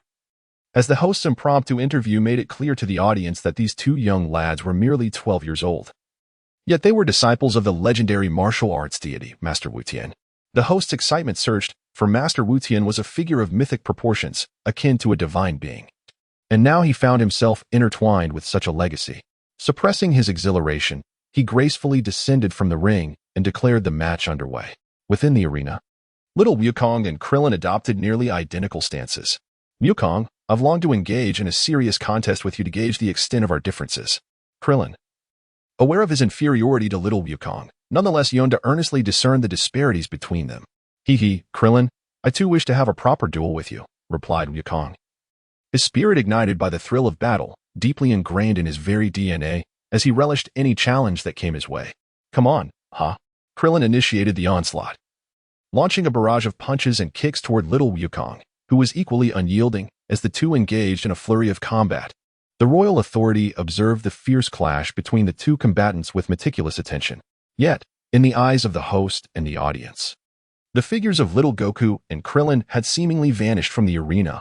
All that remained was a cacophony of physical collisions. Alas, when martial artists unleash their true prowess, mere mortals are rendered spectators to naught but the echoes of their struggle. Though we cannot see the fierce battle between contestant Sun Wukong and contestant Krillin, we can certainly hear the sounds of their combat. The host hesitated before beginning to narrate the unfolding duel. The uproar from the previous match, where a multitude of spectators clamored for refunds, must not be allowed to repeat itself. Little Goku's strength was evidently superior to Krillin's. And even though he restrained his own power to match Krillin's speed and force, his innate combat instincts and physical attributes tilted the scales of victory in his favor. With a thunderous crash, Krillin was sent crashing onto the stage, creating a massive pit several meters wide, while Little Goku remained poised at its edge. The audience erupted in synchronized gasps of astonishment. The two children, who had been elusive since the match commenced, finally revealed themselves. With the bald-headed boy having created such a profound crater with his own body, this spectacle, reminiscent of scenes from a science fiction film, sent the crowd into a collective frenzy. Goku, we are indeed worlds apart, but I shall not concede so easily, Krillin declared, groggily rising from the depths of the pit, slowly making his way out. I know, Krillin, you have yet to reveal your trump card. Unleash it swiftly, Little Goku exclaimed, his excitement palpable as his tail began to sway energetically. Humph, Little Goku, you shall find victory far from your grasp. Look, a flying saucer. Krillin suddenly pointed to the sky above Goku. The audience, momentarily bewildered, questioned the bald-headed boy's tactics, wondering how such a clumsy ruse could possibly succeed. However, they were quickly proven wrong. There. Little Goku, without a hint of doubt, turned his gaze skyward. Krillin's face broke into a cunning smile. A sharp mind is also a form of strength, he. With a speed akin to lightning, Krillin seized Little Goku, wrapping his arms tightly around his neck and coiling his legs around Goku's waist, as though encasing him in a shell.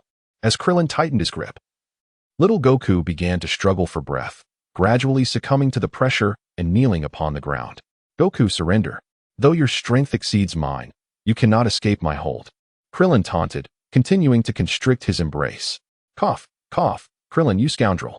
Little Goku, having learned much from Master Roshi, was well versed in the concept of treachery. Ha. This is merely the art of war. Deception is a strategy. Do you not understand? Regardless, you are on the verge of defeat. Krillin retorted, Ahem, I will not concede. Little Wukong's face flushed crimson, yet he gritted his teeth, refusing to admit defeat. Little Wukong, surrender now. If you do not, you may find yourself in peril, Krillin urged, tightening his grip further. The spectators could see that Krillin had successfully gained the upper hand. The question now was when little Wukong would relent. What? Little Wukong still refuses to concede? What a remarkable spirit of martial arts. We commend little Wukong for his perseverance. However, this puts him in a precarious position. Look. Clint appears somewhat flustered. The unfolding battle was clear to all, prompting the host to earnestly begin his commentary for the first time. He was correct. Clint was indeed in a dilemma. With little Wukong refusing to yield, he could not truly resort to underhanded tactics against him, thus maintaining the status quo. Yet, little Wukong never ceased to struggle. Just as his head began to spin and he was on the verge of fainting, a torrent of fierce, untamed energy surged from the depths of his being. "I will not surrender," he roared, and an immense phantom of a howling giant ape seemed to materialize above him. In an instant, little Wukong's combat power skyrocketed, his aura erupting as he broke free from Clint's grasp, pivoting to strike with his tail, landing a heavy blow against Clint. Boom.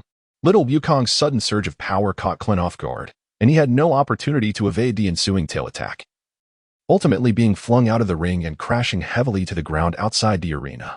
After little Wukong's inexplicable outburst of strength, Clint realized that victory was beyond his reach. Initially, while his combat power did not match little Wukong's, the disparity was not insurmountable. With a few clever maneuvers and clever use of the rules, he still had a chance to win. However, after little Wukong's inexplicable surge in power, Clint understood that no amount of effort could change his fate. The fundamental difference in combat strength was far too great to be compensated for by mere cunning. Thus, after being ejected from the ring by little Wukong's tail, he chose not to use flight techniques to return but instead landed directly on the ground. Little Wukong emerged victorious. Truly, both competitors were worthy disciples of Master Wu Tian, delivering an exhilarating match for us all. With 4 contests concluded, the martial arts tournament temporarily paused, allowing all participants to enjoy lunch. The competition will resume at 2 o'clock in the afternoon. We kindly ask the audience to exit in an orderly fashion to prevent any incidents of trampling. As the host's voice echoed, the morning's competition came to a close. Wang Quan and his companions, guided by the staff, made their way to the dining hall of the martial arts tournament. After indulging in a hearty feast, the staff regretfully informed Wang Quan that all the food had been consumed. In the original timeline, only the little monkey king had a voracious appetite. However, due to Wang Quan's influence, everyone had become equally gluttonous.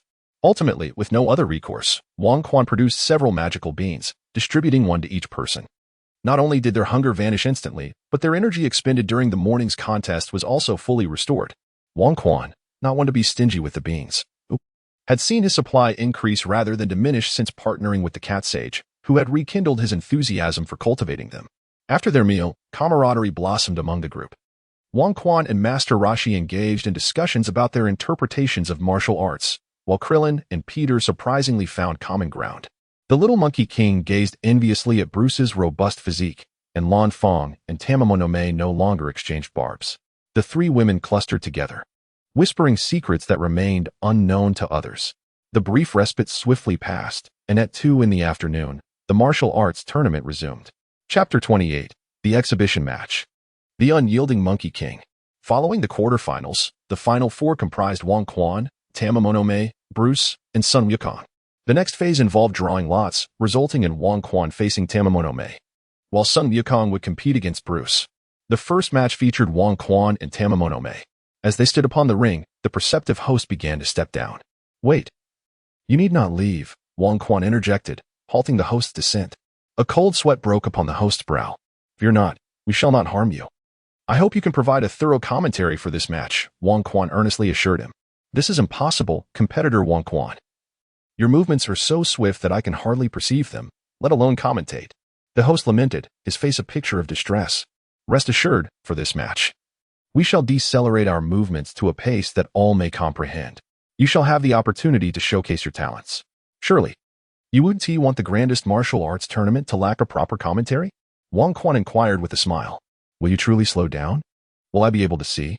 The host tightened his grip on the microphone, nervously inquiring about his role as the commentator for the grand martial arts tournament.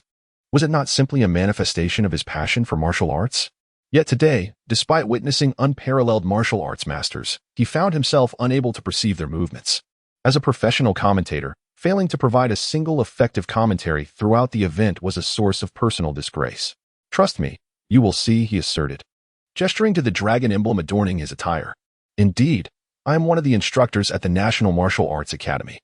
My primary aim in participating in this tournament is to promote our traditional martial arts. If no one can witness it, then what purpose have I served? Turning around, he pointed to the swirling dragon design on the back of his jacket. I see. What about the competitors Peter and Bruce? The host inquired. They are both students of our academy, Wang Quan confidently replied. Will the contestant Tamamonome cooperate with you? The host now understood that Wang Quan's suggestion to slow down was, in reality, a performance. Everyone was vying for the championship. Why would others accommodate his display? I am also a student of the National Martial Arts Academy, Tamamonome said, gently waving her fan as she spoke. In that case, there is no issue. After the host concluded, he promptly positioned the microphone near his mouth and declared, Ladies and gentlemen, esteemed audience members, you are in for a treat. Thanks to our diligent communication. Contestants Wang Quan and Tamamonome from the National Martial Arts Academy have agreed to stage an exhibition match. The two martial artists will slow down their movements, allowing us all to appreciate the allure of martial arts combat. Now, I hereby announce that the match has commenced. With that, the host swiftly turned and dashed to the edge of the arena. Although Wang Quan assured him of safety, he still felt a sense of security by maintaining a distance from these formidable figures. As the match began, Wang Quan extended one hand, palm open, igniting a vibrant blaze of crimson flames that danced in his grasp. Then, he clenched his fist, extinguishing the flames, which faded into a constellation of sparks.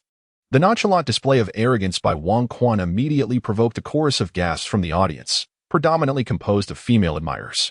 Tamamonome revealed a bewitching smile, her hands deftly adjusting the sash of her kimono before executing a graceful turn. As Wang Quan prepared to unleash his fury at this familiar gesture, the jealousy that had risen in his throat dissipated upon witnessing her transformation. It turned out that Tamamonome had not donned the iconic battle attire of Shiranui. Instead, she had simply changed into a striking red dress, followed by a playful roll of her eyes directed at Wang Quan. Almost instantaneously, she flicked her fan forward, sending a swirling blaze hurtling towards him. The sovereign, with a deft sidestep, leapt gracefully, narrowly evading the flames.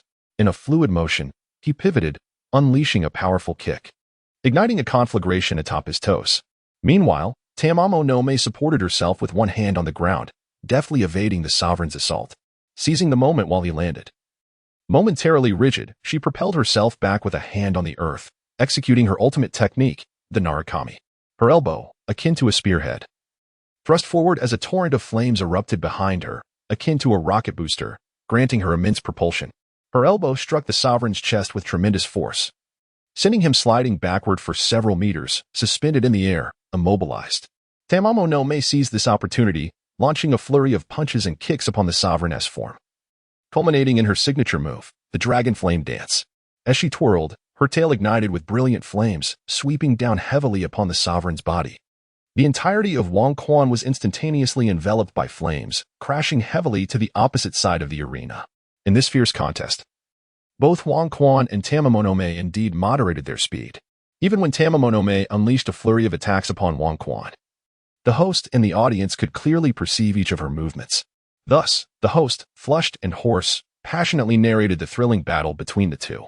In the stands, the cheers resonated without pause. While reveling in the martial arts spectacle, the spectators also remembered the National Martial Arts Academy.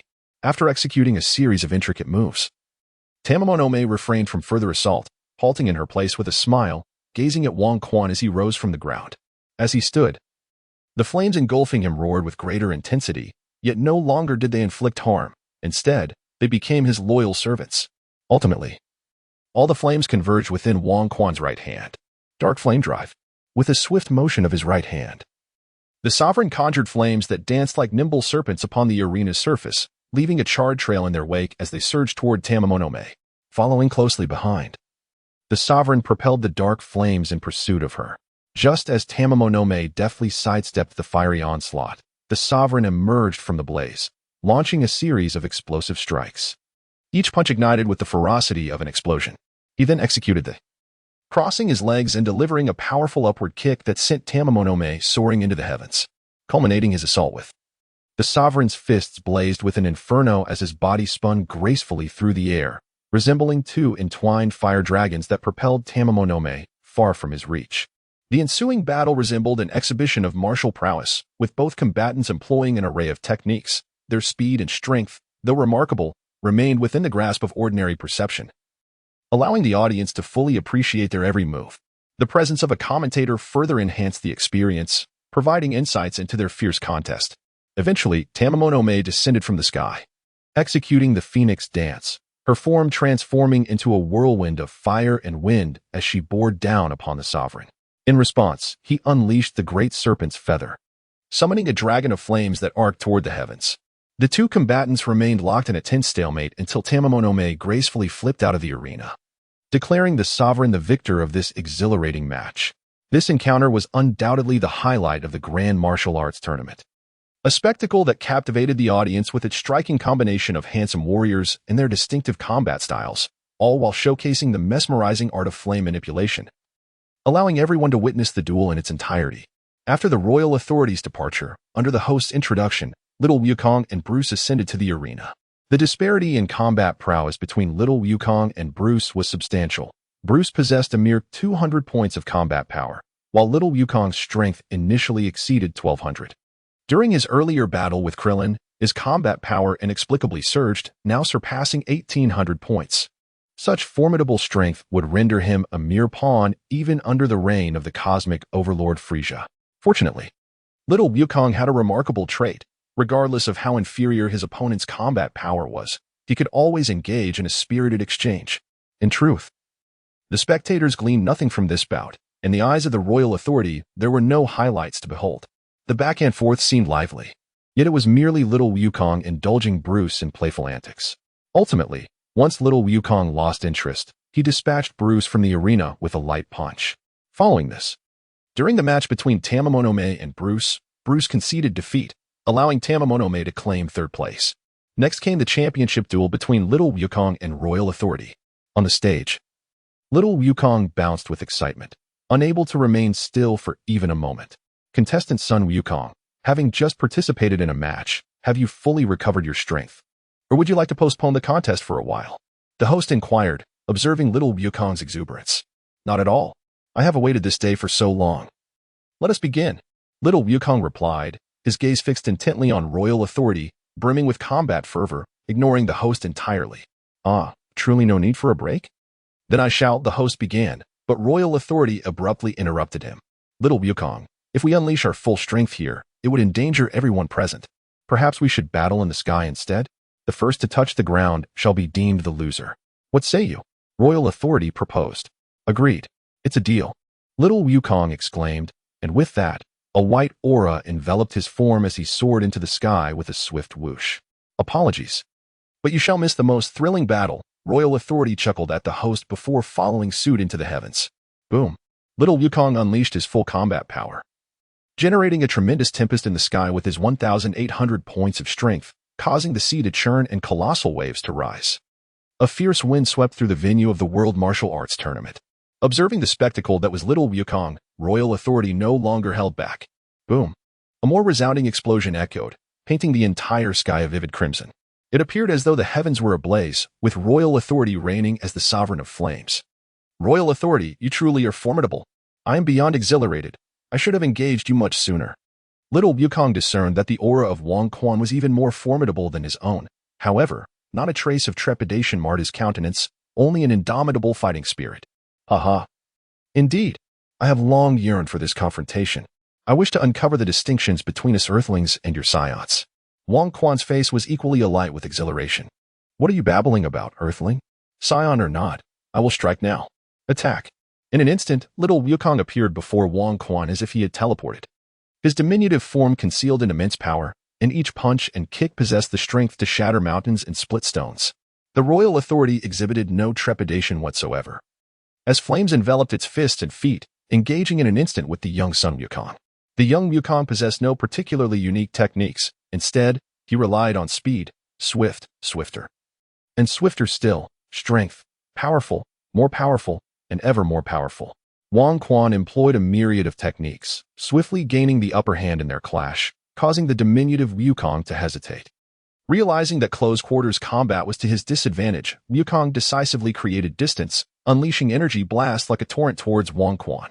This strategy, a hallmark of Saiyan combat, is famously associated with Prince Vegeta, hence its designation as the Prince's tactic. However, this tactic has yet to secure victory over an adversary. Today proved no different. Every energy blast was either intercepted or evaded by Wang Quan, resulting in no damage to him, though several hills on the island transformed into serene lakes. Unfazed by the ineffectiveness of his energy blasts, Wukong remained undeterred, for he possessed a secret technique, the Kamehameha. As Wukong assumed the distinctive stance, Wang Quan found himself enveloped in flames, his speed, strength, and defense amplified severalfold, bringing his battle power close to 10,000 points. This technique bears resemblance to the Kaioken, both serving to temporarily enhance one's combat prowess. However, in the lexicon of the King of Fighters game, it is referred to as bursting beans. Its duration is brief, lasting a mere half-minute, while the Kaioken can be sustained indefinitely, provided the body can endure it. Yet, it boasts its own advantages. Utilizing the bursting beans incurs minimal harm to the body, and once this burst concludes, one can initiate another at will. This technique is also linked to Wang Quan's martial arts, which involves harnessing internal energy through a horse stance, subsequently shaking the spine and closing the pores to nourish the body, thereby fortifying its strength. The technique employed by Wang Quan, known as exploding beans, involves harnessing the vital energy generated from intense physical exertion during combat. This energy vibrates the spine, storing it within the body. At the opportune moment, this life-nurturing energy merges seamlessly with the martial arts energy contained within, resulting in a dramatic amplification of combat prowess. Once this sustaining energy is depleted, the phenomenon of exploding beans concludes. However, as long as Wang Quan remains engaged in battle, his body will continually produce this life force. Once its quantity reaches a certain threshold, he can unleash the technique once more. Remarkably, this method inflicts minimal harm on the body. Yet, should one persist in its application without respite, exhaustion could ultimately ensue. While the Spirit Bomb is a hallmark of the Dragon Ball series, Wang Quan finds it unappealing. The sight of two individuals confronting each other, bearing expressions akin to constipation while desperately shouting and pushing a large energy sphere, strikes him as absurd. Consequently, he has never delved into the study of spirit bombs, nor does he wish to engage in such a practice, particularly with members of the Sun family. Upon elevating his combat power to 10,000, Wang Quan confronts the young Goku as if a graduate student were to bully a kindergartner. Goku's Kamehameha wave never even gets the chance to materialize, as Wang Quan swiftly seizes him by the neck, lifting him effortlessly. Following the explosive release of energy, Wang Quan executes the Qin Yu Yang technique, his body transforming into a blazing afterimage as he dashes towards Goku, who stands 100 meters away. He first delivers an elbow strike, disrupting Goku's Kamehameha, before extending his right hand to grasp Goku's neck and lift him high. The next step would involve unleashing a burst of flames from his palm, completing the sequence. Yet, given Wang Quan's overwhelming combat strength, delivering the final blow could result in Goku's instantaneous demise, a fate he is unwilling to witness. Thus, he refrains from executing the final strike, instead lifting Goku before him and inquiring, "Goku, you must see the disparity between us. Will you concede?" At this moment, the young Wukong was gravely injured. Just moments ago, Wang Quan's elbow had not only disrupted his Kamehameha, but had also fractured both his arms and sternum. This was a result of Wang Quan's restraint. Had he unleashed his full strength, the disparity between 10,000 and 2,000 in battle power would have led to an instant demise. Coughing, Wukong gasped, "Wang Quan, you are indeed formidable. Engaging in battle with you is exhilarating. However, I have yet to concede." Trembling, he raised his arms with great effort, attempting to push Wang Quan's fingers away. Despite his broken arms rendering him unable to exert force, he disregarded the pain, gritting his teeth, veins bulging on his forehead, and muscles taut, producing a creaking sound. "I have not lost. I will not yield." In his eyes, there was no hint of agony, only an unwavering determination to prevail, embodying a pure and innocent desire for victory. "Wukong, no, Kakarot, is this the belief that drives you to surpass your limits and become the strongest in the universe?"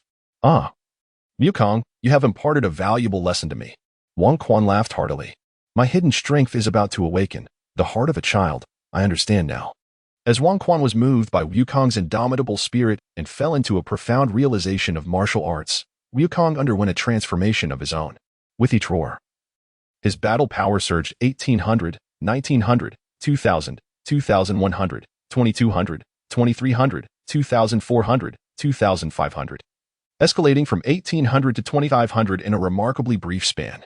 By this time, half a minute had elapsed, and Wang Quan's explosive power waned, plummeting to 2,500 as well. With Wukong's hands exerting force, Wang Quan could no longer maintain his grip on Wukong's neck, lest he risk having his fingers broken. With unwavering resolve, Wang Quan unleashed the final move of Qin Yang, the flames in his grasp exploding like a bomb, instantly propelling the diminutive Wukong into the air. In a moment of fierce determination, Wukong extinguished the flames that engulfed him.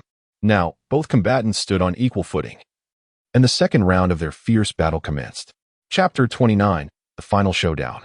Earth's great crisis, the entire expanse of the sky transformed into a battleground for the two warriors. This marked the most intense confrontation on Earth in millennia. Previously, the pinnacle of combat prowess on the planet hovered between 200 and 300, and even at that level, the world had nearly faced annihilation. Now, both fighters boasted a staggering combat power of 2,500, placing them among the elite of the Saiyan warriors, often referred to as the warrior race.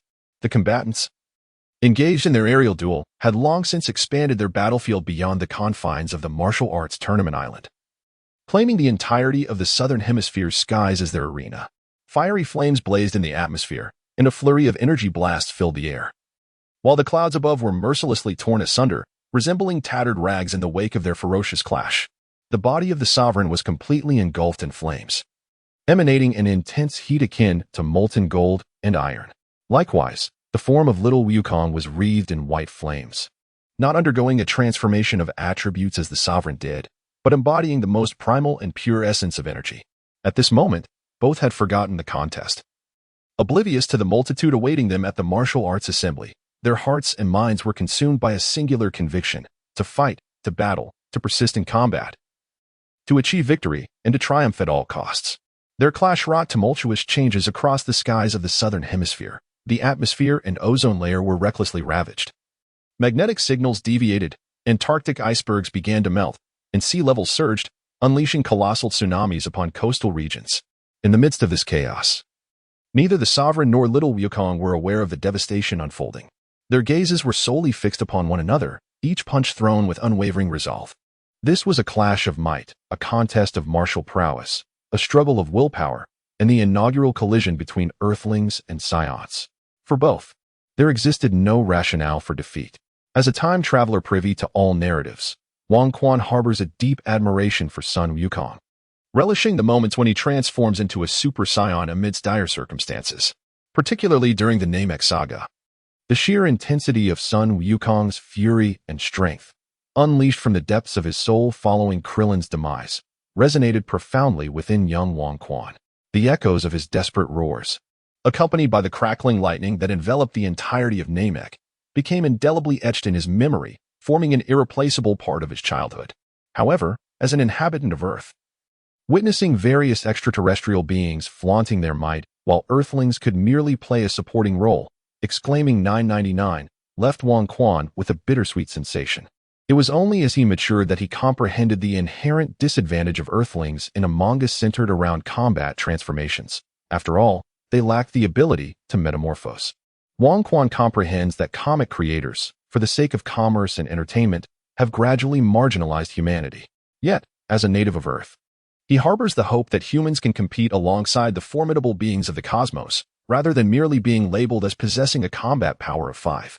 Moreover, his success in mastering martial arts has instilled in him the confidence to become a powerful entity. In contrast, the simple-minded little Wukong has not pondered deeply. In his world, there exist merely 3 pursuits: eating, training, and battling various strong opponents. Throughout his life, little Wukong has never conceded defeat to any adversary, whether it be the mighty Frieza, the terrifying Broly, or even the god of destruction, Beerus, to whom he boldly issued a challenge without the slightest trepidation. Conversely, the proud Prince Vegeta, accustomed to fighting in favorable conditions, loses all will to fight the moment he encounters an opponent he cannot possibly defeat. This was evident against Frieza, Broly, and even Beerus. The only force that ignites Vegeta's fighting spirit is not the pride of a Saiyan or jealousy towards Kakarot, but rather his love for his wife, Bulma. Returning to the battle between Wang Quan and little Wukong, although their combat has taken to the skies, sparing the ground from devastation, The sheer force of their clashes generates powerful gusts of wind. As their battle intensifies, meteorological phenomena that originated in the southern hemisphere begin to spread across the globe. Disasters on Earth escalate in severity: typhoons, tsunamis, torrential rains, earthquakes, and volcanic eruptions. Within a mere half-hour, apocalyptic rumors proliferate. Various religions and previously unheard-of cults fervently propagate theories of divine retribution. Dark-hearted individuals, faced with this explosive global catastrophe, abandon any semblance of noble morality, resorting to violence, looting, and heinous acts. Despite the mobilization of military and police forces, their efforts are but a drop in the bucket, especially as some officers and soldiers shed their uniforms to join the rioters. While disasters erupt worldwide, the most significant losses arise not from natural calamities but from human folly. Amidst this chaos, the island hosting the World Martial Arts Tournament remains largely unscathed, shielded by powerful martial artists. In West City, Satan leads the students from various martial arts schools to maintain order, while the long-absent Supergirl swiftly subdues the rioters, minimizing the damage. However, those familiar with Supergirl notice her departure from her usual vibrant attire that accentuates her physique, opting instead for oversized garments that conceal her figure. In another area devoid of mass riots, the territory occupied by the Red Ribbon Army remains calm, as its vast, sparsely populated expanses deter large gatherings. And their formidable tactics instill fear in potential troublemakers.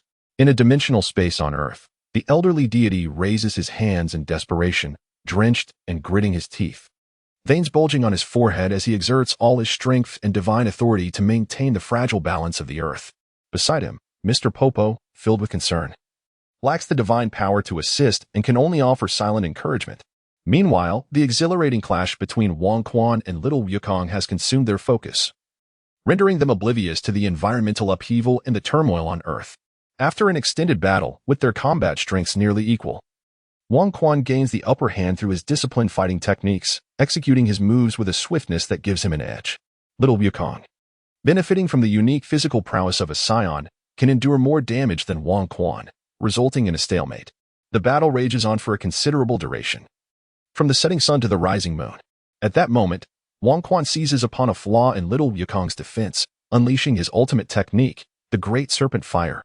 He gathers energy, flames coalescing in his hands, compressing and intensifying in temperature until he can no longer contain the inferno. With a swift forward motion, he releases a tidal wave of explosive flames towards the vulnerable Little Wukong. Upon realizing the imminent danger, Little Wukong finds himself engulfed by the raging flames, leaving no possibility for escape. Undeterred, he channels all his strength to create a thick protective barrier around himself, successfully isolating the flames. Although the shield prevents him from harm, the energy within him depletes rapidly. Once the flames of the Great Serpent Fire dissipate, Little Wukong's energy is nearly exhausted, rendering him unable to maintain his levitation technique. And he begins to descend slowly. In the skies, Wong Quan, who has been sustaining the Great Serpent Fire, exhales deeply, finally having defeated Little Wukong. With his opponent now incapable of maintaining flight, the outcome of their battle hangs in the balance. However, it is at this moment that Wong Quan becomes acutely aware of the catastrophic events unfolding both in the sky and on the ground. How could this be? How could such devastation arise from merely a skirmish with Little Wukong? What should I do? What can I do? Just as Wong Quan found himself in a state of disarray, he noticed that the energy of the diminutive Wukong below was rapidly expanding, soon surpassing his original combat power of 2,500 points, and it continued to strengthen. Concurrently, a roar akin to that of a colossal beast echoed from below. Accompanied by this tremendous roar, a giant energy cannon, measuring several meters in diameter, shot directly towards Wong Quan in the sky. Danger! The precarious monarch narrowly evaded the searing rays of the beam, casting his gaze downward to behold a colossal ape, towering at an impressive height of 40 to 50 meters, wreaking havoc atop the ice mountain. With a single step, the immense glacier crumbled entirely. A mass of ice, comparable in size to a castle, was uprooted in an instant and flung dozens of kilometers away with a mere toss of its hands. From its gaping maw, it periodically unleashed formidable beams of light, each capable of transforming a mountain range into a basin and rendering plains into profound abysses. Wong Quan gazed up at the sky, and indeed, it was a full moon. As a Saiyan, little Goku had neglected to sever his tail. Upon witnessing the radiant glow of the full moon, he was uncontrollably transformed into a colossal ape. devoid of any rational thought, and began to wreak havoc. This overwhelming surge of power was perhaps the last vestige of his will. Fortunately, amidst their fierce battle, they had been soaring through the skies and had now reached the expanse above Antarctica. Had they still been hovering over the venue of the world's martial arts tournament, Goku's transformation into a giant ape would have resulted in devastating casualties upon his descent. Wang Quan gazed at the imposing figure of the colossal ape below, reminiscent of a heartbroken skeleton on an island, then cast his eyes upon the moon in the sky, decisively choosing to descend. What? You suggest striking down the moon? Have you not observed the current state of our Earth? Should Wang Quan dare to obliterate Earth's satellite, the moon, the tides and gravitational forces would undergo monumental alterations. And at that juncture, the very fate of our planet would be irrevocably sealed. As the sovereign power surged downward, he resolutely unleashed the life force stored within his body, merging it with his martial energy. Instantly, a resplendent golden aura enveloped him, amplifying his combat prowess tenfold, transforming him into a formidable entity. In a mere moment, the diminutive Wukong wreaked havoc upon the Antarctic glaciers.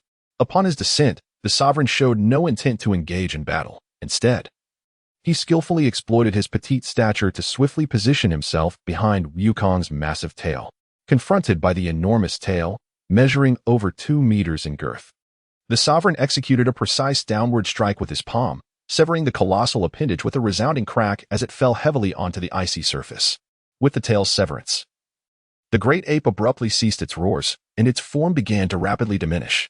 Its height shrank, fur receded, legs straightened, arms shortened, and the protruding mouth along with fangs retracted and reshaped. In no time, the gigantic ape transformed back into the naked, slumbering Wukong, lying peacefully upon the ice. Wukong. It is time to feast. The monarch bent down and exclaimed, Well? Little Wukong sprang up from the icy surface, his head swiveling from side to side in search of sustenance. Oh, it's so cold. Where am I? A gust of frigid wind, laden with ice crystals, swept past, causing little Wukong to shiver. Only then did he realize, with a dawning awareness, that he was completely bare, devoid of any clothing. Alas, where are my garments? Here. Take this and put it on. Wang Quan retrieved a set of t-shirt and shorts from his versatile capsule. Upon adorning them, the t-shirt transformed into a dress, while the shorts morphed into oversized trousers. Oh, where has my tail gone? Exclaimed the little monkey king, realizing that his tail had vanished while he donned the pants. As Wang Quan was about to explain, Xiao Wukong nonchalantly interjected, Well, it can always grow back, it doesn't matter. After donning his attire, Xiao Wukong looked up at Wang Quan and inquired, Wang Quan, have we determined the victor of our battle? Observing Xiao Wukong's spirited demeanor, Wang Quan realized that if he stated the outcome was still undecided, Xiao Wukong would likely wish to continue the fight. Xiao Wukong, you fell from the sky first. Thus you are the one who is lost. Wang Quan elucidated, for he had little time to engage in further combat. His energy was expanding, assessing the calamities that had befallen the Earth due to their clash, as he pondered potential solutions. Oh, so I have lost? Indeed, I am not your match, Wang Quan. However, I shall double my efforts in training, and next time, I will surely defeat you. Xiao Wukong accepted his defeat with remarkable equanimity. He was the type who would never concede easily, yet upon losing, he would not dwell on it, only thinking of the next opportunity to triumph. Unlike a certain prince, who boasted of scion pride but would quickly capitulate when faced with an insurmountable opponent. Xiao Wukong, this is not the time for us to compete. Have you not noticed the disasters unfolding on Earth? Wang Quan reminded him, observing Xiao Wukong still fixated on training. Xiao Wukong furrowed his brow and in turn expanded his own energy, instantly perceiving the earthquakes, tsunamis, hurricanes, and various calamities flooding his mind. How could this be? I must find Master Rashi and the others. I hope they are safe, he exclaimed, soaring into the sky. Yet, currently, they found themselves atop the Antarctic icebergs, and Xiao Wukong could not locate the small island where the World Martial Arts Tournament was held. His energy was insufficient to detect Master Rashi and the others. Suspended in midair, uncertain of where to fly next, Wang Quan swiftly approached him. Follow me, he commanded, darting off in a particular direction, with Xiao Wukong trailing behind. They flew at remarkable speed and, within mere minutes, returned to the island of the World Martial Arts Tournament. However, now half of the land was submerged beneath the sea. Almost all the inhabitants of the island were gathered at the tournament venue. Master Rashi, Krillin, the Lanfang sisters, Peter and Bruce, Tamamonome, and others proficient in energy manipulation stood at the island's edge, relentlessly firing energy blasts to fend off the oncoming waves. At that moment, Wang Quan and Xiao Wukong descended from the sky. Wang Quan, Xiao Wukong, look at the mischief you two have caused. Master Roshi admonished while unleashing a massive Kamehameha wave. Turning to chastise the two. Master Roshi, I had no idea such calamity would ensue. I had moved the battlefield to the skies with Xiao Wukong.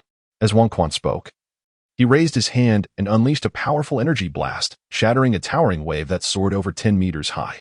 Master Wu Tian, this cannot continue. My energy is nearly depleted, came a voice from the distance. Quickly, the magical beans. Everyone, consume the magical beans. Wang Quan retrieved the beans and distributed them among his companions. Instantly, everyone regained their full strength. Yet it remains insufficient. We cannot remain here, safeguarding this island, Krillin remarked, casting another energy blast with difficulty. Disasters are unfolding not just here, but across the entire Earth. This is untenable. I must devise a solution. Master Roshi, please endure a little longer. Wang Quan handed a generous handful of magical beans to Master Roshi and then, in a sudden surge of energy, soared into the sky. Such monumental disasters befalling the Earth could only be rectified by the Dragon Balls.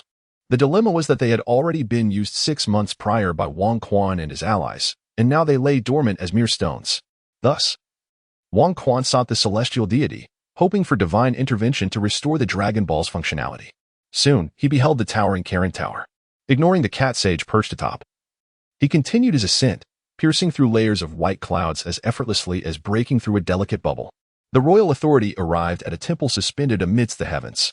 As the authority of the kingdom descended upon the sacred plaza, the enigmatic figure of Mr. Bobo, clad entirely in black, approached the newly arrived ruler.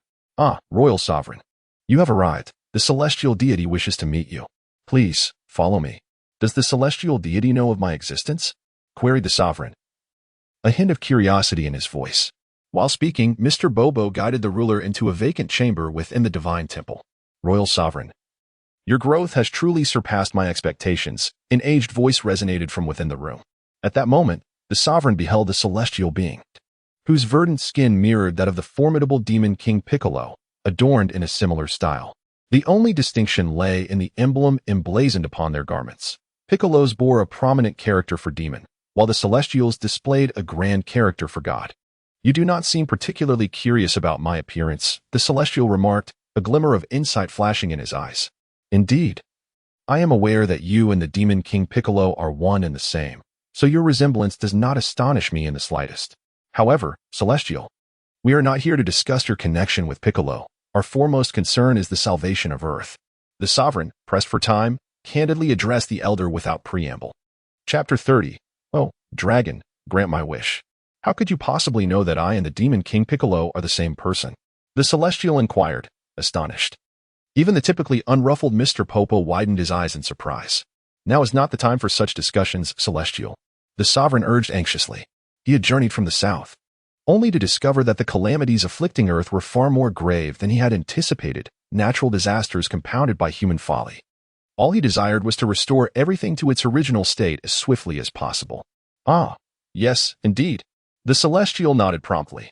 I comprehend your intent. I had Mr. Popo retrieve the Dragon Balls, which had been turned to stone, as soon as your battle commenced. Now, I merely need to imbue them with divine power, and they will be usable.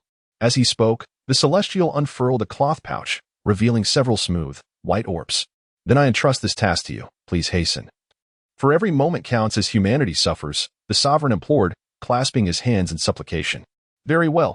The Celestial raised his hand, channeling a sacred golden energy into the orbs. A brilliant flash of golden light erupted, transforming the white orbs into transparent orange Dragon Balls. There we are. The Dragon Balls are now ready for use. What wish shall you make? The Celestial inquired, wiping the perspiration from his brow. I have already decided. This wish will surely rectify all losses and casualties. The sovereign declared with unwavering confidence. Very well, then let us see what you will accomplish. The Celestial appeared to place great faith in the sovereign's resolve. The king wrapped the 7 Dragon Balls in a cloth and proceeded to the plaza of the temple, where he poured out the Dragon Balls. Come forth, Shenron. With a thunderous shout from the king, ominous clouds gathered in the sky, accompanied by flashes of lightning and booming thunder, casting a shadow over the world. Ultimately, a magnificent golden light burst forth from the Dragon Balls. As the golden glow dissipated, the emerald dragon emerged from the clouds, its crimson eyes fixated intently upon the king. State your wish. Any wish I can fulfill, but only one wish. Shinran. My wish is to restore all things on Earth to the state they were in before my competition with Goku began, the king declared with unwavering confidence. If this wish were granted, all losses on Earth would be reversed, and those who perished during the chaos would be restored to their former selves. The dragon's eyes glowed with a fierce crimson light, and after a full 3 minutes, they returned to normal as it spoke. Very well, your wish has been granted. Farewell. With those parting words, the dragon transformed into a radiant golden light and vanished into the horizon, while the 7 Dragon Balls ascended into the sky, scattering in all directions. The gaze of Wang Quan was firmly fixed upon the 4-star ball, a cherished relic bequeathed by the esteemed Grandpa Wukong. By intercepting it here, he could spare Wukong the arduous quest he would otherwise undertake a year hence. Yet, just as Wang Quan prepared for takeoff, his form dissipated like a mere illusion within the temple. Upon opening his eyes, he found himself standing upon the grand stage of the world's premier martial arts tournament, facing the equally bewildered Wukong. The host, the audience, and Master Rashi's entourage below the platform were rendered speechless, all gazing in astonishment at the familiar yet strange surroundings. Moments ago, they had huddled together, bracing against the tumultuous waves that threatened to sweep them into the abyss of the sea. In an instant, as if caught in a nightmarish reverie, everyone had found themselves in disparate positions. The imminent danger vanished. After a fleeting silence, a wave of exhilaration surged through the crowd as they rose, embracing both acquaintances and strangers alike, celebrating their miraculous survival. Though the cause of the upheaval remained a mystery, the fact that the calamity had passed and all were safe was of paramount importance. Wang Quan, what have you done? Master Rashi and his companions leaped onto the stage, sensing that these extraordinary events were intrinsically linked to Wang Quan's sudden disappearance and reappearance. I made a wish upon the Dragon Balls to restore everything to the state it was before my match with Wukong commenced, Wang Quan explained with a smile. Dragon Balls? Aren't they still unusable? How did you manage to locate them in such a brief span? Lan Feng inquired, her eyes sparkling with curiosity. I sought out the deity responsible for creating the Dragon Balls, asking him to restore their power. As for the Dragon Balls, he had already gathered them before I approached him, Wang Quan replied, his expression radiating joy. The deity? The crowd echoed in intrigue. The host widened his eyes, realizing he had uncovered a significant secret. Indeed, the deity. Let us postpone that discussion. Must we chat here upon the stage? Wang Quan remarked with a chuckle. Wang Quan, you have triumphed, but mark my words, next time, I shall not be defeated by you, Wukong vowed, as the great Sun Wukong conceded defeat. The grand tournament for the title of the world's foremost martial artist came to a close. In truth, this edition of the martial arts competition was far from perfect. Many battles unfolded before an audience that was unable to witness them. Particularly, the climactic championship match concluded rather anticlimactically. Once the contenders took to the stage, they swiftly vanished from sight, leaving only the looming threat of global climate change in their wake. Who could still focus on the martial arts contest amidst such peril? Ultimately, the seemingly inexplicable Sun Wukong surrendered, and Wang Quan ascended to victory, claiming the prize of 500,000 yuan. Fortunately, the audience, having survived the ordeal, showed little concern for the outcome. Their sole desire was to escape the treacherous island and return to safety. Yet, they remained unaware that this crisis was of a global nature, rendering every locale equally perilous. Nevertheless, it mattered little. The dragon restored everything to its former state, and peace once again graced the earth. However, those heroes who stood tall amidst the calamity, as well as the scoundrels who reveled in chaos and destruction, would each confront a life that diverged profoundly from what they had known. During the moment of his wish, Wang Quan overlooked a crucial detail, the erasure of everyone's memories. Consequently, although all destruction was mended, those memories lingered in the minds of all. The martial arts tournament concluded, and while it was not entirely satisfactory, the reputation of Wang Quan's martial arts school nonetheless flourished. The group had no intention of spending the night on the small island. After bidding farewell to Namu, they employed the technique of void flight to soar back to the Turtle Hermit's beach cottage. The Turtle Hermit, who was incapable of performing this technique, was cradled in the embrace of little Wukong as they flew, leaving one to ponder the stubbornness of this lecherous old man, who resolutely refused to practice void flight. This time, the Lanfang sisters had returned to gather their belongings, preparing to leave the Turtle Hermit's abode and return to their home in the western capital, now the martial arts school. as the group gently descended onto the sandy shore. A large sea turtle, shedding tears, rushed towards the turtle hermit. "Oh, I thought I would never see you again. How terrifying. Our little island is gone. Our house is gone, and all the little comic books you hid are gone too. What? My prized collection of voluptuous ladies." The turtle hermit immediately flung the sea turtle aside and dashed back into his house, whereupon the sound of his profound relief resonated. "Oh, how wonderful! My treasures. You are all here. How splendid." As Wang Quan and his companions entered the room, they discovered Master Rashi meticulously extracting a cardboard box from beneath the television cabinet, treating it with the reverence one might reserve for a precious treasure. "Master Rashi, do you have something special hidden away?"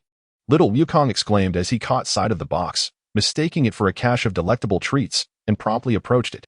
"Ah, within this box lies my cherished collection. But you are still too young, little Wukong, and cannot appreciate its value," Master Rashi replied, solemnly pushing the box back beneath the television cabinet. "Weren't we just discussing how everything is returned to normal? Even the deceased have been resurrected, let alone your trivial Liu Bei," Wang Quan jested.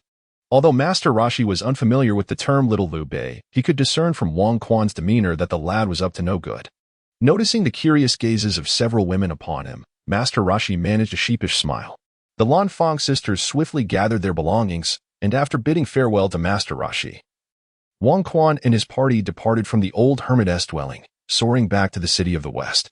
Upon returning to the National Martial Arts Hall, Wang Quan observed that, despite the late hour, the hall was still bustling with activity. The exterior was thronged with people. Fortunately, Wang Quan and his companions had flown directly back from the skies. Had they opted for the entrance, they might have found themselves unable to enter. It was only through Satan's explanation that Wang Quan learned that the calamity of the day was precipitated by his battle with little Wukong. Not only had natural disasters plagued the earth, but human-made catastrophes had also arisen, as if in the face of impending doom, all manner of nefarious entities had emerged. You can never truly fathom the darkness of the human heart, he reflected, recalling how the entire city of the West had been shrouded in chaos, teetering on the brink of annihilation. The military and police were utterly overwhelmed by the sheer number of people, and it was in this turmoil that Satan, leading the students of the National Martial Arts Hall, stepped in to restore order. When Wang Quan used the Dragon Balls to wish for everything to revert to its original state, those saved by the hall retained their memories of the ordeal, unaware of the specifics, attributing it all to divine intervention. While they did not know which deity to worship, the existence of the National Martial Arts Hall, which had come to their aid, was undeniable, prompting a multitude of individuals to spontaneously gather at the hall to express their gratitude to Satan and his companions for their salvation. Wang Quan, that is the essence of the situation. We are equally perplexed about the events of today. The calamity seemed to descend upon us without warning, instilling fear in everyone, Satan remarked, voicing his own bewilderment. As his words fell, he noticed Yu Zhao Qian and the Lanfang sisters gazing at Wang Quan, prompting him to turn his attention in the same direction. Actually, the disaster did not occur suddenly, Wang Quan said, rubbing his nose. "Ah, do you know? You were supposed to be participating in the greatest martial arts tournament. How could you possibly know what transpired in the city of the West?" Satan inquired with curiosity. Cough. Cough, cough, Satan, it's not just the divine city. The entire earth is undergoing upheaval. Wang Quan cleared his throat awkwardly. How could it be? Could it be that the words of those people were indeed true? Had the divine beings forsaken the earth, leading it to impending doom? Satan's complexion turned ashen in an instant. What nonsense is this? Satan, what are you talking about? Lanfang interjected loudly, bewildered by Satan's increasingly chaotic ramblings. Ah, Sister Lanfang, it is like this. Just this afternoon, after the calamity occurred, several sects brandished their Bibles and revelations, proclaiming that humanity is sinful and that divine retribution is at hand. The earth is on the brink of destruction, and only by turning to the divine can one enter the kingdom of God. Before Lanfang, Satan maintained the demeanor of a subordinate, entirely unlike the formidable Dark Lord the disciples envisioned. Did you hear that, little Wang Quan? Divine retribution is upon us. Lanfang glanced at Wang Quan, whose face was slightly flushed. Yu Zhao Qian gently concealed her mouth with a fan, yet her narrowed fox-like eyes betrayed her amusement, not to mention Lan Qi, who sat beside Lanfang, shaking her shoulders in laughter. Sister Lanfang, Yu Zhao Qian, and you, little sister Lan Qi, what are you all laughing at? Satan asked, utterly perplexed. The world is facing annihilation, divine punishment has descended, and yet you treat it so lightly? Satan, cough, cough, If you are speaking of divine retribution, then, cough.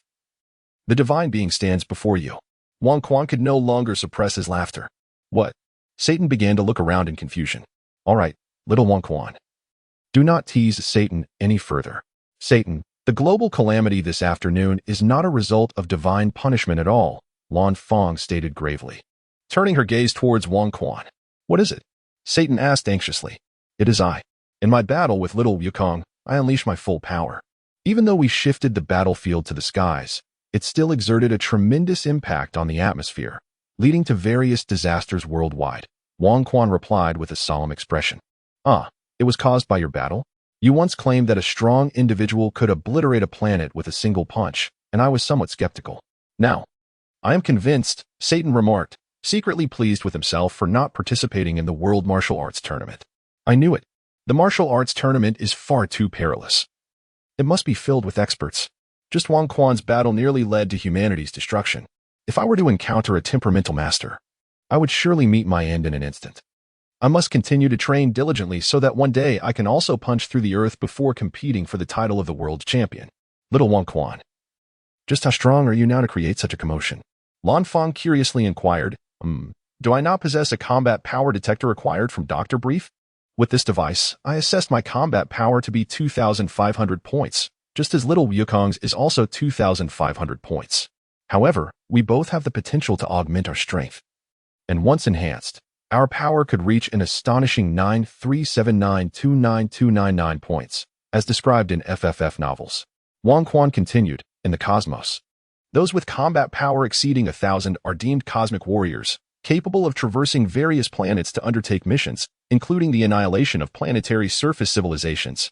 Meanwhile, elite warriors boasting over 10,000 points of combat power serve as squad leaders among cosmic warriors, possessing the might to obliterate a planet's core. This implies that should I unleash my full power upon Earth, its core would be destroyed, transforming it into a mere ephemeral spectacle in the universe. Wang Quan elucidated the classification of combat power within the cosmos and the potential devastation it could cause. Wang Quan, how do you possess such knowledge? Yu Qian inquired, tapping her fan against her palm, her brow furrowed in confusion. Did I not mention this before? Perhaps I simply forgot. All of this was imparted to me by the celestial deities. Wang Quan cleverly attributed his insights to the gods, knowing well that no one could verify such claims with them. The celestial deities, Satan exclaimed, bewildered. Could it be that divine beings truly exist? Are those religions genuine? Should I consider joining one? Indeed, little Wang Quan, during the martial arts tournament, you mentioned seeking out the celestial deities, and then everything returned to normal. What precisely transpired? Lan Fang leaned forward, revealing a profound cleavage. Seated across from her, Wang Quan and Satan were momentarily taken aback. Torn between the urge to gaze and the fear of doing so, Lan Fang cast a seductive glance at both of them, lightly coughed, and nonchalantly leaned back. Concealing her assets. Allow me to explain. On our Earth, there exists a celestial deity who oversees all matters. For instance, when someone passes away, this deity ensures their passage to the underworld, where King Yin determines whether they ascend to heaven or descend to hell. The Dragon Balls were created by this deity. My intention today in seeking out the celestial deity was to request assistance in infusing the Dragon Balls with divine power, thus rendering them immediately usable. Subsequently, I would summon the dragon and make a wish to restore everything and everyone on Earth to the state they were in before my battle with little Wukong commenced. After Wang Quan finished explaining this lengthy section, he felt parched and instinctively reached for a bottle of beverage to quench his thirst.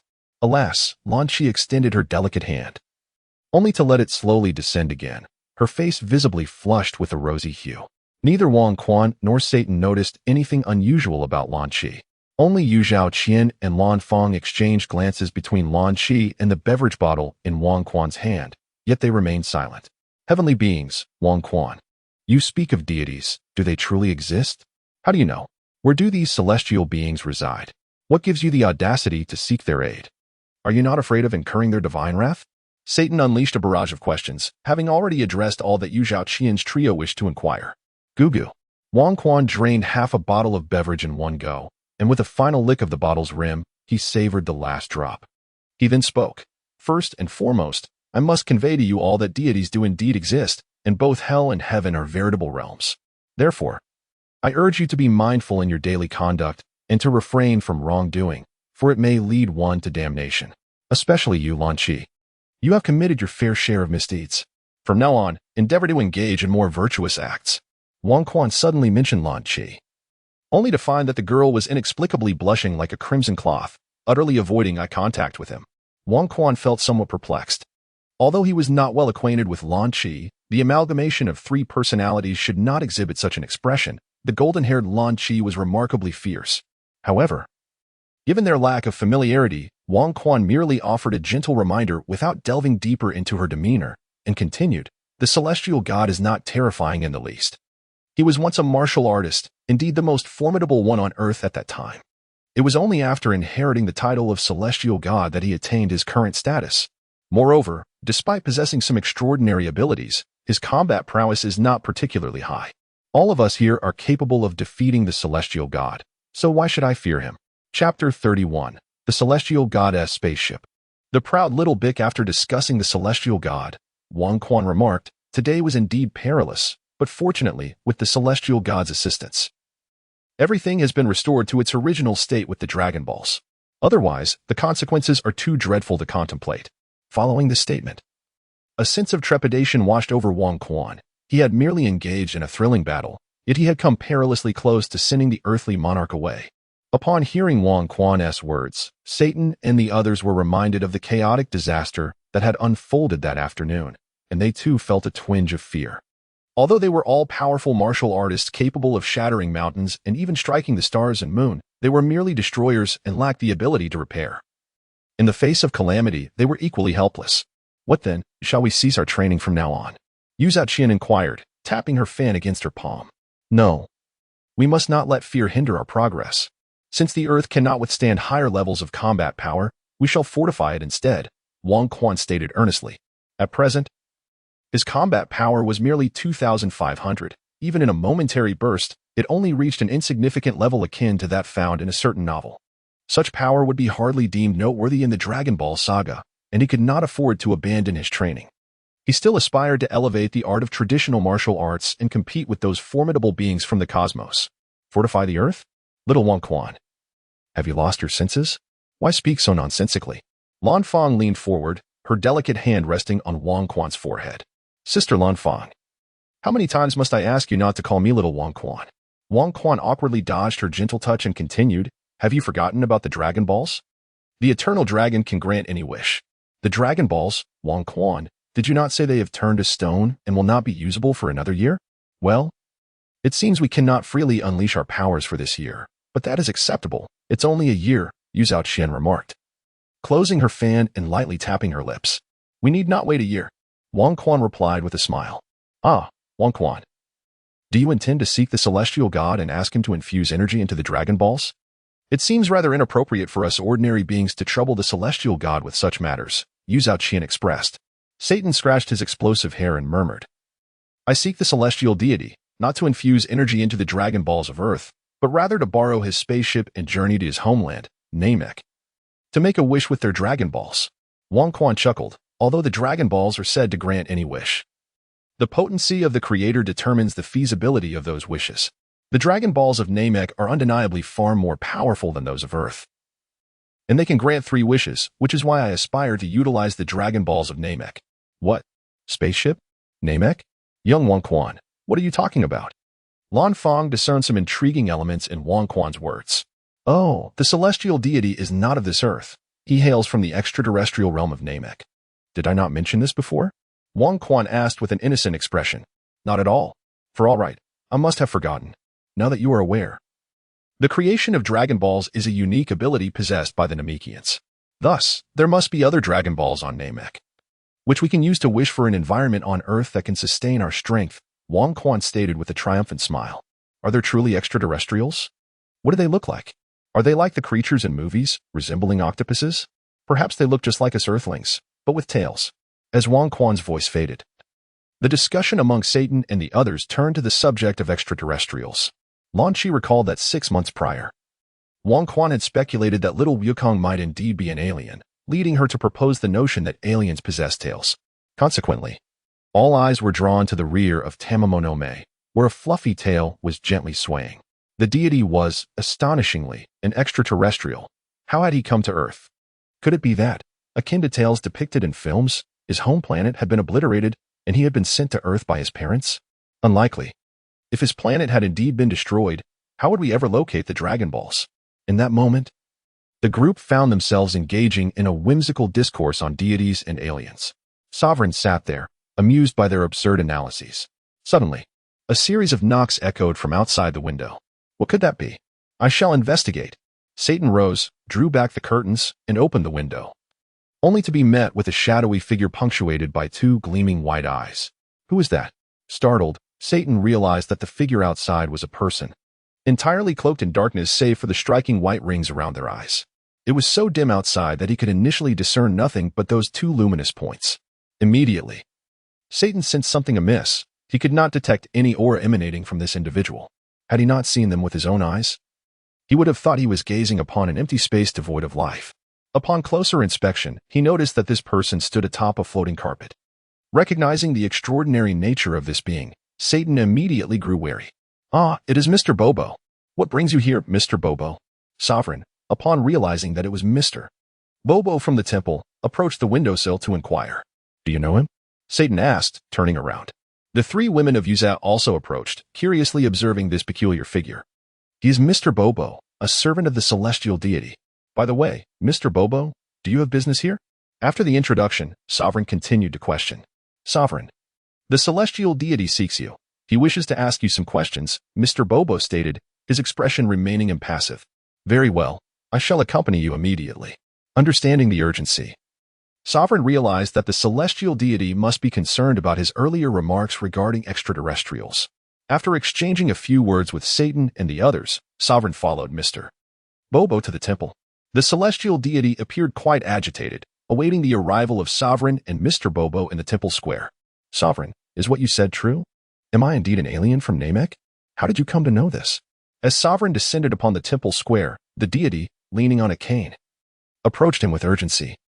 Celestial deity, please do not be overly excited. You truly are a Namekian, Sovereign affirmed, though he refrained from disclosing how he came by this knowledge. So it is. No wonder I look different from others. No wonder I possess such an unusual home. Now that I think about it, that must be the spaceship that brought me to Earth. The celestial deity did not dwell on the source of Sovereign's information. He merely sought confirmation of his identity as a Namekian. After a brief moment, the celestial deity lifted his gaze to Sovereign and spoke. Sovereign, I can bestow upon you the spaceship, allowing you to journey to Namek. But I hope you will take someone with you. Would you like to return to your hometown? Splendid. With a smile, Wang Quan spoke. He recalled that this spacecraft was entirely voice-controlled. To pilot it safely, he would need to master the language of Namek, having struggled with English in his past life. How could he possibly learn an extraterrestrial tongue? If the deity were to depart, it would be for the best. No, I am the deity of Earth. I cannot leave this realm. Piccolo, come forth. The deity turned toward the temple and called out. As his voice faded, a diminutive Namekian emerged from the shadows. Piccolo.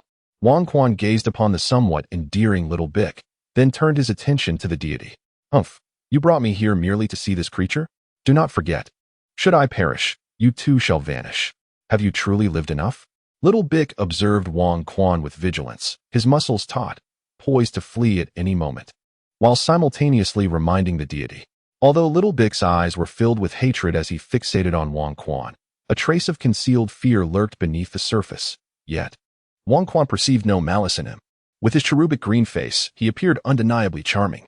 Ahem, Wang Quan, you must have already discerned the truth. Indeed. Bic and I are two sides of the same coin. In my quest to ascend as a deity, I severed the malevolent persona residing within me, giving birth to the great demon king Bic.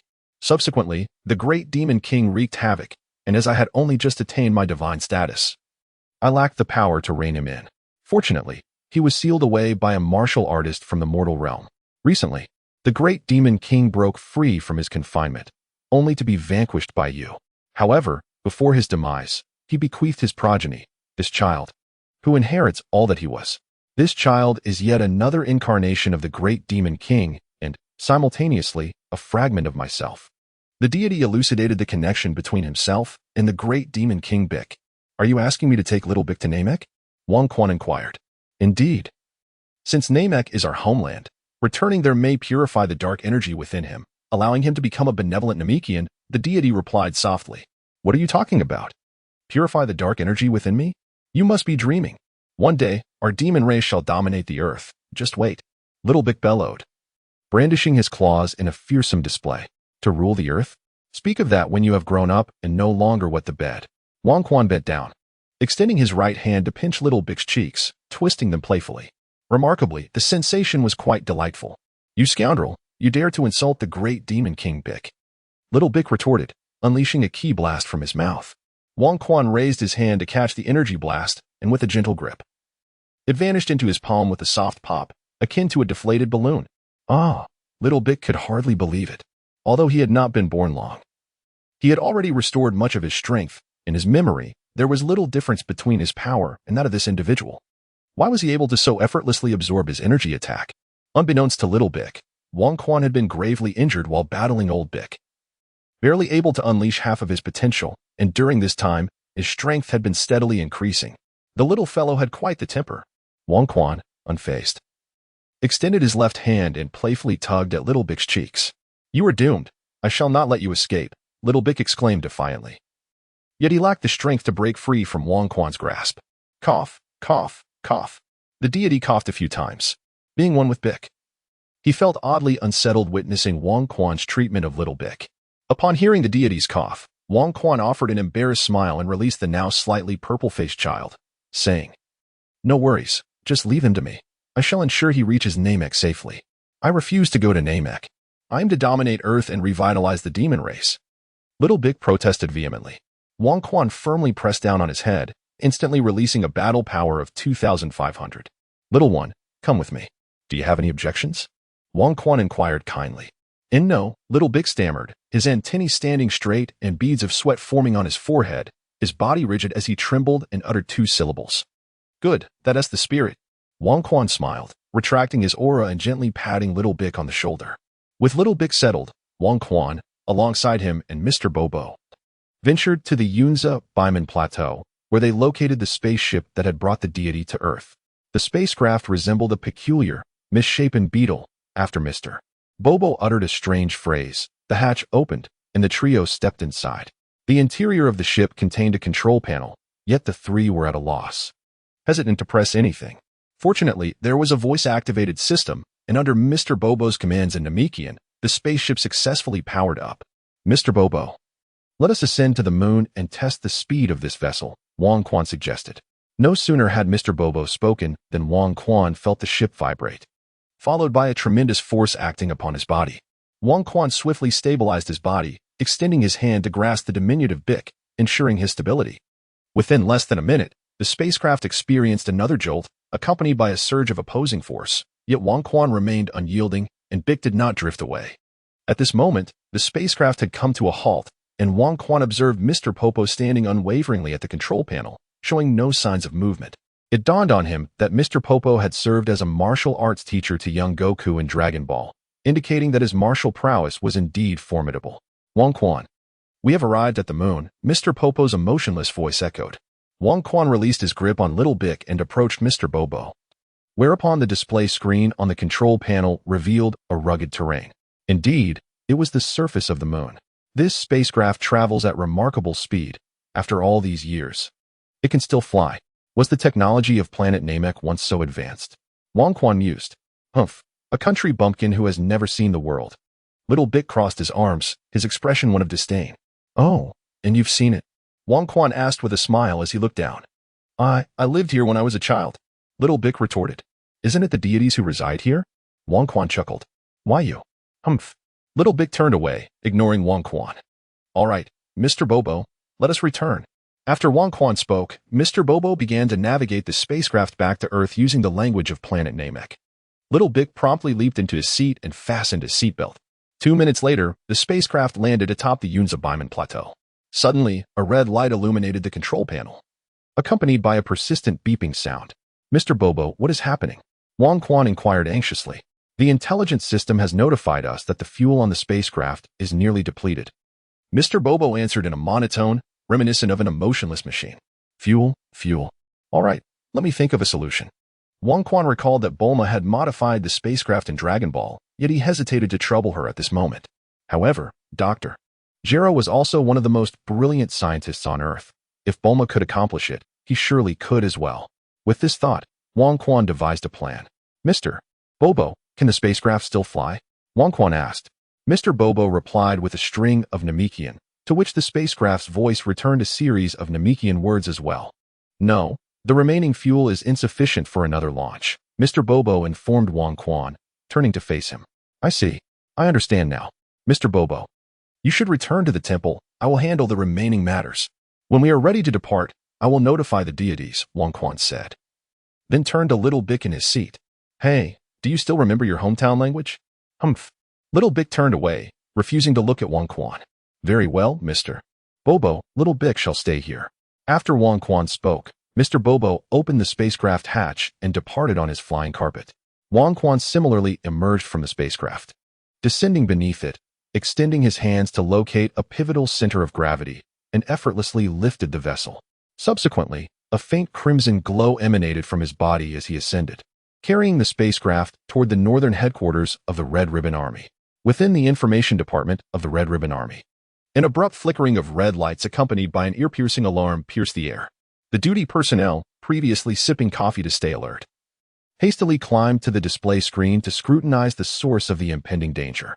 This afternoon, an unforeseen calamity had engulfed all members of the Red Ribbon Army, resulting in numerous lives lost amidst the chaos of natural disasters and man-made tragedies. Yet, inexplicably, everything reverted to its state prior to the catastrophe. Even the deceased appearing bewildered as they were resurrected, as if the afternoon's disaster had never transpired. It was as though those 2 hours had been surreptitiously stolen. With nightfall now upon them, despite the restoration of normalcy, the duty personnel remained vigilant, acutely aware that should disaster strike again, early detection could offer a greater chance of survival. They quickly identified the source of danger displayed on the radar, a colossal energy entity approaching the headquarters of the Red Ribbon Army. Swiftly, their fingers danced across the keyboard. And shortly thereafter, the satellite transmitted a clear image. An enormous object resembling a beetle was hurtling toward the Red Ribbon Army's headquarters, accompanied by an overwhelming surge of life energy. The Royal Authority has bestowed upon Violet the martial arts cultivation techniques. Over the past 6 months, the soldiers of the Red Ribbon Army have experienced a rapid enhancement in their physical prowess, with some even emerging as formidable martial artists. Dr. Gallo, based on the intensity of Qi, has devised a combat power detector, allowing for a more intuitive assessment of a soldier's combat capability. At this moment, the duty soldier gazed in astonishment at the screen displaying a combat power reading of 937929299 and promptly pressed the alarm button. Chapter 32. The reunion of Royal Authority and Violet. The resounding blare of the alarm pierced through the night sky of the city. The once slumbering metropolis was instantaneously awakened. Soldiers swiftly donned their gear and armed themselves, awaiting further instructions. Others also mobilized, orderly retreating to safe locations. Everyone remained composed, devoid of any chaos, an undeniable testament to the authentic drill provided by this afternoon's calamity. Soldier, report your findings immediately, commanded a stern-faced officer appearing on the massive screen in the duty room. Yes, General Duke. The radar has detected a colossal, unidentified flying object approaching our position. And General Duke inquired, his brow furrowing with displeasure. Additionally, the energy detector indicates 2 immense energy sources. One measures 3,000 gallo, remarkably strong, yet we need not worry, as several generals within our Red Ribbon Army possess energy levels exceeding 3,000 gallo, not to mention the presence of our esteemed marshal. Upon hearing of a being with 3,000 gallo of energy, General Duke's interest was piqued, and he did not conceal his admiration when mentioning the marshal. General Duke. There is another. Its energy is 937929299 gallo, the duty soldier stammered, his face betraying a look of terror. What? 937929299 gallo? Are you certain? Is it truly 937929299 gallo? General Duke exclaimed, his expression shifting to one of alarm. He understood the magnitude of such power, the capability to annihilate an entire city in an instant. The critical issue was that within the Red Ribbon Army, no such formidable combat power existed. The duty soldier resumed his frantic typing before lifting his gaze and affirmatively stating, "There is no mistake, General. It is indeed a reading of 937929299 gallo. The voice of the duty soldier fell silent, and the screen of General Duke instantaneously turned black. Within the confines of the Red Satin Brigade, in the marshal's office, Violet stood before the grand floor-to-ceiling window, arms crossed, gazing down upon the tranquil serenity outside. In the 138 days since Wang Quan's departure, thoughts of him linger. That young boy, akin to a younger brother, effortlessly altered the destinies of many, transforming the world's largest terrorist organization, the Red Ribbon Army, into its current state, a formidable military and political entity safeguarding countless lives, particularly during those 2 hours this afternoon.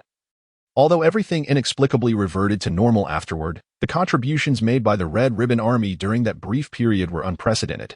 As the second most powerful military political system globally, the Red Ribbon Army's intelligence network spans the globe, allowing Violet to fully comprehend the situation in various disaster-stricken areas. The first 2 regions to quell the turmoil were the Western capital and the small island hosting the world's premier martial arts tournament.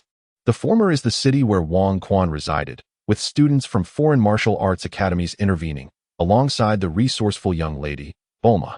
The latter was home to all the competitors, where chaos was conspicuously absent.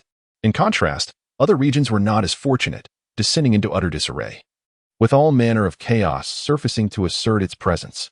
Ultimately, it was the territories occupied by the Red Ribbon Army that experienced the least turmoil and incurred the least damage. Contemplating this, a hint of pride graced Violet's visage. Yet, as her thoughts wandered, her brow furrowed, and she bit her lip, momentarily shedding the imposing air of the Grand Marshal and revealing a somewhat envious woman instead. On the desk behind her, various documents were meticulously arranged, yet several photographs lay scattered, out of place. Upon closer inspection, Wang Quan's image predominated, accompanied by photos of Bulma, Tamamonome, and the Lanfang sisters. Initially, after Wang Quan's departure, Violet's thoughts of him were tinged with concern for her absent brother, and as a mature, beautiful woman, she also harbored certain physical desires. However, during the critical reform period of the Red Ribbon Army, her responsibilities as Grand Marshal left her with an overwhelming workload, leaving little time to dwell on Wang Quan. But as the organization began to stabilize and her schedule lightened, the brotherly sentiment she once felt began to fade, replaced by a profound yearning characteristic of romantic affection. Memories of their time together could make her smile foolishly in her office for hours. Eventually, she leveraged her authority to investigate Wang Quan, which drew her attention to Bulma, Tamamonome, and even the Lanfang sisters. Violet once entertained the idea of leading her army into the western capital to retrieve Wang Quan and have him by her side, but ultimately restrained herself. She understood that if Wang Quan were unwilling, no one could compel him to make a choice, and such an act might lead him to despise her. Violet ultimately resolved to develop the Red Ribbon Army into the most powerful military political system, ensuring she became an indispensable presence in Wang Quan's life. Just as Violet pondered Wang Quan, a sudden, deafening alarm echoed throughout the city. Her brow furrowed in concern. What was amiss today? After the miraculous disaster this afternoon, another alarm blared, leaving little room for respite. Yet, observing the orderly preparations of the people outside, a slight smile graced Violet's lips. This was her Red Ribbon Army. And indeed, it belonged to Wang Quan as well. 2 minutes later, a series of knocks resounded at the door. "Come in." As Violet spoke, she returned to her desk, tidying up the scattered photographs. Just then, General Duke rushed in, his eyes revealing a hint of distress. Upon reporting to Marshal Duke, his gaze swept across the room and landed on a photograph in Violet's hand, featuring a strikingly handsome young man with a radiant smile. If only his sharp middle-parted hair were replaced with a bald head, would that not be the very lad Violet had brought to his base for treatment 6 months prior? "General Duke," Violet called out as she noticed his momentary pause. Duke's eyes, fixed on the photograph, held a bittersweet expression. "Call me Marshal, General Duke," Violet replied, solemnly placing the photograph into the drawer of her desk. "Marshal, the duty soldier reports that a massive unidentified flying object is approaching, accompanied by 2 energy sources, one of which is from the FFF Novel Transfer Station 937929299, Gallo." General Duke exhaled deeply, burying his emotions once more, and spoke with grave seriousness. "An unidentified flying object. Energy source from the FFF Novel Transfer Station 937929299, Gallo." After a moment of contemplation, Violet lifted her head and declared, "Immediately notify Dr. Gallo to prepare the final plan. I shall ascend to investigate the situation." With those words, Violet stepped out from behind her desk, ready to soar into the sky and confront the object herself. "No, that's far too dangerous. Let me go," General Duke exclaimed, reaching for her arm in desperation. Violet effortlessly turned aside, evading his grasp. "Your abilities are insufficient. Should the adversary harbor ill intentions, you would have no chance to flee. Enough said. Only my combat prowess is adequate." As she spoke, Violet approached the floor-to-ceiling windows. Pressing a button on the wall, the window gradually opened, and white flames enveloped her form, propelling her into the night sky like a comet. Standing before the window, General Duke's clothing whipped in the wind. He gazed upward at Violet's vanishing silhouette, his fists clenched tightly. Afterward, he pressed the button on the wall. And as the window closed with a low hum, he hurriedly exited the marshal's office, heading to Dr. Gallo's laboratory. Having flown a considerable distance into the night sky, Violet could sense a formidable presence in the distance. Initially solemn, she abruptly hovered mid-air, closing her eyes to fully absorb the essence of that power. A smile, involuntarily curling at the corners of her mouth, revealed glistening tears in her eyes as they opened. "Dear little brother, you have finally come to see me." Violet emitted a sound, a blend of joy and resentment, the nature of which she herself could not discern, before her body was suddenly propelled outward. In the night sky, Wang Quan bore the immense spaceship on his shoulders, having soared for over an hour. He could have increased his speed, yet the ship's sheer size necessitated caution. A full-throttle ascent could lead to calamity. The earlier journey, which took merely 2 minutes to traverse between Earth and the Moon, had posed no such threats. Thanks to the alien technology on board that eradicated friction and resistance, thereby augmenting the vessel's velocity without harming the environment. However, the ship was now devoid of fuel. Even the most advanced technology becomes mere scrap metal without energy, compelling him to adhere to the fundamental laws of physics. Yet, Wang Quan felt no urgency, rather. He secretly wished for a slower pace and a lengthier journey. Bulma had stormed off in anger, and he found himself unable to seek her assistance, just as Violet had. He had recently endured a tumultuous experience, acting with reckless abandon, and now, having abandoned Violet for over 6 months without so much as a phone call, he too felt a twinge of trepidation at the thought of confronting her. Did he truly harbor feelings for her? Wang Quan pondered. Undoubtedly, he cherished her, he loved her. Initially, his attraction may have been driven by mere physical allure, but through their time spent together, he had come to understand her struggles and the tenacity of her spirit, leaving him utterly captivated by this resilient woman. If he loved her, then why did he fear seeing her, even refraining from reaching out? Wang Quan found himself in a labyrinth of introspection. He arrived at no definitive conclusion. Perhaps he was simply a scoundrel, or perhaps he had yet to embrace his depravity fully. Just as he wrestled with these tumultuous thoughts, a familiar presence emerged within his perceptive range. "Sister Zilluo." The words escaped his lips, and his heart began to race, banishing all traces of doubt and fear, leaving only the exhilarating anticipation of their imminent reunion. The royal authority, almost instinctively, accelerated its flight speed, producing a tremendous sound as it cut through the air, causing the atmosphere to churn. And it appeared as though a tornado was about to form. Wang Quan swiftly reduced his speed, suppressing his excitement as he flew forward. Before long, he noticed that Violet's aura had come to a halt, no longer advancing. A pang of anxiety struck his heart. His sister had certainly realized his presence, and she must be upset with him. Would she, unlike Bulma, choose to disregard him entirely? Just as these thoughts plagued his mind, he sensed Violet's aura approaching him at an astonishing speed. The emotions of Wang Quan were akin to a bungee jump, just moments ago. He found himself in the depths of despair, and now he soared to the pinnacle of elation. Within a mere 2 or 3 minutes, Violet beheld an unidentified flying object in the night sky ahead. However, her gaze was fixed upon the figure beneath the spacecraft, completely oblivious to the enormous vessel above, which was none other than a colossal spaceship. "Stupid little brother," she exclaimed, her eyes glistening with tears as she looked at Wang Quan, who stood with his hands raised. Somewhat comically, all the resentment she had harbored vanished in an instant upon seeing him, leaving only a profound sweetness in her heart. Violet flew to Wang Quan's side, extending her small hand to caress his forehead and cheeks. After half a year apart, he had grown even more handsome and mature, the last traces of boyishness having completely faded away. The previously bald head now sported a lustrous mane of black hair, styled into a dashing center part. Despite 1,000 words swirling in her mind, she found herself utterly speechless, as if simply being in his presence was enough to fulfill her heart's desire. The sovereign gazed upon the Violet before her, Half a year of commanding as a marshal had imbued her with not only the essence of a steel rose, but also the aura of authority and regal grandeur. Yet, when she beheld the unabashedly affectionate gaze directed at her, it rendered her semblance that of a naive woman, blissfully ensnared in the throes of love. All the turmoil within Wang Quan vanished under such a gaze.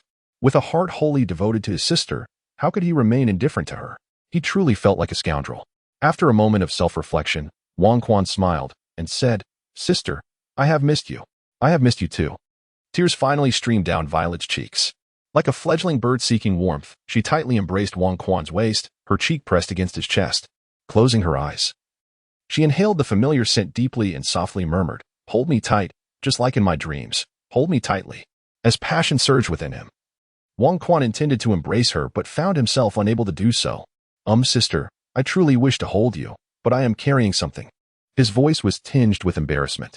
Violet abruptly released her hold on him, also feeling a bit awkward as she brushed her hair aside. "Wang Quan, why are you carrying this peculiar contraption?" She looked up at the oddly shaped object, her curiosity evident as she sought to change the subject.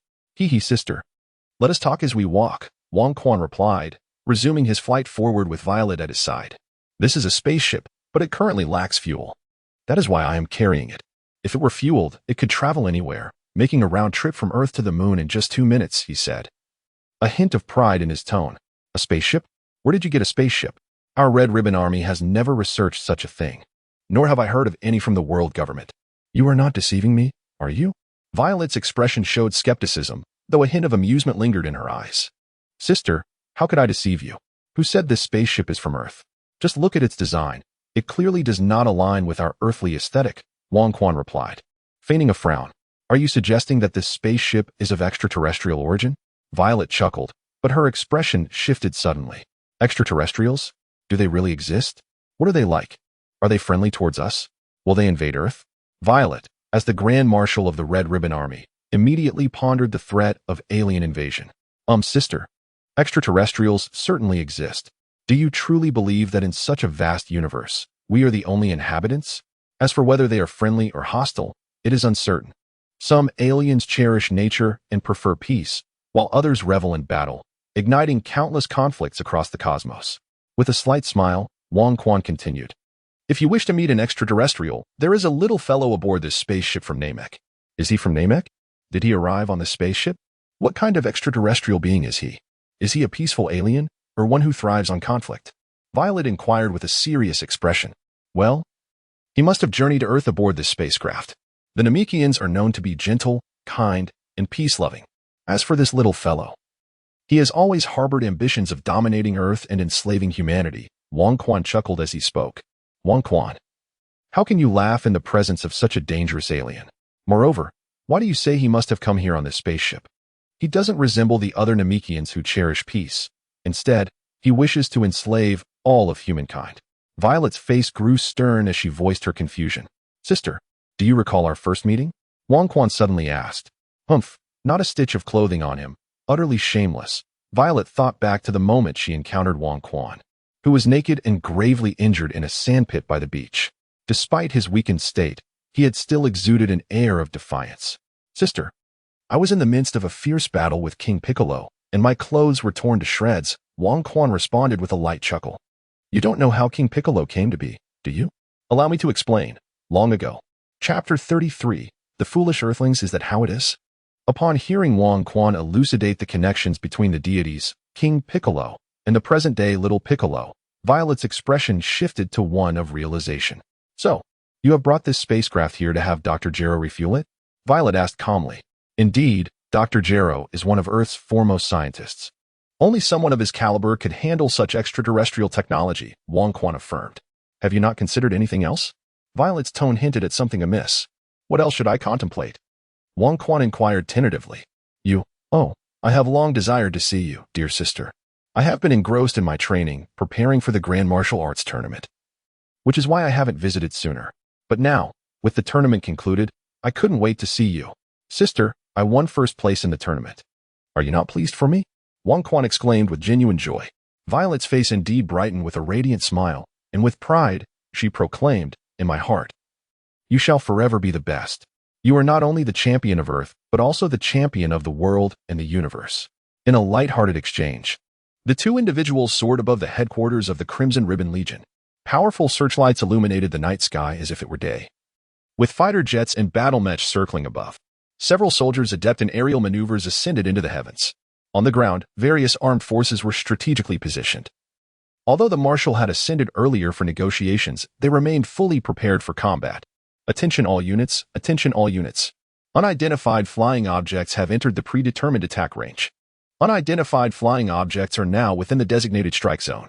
Prepare for a saturation bombardment immediately. The crackling commands echoed over the radio. Dr. Galo, what is our likelihood of success? We must devise a means to ensure the Marshal's safe extraction. General Duke exclaimed anxiously to a small, elderly man clad in a lab coat beside him. They had detected through the combat power detector that Marshal Violet was in proximity to a colossal energy source. It was their assumption that she was likely overpowered and had fallen into enemy hands. Fear not, my masterpiece has just reached completion. It will serve as an appointment test of combat capability, Dr. Galo replied, gripping a remote control with a somewhat maniacal smile. General Duke glanced at the towering figure below. A man standing 10 meters tall, a flicker of determination crossing his eyes. Sister, they can't all be here to welcome me, can they? This is an overwhelming reception. Wang Quan chuckled at the net of defenses before him, addressing Violet. Indeed, you are the founding figure of the new Crimson Ribbon Legion. Such a welcoming ceremony is entirely warranted, Violet replied with a charming smile, then swiftly flew to the generals floating in the sky. Marshal, a group of cadet generals, upon recognizing their superior approaching, rushed forward with expressions of joy. Enough of your concerns, the crisis has been averted. Each of you, lead your respective units back to the barracks and stand by. General Stan, take your scientific team and establish a protective zone in the research area. Execute this promptly, Violet commanded, prompting the cadet generals to descend, quickly vanishing into the city with their soldiers. The intricate web of defenses soon dissipated, and all precautionary measures were lifted, leaving Wang Quan in awe of the Crimson Ribbon Legion's efficiency. Wang Quan, how would you assess the quality of our soldiers? Violet inquired with pride. Sister, you are truly remarkable. The Crimson Ribbon Legion is so well trained that my admiration for you flows like an unending river, akin to the relentless flood of the Yellow River. Wang Quan proclaimed, his hands hoisting the spaceship. Otherwise, he would have undoubtedly given Violet 2 thumbs up. Enough of the banter. Let us place this spaceship in a suitable location, she replied. Violet gracefully soared ahead, leading the way. General Stan, following closely behind, caught a glimpse of the beetle-like spacecraft carried by Wang Quan at the mention of the spacecraft by the Marshal. He understood precisely why the Marshal had chosen to keep him behind. If this contraption truly was a spacecraft, his scientific division would certainly not let such a remarkable discovery slip through their fingers. Under Violet's guidance, Wang Quan gently placed the spacecraft on an open patch of land. At that moment, a squadron of soldiers clad in distinctive military attire, led by a bespectacled general, swiftly secured the area. Marshal, I have fortified this location. Is there anything else you require? General Stan inquired earnestly after meticulously arranging the soldiers to encircle the vicinity. Excellent, General Stan. Please summon Dr. Gallo, Violet promptly instructed. Understood. General Stan replied, turning to depart. Moments later, a thunderous rumble echoed from the distance. Wang Quan, exasperated, looked up to see a colossal figure, standing a towering 10 meters tall, approaching their location. As Wang Quan probed the atmosphere with his essence, he discerned no signs of life emanating from the giant before him. This was the latest achievement of Dr. Gallo, the formidable robot number 10. Similarly, Zilulin lifted her gaze towards the giant, who had approached me step by step, and began to elucidate. Is it purely a robot? I sense no life force within it, Wang Quan inquired. Of course it is a robot. Do you think it has been modified using human elements? I would never allow Dr. Gallo to employ humans to alter a robot, Zilulin retorted with a hint of irritation.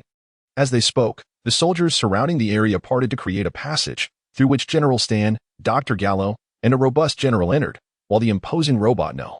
10 remained outside the encirclement. Marshal, have you summoned me? Dr. Gallo remarked, his gaze immediately falling upon Wang Quan, who stood alongside Zilulin. A frown briefly crossed his brow, soon replaced by a look of astonishment, as he stepped forward, eager to grasp Wang Quan's wrist before Zilulin could issue any command.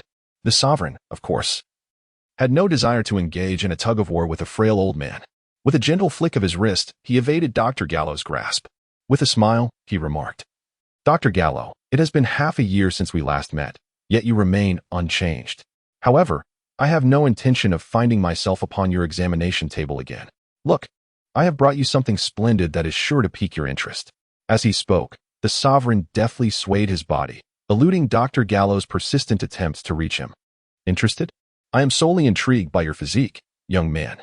Rest assured, I have no intentions of harming you. I merely wish to conduct a full-body examination, Doctor." Gallo insisted, undeterred. "Are you truly not intrigued? Not even by extraterrestrial technology or spacecraft?" The sovereign inquired with a smile. "Nothing holds value compared to your body." "You speak of extraterrestrial technology and spacecraft," Dr. Gallo exclaimed, momentarily taken aback before realizing the massive beetle-like spacecraft position behind the sovereign and Violet. "Is this what you refer to as extraterrestrial technology, a spacecraft?" Ignoring the sovereign and Violet entirely, Dr. Gallo bypassed them, reaching out to caress the rust-covered vessel. Indeed, it was not a product of Earth. Its unique design philosophy and extraordinary alloy were unlike anything found on this planet. Oh, if only that old fool Briff could behold it, his heart would surely race with excitement. Alas, such is the nature of scientists.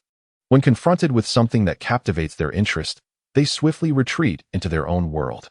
"Marshal Violet, it is truly wonderful to see you safe and sound." General Duke stepped forward, his eyes gleaming with enthusiasm as he gazed at Violet. Wang Quan soon noticed that the individual resembling a T-800 cast an unusual glance towards his beloved Violet. Instinctively, he reached out to grasp her delicate hand. In the presence of her subordinate, Violet felt the need to uphold the dignity of the marshal and instinctively attempted to free herself from Wang Quan's hold.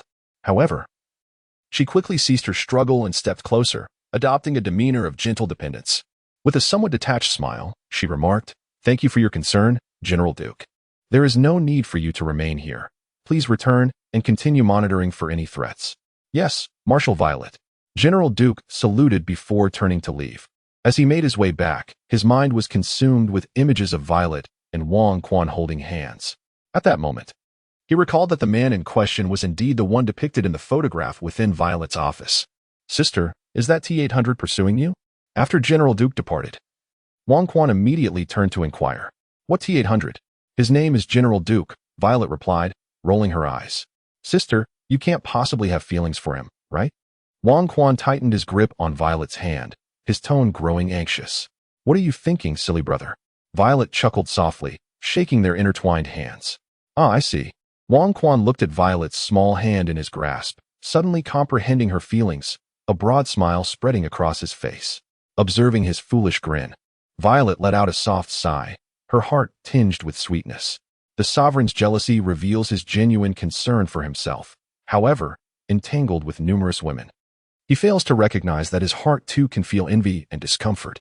As he pondered these thoughts, Violet displayed a serene smile, her grip on the sovereign's small hand tightening. Meanwhile, during their tender exchange, General Stan of the Scientific Brigade perceptively guided his soldiers to clear a larger space for the sovereign and Violet. At that moment, Dr. Gallo began to employ an array of peculiar tools to examine the spacecraft. It was truly astonishing. How had I not considered that metallic atoms could be arranged in such a manner? Dr. Gallo muttered to himself as he utilized various instruments to assess the spacecraft. "Doctor, I entrust this vessel to your care. I hope you can decipher the type of fuel it employs and subsequently refuel it, as I have a use for it." The sovereign interjected, interrupting Dr. Gallo's reverie. "What? This spacecraft can still be operational?" Dr. Gallo inquired incredulously, observing the patches of rust adorning its exterior. Initially perceiving it merely as a dilapidated vessel. "Of course it can fly. Just over an hour ago, I soared around the moon in it." "Doctor, please do not damage it," the sovereign asserted, striking the vessel with his fist several times before continuing. "Beak, are you going to lay an egg inside?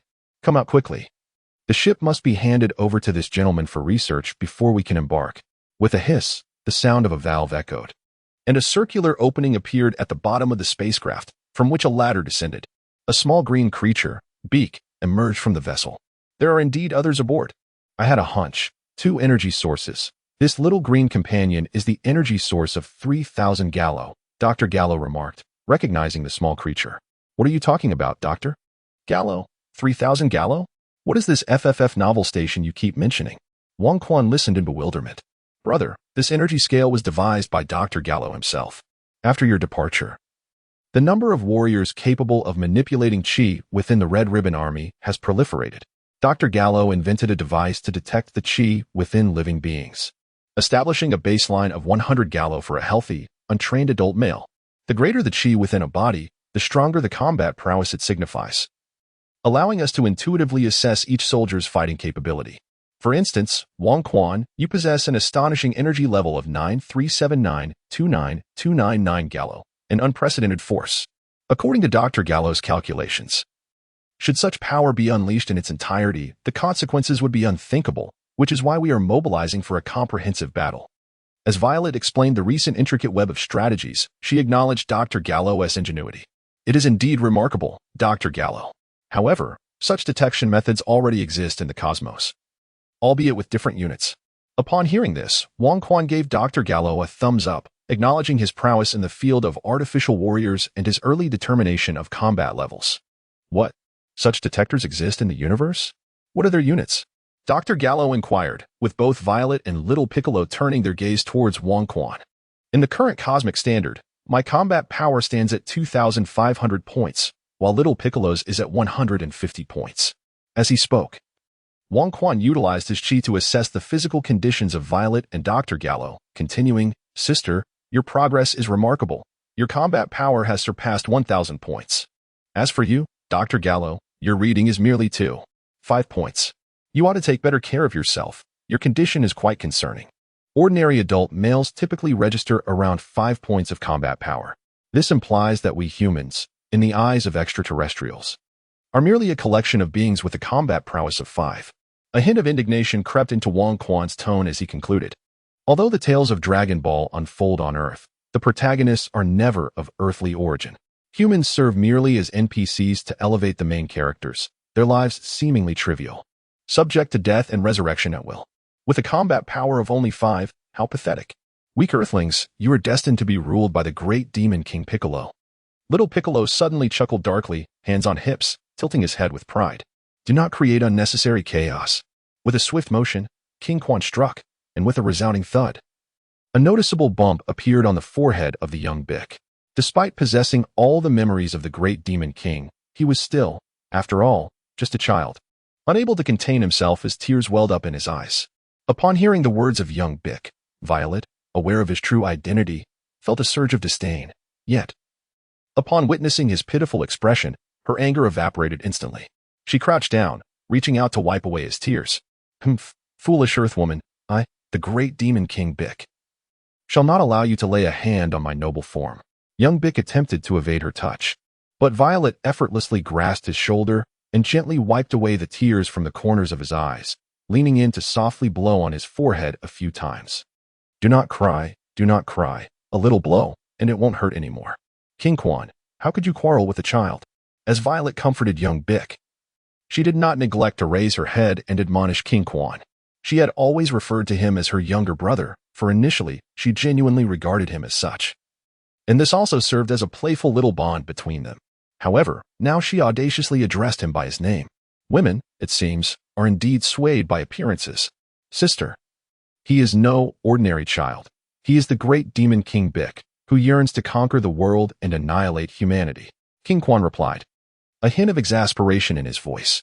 He then glanced down at young Bic, who was also looking up at him, and noticed a tinge of purple appearing on the little green face as the child turned away, presenting a haughty profile to both King Quan and Violet. Foolish Earthwoman, how dare you touch the precious body of the great demon King Bic? Once I conquer the world, you shall be the first to face my wrath. Ever since discovering his extraterrestrial origins, young Bic had developed an inexplicable sense of superiority. What a charming little child, if only he didn't have such a sharp tongue. Violet remarked before delivering a light tap on young Bic's head, rising to her feet afterward. Fortunately, she did not exert much force, so his head remained unscathed, with only one bump to show for it. Cursed Earthwoman. Just as a flicker of gratitude began to form in young Bic's heart, it vanished into thin air. Speak not further, King Quan threatened, raising his hand as if to deliver another tap, prompting young Bic to fall silent. Foolish Earthlings, my retreat is merely strategic. Once my powers surpass yours, you shall witness how I deal with you too. Chapter 34, the weakness of power level 5 young Bick. Subdued by King Quan's display of force, ceased his mischief. Violet, with a troubled expression, inquired, "Brother, is it true that the combat power of us Earthlings is merely 5 points? How formidable are the other races in the universe?" Dr. Gero initially proposed to quantify the energy within a human body using a specific measurement, establishing the energy of an average person at a baseline of 1 point. This notion was met with widespread opposition, as it was universally acknowledged that, despite being merely a gauge of internal energy, such a metric would inevitably correlate with combat prowess. Consequently, the disparity in combat power would be glaring. One person with a combat power of 1 point would be overshadowed by another boasting 5 points, an unsettling prospect. Thus, Dr. Gero had no choice but to amplify the scale by a factor of 100, elevating the combat power of an average individual to a formidable 100 points. While martial artists would possess scores in the hundreds or even thousands, instantly elevating the perception of strength. Considering this, both Violet and Dr. Gero wore expressions of disquiet. Humanity had long prided itself on being the pinnacle of creation, even believing itself to be the most powerful race in the universe. The abrupt revelation that humans were not only not unique in the cosmos but also possessed a mere combat power of 5 was a bitter pill for two of Earth's most intelligent and powerful individuals to swallow. In truth, Earthlings were indeed feeble. The vast majority of intelligent life forms in the universe surpassed them in strength, with certain exceptional races born with combat powers in the thousands or even tens of thousands. It is essential to note that I refer to the standard combat power of the universe, not the arbitrary measures devised by Gero. Take, for instance, the Namekians. Even their average individuals possess combat powers in the hundreds or thousands, while certain specialized warrior Namekians can reach staggering levels of combat power, numbering in the hundreds of millions, capable of obliterating the solar system in an instant. The accounts shared by King Quan sounded like mythical tales to Dr. Gero and Violet. However, for Little Bick, the meaning of combat power began to crystallize. He fervently wished to be one of those warrior Namekians, envisioning the potential to eradicate the detestable humans entirely. Hundreds of millions, even billions. Violet's eyes seemed to lose their focus. Even her combat power, having surpassed 1,000, felt almost divine. She hesitated to exert herself fully, aware that her every move could unleash catastrophic destruction upon her surroundings.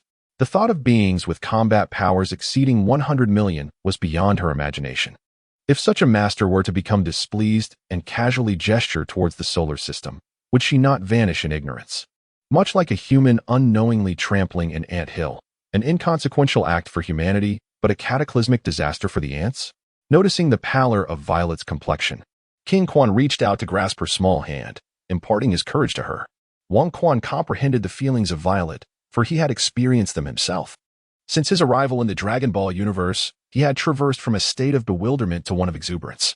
However, upon reflecting on the narrative of Dragon Ball, he unearthed an array of chilling details. In this realm, danger lurked at every corner.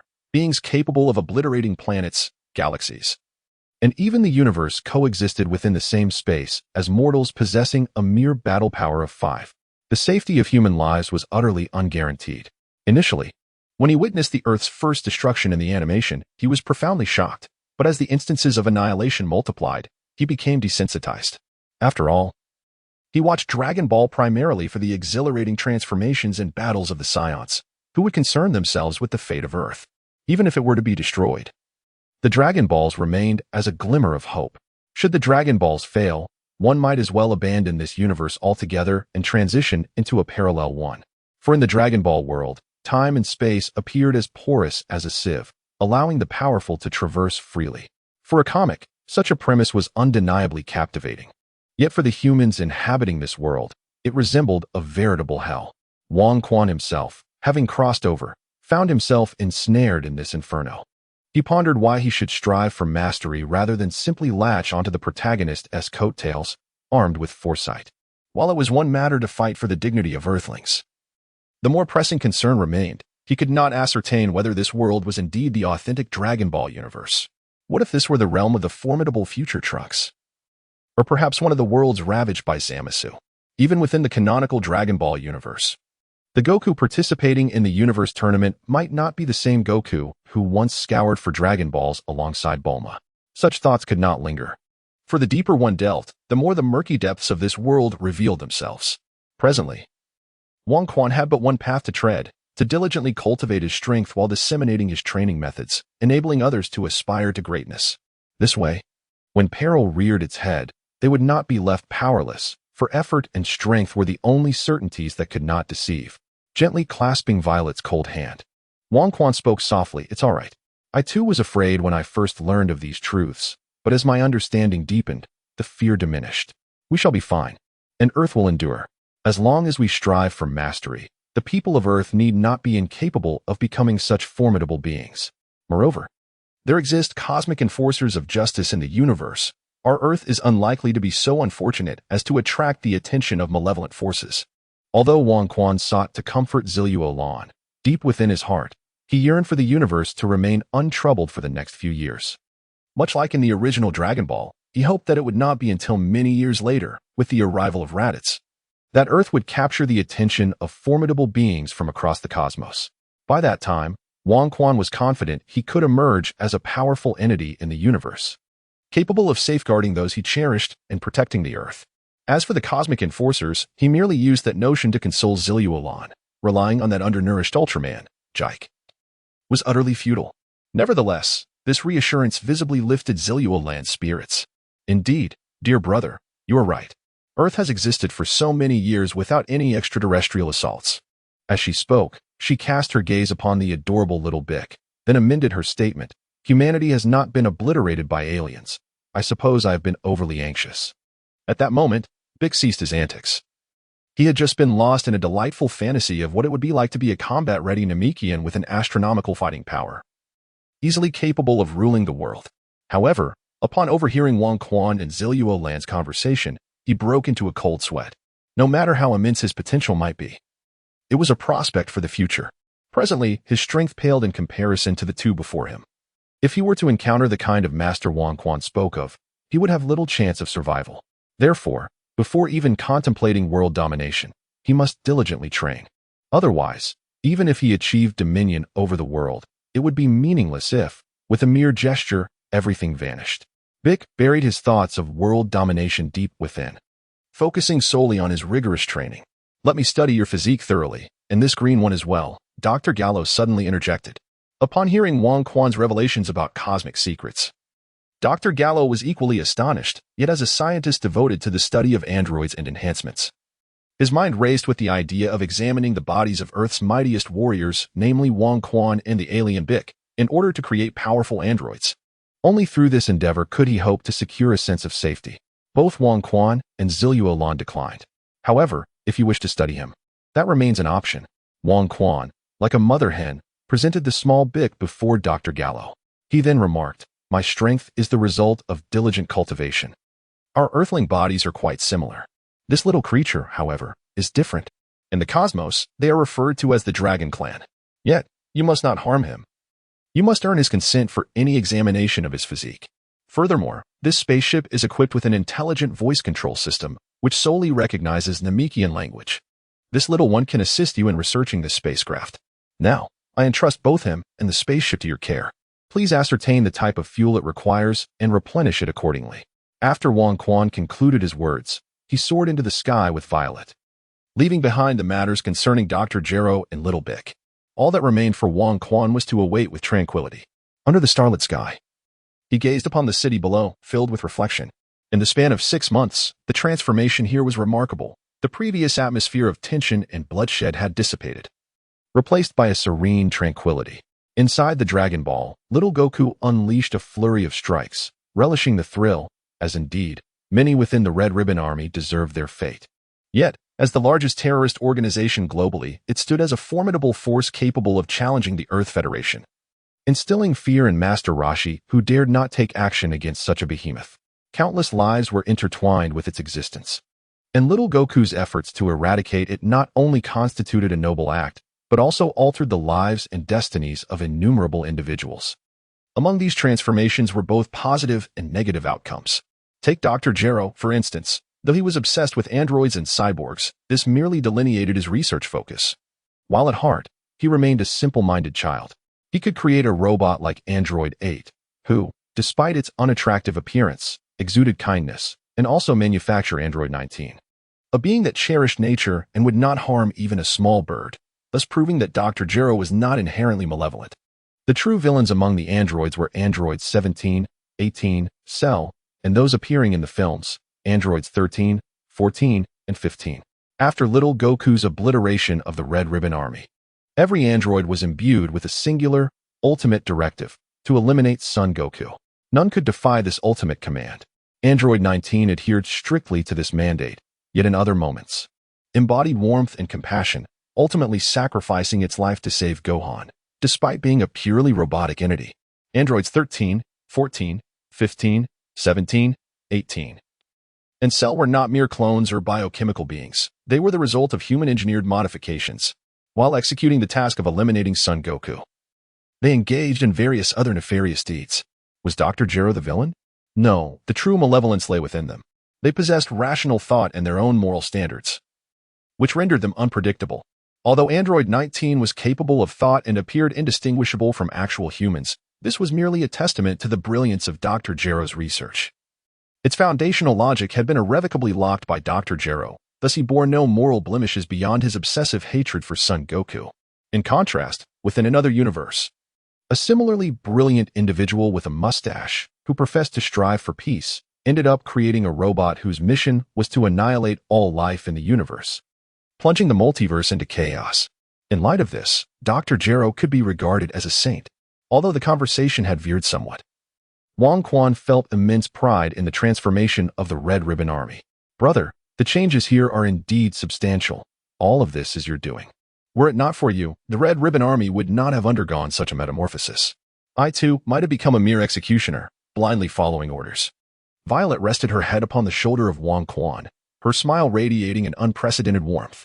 Indeed, in merely 6 months, the transformations within this realm have been monumental. And now, the news reports feature scant negative coverage regarding the Red Ribbon Army. However, this is not solely my accomplishment. It is under your sister's guidance that the Red Ribbon Army has undergone such a metamorphosis, of which I cannot claim much credit. Those who have survived the precipice of life and death ought to revere your sister as a bodhisattva. Wang Quan tenderly wrapped his arm around her waist, chuckling softly.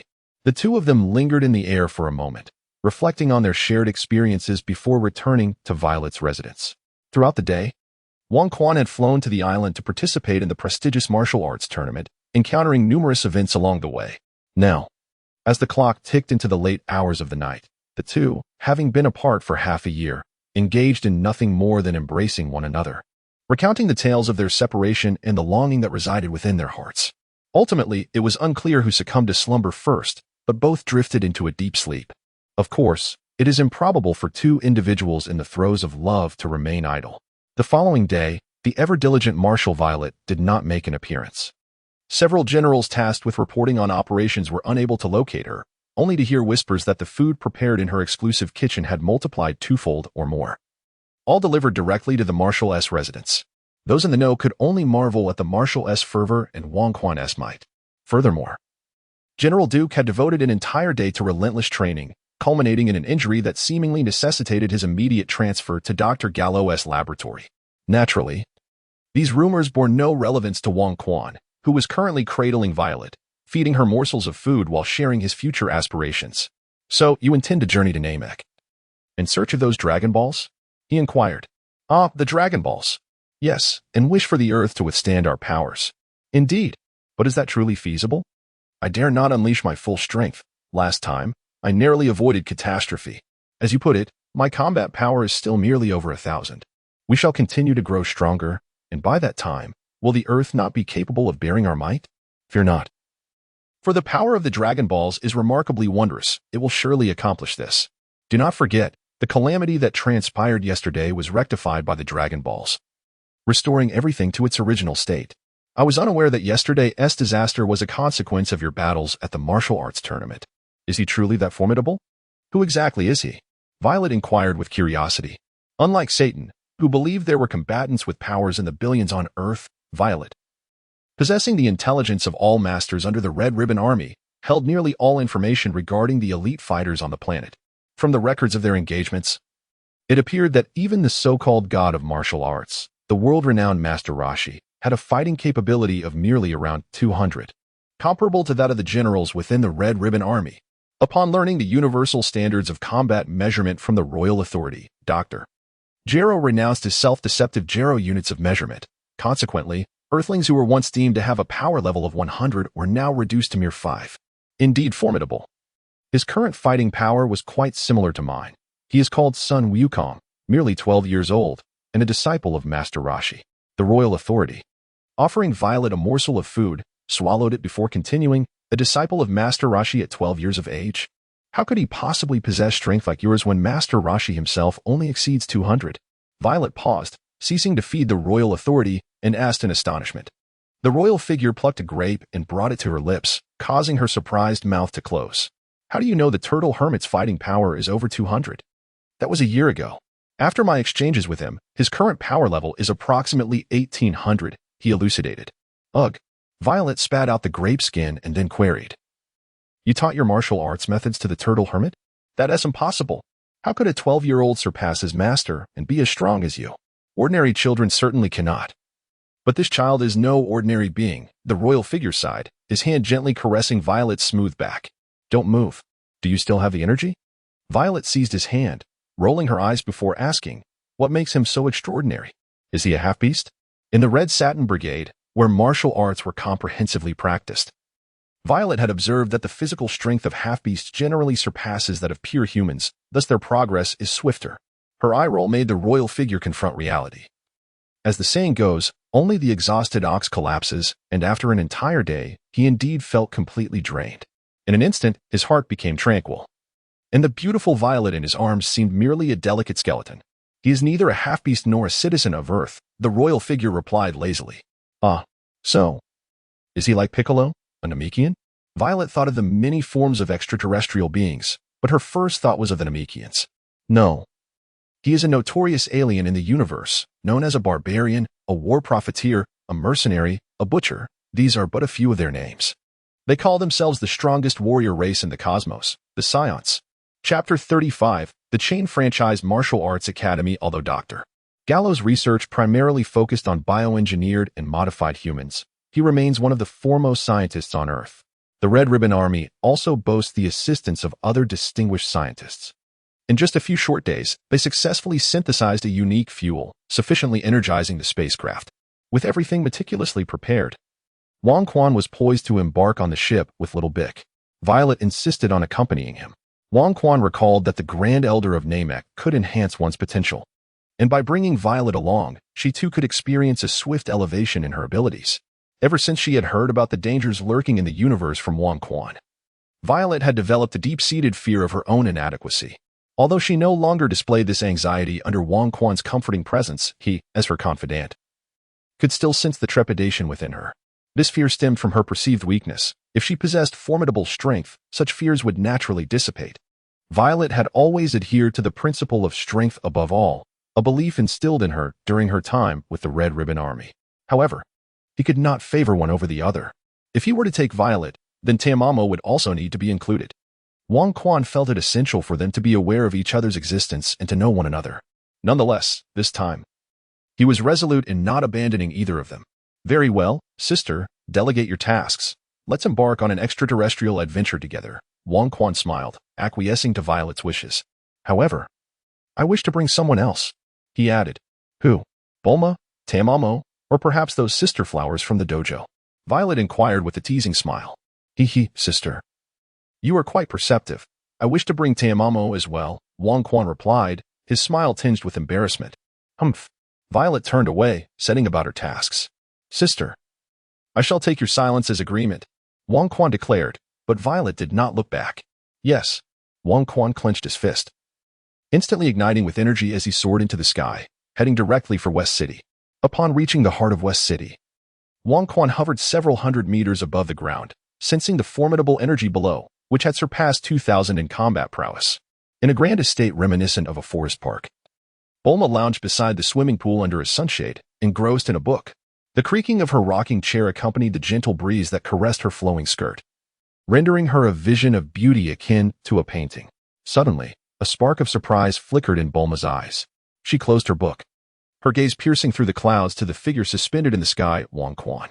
The emotions reflected in her azure eyes shifted with the rapidity of lightning: surprise, anticipation, melancholy, desolation, and finally culminating in a profound sense of loss. Rising from her rocking chair, she left the book on the table, her silhouette retreating to the villa. Enveloped in solitude, the royal authority lingered in the heavens for quite some time. Had he not parted ways with Bulma, she would undoubtedly have accompanied him to Namek this time, for she had previously journeyed to Namek in Dragon Ball. Yet, these are merely musings. Bulma cannot tolerate any form of betrayal. Having discarded the fickle Yamcha in the Dragon Ball saga, she would not now forgive his infidelity. Wang Quan understood that he could not offer her his entire love, and thus he chose to let go, fervently wishing for her future happiness. He lingered in the sky for quite some time before flying towards the martial arts academy on the outskirts of the city. Having been away for 2 to 3 days, he found that the number of students at the academy had significantly increased. The broadcast of the martial arts tournament had captivated audiences worldwide over the past few days. The prominent Saiyans style and the martial arts academy had emerged as the 2 most popular martial arts schools. The Saiyans resided on a remote island overseas, nearly impossible for the average person to locate, while the martial arts academy was conveniently situated in the western city, welcoming disciples. Many individuals, inspired by the martial arts tournament, began to express their interest in martial arts and flocked to the academy to enroll. Furthermore, the remarkable performance of the academy's students during the recent calamity astonished the citizens of the western city, revealing that there were so many extraordinary individuals among them. It became evident that one could become superhuman not through technology or mutation, but simply by enrolling in the academy and diligently training. Naturally, this led to a surge of enthusiastic enrollments. The pressing issue now was that the influx of applicants far exceeded the academy's capacity to accommodate them. When Wang Quan returned, several figures were gathered in a meeting, deliberating on a solution. Wang Quan, where have you been these past few days? The heavenly beings haven't mistreated you, have they? Come here quickly. Let us ponder a course of action together, Satan exclaimed, rising to seize Wang Quan's arm. What are you discussing? I noticed a throng outside clamoring to enroll in the martial arts academy. Why is no one attending to them? These individuals are our benefactors, Wang Quan inquired, puzzled. Despite his reliance on others for sustenance, having indulged in the favors of Bulma and Violet, he recalled the dire circumstances he faced upon his arrival. We are indeed deliberating this matter. It's not that we refuse to accept new students. Rather, the sheer number of applicants is overwhelming. The academy simply cannot accommodate so many pupils. Furthermore, if we accept all of them, many of our competitors will be left without a livelihood. We are all in the martial arts business, and we might find ourselves ostracized by our peers, Lan Fang remarked, pinching her brow in exasperation. Is that so? Wang Quan mused, stroking his chin as he fell into contemplation. Little Wang Quan, you are the most resourceful among us. Think carefully about what we should do. Do not forget, you own half of the academy shares, Lan Fang said, sensing Wang Quan's gears turning and relaxing her posture, having grown accustomed to relying on him. Ah, I have an idea. Wang Quan's eyes sparkled as he spoke. What is it? Do tell. Satan pressed eagerly. Lan Fang and Yu Zhao Qian shared in the curiosity, eager to hear what Wang Quan had conjured. I propose that since our martial arts academy lacks space, we could establish branch locations. Among the applicants, those who can control their inner energy could be trained as instructors, Wang Quan began, but was swiftly interrupted by Lan Fang. That's not feasible. We lack the financial resources to open branch locations. It requires funding. How can we establish branches without money? Lan Fang dismissed his proposal. Although the academy had experienced rapid growth over the past year, with an influx of students and rising tuition fees, the rigorous training had turned each student into a voracious eater. For instance, little Wukong could devour the entirety of Master Roshi's champion prize in a single meal, and Wang Quan and the others were no less voracious, often resorting to foraging in the mountains to stave off bankruptcy. Who says we cannot open branch locations without funds? Lan Fang, you mentioned that other martial arts schools lack applicants. We could easily collaborate with them. They could affiliate with our academy, allowing us to dispatch instructors to teach martial arts. This way, they earn revenue while our martial arts knowledge disseminates, and enthusiasts can learn authentic skills. It's a win-win situation. Wang Quan proposed, and his companion's eyes brightened, recognizing the brilliance of his suggestion. However, what if they refuse? Many of these schools have been passed down through generations. Joining us would mean severing their own lineage, Lan Fang countered, her concerns evident. Lan Chi suddenly spoke softly. revealing that her struggle with schizophrenia stemmed from the fact that everyone had been preoccupied with the inheritance of the martial arts school, neglecting her feelings at such a tender age. Hee. If anyone is unwilling, shall we seek another place? If no one enrolls to learn, will not the legacy ultimately fade away? Eventually, everyone will consent. If someone resorts to underhanded tactics, do they truly believe our martial arts school would refrain from taking action? After Wang Quan spoke, a cold smile crept across his face.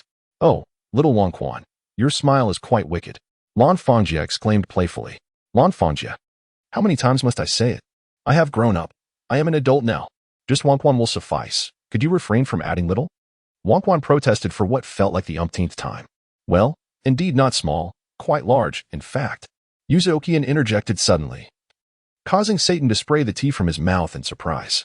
Wang Quan stood there, momentarily at a loss for words, as the enchanting vixen unexpectedly took the lead. The Lan Fong sisters were initially taken aback, but soon comprehended the implication behind Yu Zhaoqian's words. The younger sister, Lan Qi, blushed deeply, her delicate ears turning a rosy hue, as she lowered her head, too shy to meet anyone's gaze. In contrast, the alluring Lan Fong displayed a knowing smile, her eyes roving over Wang Quan's form. She playfully licked her luscious lips and, with a teasing laugh, remarked, "It seems our dear Wang Quan has truly matured." Giggle, giggle. Wang Quan has now come to grasp the sensation experienced by those beautiful women being targeted by lecherous gazes. For he presently feels as though Sister Lan Fong's eyes possess an X-ray-like quality, penetrating through his clothing to lay bare his naked form. This sensation is profoundly unsettling. Ah. By the way, I returned today with the intention of taking Tamamo with me to Namek. Sister Lan Fong, I entrust the martial arts hall to you and Satan. Employing the methods I proposed, success is assured. In a bid to evade the lewd scrutiny of women, Wang Quan grasped Tamamo's small hand and prepared to depart. To Namek? So, the spaceship is ready? Lan Fong suddenly adopted a serious demeanor and inquired. Indeed, the fuel and everything else have been prepared. We can depart at any moment. Upon noticing that Lan Fong no longer regarded him with the predatory gaze of a vixen, Wang Quan felt a wave of relief wash over his embarrassment. Traveling to an alien planet is not something that everyone gets to experience. Wang Quan, is your sister treating you well? Lan Fong suddenly revealed a vulnerable expression, her eyes glistening with unshed tears. Of course, Sister Lan Fong, you have taken such great care of me, Wang Quan immediately responded, recalling how she had genuinely treated him like a younger brother during the initial period after his arrival. Your sister has suffered in vain, now that you have a girlfriend. You seem to have forgotten about me, boo-hoo, Lan Fong lamented, covering her face with her hands, her shoulders trembling. Sister Lan Fong, what is the matter? You and Satan are both my family. Wang Quan stepped forward, reaching out to gently pull Lan Fong's hands away from her face. That is what you said. We are family. So why are you not planning to take me along to the alien planet? Lan Fong lowered her hands, revealing no traces of tears on her face.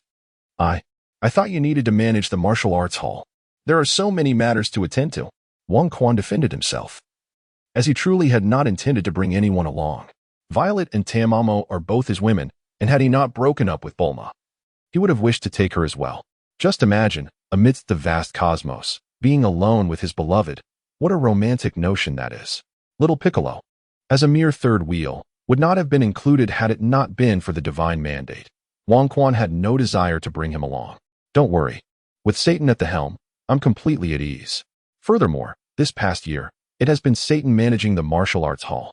Whether I am here or not, it remains the same. Lan Fong firmly placed her hand on Satan's shoulder. Senior sister, Satan exclaimed, his face etched with a look of grievance. What? Are you unwilling?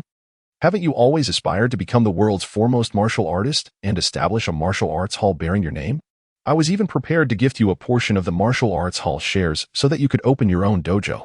It seems you no longer require it. Lan Fong said with a casual demeanor. Ah, senior sister, you are truly too kind to me. I am willing, of course I am. Please rest assured, I, Satan, will dedicate myself to the martial arts hall with unwavering commitment. Satan's expression transformed, brimming with enthusiasm. Sister Lan Fong, how about this? I could also gift a portion of my shares to Brother Satan. Wang Quan inquired. Wang Quan, my dear brother, it is not in vain that I have cared for you so much in the past. Satan stepped forward and embraced him warmly. Wang Quan, may I accompany you to another planet? Sister Lan Fong smiled like a beguiling fox. Very well. Wang Quan had no choice but to acquiesce. Wang Quan, we sisters have been apart for so long. Can you bear to separate us any longer? Lan Fang lamentingly wrapped her arms around her sister Lan Qi's slender waist. Since she already had sister Lan Fang as a companion, the presence of Lan Qi mattered little. With this thought, Wang Quan proposed, the spaceship is not very large. But if Lan Qi is willing, she may also join us. We sisters shall not part again. Lan Fang decided for her sister. Lan Qi, too, offered no objections. Thus, Wang Quan, who initially intended to take only Tamamonome, found himself accompanied by 3 women. Seizing the opportunity, Satan exhibited an extraordinary enthusiasm for work and remarked, I shall go discuss matters with other martial arts schools, before striding out the door. The sisters Lan Fang and Lan Qi, along with Tamamonome, began to gather their belongings. In such moments, Wang Quan often reflected on how the invention of the universal capsule has brought immense convenience to human life. Soon, the 3 women were ready. Standing before Wang Quan. All right, let us depart. As Wang Quan soared into the sky, the 3 women followed closely behind. When they reached the vicinity above Bulma's residence, Wang Quan momentarily slowed his pace before accelerating northward. Lan Fang gazed at Wang Quan and Tamamonome, her expression tinged with complexity. During Wang Quan's absence over the past 2 days, the 3 women had formed a close bond. And she understood that Bulma and Wang Quan's relationship was not hindered by Tamamonome. Yet, this was ultimately Wang Quan's affair, and she felt powerless to intervene. Although she sensed that the young girl Bulma was indeed well matched with Wang Quan, she could not suggest that he abandon Tamamonome. As the 4 of them flew overhead, Bulma below sensed the familiar aura and found herself unable to calm her emotions. The group continued northward, arriving at the territory controlled by the Red Ribbon Army. Although the 3 women wore expressions of confusion, they did not inquire further. After all, confidence stemmed from their great skills, and on Earth, they believed no danger could threaten them. Even the formidable Red Ribbon Army posed little risk, especially with Wang Quan leading the way. The energy detection radar of the Red Ribbon Army quickly identified the formidable presence of the 4, reporting their discovery to Violet. Upon realizing that one of them was Wang Quan, Violet instructed her subordinates to remain calm and to observe the other 3 powerful figures. She furrowed her brow slightly before revealing a confident smile. After entrusting her tasks to her aide, she approached the spaceship, awaiting their arrival in silence. At that moment, many individuals were present, including Little Piccolo, Dr. Gero, and several technicians clad in white lab coats, who were meticulously inspecting every component of the spacecraft. With a swish, Wang Quan and the 3 women landed gracefully. We have arrived. This is the spaceship that the celestial being used when visiting Earth, and we shall board it to journey to planet Namek, Wang Quan explained to Tamamonome and the others. Violet stepped forward, smiling as she said, Everything on the ship is ready. We can depart at any time. Are these the 3 individuals you intend to take to planet Namek? Indeed, it is them. Sister. Lan Fang and Tamamonome, you are already acquainted with them, though you have not met. Allow me to introduce you, Wang Quan began, but before he could finish, Violet walked past him to greet the 3 women. With a smile, she extended her hand and introduced herself. Hello, let me introduce myself. I am Violet, the Marshal of the Red Ribbon Army and also Wang Quan's girlfriend. His girlfriend? Did he not refer to you as sister? Lan Fang inquired with astonishment. As for the identity of the Marshal of the Violet Red Ribbon Legion, she may have once been awestruck and enamored, but now her attention was drawn to the formidable aura emanating from Violet. We prefer to address each other as siblings. You must be Lan Fang, and indeed, you are quite beautiful. Thank you for your past care of Wang Quan. This must be Lan Qi, We had once considered inviting you to join the Red Ribbon Legion, but it seems you have retired from such pursuits. And this enchanting lady must be Tamamonome. Truly, she is a sight to behold, which explains why she has captivated Wang Quan's heart and soul. Violet did not cast her gaze upon Wang Quan but instead faced the 3 ladies before her, exerting a powerful presence that commanded the entire room. Wang Quan initially intended to introduce them to one another, yet he felt a sense of being unable to interject. He could only approach Dr. Gallo and the exuberant Little Bic, casting a glance at the spirited child. What had Dr. Gallo done to him over the past couple of days to evoke such enthusiasm? Chapter 38. The way of heaven is strong. A gentleman should endeavor to improve himself. Dr. Gallo, has Little Bic been troublesome for you these past few days? Wang Quan inquired as he approached the esteemed doctor. Hey, human, mind your words. I am the magnificent King Bic. Before Dr. Gallo could respond, Little Bic leaped up. poking Wang Quan on the nose with his tiny hand. What is going on? Why is Bick acting so flamboyantly now? Just days ago, he wouldn't dare speak loudly in my presence. Bick, I grant you an opportunity to reorganize your words. Wang Quan clasped his hands, causing a series of cracking sounds from his knuckles. Little Bick, with a twinkle in his eye, thought to himself, this Earthling is not my match at present. I shall temporarily spare you, but once I grow stronger, I shall return to settle the score. I have been quite cooperative with that old man. Whether in researching the spaceship or examining my own body, Bick declared before turning and bounding onto the spaceship. It turned out that while Dr. Gallo was studying the alien spacecraft, he had not neglected to meticulously examine little Bick's physiology. Both had arrived at satisfactory conclusions. Dr. Gallo, having encountered extraterrestrial beings, advanced his studies in biology significantly. Bick truly comprehended the vast differences between his own body and that of Earthlings. Not to mention his ability to perform photosynthesis and regenerate severed limbs, feats utterly beyond human capability. His muscle cells contained oxygen in quantities unfathomable to Earthlings. With such physical prowess, surpassing Wang Quan was merely a matter of time, which is why little Bick momentarily forgot the disparity in their strengths and became rather boastful. Nevertheless, he remained composed, aware that while his future was promising, he still had to bow before Wang Quan in the present. Just as Wang Quan and Little Bick were engaged in their playful banter, Violet had already led the three maidens of Tamamo over. At a glance, Wang Quan observed that the four women were engaged in lively conversation and laughter. Violet did not confront Tamamo no Mei with hostility, feeling a sense of relief. She was also curious about how Violet managed to achieve this. Wang Quan, accompanied by Yuzhou, approached Violet with a resolute intention to confront her. He had firmly resolved not to relinquish any of them, should anyone throw a tantrum and choose to depart. He would not hesitate to employ force to retain them by his side. He often pondered whether a more assertive stance towards Bulma at that time might have led to a different outcome. Yet, Bulma held a unique place in his heart. Illuminated by the protagonist's aura he had cherished since his first encounter with Dragon Ball, and she was the first woman in this world to truly penetrate Wang Quan's soul. Royal authority cannot compel her to undertake any actions.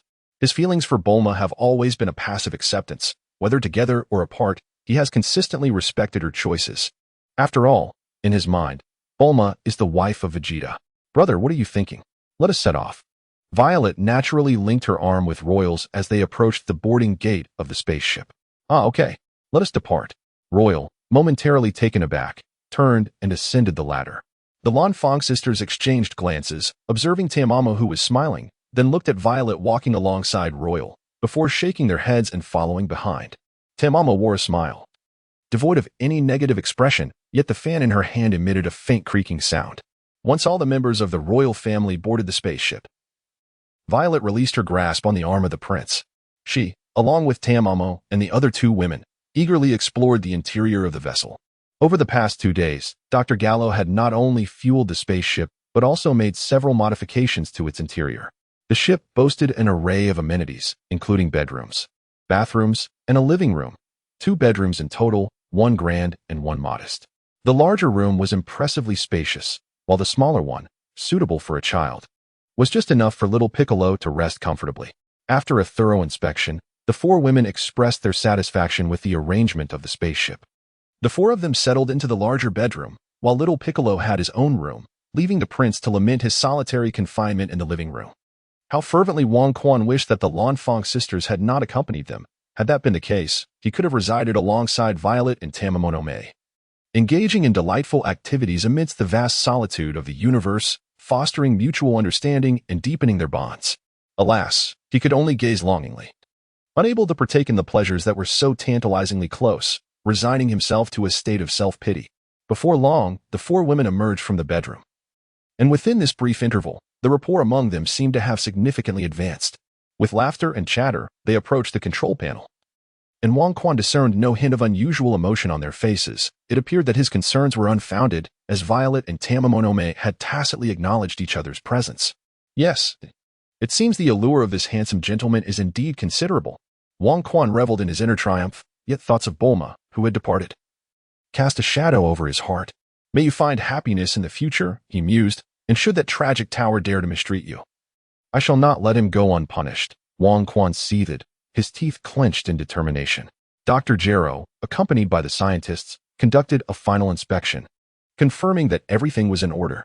Subsequently, Little Bick sat in a chair, fastened his seatbelt, and, without notifying Wang Quan that they were prepared, began to speak a series of phrases in the Namekian language. The spaceship trembled slightly before suddenly accelerating, propelling them out of the atmosphere and into the vastness of space. The abrupt surge in speed had little effect on Wang Quan and Tamamonome, yet the slightly weaker Violet and the Lanfang sisters found themselves unable to control their bodies, hurtling through the air. In a swift motion, Tamamonome reached out and grasped Violet's hand, their gazes locked, transforming the initial chaos into a serene calm. And they shared a smile as Violet, with Tamamonome's assistance, landed gracefully on the ground. Meanwhile, the Lanfang sisters clung to one another, shrieking as they were suspended in midair, perilously close to colliding with the spaceship's wall, when Wang Quan extended his hand and pulled them back. Though both were capable martial artists, they quickly regained their composure with Wang Quan's aid and stood firmly on the ground once more. Little Bick, seated in his chair, wore a mischievous grin, reveling in his successful prank. However, the spaceship soon stabilized, and Little Bick unfastened his seatbelt, leaping down from his seat. "Bick, you did that on purpose, didn't you?" Wang Quan said, looking down with a playful smile. "No, I didn't." "Don't make baseless claims," Little Bick immediately denied, his protest fervent. "Let us hope that's true. Don't think for a moment that we cannot do without you. I have plenty of ways to ensure you comply," Wang Quan replied, a glint of mischief in his eyes. With a sinister grin, Wang Quan remarked, 6 months prior, to treat Lan Qi, he and Master Rashi had invested considerable effort into mental fortitude and hypnosis, although they ultimately resorted to the Dragon Balls. Wang Quan's mastery of hypnosis was indeed a true inheritance from Master Rashi. If Little Piccolo were to resist cooperation, Wang Quan would not hesitate to hypnotize him, reducing him to a mere tool, for before his redemption, the Demon King Piccolo was hardly a figure of virtue. Sensing the malice emanating from Wang Quan, Little Piccolo quickly capitulated, thereafter refraining from any further antics. At this juncture, the spaceship had already exited the solar system and was traversing through the galaxy. With Little Piccolo having submitted, Wang Quan spared him, moving instead to the control panel to admire the cosmic vistas displayed on the screen. However, mere seconds later, Wang Quan withdrew his gaze from the monitor. The spaceship from Namek employed some form of advanced technology, or perhaps even magic. It traveled at superluminal speeds through the cosmos without the need for wormholes or subspace. The celestial scenery outside the vessel manifested in a bizarre and abstract spectacle. And after gazing for a short while, Wang Quan felt dizzy and nauseous. No wonder the women, including Violet, merely cast a curious glance before retreating to their quarters.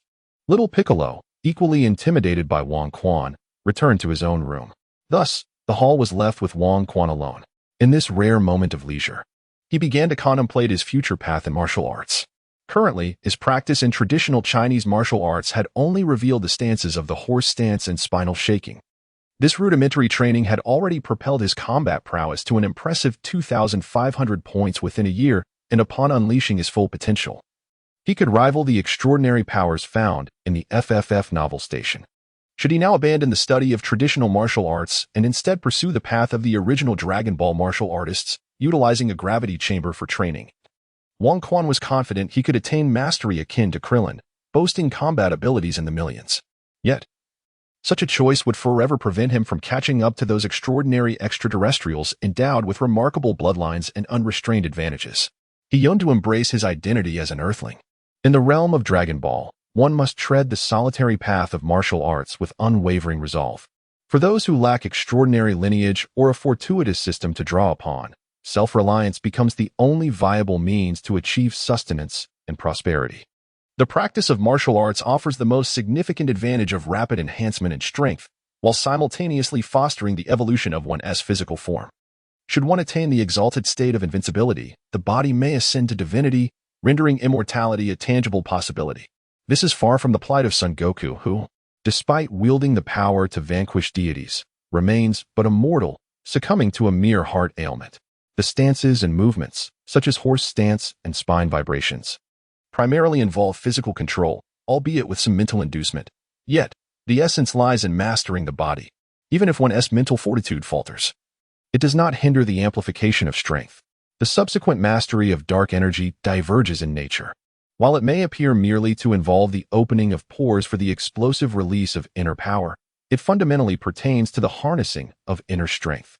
Wang Quan recalled that Wang Chao, the king among dragons and serpents, was accused of reaching the pinnacle of Ming Jin yet remained unable to attain the elusive Jin. In his search for enlightenment, he sought the counsel of an old soldier, a master of Jin. The veteran, however, did not divulge the secrets of entering Jin. Instead, he unfastened the suona from his waist and played a haunting melody from tumultuous times. It was in that moment that Wang Chao attained understanding. He renounced the opulence of the city and ventured forth alone, traversing the mountains and rivers that the old soldier once roamed. He subsisted on wild fruits and quenched his thirst with mountain springs. Intertwining his heartfelt intentions with the spirit of that bygone brigade, the audacious spirit that dared to challenge the heavens and reshape the world. It was during a tempestuous storm that Wang Chao achieved a breakthrough into Jin, simultaneously mastering the more mysterious tiger-leopard thunder sound. This passage is steeped in mystique, and Wang Quan has long been unaware of how to consolidate his intentions into a singular force or which will to embody. In his past life, Wang Quan was but an ordinary individual, leading an unremarkable existence devoid of grandeur. In this life, he has transcended merely a year, yet deep within, he remains that same underdog on earth. The strength derived from the unification of such spiritual will was absent within him. Had he lived for decades in the Dragon Ball world, enduring the trials of humanity, he might have eventually entered Jin. Yet, knowing the dangers of the Dragon Ball universe, how could Wang Quan content himself to wait through the passage of time? Moreover, who would willingly endure hardships when the prospect of a joyful life beckons? The monarch naturally aspires to swiftly master all forms of national martial arts, to become a formidable force capable of safeguarding all that he holds dear. Lacking sufficient personal experience, Wang Quan sought wisdom in the lives of others, ultimately uncovering valuable insights. His initial revelation occurred within the Scarlet Ribbon Legion, where he encountered the enigmatic Black Marshal. Despite the absence of any martial prowess, the Black Marshal possessed an exceptionally refined mental strength that exuded a palpable aura of dominance, even overwhelming Wang Quan, whose combat capabilities had surpassed 1,200 at that time. Ordinary individuals faced him with an even greater sense of pressure, often finding themselves instinctively inclined to submit. Among the Scarlet Ribbon Legion were generals whose fighting power approached 100 points, yet they all obeyed the Black Marshal's commands. This was due not only to his adept leadership, but also to the awe inspired by his formidable presence. The Black Marshal was a man who had consolidated his spiritual will into an indomitable force. While his aspirations may appear somewhat absurd, his unwavering commitment to this pure ambition reflected the essence of a truly sincere individual. The second figure of note is Little Wukong, the protagonist of the Dragon Ball saga, who embodies an abundance of remarkable qualities. In the midst of the clash between King Vegeta and the young Goku, the former discerned within the latter a quality that he himself lacked. Saiyans are born for battle. However, this warfare is frequently accompanied by slaughter, hatred, and destruction. Thus, to label Saiyans as pure warriors would be a misnomer, for their essence is far from unblemished during combat. Whether it is an innate trait or a consequence of a childhood head injury, young Goku's approach to fighting is characterized by a purity of purpose. In his heart, engaging in battle against formidable adversaries and triumphing over them constitutes the entirety of his being. In the fierce battle with the young son Wukong, Wang Quan profoundly realized a significant truth. He speculated that if he were to impart the theory of hidden strength to son Wukong, the latter might grasp it instantaneously. Having taught the formidable General He and the pure-hearted son Wukong, Wang Quan began to introspect on his innermost desires. He pondered how he could attain the purity of spirit embodied by son Wukong and his companions. Is it immense power that he seeks? Perhaps, but not solely. He yearns for strength, stemming from a common man's reverence for power, coupled with the understanding that in this world, only strength can ensure a secure existence. Is it a passionate love that he craves? Not quite. Although he once longed for a fervent romance, he came to realize that, when faced with reality, he preferred a more uncomplicated form of love. Moreover, as someone who has been a fickle-hearted rogue, he felt unworthy of a grand and tumultuous love. Thus, what is it that he truly desires? Wang Quan introspected deeply, a phrase that has circulated on the internet for half a century, emerging from the depths of his heart. Earthlings, mere beings with a combat power of 5. Raditz from Dragon Ball, merely a minor character, yet his words have immortalized the term Battle 5 trash. Indeed, while Dragon Ball unfolds on Earth, the significance of Earthlings seems trivial, merely a cluster of insignificant entities in the eyes of those formidable beings capable of annihilating entire galaxies. To them, Earthlings are akin to a mere cell or a fungus. As Wang Quan indulged in the thrilling battle scenes of Dragon Ball, he reveled in the myriad transformations of the Saiyans. Occasionally, he pondered whether a few strong Earthlings could emerge to contend with those extraterrestrial beings. However, as characters like Yamcha, Tien Shinhan, and Krillin faded from prominence, Dragon Ball became entirely the realm of the Saiyans. When Wang Quan traversed into the Dragon Ball universe and found himself as an Earthling of minimal strength, a thought struck him. Why must he cling to Goku's coattails? Must Earthlings forever await salvation from the Saiyans? If he were to remain powerless, he would undoubtedly seek ways to align himself with the protagonist, questing for Dragon Balls to obtain strength. Yet, with a mindset of experimentation, his practice of national martial arts unexpectedly bore fruit. In that moment, Goku transformed from a protagonist into a familiar stranger. In this world, he realized he was the true protagonist of his own story. What of Earthlings? Is it so wrong not to transform? As long as he clung to hope and could continue practicing martial arts, Earthlings would no longer be relegated to mere beings of 5 combat power.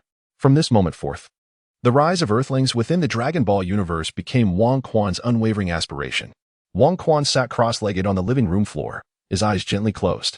The experiences of his past life on Earth, along with his observations in the Dragon Ball world over the past year, flickered through his mind like a fast-forward movie.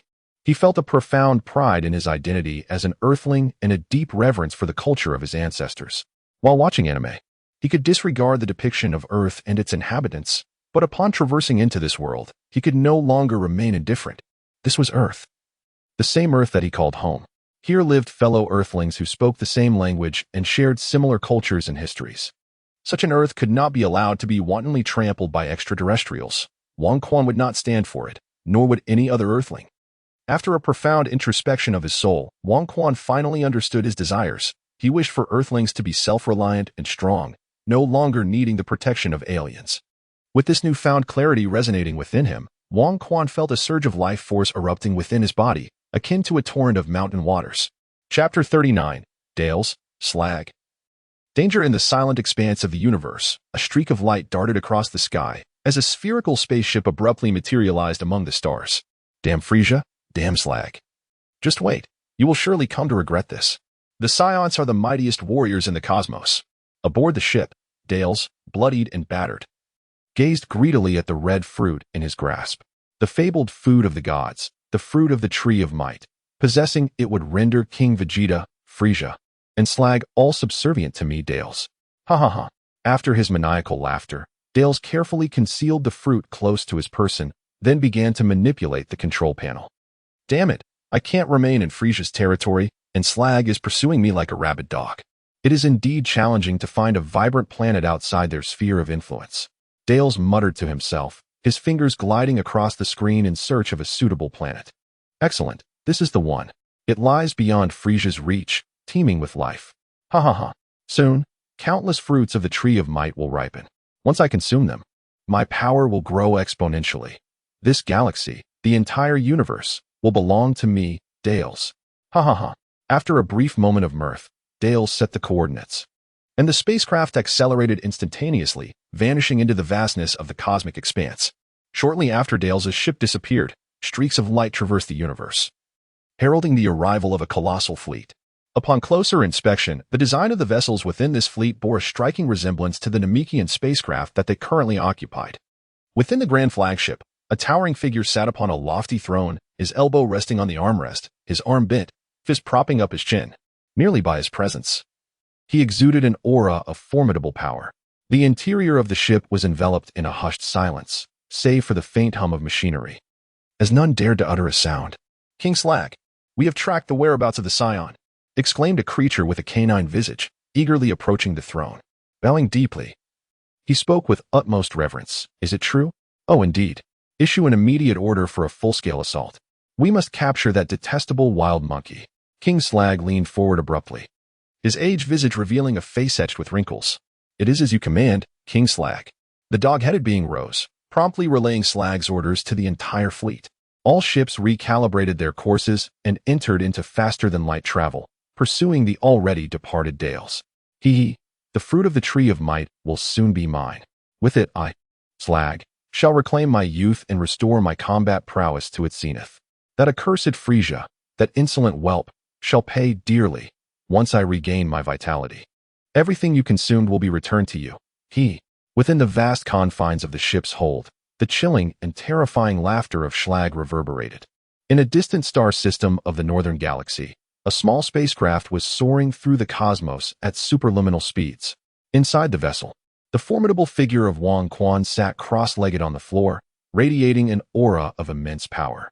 In stark contrast to his overwhelming presence, his eye sockets were sunken, and his cheekbones protruded sharply. His once perfectly fitted attire now hung loosely and awkwardly upon him. For women stood nearby, their expressions filled with anxiety and concern. Yet they hesitated to approach and awaken Wang Quan, each resembling ants on a hot skillet. Meanwhile, the small figure of Bick was consumed by jealousy, tinged with a hint of schadenfreude. 3 days had elapsed since their departure from Earth, and from the moment they boarded the ship, Wang Quan had remained seated, motionless. Initially, his stillness had sparked worry, but after Lan Fang mentioned his meditation on mental power, the women had shifted their focus. For none of them had reached Wang Quan's current mastery. Even the most knowledgeable among them, the Lan Fang sisters, refrained from engaging in mental cultivation due to Lan Chi's predicament, let alone the uninitiated Violet and Tamamo. Curiously, Bick believed he was the only one devoted to the cultivation of mental power, only to discover that this detestable Wang Quan was similarly engaged. However, upon closer inspection, Bick's disdainful gaze revealed his belief that Wang Quan's so-called cultivation was merely superficial, at best enhancing his concentration. In contrast, Bick reveled in his own mental training, which endowed him with extraordinary abilities and magic, privileges that Wang Quan, as a mere Earthling, could never possess. Bick took pride in his Mikian heritage. Yet, after 2 days of silent meditation, a remarkable transformation occurred within Wang Quan. An extraordinary aura began to coalesce around him, enhancing his allure while imbuing him with an undeniable edge. The way the women gazed at him made it evident that he had become extraordinarily captivating. But the most intolerable revelation for Bick was the sudden and relentless intensification of Wang Quan's aura. While he too experienced a rise in combat prowess during his mental training, it paled in comparison to the terrifying gains Wang Quan was achieving. By the 3rd day, Wang Quan's power had surged over tenfold, with his combat strength escalating from 500 points to an astonishing 937, 929, 299 points. On the first day, when the 4 women noticed Wang Quan meditating on the floor, they dismissed it as trivial. Although they presented themselves as close companions, they secretly tested one another. Violet and Tamamo concocted clever strategies, while the Lan Fang sisters engaged in playful banter, secretly observing the unfolding events. By the 2nd day, concern for Wang Quan had taken root, yet his aura continued to amplify, suggesting that all was well. Their competitive spirit faded, giving way to genuine camaraderie as they opened their hearts to one another. Now, on the 3rd day, as Wang Quan's power grew, his physical form visibly withered, resembling a refugee from a documentary. In this state, he no longer resembled the vigorous Earth's foremost expert. A mere gust of wind could easily carry him away. Despite the palpable, terrifying strength contained within him greater than ever before, his current condition was a source of deep concern. This cannot continue. We must awaken the young Wang Quan at once. Observing Wang Quan's emaciated figure, a ghost of his former self, Lan Fang could no longer wait. Before anyone else had the chance to object, she stepped forward, extending her finger, which began to emanate an extraordinary light. Without the slightest hesitation, she pressed her fingertip to the center of Wang Quan's forehead. As he rediscovered his original intent, all his distractions vanished. His fears about the future and entanglements with Bulma and the other 2 women dissipated into nothingness. All calculations and petty thoughts similarly vanished without a trace. His chaotic musings and fragmented spirit coalesced into a singular focus. I am a citizen of Earth, and I shall fight for my planet. The people of Earth are no longer weaklings. They shall proclaim their voice to the entire universe. As this realization dawned upon him, Wang Quan's mind ascended to a unique state of being. At that moment, every cell in his body began to release vital energy. This energy, usually cultivated through rigorous practice, now surged forth effortlessly, catalyzing an evolution within him, rendering him increasingly powerful. Astonishingly, without the need for arduous training, this life force continuously flowed through him, accelerating his physical evolution. With his enhanced physique came a greater abundance of martial energy, significantly amplifying his combat prowess. He was entirely unaware of this transformation. his spirit immersed in a state of profound self-forgetfulness. However, Wang Quan found himself in a precarious situation. Having not yet reached the required level of physical strength and combat ability, he inadvertently entered the next realm of martial arts. If he could not swiftly extricate himself from this state, he risked falling into oblivion. Yet, unbeknownst to him, fortune favored him. Just as his vital energy was on the brink of depletion, Lan Fang, channeling her spiritual power, touched his forehead. In a state of self-forgetfulness, Wang Quan suddenly perceived something else within his own world, a captivating woman with a hint of allure, urgently calling to him. Who is this person? So familiar. Oh, it's Sister Lan Fang. Ripples formed in his mental realm, and Wang Quan abruptly awakened. With a resounding thud, Lan Fang's fingertip against his forehead unleashed a tremendous backlash of force. Lan Fang cried out in pain as her body was propelled backward. Violet extended her hand to catch her, yet the immense force caused her to stagger several steps back until she collided with the wall of the spacecraft, finally halting her retreat. Simultaneously, Lan Fang coughed up a mouthful of blood, staining Violet's chest. Sister Lan Fang, are you all right? Sister, eat the magic beans quickly. Yu Qian and Lan Qi suddenly appeared before Zilulin. Lan Qi retrieved a celestial bean from her bosom and placed it in Lan Fang's mouth. Cough, cough, cough. Lan Fang, spitting blood, managed to swallow the celestial bean, and her complexion instantly improved. After a series of crackling sounds, her arm, which resembled a supple serpent, regained its vitality. How's little Wang Quan? Jumping down from Zilulin's embrace, Lan Fang wiped the blood from the corner of her mouth and turned her gaze towards the center of the hall, where Wang Quan was. At that moment, several women also directed their attention to Wang Quan, who was devouring celestial beings with the fervor of a famished soul. Brother, how are you? Are you all right? We were so worried. Zilulin approached and gently caressed Wang Quan's skeletal cheek. Hungry. Wang Quan did not raise his head but merely uttered the single word before shoving another handful of celestial beans into his mouth. Crunch, crunch, gulp. Wang Quan swallowed a handful of fairy beans, which slightly alleviated the hunger gnawing at his belly. As he stood up, a wave of dizziness washed over him, causing him to stagger precariously, nearly collapsing. Yu Qian swiftly caught him, stabilizing his stance. Cough, cough, cough. I apologize for causing you concern. Sister Lan Fang, I am truly sorry for the severe injury you have sustained because of me. I am at a loss for how to express my gratitude, Wang Quan said, his gaze falling on the vibrant red stain on Lan Fang's chest, as if an invisible weight pressed against his heart. Upon regaining consciousness, he realized just how perilous his situation had been. He owed Sister Lan Fang a debt of life. What on earth were you doing to end up in such a state? Lan Fang inquired, her concern for Wang Quan overshadowing her own injuries. It is my fault. My physical resilience has not kept pace with my training in national martial arts. I will be more vigilant in the future and ensure this does not happen again, Wang Quan explained earnestly. Do you wish for a repeat occurrence? Lan Fang teased, playfully poking his forehead with her finger. No more, I assure you, Wang Quan replied, swiftly bringing his hands together in a gesture of promise. Observing the natural rapport between Wang Quan and Lan Fang, Zilulin and Yu Qian could not help but feel a twinge of envy. Lanky also gazed at her sister with admiration. What is truly happening? Lan Fang could not allow Wang Quan to brush this off so easily, setting aside her own concerns for him. She recognized that they too had practiced the national martial arts he had mastered. If such a calamity could befall Wang Quan, it could equally threaten them. They must first find a solution. Cough, cough, cough. Sister Lan Fang, in my current state, please grant me a reprieve.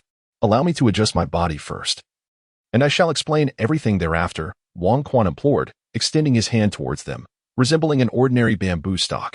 Wang Quan, do take your time to recover. Zilulin and Yu Qian exclaimed in unison.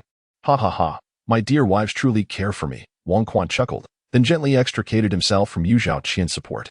Wang Quan gradually began to execute a series of punches. Over the past year, he had made notable progress in his martial arts journey, although the foundation of his practice remained in horse stance and spine shaking. However, he no longer needed to specifically adopt a horse stance or envision a tail in his mind. He had seamlessly integrated these two training methods into every action of his daily life, which meant he was perpetually engaged in his practice. Naturally, the pace of such training could not compare to dedicated sessions set aside specifically for practice. While engaging in the ancient martial arts of the grass shaving style within the realm of the King of Fighters, he infused the techniques of horse stance and spine shaking into his movements. Thus, during combat, he was simultaneously honing his skills, resulting in a continuous extraction of vital energy. This energy could then be merged with his martial spirit, producing an explosive effect that temporarily amplified his combat prowess. At this moment, however, he was not in combat with anyone. Being aboard a spaceship, Wang Quan could not unleash his powers. The recent surge had been a controlled eruption. Otherwise, Lan Fang might have been deprived of the opportunity to consume the immortal being, and this spaceship could have transformed into a fleeting spectacle in the cosmos. The martial art that Wang Quan currently practices is entirely of his own invention. This technique does not extract the vital energy of life, rather, it swiftly integrates this energy into the physical form, accelerating the evolution of the body. This leisurely-paced martial art, which Wang Quan has named Tai Chi, was inspired by the elderly individuals practicing Tai Chi in parks, despite his lack of exposure to a complete and authentic version. Thus, he designated his own beneficial practice for body and mind as Tai Chi in the realm of dragon and serpent. The life energy produced through martial arts is rather limited. By simply closing the pores, it can easily be absorbed into the body. However, the scenario is markedly different in the Dragon Ball universe, where Wang Quan discovered an abundance of life energy during his cultivation. Although closing the pores prevents the loss of this energy, assimilating it entirely into the body is not a swift endeavor. Consequently, this slows his cultivation pace. Through extensive experimentation, he devised a set of movements that expedite the integration of life energy into the body. This sequence not only enhances Wang Quan's cultivation speed, but also benefits ordinary individuals by fortifying their health. Since ordinary people's life energy is continuously depleting, practicing these movements allows for the absorption of lost life energy, thereby improving their physical condition and fostering robust health. This bears a striking resemblance to the Tai Chi practiced by the elderly, which is why Wang Quan audaciously named it Tai Chi as Wang Quan performed his slow movements. He no longer generated life energy within his cells. Instead, a substantial amount of life energy was rapidly absorbed into his physical form. In a remarkably short span of time, his body began to evolve at a cellular level, with his physical attributes steadily improving. Simultaneously, the mystical beings he had consumed were swiftly absorbed by his stomach, with pure energy and nutrients being rapidly infused into every cell of his body. His muscles began to swell, his skin tightened and gleamed, transforming from pallid to a vibrant, healthful hue. In just half an hour, the skeletal figure of Wang Quan was revitalized into that of a graceful young man.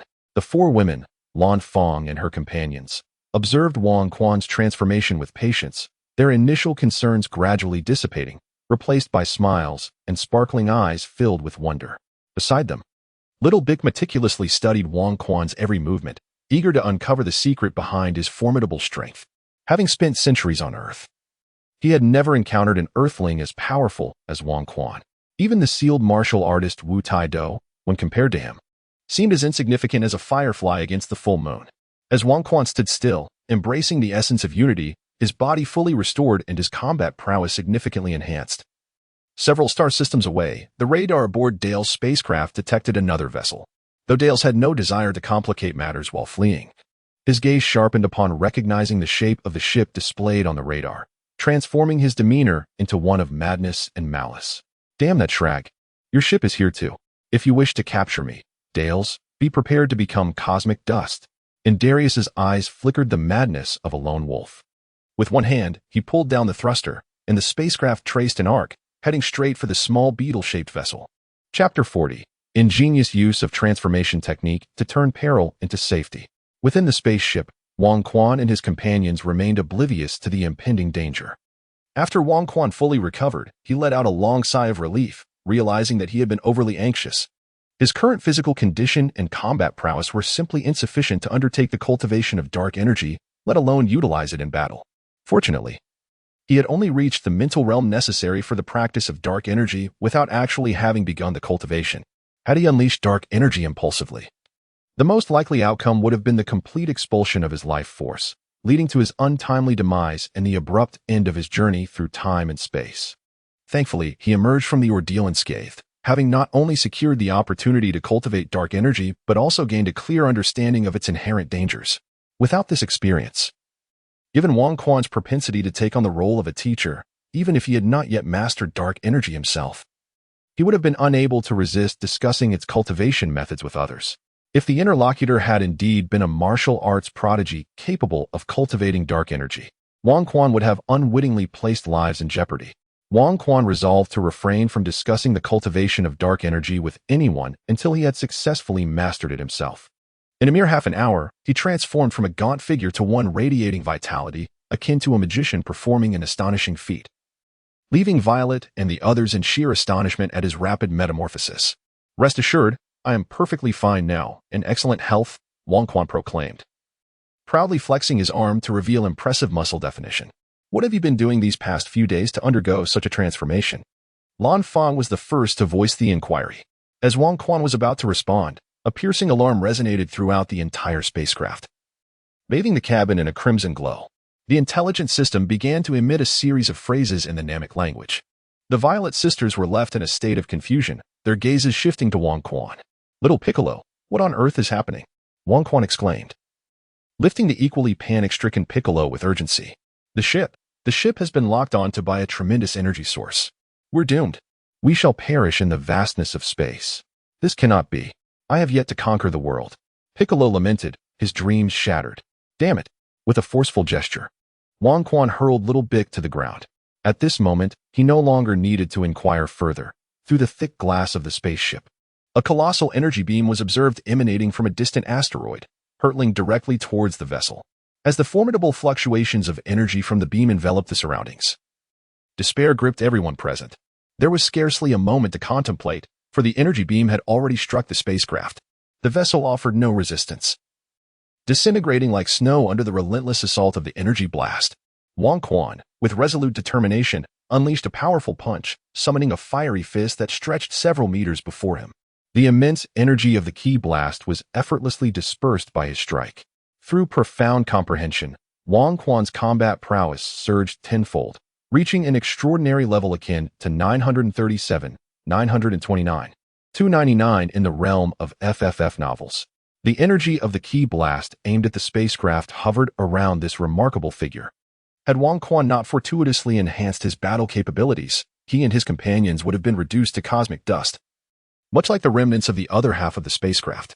Indeed, while one half of the vessel had been entirely obliterated by the ki blast, the remaining portion offered no hope for survival to Wang Quan and his companions.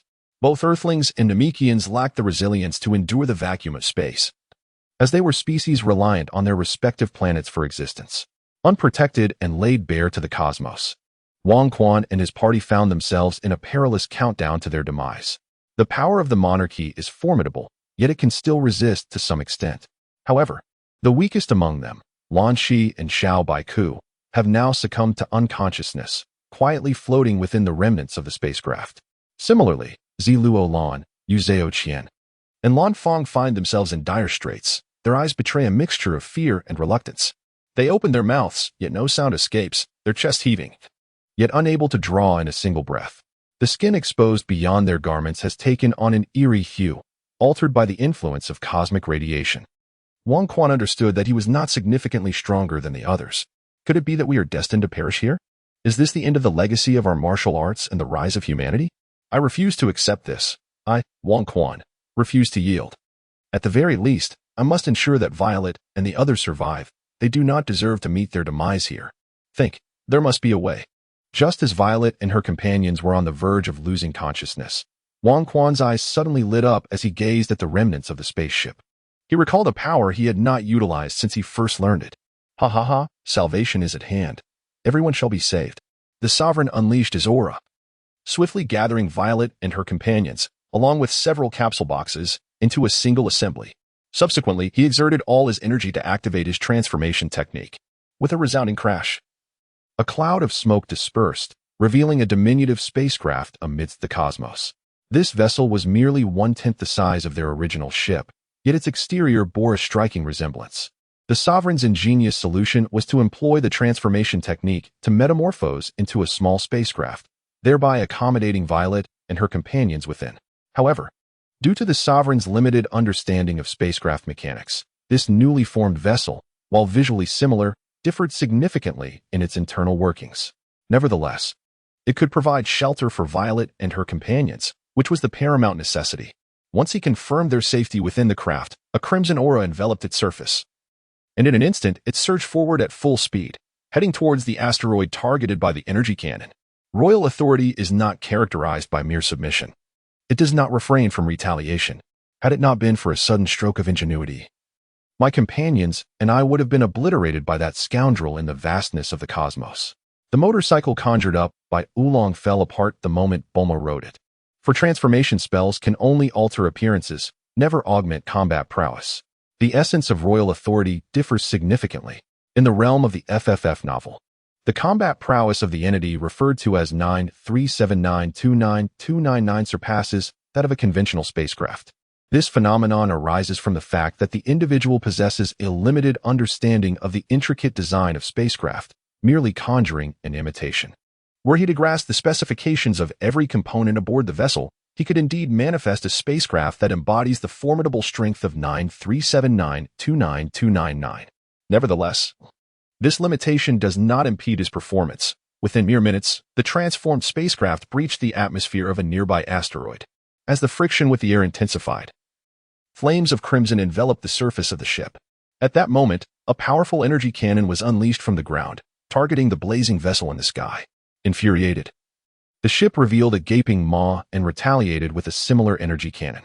The force of the projectile emitted from the ship was markedly superior to that of its terrestrial counterpart, clashing directly with the incoming attack and driving downward, ultimately resulting in a tremendous impact upon the Earth.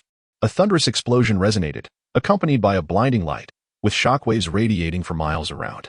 A colossal mushroom cloud ascended into the sky, enveloping the vicinity in a thick veil of smoke, obscuring all within its reach. On a nearby hilltop, the spacecraft descended gradually. With a resounding thud, the vessel vanished, and Wang Quan and his companions materialized upon the hillside. "Are you all unharmed? Have you consumed your celestial beings?" Wang Quan meticulously examined the 4 women of Violet, ensuring that they had sustained no injuries before he felt a sense of relief. As for the lively figure of Little Bick, it was evident that he too had partaken in the miraculous beans, rendering Wang Quan indifferent to his presence. When entering this small asteroid, Wang Quan had observed from the skies. It was evident that no life forms existed on this planet, and the air was woefully sparse, with oxygen even more so.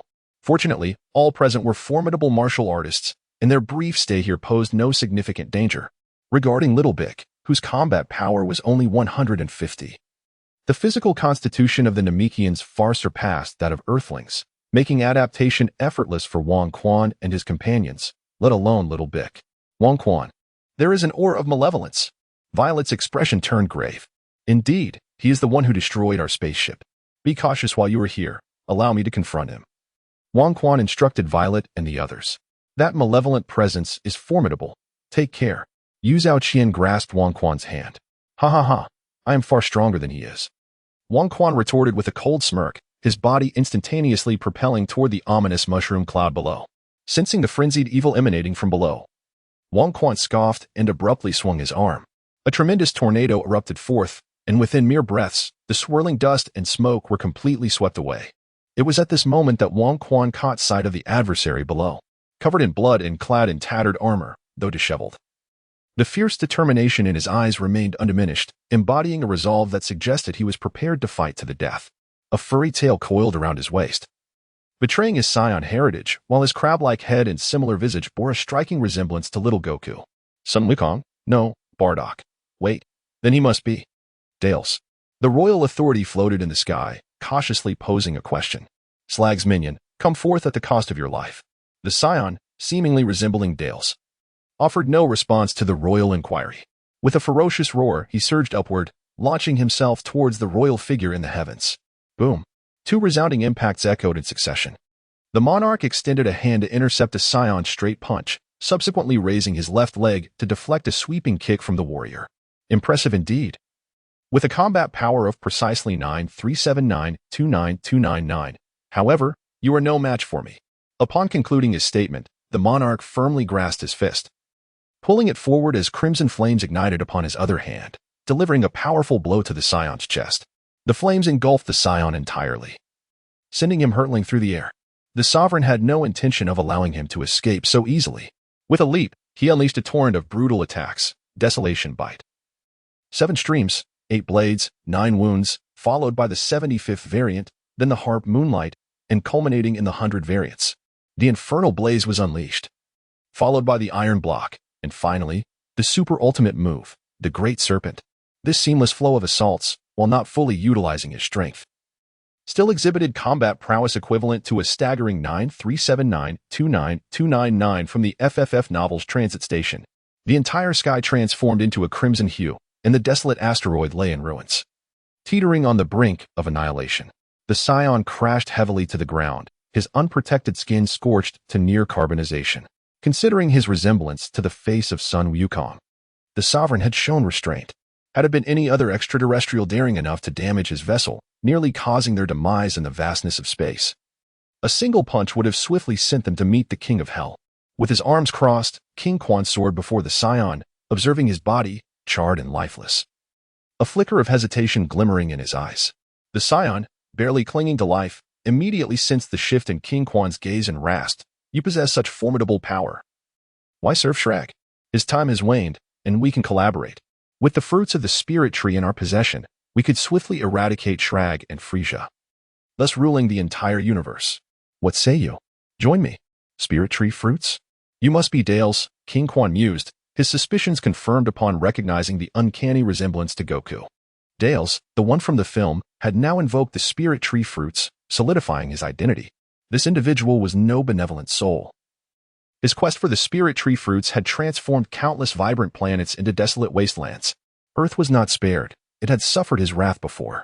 Indeed, the spirit tree fruits, the legendary sustenance of deities, bestow immense power and eternal youth. We can work together and share the fruits, Dales continued, his voice dripping with temptation.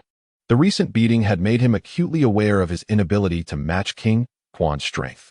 Witnessing the flicker of doubt in King Quan's eyes upon seeing his pitiful state ignited a spark of hope within him. He had encountered many with overwhelming power yet fragile hearts. He merely needed a chance, a moment to turn the tide and eliminate this foe. As for the notion of collaboration and sharing the spirit tree fruits, those were merely tactics to lower King Quan's guard. No one could resist such temptation. Not even someone as weak-willed as himself. Are you truly willing to part with the spirit tree fruits? King Quan inquired, genuinely intrigued. Although he had no intention of cultivating the tree, he would not refuse the opportunity to sample its fruits if they were readily available. Such rare treasures would undoubtedly aid his cultivation. Humph, greedy fellow, seeking to hoard the spirit tree fruits for himself. However, as long as you are tempted, I still have a chance to turn the tables, Dales calculated inwardly, though he outwardly declared, "You mustn't be so avaricious.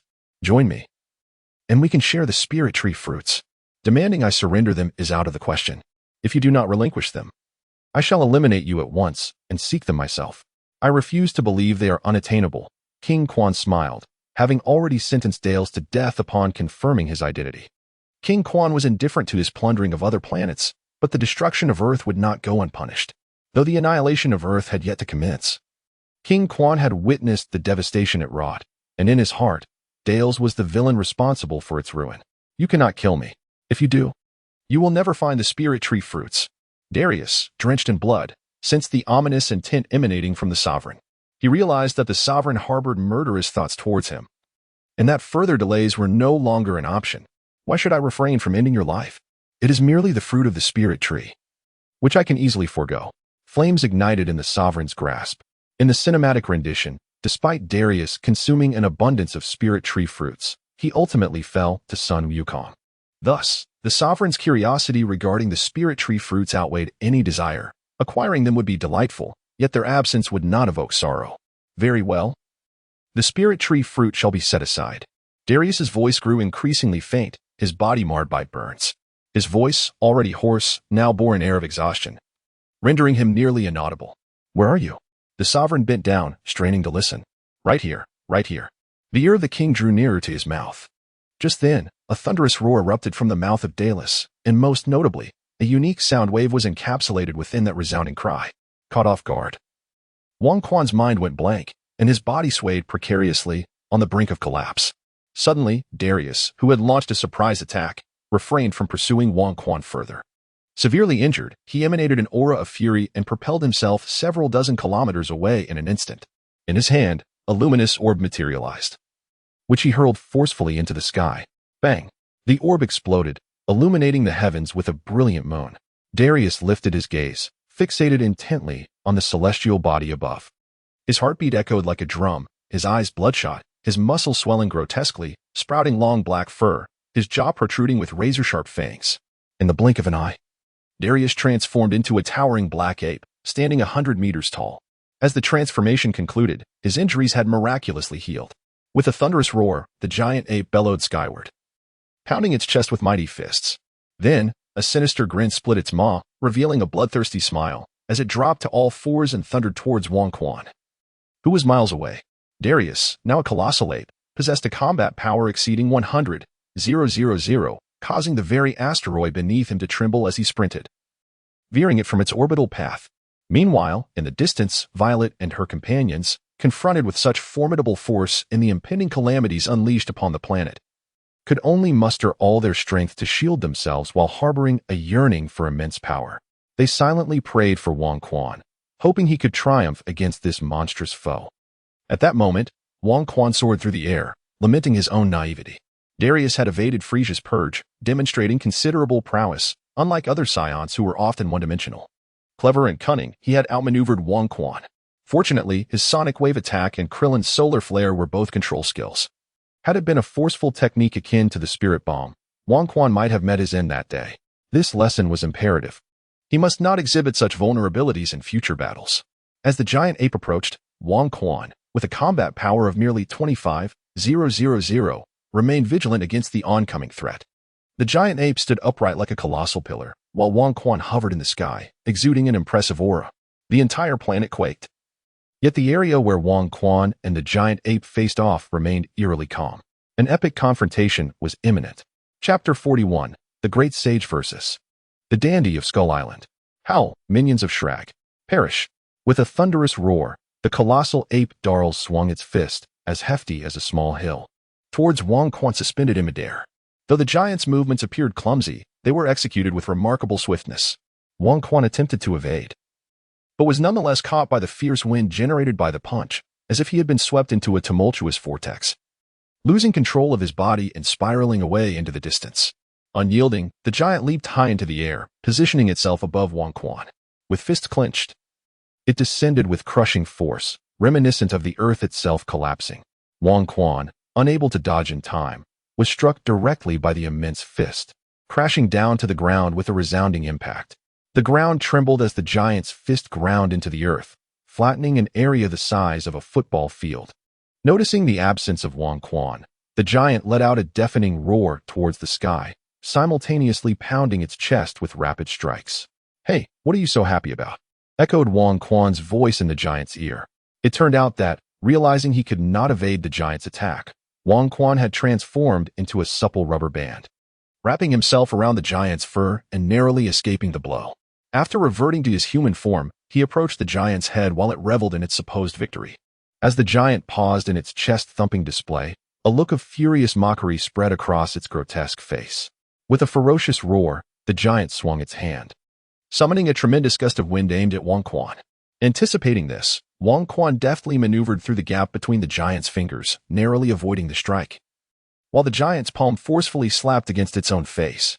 "You little bug, perish." The sovereign's presence flitted around the colossal ape's head like an irritating mosquito, occasionally launching a few punches that sent enormous fiery fists crashing against the giant's skull. While these blows inflicted minimal damage, they effectively provoked the creature's emotions. The great ape, akin to a large monkey vexed by bees, soon lost its composure, transforming entirely into a savage beast. A cacophony of furious roars erupted from the ape's mouth, drowning out any semblance of language. Its attacks escalated from targeting the sovereign alone to a relentless barrage of indiscriminate strikes. In that moment, the giant became a frenzied monstrosity. Within less than half a minute, it had nearly obliterated a significant portion of the asteroid, rendering it akin to a half-eaten apple from a cosmic perspective. As the great ape succumbed to madness, its destructive power intensified. Paradoxically, the sovereign found himself in a position of greater safety, utilizing the advantage of his smaller stature. He skillfully maneuvered around the giant ape, evading its chaotic onslaught while simultaneously launching his own assaults. After a brief span of 30 seconds, as the ape had breached the asteroid's crust and molten lava began to ooze forth, a smile crept upon the sovereign's lips. After such an extended duration, he had finally replenished his life force. With a thunderous roar, Wang Quan infused all his life essence into his martial prowess, enveloped in a radiant golden aura. His combat power surged tenfold. Ha ha ha, wild monkey, allow me to demonstrate the might of the divine monkey from my planet. Amidst his boisterous laughter, Wang Quan initiated his transformation. Bang! A colossal cloud of smoke obscured the heavens. With a resounding tear through the air, a golden pillar, as monumental as a celestial column, emerged from the haze. Slicing downward at an angle, a wave of golden red energy surged forth, traversing the earth, piercing through an asteroid, and vanishing into the void of the cosmos. The once intact asteroid now lay halved, as though cleaved by a blade, having lost yet another fragment. As the smoke dissipated, a majestic golden divine monkey, towering at a height of 100 meters, materialized before the colossal ape. Adorned with a phoenix-wing purple-gold crown, clad in a golden chainmail armor, and donning cloud-walking shoes woven from lotus silk, he wielded a gleaming golden staff that radiated brilliance. In a moment of playful whimsy, Wang Quan assumed the guise of the great sage equal to heaven, exercising the celestial powers of the legendary figure. Initially, he had intended to transform into Godzilla. But upon recalling the image of Godzilla being soundly defeated by the brawny warriors of Skull Island, he promptly rejected the notion, preferring the might of his own monkey brother. The two monkeys faced one another, epitomizing the nobility among their kind, juxtaposed against a street thug, their inherent qualities differing by light years. Confronted by the sudden emergence of the affluent and handsome monkey, the now completely irrational giant ape instinctively succumbed to jealousy. With a thunderous roar, the giant ape lunged forward, its limbs propelling it toward the handsome monkey.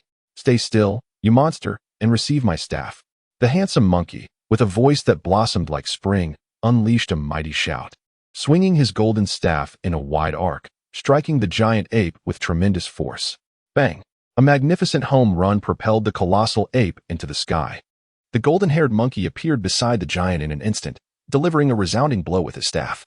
The soaring giant momentarily faltered, then, guided by the direction of the golden staff, soared toward the opposite expanse of the heavens. The golden-haired monkey, swift as the wind, positioned himself behind the giant and struck again. For the next half-minute, the giant remained airborne, akin to a massive ball careening through the sky, encircling the impending asteroid multiple times, with all the momentum provided by the golden-haired monkey. From a cosmic vantage point, it resembled a swirling ribbon of golden light entangled with the asteroid, revealing the trajectory of the monkey's movements. As half a minute elapsed, the explosive energy culminated in a final strike that severed the tail of the giant. With its tail lost, the colossal form rapidly diminished, transforming back into Darius, who now lay on the brink of death, his life force waning. Similarly shedding the transformation, the golden-haired monkey resumed his human form, extending his fingers to grasp Darius's skull. His mental energy surged like a tide, invading Darius's consciousness, leaving the fading giant with no capacity for resistance. Moments later, the golden-haired monkey gazed down at Darius, now devoid of life, a smile curling at the corners of his mouth. He, considering the valuable information you've provided, I shall grant you a grand farewell. No need to thank me. With that, he released his grip, and Darius's lifeless body plummeted into the molten rock below.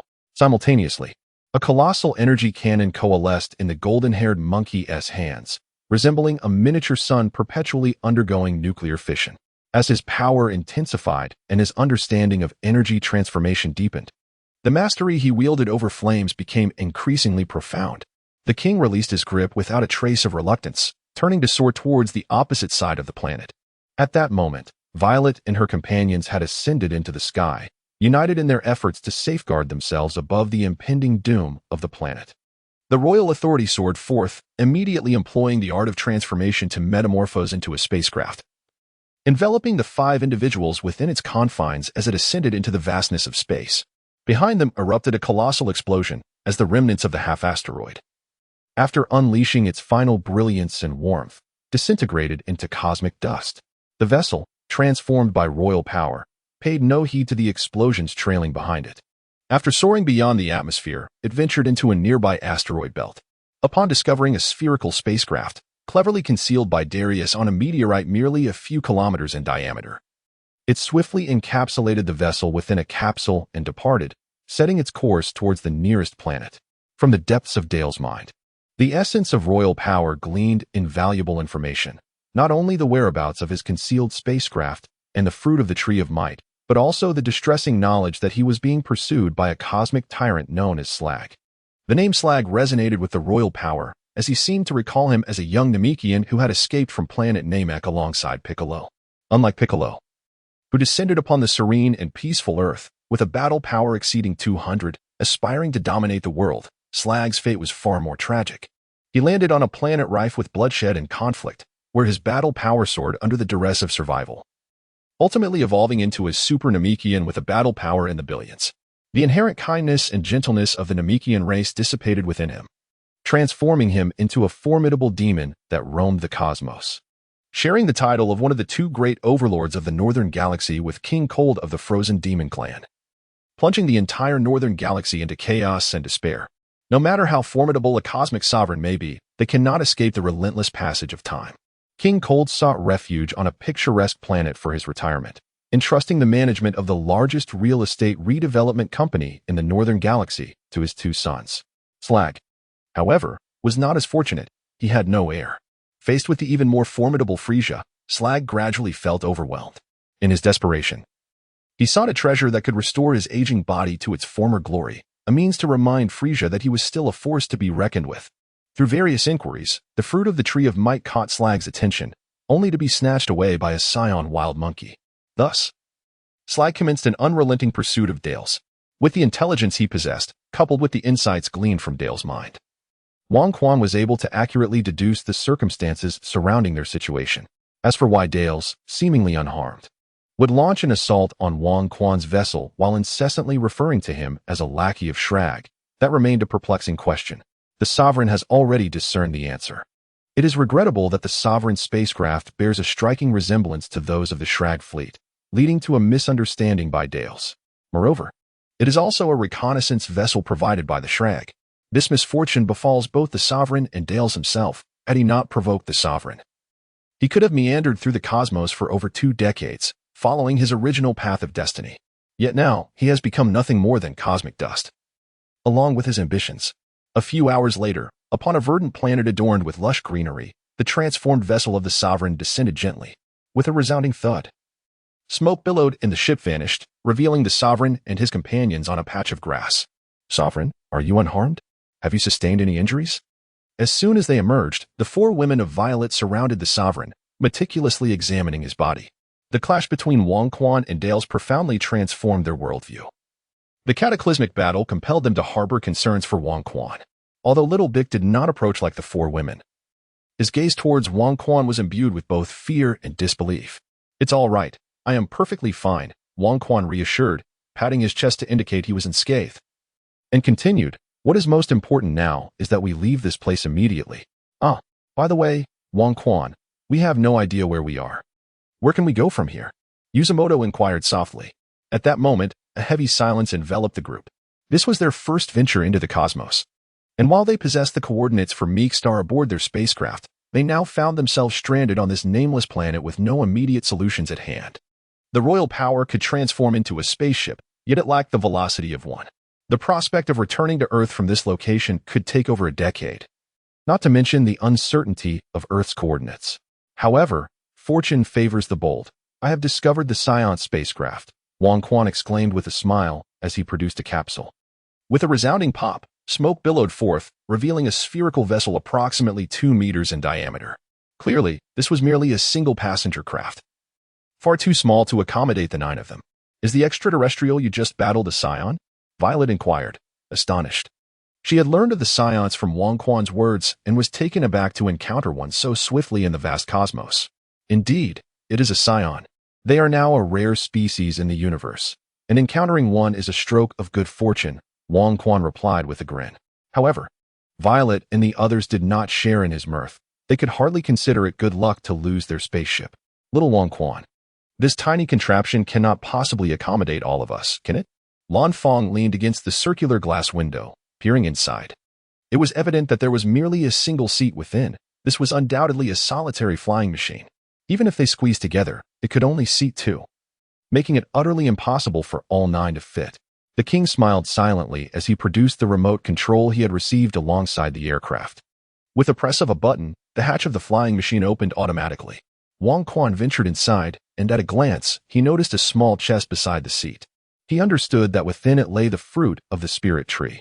Should he consume it, his combat prowess would undoubtedly be enhanced. However, if he chose to plant it upon the life planet, it would swiftly deplete the planet's nutrients, transforming it into a lifeless orb. Wang Quan had no intention of planting it. He was not yet so deranged.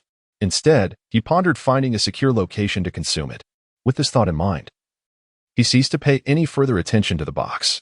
He turned his gaze to the control panel of the aircraft, fiddling with the radar star map. A broad smile spreading across his face. While delving into Darius's mind, the Sovereign inadvertently acquired the universal language of the cosmos and the art of piloting spacecraft. Darius, indeed, had made thorough preparations, possessing nearly the entirety of the stellar cartography of the northern galaxy. The coordinates of both Earth and Namek have likewise been discovered here by the royal authority. Wang Quan and his companions are now but a stone's throw away from Namek. Had they been aboard their original spacecraft, a journey of 3 days would still lie ahead. However, with Dale's vessel, which boasts a significantly swifter pace, they can reach Namek in a mere 3 hours at full throttle. Naturally, were Wang Quan to transform himself into a rather unorthodox spacecraft, the journey would extend over several years. Yet, this poses no challenge for him. He simply had not contemplated this avenue previously. Now, with his mind unleashed, he is undoubtedly devising his own ingenious solution. Wang Quan gently caressed the aircraft, merging his breath and spiritual energy to envelop it entirely, penetrating each component within. Soon, the intricate structure of the aircraft manifested vividly in his mind. After a meticulous examination and confirming its accuracy, a relaxed smile graced his face as he withdrew his hands from the craft. Observing Wang Quan's previously serious demeanor transform into one of ease, everyone fell silent. Lanfang promptly inquired, "So, do you have a solution?" "Ha ha ha, Sister Lanfang, we can resume our journey. This aircraft's star map contains the coordinates for both Earth and Namek, ensuring we won't lose our way in the cosmos. Furthermore, I have thoroughly analyzed the aircraft's structure. And with the transformation technique, it can indeed become a true flying vessel," Wang Quan replied with a grin. "Is that true?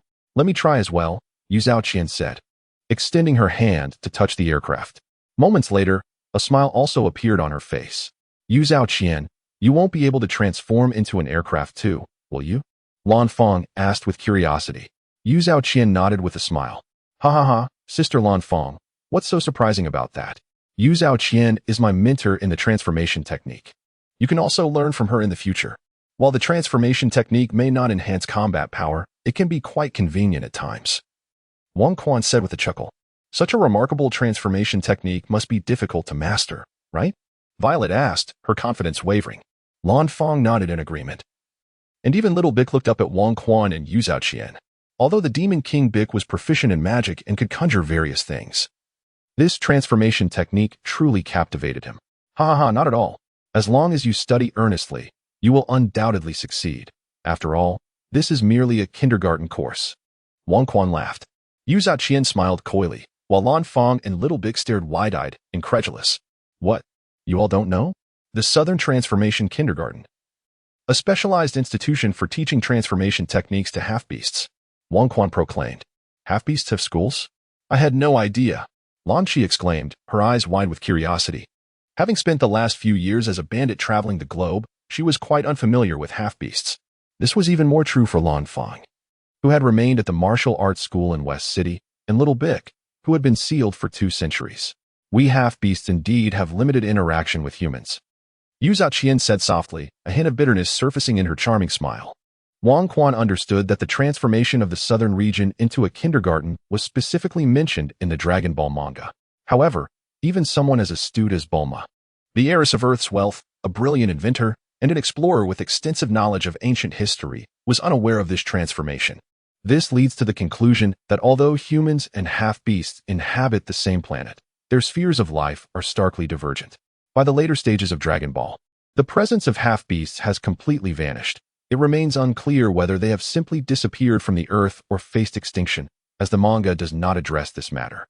Upon returning to Earth, Wang Quan intends to keep a close eye on the situation of the half-beasts, for we are all inhabitants of the same world. Chapter 42. Do I possess a special lineage? The discourse regarding half-beasts thus comes to a halt. With Tamamonome also capable of transforming into an aircraft, Wang Quan's confidence soared. He initially planned to enlarge all components proportionately during his transformation to create an aircraft spacious enough to accommodate everyone. Yet, science is a rigorous discipline, and the design of aircraft at such dimensions surely adheres to its own principles. The reckless expansion of royal power is bound to lead to complications, as the authority has already resolved to withstand the challenges with its own strength. Presently, Tamamonome has also the capability to conjure flying vessels, thus presenting them with a total of 3 aerial crafts, with 9 individuals aboard, and with the royal power and Tamamonome transformed into flying vessels. Only 4 individuals are left to occupy the crafts. Young Bick, still in his infancy, can easily be accommodated. Soon, 3 streaks of light ascended from the planet, their message echoing through the depths of the cosmos. Upon setting the coordinates for planet Namek on the aircraft he piloted, Wang Quan and the transformed aircraft of Tamamonome followed closely behind, instantly engaging in superluminal travel. Given their current combat capabilities, such speeds seemed unattainable. Yet, after their metamorphosis into an aircraft, they accomplished it with remarkable ease. Wang Quan felt increasingly vindicated in his decision to master transformation techniques. This time, no unforeseen incidents occurred.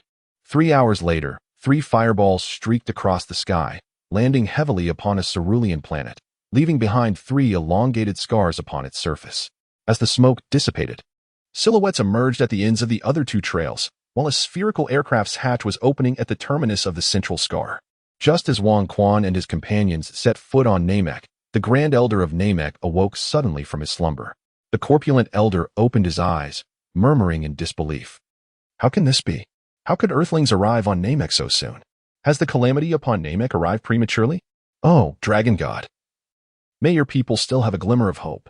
After his mutterings, the Grand Elder raised his voice, calling out, Neru. With a creak, the wooden door swung open, revealing a tall and robust Namekian who entered respectfully. He approached the elder's bedside and inquired, Grand Elder, what is it that you require? Neru. Guests have arrived on our Namek.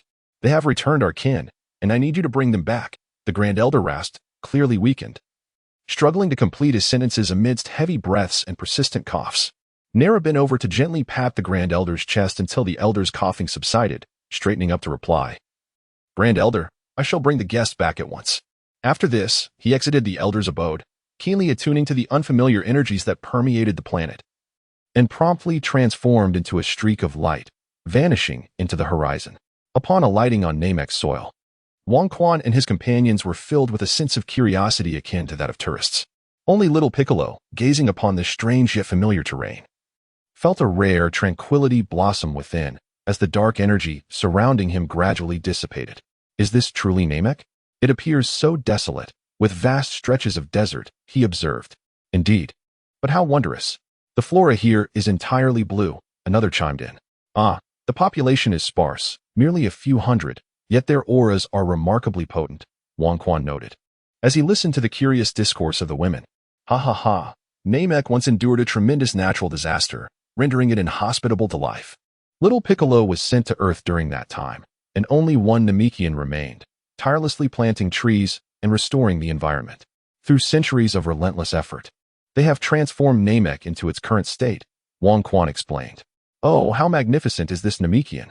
Lanchi expressed her admiration, saying, Isn't it odd, Xiao Wang Quan? Didn't you mention that only one Namekian remained? How could he possibly have fathered these Namekians? Surely, you are fabricating a tale. Lan Fong furrowed her brows, a look of disbelief adorning her face. Whoever told you that Namekians require 2 individuals to reproduce? They manage it all on their own. The 4 women, upon hearing Wang Juan's explanation, opened their mouths in curiosity and simultaneously turned their gazes toward Xiao Bick. It was at that moment they noticed a significant shift in the aura surrounding him.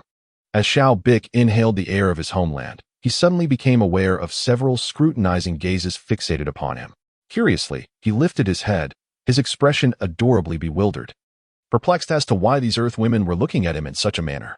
Suddenly, Wang Quan glanced upwards towards the sky, prompting Violet and the others to do the same. A formidable presence was rapidly approaching. Having previously experienced the immense auras of Wang Quan and Dales, they felt astonished yet unafraid. While Xiao Bick's eyes shimmered with excitement, with a swift motion, a green-skinned Namekian descended before them. The moment Nara landed, his focus zeroed in on Xiao Bick. In his heart, he mused, is this the clan member the elder spoke of, the one sent back? His power seems feeble and his aura is not pure. Yet he bears a striking resemblance to me. Xiao Bik, equally exhilarated, gazed upon Neru, for it was his first encounter with a fellow Namekian. Although the royal authority did not express it, the four violet women, sensing the formidable power of Neru, remained vigilant in the presence of the suddenly appearing Namekian. Noticing the fluctuations in their aura, Neru promptly addressed them. Esteemed guests from afar, I am Neru. Welcome to Namek. We thank you for returning our kin. The elder awaits your presence for a discussion. Violet inquired, how does the elder know of our arrival? Neru, filled with admiration, replied, the elder possesses extraordinary abilities. The royal authority, along with Violet and the other three women, turned their gaze toward him. Rest assured, the elder is quite benevolent. Our visit to Namek also requires the elder's assistance, the royal authority assured the women with a smile. He then turned to Neru and said, greetings, I am Wonkwan. We hail from Earth, seeking your aid. Let us proceed without further delay, lest the elder grows anxious. Very well, please follow me. Neru ascended into the sky. Several individuals followed Wonkwan, soaring into the sky alongside him. This time, Neru's speed was notably slow as he tended to Wonkwan and his companions. Especially to the diminutive Bik, whose combat power barely reached 150 points, rendering him the slowest among them. Without exchanging words, they journeyed under Neru's guidance until they arrived at the village where the elder resided. Upon descending from the heavens, the villagers gazed upon Wonkwan and his companions with curiosity. A few young children, intrigued, focused their attention on Bik. They had never sensed such an ominous aura emanating from their kin. Although Bik's essence had undergone a significant transformation since arriving on Namek, to the pure-hearted Namekians, he appeared remarkably distinct. Fortunately, their curiosity did not lead to any inappropriate actions, allowing Wonkwan and his companions to enter the elder's abode. There, they encountered the elder, a massive and corpulent elder Namekian, reclining upon his bed. Greetings, elder. I am Wonkwan, and we hail from Earth, he introduced himself. You have arrived, the elder proclaimed, immediately recognizing their origins. Are you aware of our arrival? Wonkwan inquired, intrigued. The elder, a character steeped in mystique from the original Dragon Ball, seemed to possess insight beyond the ordinary, and Wonkwan wondered what he could discern about his own status as a traveler from another realm. Though the hour is early, fate remains unaltered. You shall indeed become the saviors of Namek, the elder said with a smile, his eyes seemingly capable of perceiving Wonkwan's very essence. Ahem, elder. We have come to seek the Dragon Balls, as I promised, Wonkwan stated. The elder responded with a knowing smile. Using the Dragon Balls is a grave matter. How can Neru interject to halt this? Neru, they are our friends from Namek and will become the saviors of our world. They harbor no ill intentions regarding the Dragon Balls, the elder interjected, silencing Neru. Thank you, elder. I also wish to meet. Wonkwan hesitated. The elder, with a benevolent smile, encouraged him. If there is anything else you require assistance with, please speak freely, and I shall aid you. Elder, I have heard that you possess the ability to unlock a person's potential. I wish to, Wonkwan began, hesitating as he recalled that in Dragon Ball, the elder had become particularly weakened after unlocking the potential of Krillin and others. It felt somewhat inappropriate to make such a request of an elderly figure. Then, Wonkwan opened the box he held, revealing the fruit of the spirit tree. Elder, I understand that asking you to help us unlock our potential may consume your lifespan. Here is a spirit tree fruit. It can restore your youth. Wonkwan pondered that a single fruit would hardly enhance his own strength, and he concluded that it would be better bestowed upon the elder, who was in dire need of such a gift. Ahem. The spirit tree fruit. This is a divine fruit only gods can consume. Wonkwan, do you truly wish to gift it to me? Upon witnessing the fruit of the spirit tree, even the Grand Elder felt a surge of excitement. Your willingness to lend us the Dragon Balls has already provided us with tremendous assistance, and your readiness to expend your vitality to unlock our potential is beyond our capacity for gratitude.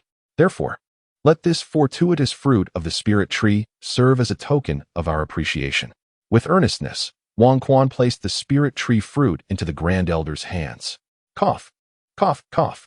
Very well, I shall accept it. I initially thought I was destined to serve the Dragon God, yet it seems this old man still has an unfinished mission. After the Grand Elder spoke, he promptly consumed the spirit tree fruit. As he chewed and swallowed the fruit, time appeared to reverse for him. His excess flesh transformed into well-defined muscles, and wrinkles along with age spots vanished. In an instant, he morphed into a robust and vigorous middle-aged man. Simultaneously, An overwhelming aura emanated and retracted, causing Wang Quan and the others to feel as if the heavens were collapsing upon them. Yet soon they perceived nothing amiss, dismissing it as mere illusion. Unbeknownst to them, just moments ago, the entire Namek star had abruptly ceased its rotation, only to resume shortly thereafter, astonishingly with no apparent changes on the planet's surface. However, in the vast expanse of space, hundreds of thousands of kilometers away from Namek, cataclysmic destruction erupted, with countless meteors disintegrating into cosmic dust. The rejuvenated Grand Elder descended from his bed, standing tall at over 5 meters, his body adorned with muscles as formidable as rock. Wang Quan gazed at the venerable elder, who bore an uncanny resemblance to the Hulk. To his amusement, he mused that he could once again reclaim his youthful visage. Thank you, Wang Quan. Nilu, journey to the other villages and retrieve the Dragon Balls. Go forth. The elder, now rejuvenated, laughed heartily. Yes, elder. Although Nilu was taken aback by the transformation before him, he felt a surge of joy at witnessing the elder's return to youth. He turned and departed to fetch the Dragon Balls. Now, allow me to unlock your potential. Who wishes to go first? The elder seated himself beside the bed and spoke with a gentle authority. I shall go first. Wang Quan stepped forward and stood before the elder. The elder extended his large hand and placed it upon the crown of Wang Quan's head. A mysterious aura enveloped Wang Quan, signifying the commencement of a profound transformation. Wang Quan felt as though his body were immersed in a warm spring, an indescribable sensation of comfort and exhilaration enveloping him. Simultaneously, every cell within him surged forth with newfound strength. This force was neither the life energy he experienced during his martial arts training, nor the martial spirit that naturally emerged from physical robustness. It was a distinct power altogether. Under the influence of this energy, Wang Quan's martial spirit ascended at an astonishing rate, as if boundless. His aura surged relentlessly, and the 4 women of Violet and Little Big found themselves unable to withstand this overwhelming presence, retreating until they leaned against the walls of the room. Beneath the immense pressure, their bones creaked ominously.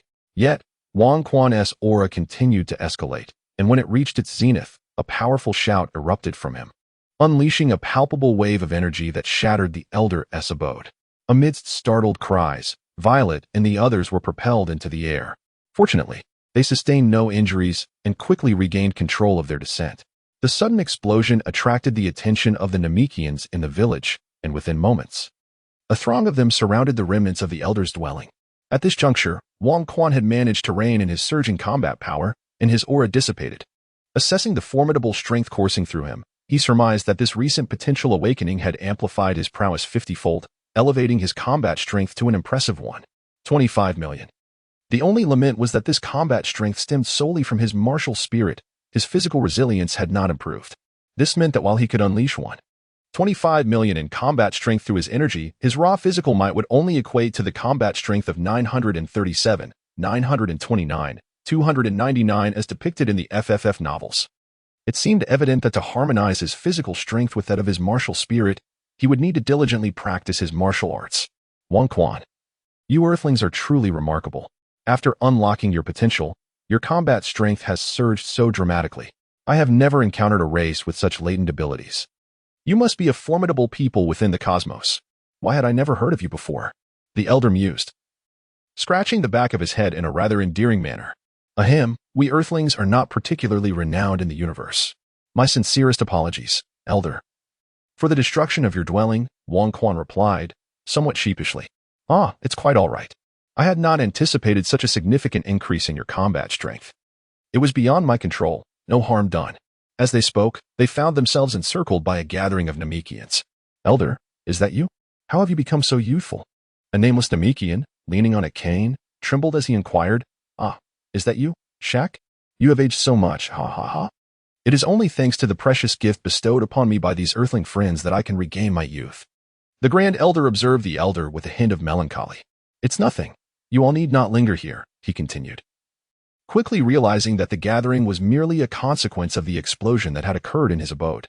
Once the Grand Elder had spoken, the Namekians' hostility and wariness towards Wang Quan and his companions dissipated, though they remained in their midst, curiously observing. After centuries of seclusion from extraterrestrial beings, the Namekians were intrigued by these few Earthlings.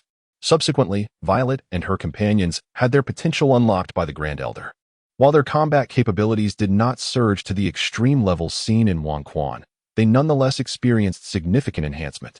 The mightiest, Violet, surpassed a power level of 100,000, while Tamamonome reached 80,000, and the Lanfang sisters boasted power levels of 50,000 and 30,000, respectively. Such an increase was indeed formidable, especially considering that Lan Qi had barely crossed the 1,000 threshold. With merely a potential awakening, their combat strength amplified over 30-fold. Initially, the Grand Elder was astonished. After each individual's potential was unlocked, he could not help but exclaim, "The potential of Earthlings is truly terrifying." However, by the time he reached the Lanfang sisters, he had grown somewhat desensitized. What? A 30-fold increase in power? What is so surprising about that? For Earthlings, it is quite ordinary. As Wang Quan himself witnessed a dramatic boost in his combat capabilities, he pondered whether his status as a transmigrator endowed him with some unique trait. Appearing as an ordinary Earthling, perhaps he possessed an extraordinary lineage. I always thought, how could a transmigrator lack a golden finger? Lacking a system or a wise elder by my side, it would only be natural to have a hidden, remarkable ancestry. However, as the potential of the four women was unlocked, their combat power increased between 30 to 50 times, rivaling the transformations of Super Saiyans. In the realm of Dragon Ball, neither Krillin nor Gohan underwent such dramatic changes. The royal lineage possesses a unique bloodline, yet it is improbable that all four women share this exceptional heritage. To claim that Earthlings possess greater potential is quite absurd. One might as well refer to them as the weakest of warriors. Excluding these considerations, the most plausible explanation lies in the practice of traditional martial arts. Indeed, it must be traditional martial arts, as its cultivation can enhance one's potential. Chapter 43. The innocent aspirations of Piccolo and the desires of royal authority. Once the Earthlings, led by royal authority, fully realized their potential, the Grand Elder turned his gaze towards the young Piccolo, who reciprocated with an expression of eager anticipation. "Child, why do you harbor such dark energy?" the Grand Elder inquired. His eyes filled with kindness. "Humph, that is of no concern to you. Just help me enhance my potential." The young Piccolo, witnessing the dramatic increase in strength among royal authority and his companions, could hardly contain his impatience. In Dr. Gero's laboratory, he had undergone a comprehensive examination. Comparatively, his physical prowess far surpassed that of the Earthlings. Once their latent potential is awakened, the combat prowess of the royal lineage significantly increases. As a nameless star warrior, wouldn't you soar to unimaginable heights? You are the child of a noble lineage, possessing the remarkable bloodline of the dragon race. Currently, your combat ability seems somewhat lacking. It appears that you have not fully harnessed your potential. Allow me to assist you in unlocking your true capabilities. The elder spoke, placing his large hand upon Little Bic's head. A wondrous radiance enveloped Little Bic entirely. He felt a surge of combat power coursing through him, and a sly smile crept upon his lips. Soon enough, the process of unlocking potential came to an end. The elder withdrew his hand, sighing as he remarked, "Foolish child, why must you divide your strength and body into two? Good and evil are inherently intertwined. What you ought to conquer is your inner demons, rather than merely casting them aside." Little Bic was momentarily lost in the exhilaration of his newfound power, but the enhancement was fleeting. Upon introspection, he realized that his combat power barely reached 5 to 900. He had not even attained the 1,000 mark. He felt deceived. Those Earthlings, akin to mere ants, were experiencing exponential growth in their combat abilities, yet he had only achieved such a minimal increase. "Elder, why has my combat power only risen so little?" Little Bic clenched his fists, gritting his teeth in frustration. "Child, your body and strength are incomplete, and thus your potential is limited. Were your physique whole, your combat power would be no less than 5,000, the elder explained, lamenting the wasted potential. This child was a remarkably gifted warrior of the Namekian race, with the potential to surpass Nairu, the current strongest of Namek. Regrettably, he had foolishly divided his body, severely diminishing his latent capabilities. What? 5,000? Only 5,000? Are you implying that even if I were to merge with the old god, I would still only possess 5,000 combat power? That is inconceivable.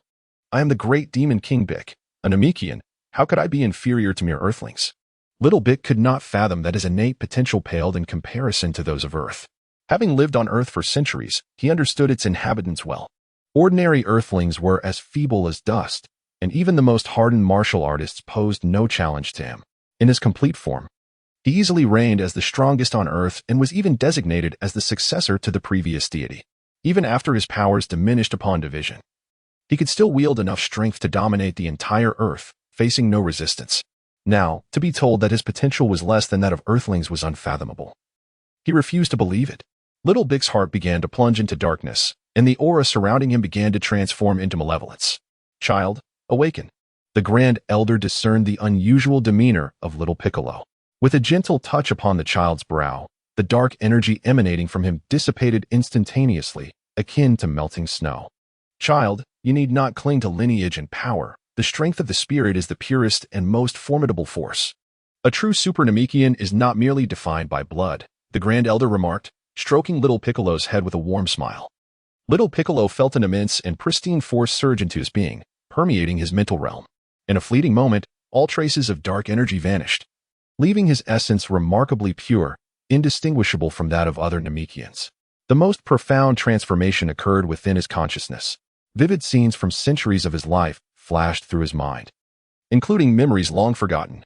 He recalled the brief span of his childhood on Namek, the solitude and disorientation he experienced upon arriving on Earth, the myriad events that unfolded as he ventured into human society, the exhilaration upon realizing he could become a deity, the rage when he was forsaken by his other self, the despair that plunged him into darkness, the taint of dark energy that transformed him into a demon, self-styled as King Piccolo, enslaving humanity and ruling over the world, only to be sealed away for over 2 centuries, leading to this very moment. Little Piccolo's life flashed before him like a bolt of lightning, revealing that after becoming the Demon King, he had not known a single day of joy. The acts of slaughter and destruction only deepened his emptiness. Everything he had done was merely to incite regret in another facet of himself, to show him that the very demon he had birthed was ravaging all he sought to protect. In the end, it seemed he had forgotten this truth, instead embracing murder and devastation as the essence of his existence. What, then, had been his original aspiration? How had he come to be perceived as a malevolent entity by the former deities? Little Piccolo began to ponder these profound questions. A moment of enlightenment struck, and little Piccolo finally realized that his obsession with martial arts and his competitive spirit were at the core of his struggles. As a deity, one must possess a heart that embraces all beings with compassion and equality. However, through continuous interactions with martial artists on Earth, his unwavering dedication to martial arts had morphed into an insatiable desire to prevail, despite having become the strongest being on Earth, with no rivals to challenge him. This competitive spirit remained unquenched, intensifying instead. Such a disposition disqualified him from the divine, for if this competitive urge spiraled out of control, it could lead to malevolence, bringing catastrophic consequences to Earth. Indeed, after severing a part of himself, he faced betrayal and distrust, and under the influence of his competitive spirit, he descended into darkness, ultimately becoming a harbinger of destruction. It became evident to little Piccolo that when he separated this competitive nature, he also inadvertently expelled his dedication to martial arts. This elucidated why the ancient deity had shown little progress in combat prowess over centuries. His heart was fragmented, devoid of the integrity of his martial spirit and competitive drive. In contrast, little Piccolo found himself in a different predicament. While he possessed both a martial heart and a competitive spirit, he had succumbed to hatred, plummeting into the abyss of darkness, resulting in a regression of his abilities, ultimately leading to his being sealed by humanity. As a martial artist, the fervent devotion to martial arts and the yearning for victory serve as the finest catalyst for strength, akin to Sun Wukong. Yet, when such desires spiral out of control, unfortunate events may ensue, as evidenced by the corrupted Demon King Piccolo and the malevolent Vegeta. Every martial artist must consistently uphold their mental resolve, avoiding even the slightest deviation. Otherwise, they risk stagnation in their martial progression or, worse, succumbing to darkness, transforming into an entirely different entity. This path is a rite of passage for every martial artist, a trial that serves to refine their spirit, will, and mindset. With clarity now illuminating his thoughts, little Piccolo reflected on his actions over the past centuries, deeming them utterly meaningless, devoid of flavor, and tinged with foolishness. In that moment, his martial heart gleamed with the purity of crystal.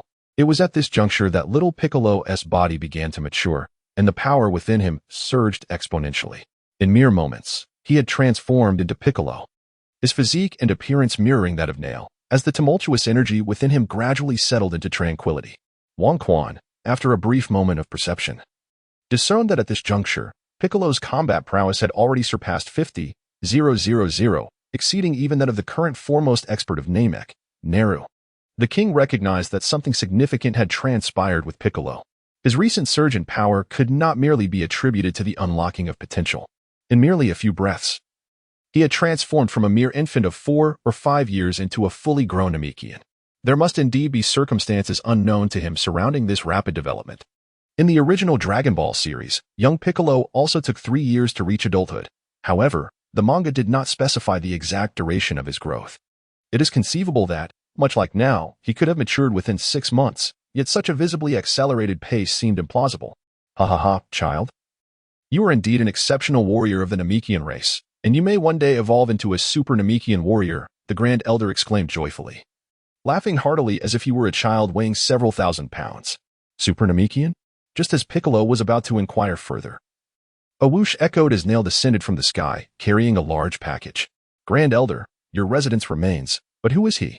Nail inquired, handing the package to the Grand Elder and gazing at the ruins surrounding them, as well as the Piccolo who bore an uncanny resemblance to himself. Heh, Nail. It's merely a minor incident. It's of no consequence. As for him, he is a kin from Earth. He is the child of Nasu.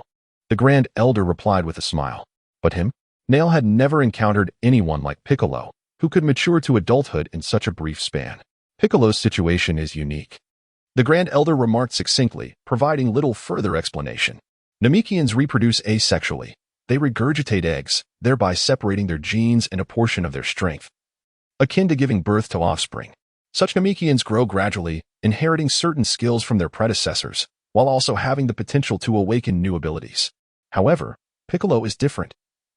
He was conceived from the amalgamation of all the power, memories, and genes of the Elder Demon King Piccolo before his demise. He inherited the entirety of the Elder's essence. Thus, one could rightly say he is both the son of the Elder and, in essence, the Elder himself. Consequently, his physical growth is unbound. As long as his power and mental fortitude are sufficient, he can attain adulthood instantaneously. The Grand Elder interrupted Nail's inquiries, unveiling the package to reveal several Dragon Balls, each the size of a soccer ball, rolling across the ground and shimmering with golden light. What magnificent Dragon Balls! The Lan Fan sisters exclaimed in awe, having seen the Dragon Balls of Earth, now marveling at the Grand Dragon Balls of Namek. Ha ha ha. Piccolo is not only a warrior of the Namekian race but also an exceptional dragon creator capable of producing Dragon Balls. However, due to his relatively weaker power, the Dragon Balls he creates are smaller in size, the Grand Elder mused, having inadvertently gleaned all of Piccolo's memories, and thus being aware that Dragon Balls were also crafted by the divine Piccolo on Earth. Ah, so that is how it is. Lan Shi curiously remarked. All right, I shall now summon the dragon. Wang Quan, have you decided on your wish? The Grand Elder smiled at Wang Quan. Of course. I have made up my mind, Grand Elder. I wish to beseech the dragon to render Earth unbreakable, allowing the strong to battle freely upon its surface without causing any destruction. Wang Quan declared loudly, having grown weary of the chaos. A single punch from him could unleash a whirlwind, capable of devastating half a city if not dispersed immediately. This was during a time when his battle power was merely around 2,000. Now, with a staggering battle power of 1.25 million, he hesitated to unleash any energy attacks upon the ground. It wasn't akin to the charged Kamehameha wave, nor the prince's technique of a flurry of energy blasts. In the realm of Dragon Ball, the prince's technique rarely struck a foe, causing minimal alteration to the terrain. Yet in this tangible world, with a battle power of 1.25 million, every tiny energy blast from Wang Quan's technique possessed a force exceeding 100,000. One might recall that in the realm of battle power FFF, the character Vegeta, when employing his final flash, was confident he could obliterate the entire Earth, forcing Goku to engage him on the planet's surface in a clash of energy. This technique maximizes one's battle power.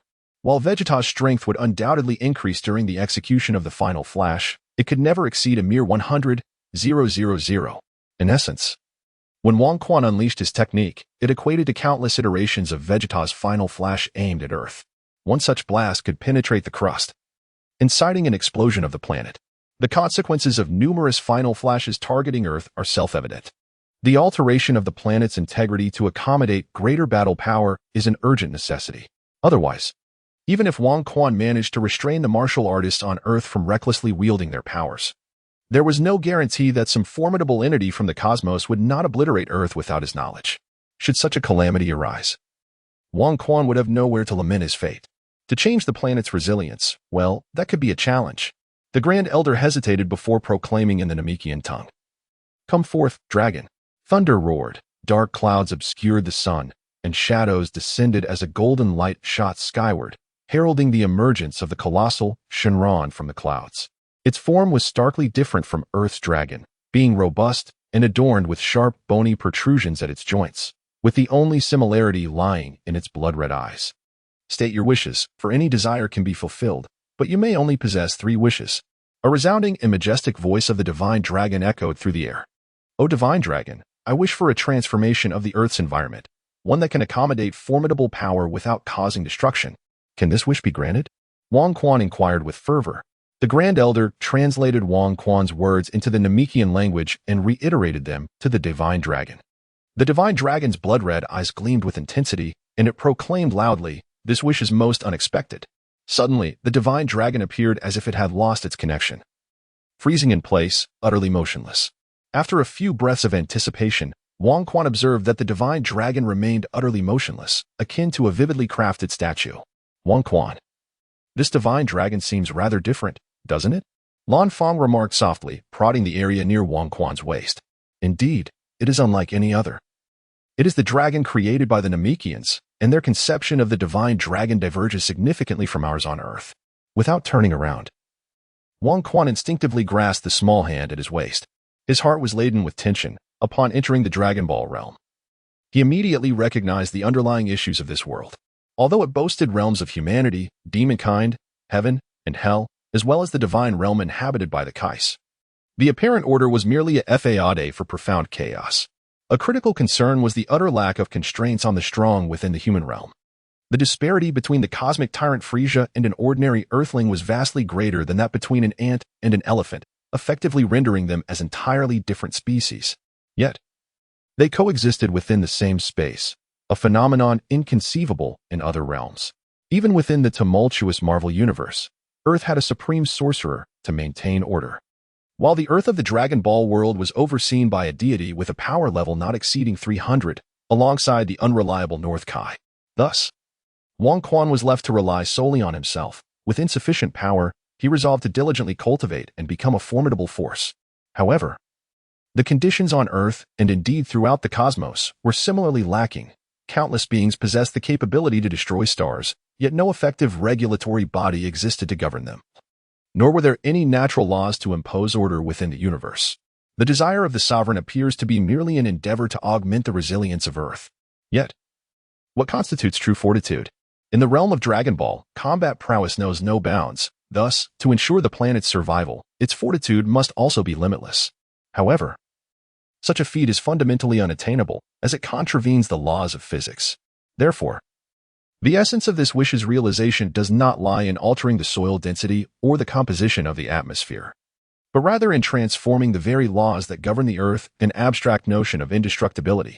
Should this wish come to fruition, it would mark the inaugural imposition of constraints upon the mighty within the Dragon Ball universe, thereby altering the fundamental laws that govern the cosmos. Even the dragon, capable of easily transcending the boundaries of life and death, would seem disoriented in such a paradigm shift. The inhabitants of the Dragon Ball world may perceive no anomalies, nor would viewers of the animated series sense any irregularities. However, upon entering the Dragon Ball universe, one would soon discern the profound irrationality of this realm. Chapter 44. The Wish Fulfilled. Arrival of Shrag. At this moment, the sovereign remains oblivious to the monumental upheaval his singular wish has wrought upon the Dragon Ball universe. As the Dragon of Namek begins to actualize the sovereign's desire, a mysterious wave swiftly permeates every corner of the universe. This phenomenon transcends the confines of the seventh universe, affecting all 14 grand universes and countless parallel realms. Concurrently, between the seventh and eighth universes of the main cosmos, several colossal planets emit a radiance akin to that of the sun. As the brilliance dissipates, thick layers of rocky crust fall away, revealing planets composed of translucent orange-red crystals. From a cosmic vantage, these orange-red crystalline planets are, in fact, colossal Dragon Balls. These 7 Dragon Balls, separated by countless light years and even existing in disparate universes, begin to shimmer in unison, emitting golden light.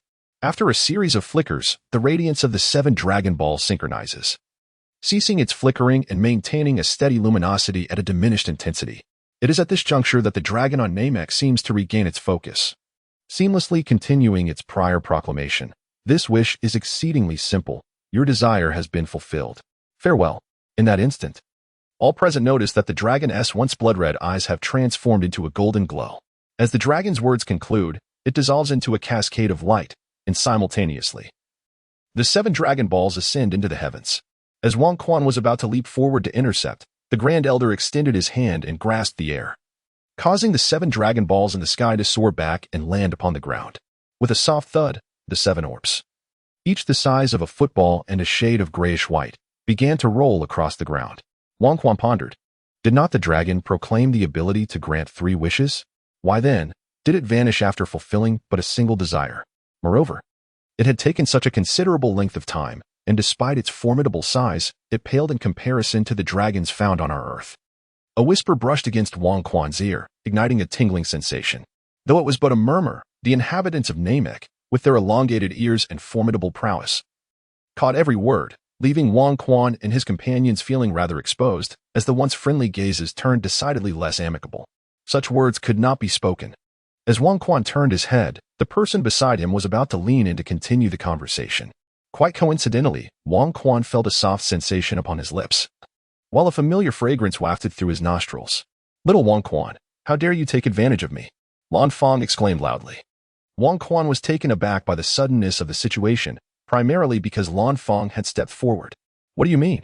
You are still holding my hand? Lan Fang exclaimed loudly. At that moment, Wang Quan realized that in his nervousness during the wish, he had inadvertently grasped Lan Fang's hand.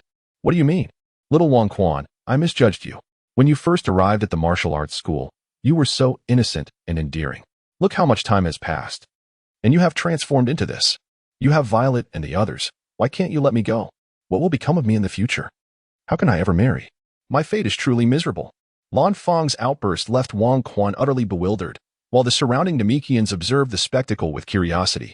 In Namek, there is no distinction between genders, so they were perplexed by the antics of these 2 Earthlings. Piccolo, having lived on Earth for centuries and accustomed to the joys and sorrows of humanity, was entirely uninterested in the display unfolding before him. His sole concern was to delve into the more mysterious and powerful martial arts, aspiring to become the super Namekian spoken of by the Elder. I'm not. I didn't.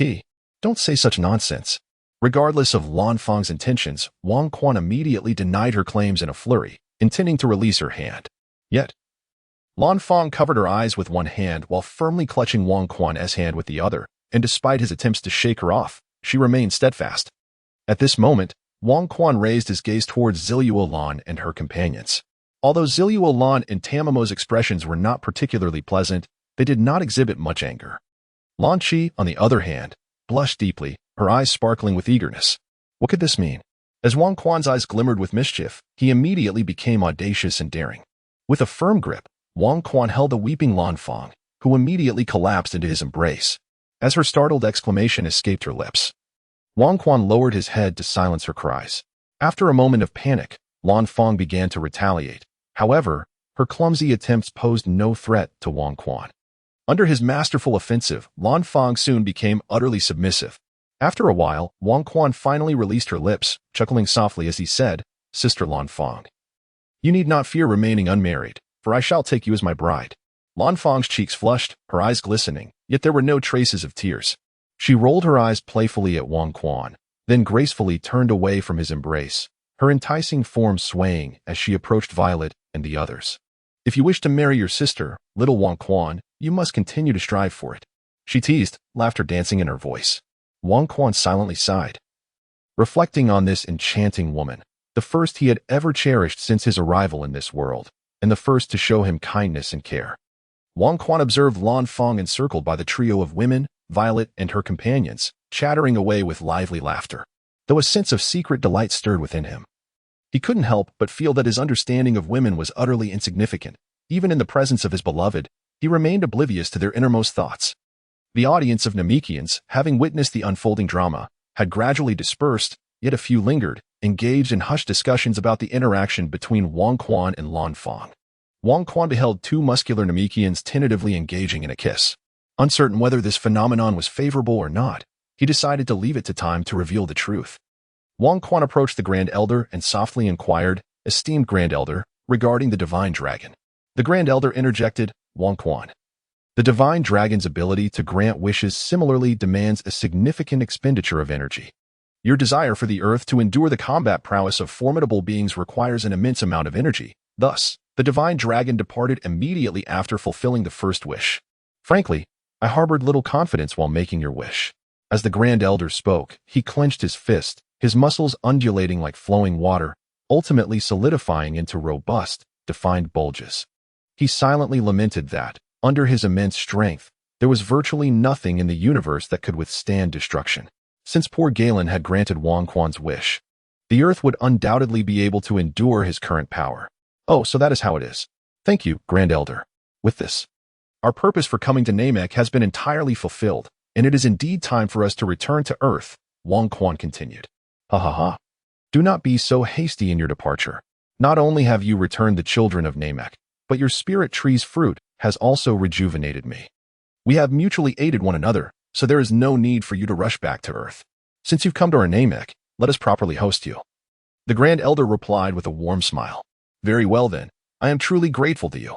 With a smile, Wang Quan readily agreed. The Namekians typically do not consume food. They can photosynthesize and only require clean water. However, in a remarkable gesture to allow their earthly friends to fully appreciate the culture and customs of Namek, they prepared a selection of food. During the evening bonfire gathering, Wang Quan and his companions sang and danced joyfully with the Namekians, thoroughly enjoying themselves. The only regret was that due to the scarcity of resources on Namek, the unique and delectable dishes were insufficient to satisfy the appetites of Wang Quan and his 4 companions, who were quite voracious. Ultimately, it was Wang Quan and his friends who retrieved a wealth of earthly delicacies from their capsule, allowing everyone to indulge fully. The harsh environment of Namek made the inhabitants reluctant to harm even a single blade of grass or a living creature. This time, they reluctantly acted against some plants and animals, only to find that the Earthlings, though seemingly small, possessed an insatiable appetite as if they contained another dimension within. Thankfully, the Earthlings were all reasonable and kind-hearted individuals, generously sharing their culinary delights with the Namekians. After a night of merriment, Wang Quan and his companions prepared to return to Earth, with Wang Quan eagerly anticipating what transformations had occurred on his home planet. When he inquired of Piccolo, the latter expressed that although Namek was his birthplace, Earth was his true home, and naturally, he would accompany Wang Quan back.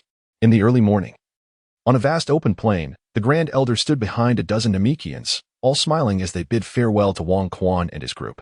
Nail's eyes were fixed intensely on Piccolo, who bore an almost identical appearance, filled with a fierce determination. "Piccolo, don't slack off. I will soon catch up to you," he declared. I shall only grow stronger." Despite having awakened from his demonic state, Piccolo's demeanor remained cold and formidable. "Just wait," Nail retorted defiantly. Piccolo merely smirked and turned away, choosing instead to cast a fervent glance at Wang Quan. "Grand Elder, we are about to depart. You are always welcome to visit us on Earth," Wang Quan said with a smile. "Ha ha ha, you said it. If the opportunity arises, I will certainly visit your Earth. A planet that nurtures the most powerful of Earthlings, how wondrous it must be." The Grand Elder replied with a grin. Grand Elder, I believe there may be a misunderstanding. We Earthlings are not powerful at all," Wang Quan remarked, a few beads of sweat appearing on his forehead, while Piccolo looked at his Grand Elder with a similarly perplexed expression. "Ha ha ha, such humility at such a young age. Excellent. On the path of martial arts, one must possess a humble heart and never consider oneself too powerful. The universe is vast, and there will always be beings stronger than you dwelling in some corner of the cosmos," the Grand Elder said, his gaze toward Wang Quan filled with admiration, while also imparting wisdom. "Thank you, Grand Elder. I will certainly remember that," Wang Quan replied. Wang Quan inclined his body slightly and spoke. The 4 violet-clad maidens, including Bic, also bowed slightly. The words of the Grand Elder were the most treasured wisdom of a venerable sage who had lived for centuries. "Ha ha, in my old age, I find joy in sharing a few more words. You are all wonderful children. Go forth, and we shall meet again in the future." The Grand Elder waved his arm. The other Namekians similarly raised their arms in farewell to Wang Quan and the others. Wang Quan produced a capsule. Bang! A spherical spacecraft materialized upon the ground. As Wang Quan calibrated the vessel and set the cosmic coordinates of Earth, The emitted radio signals from the spacecraft were intercepted by a colossal fleet in the depths of space.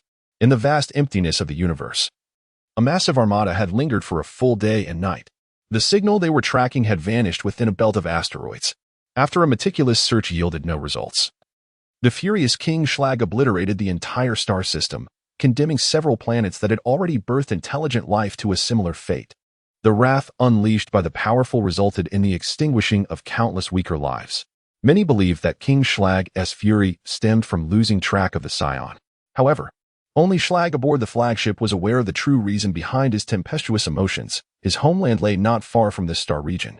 Centuries ago, he had departed from this place, struggling to survive in a perilous universe. In his desperate quest for survival, he had forgotten his noble heritage as a Dragon Clan member and his peaceful roots as an Namekian. Instead, he had become the cosmic green demon, a ravager of civilizations, a destroyer of planets, the sovereign of the universe, King Schlag. He had initially thought he would never return to Namek, yet unexpectedly found himself near it while pursuing the Scion. As the aged Schlag wrestled with the formidable dark energy and his unstable emotions within, an alien with a canine visage approached swiftly. "Your Majesty, Schlag, what is it?" Schlag suddenly opened his crimson eyes, gazing at his subordinate, who knelt before him. "Your Majesty, we have located the signal from the Scion spacecraft," the dog-headed creature stammered, drenched in cold sweat. "Oh, where was the signal discovered?" "Prepare to pursue immediately." A flash of crimson light glimmered in Schlag's eyes. It's near Namek." Namek. Ha ha ha ha. Namek, dragon god, is this my destiny? Ha ha ha ha. Indeed. It would be best for the cowardly and ignorant Namekians to be eradicated. Amidst the echoes of laughter, a crimson glow, over a foot in length, erupted from Schlag's eyes. Following his mirth, Schlag left his formidable fleet behind and boarded the swiftest single-pilot spacecraft, setting his course for Namek. As a possessed Namekian, he was determined to escort his homeland on its final journey. Upon arrival on Namek, the king painstakingly established the coordinates for Earth.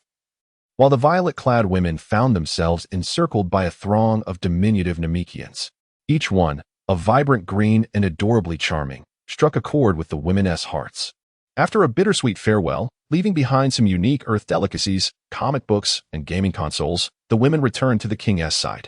This delay had consumed half an hour. And just as the king and Tamamo prepared their transformation technique to depart Namek, the elders suddenly wore a grave expression and gazed skyward. Curious, the king followed suit, observing the azure sky, which appeared unchanged. After a few breaths, the king's countenance shifted as he too perceived an overwhelming surge of dark energy rapidly approaching Namek. Judging by combat prowess, it must exceed 10 million. In a heartbeat, a flaming meteor streaked through the sky, crashing violently into the earth. At that moment, all inhabitants of Namek sensed an unmistakable and immense intent to kill. The once serene blue skies were swiftly engulfed by ominous clouds, accompanied by thunder and lightnings, as the entire planet was enveloped in a shroud of red-black malevolence. "Namek, Schlag, have returned. Cowardly Namekians, you are unworthy of existence in this cruel universe. Henceforth, there will be no Namekians in the cosmos, only I, the green demon of the universe, Schlag. Ha ha." His colossal voice reverberated across the entire planet, audible from every corner. Concurrently, his combat power of over 10 million surged forth, causing Namek to tremble violently. Earthquakes, tsunamis, typhoons, and volcanic eruptions erupted in an instant, leading the planet to the brink of annihilation. This was merely the release of his aura. He had yet to strike a blow. The sudden upheaval left only a few Earthlings, including the king, the elder, Nairu, and Piccolo, able to stand firm. The other Namekians had collapsed, trembling on the ground, unable to even maintain their stance under the weight of his overwhelming presence. "Schlag," murmured the elder, his voice rising to a roar that echoed across the planet. He then lowered his gaze to the king, gravely stating, "I will confront Schlag. There are still several villages in other parts of the planet. I implore you to safeguard the villagers. Rest assured, elder, we will protect all Namekians without fail." Wang Quan clenched his fist with great force. The ladies of the Violet Group, along with Bick and Neru, exhibited resolute expressions. "Ha ha ha, Steve, you hypocritical coward, perish," echoed Schlag's voice through the heavens. The Grand Elder cast a grave glance over Wang Quan and his companions before unleashing a tremendous roar, propelling himself skyward like a cannonball. Moments later, a dazzling white light illuminated the sky, overwhelming their eyes and compelling them to bow their heads. Boom. After several seconds, the colossal explosion and shockwave arrived. resonating throughout the atmosphere. At that moment, the skies above planet Namek were aglow with flickering white light, as waves of sound and thunderous roars reverberated continuously. The sovereign could only faintly perceive two immense presences entwined in the sky. They soared around the entirety of planet Namek, one emanating a malevolent aura intent on assaulting the planet, while the other exuded a pure essence, striving valiantly to defend it from harm. However, he was only capable of thwarting the direct assaults from his adversary. He was powerless against their indirect strikes. Even his own attacks would inadvertently affect planet Namek. In summary, despite the Grand Elder's relentless efforts, the destruction of Namek seemed an inevitable fate. Sister Violet, you, along with Lan Fong and Lan Chi, shall remain here to safeguard them. Nelu, Piccolo, and Tamamo, we will divide into 4 directions and swiftly bring all the Namekians back to safety, the sovereign declared, sensing the tremors of the earth beneath him. All right, everyone, exercise caution, Nelu responded before promptly soaring in a chosen direction. Humph, just don't perish here, Piccolo remarked with a hint of concern. Also taking off towards another path. Be careful and take good care of yourself, the sovereign urged, grasping Tamamo's delicate hand. You too, Tamamo replied. Then flew off in a different direction. Ensure your safety. The sovereign called back to Violet and the 2 sisters before embarking on his own course. Little sovereign, your sister awaits your return to marry me, Lan Fong yelled at the diminishing figure of the sovereign in the sky. Sister, I think you are being rather unreserved, Lan Chi commented, observing her sister's exuberance. Dear sister, we shall never part again. You must strive to keep up. Lan Fong embraced her sister's slender waist. Lan Chi's face flushed crimson as she turned to Violet. Don't look at me. I sincerely hope we can truly become sisters, Violet replied with a warm smile. Chapter 45, The Fall of the Demon King, Return to Earth. Planet Namek, sparsely populated, is divided into several villages scattered across the entire globe. Wang Quan, along with a handful of companions, traversed the globe, ultimately gathering a group of over 100 individuals. The combat prowess of the Grand Elder and Shrag has consistently escalated. Initially, Wang Quan felt that after unleashing his life force, he could intervene. However, at this moment, he merely wishes to distance himself from these 2 formidable green creatures. Wang Quan and all the Namekians gathered together, gazing upwards at the 2 luminous spheres colliding in the sky. In truth, what they beheld and heard were mere remnants of the fierce battle between the Grand Elder and Shrag. The true confrontation between the 2 was beyond the sight of Wang Quan and his companions. The king ultimately chose to close his eyes, striving to sense the fluctuations of the 2 elders' auras through his own breath. The royal authority finally discerned the movement trajectory of the Grand Elder and his companions. Yet the fluctuations in their auras did not reveal the current state of their battle. Shrag's life force flickered like a candle in the wind, poised to extinguish at any moment, yet the surge of demonic energy emanating from him had increased tenfold. His combat prowess had now surpassed 100 million. This reckless individual was burning through the remnants of his vitality.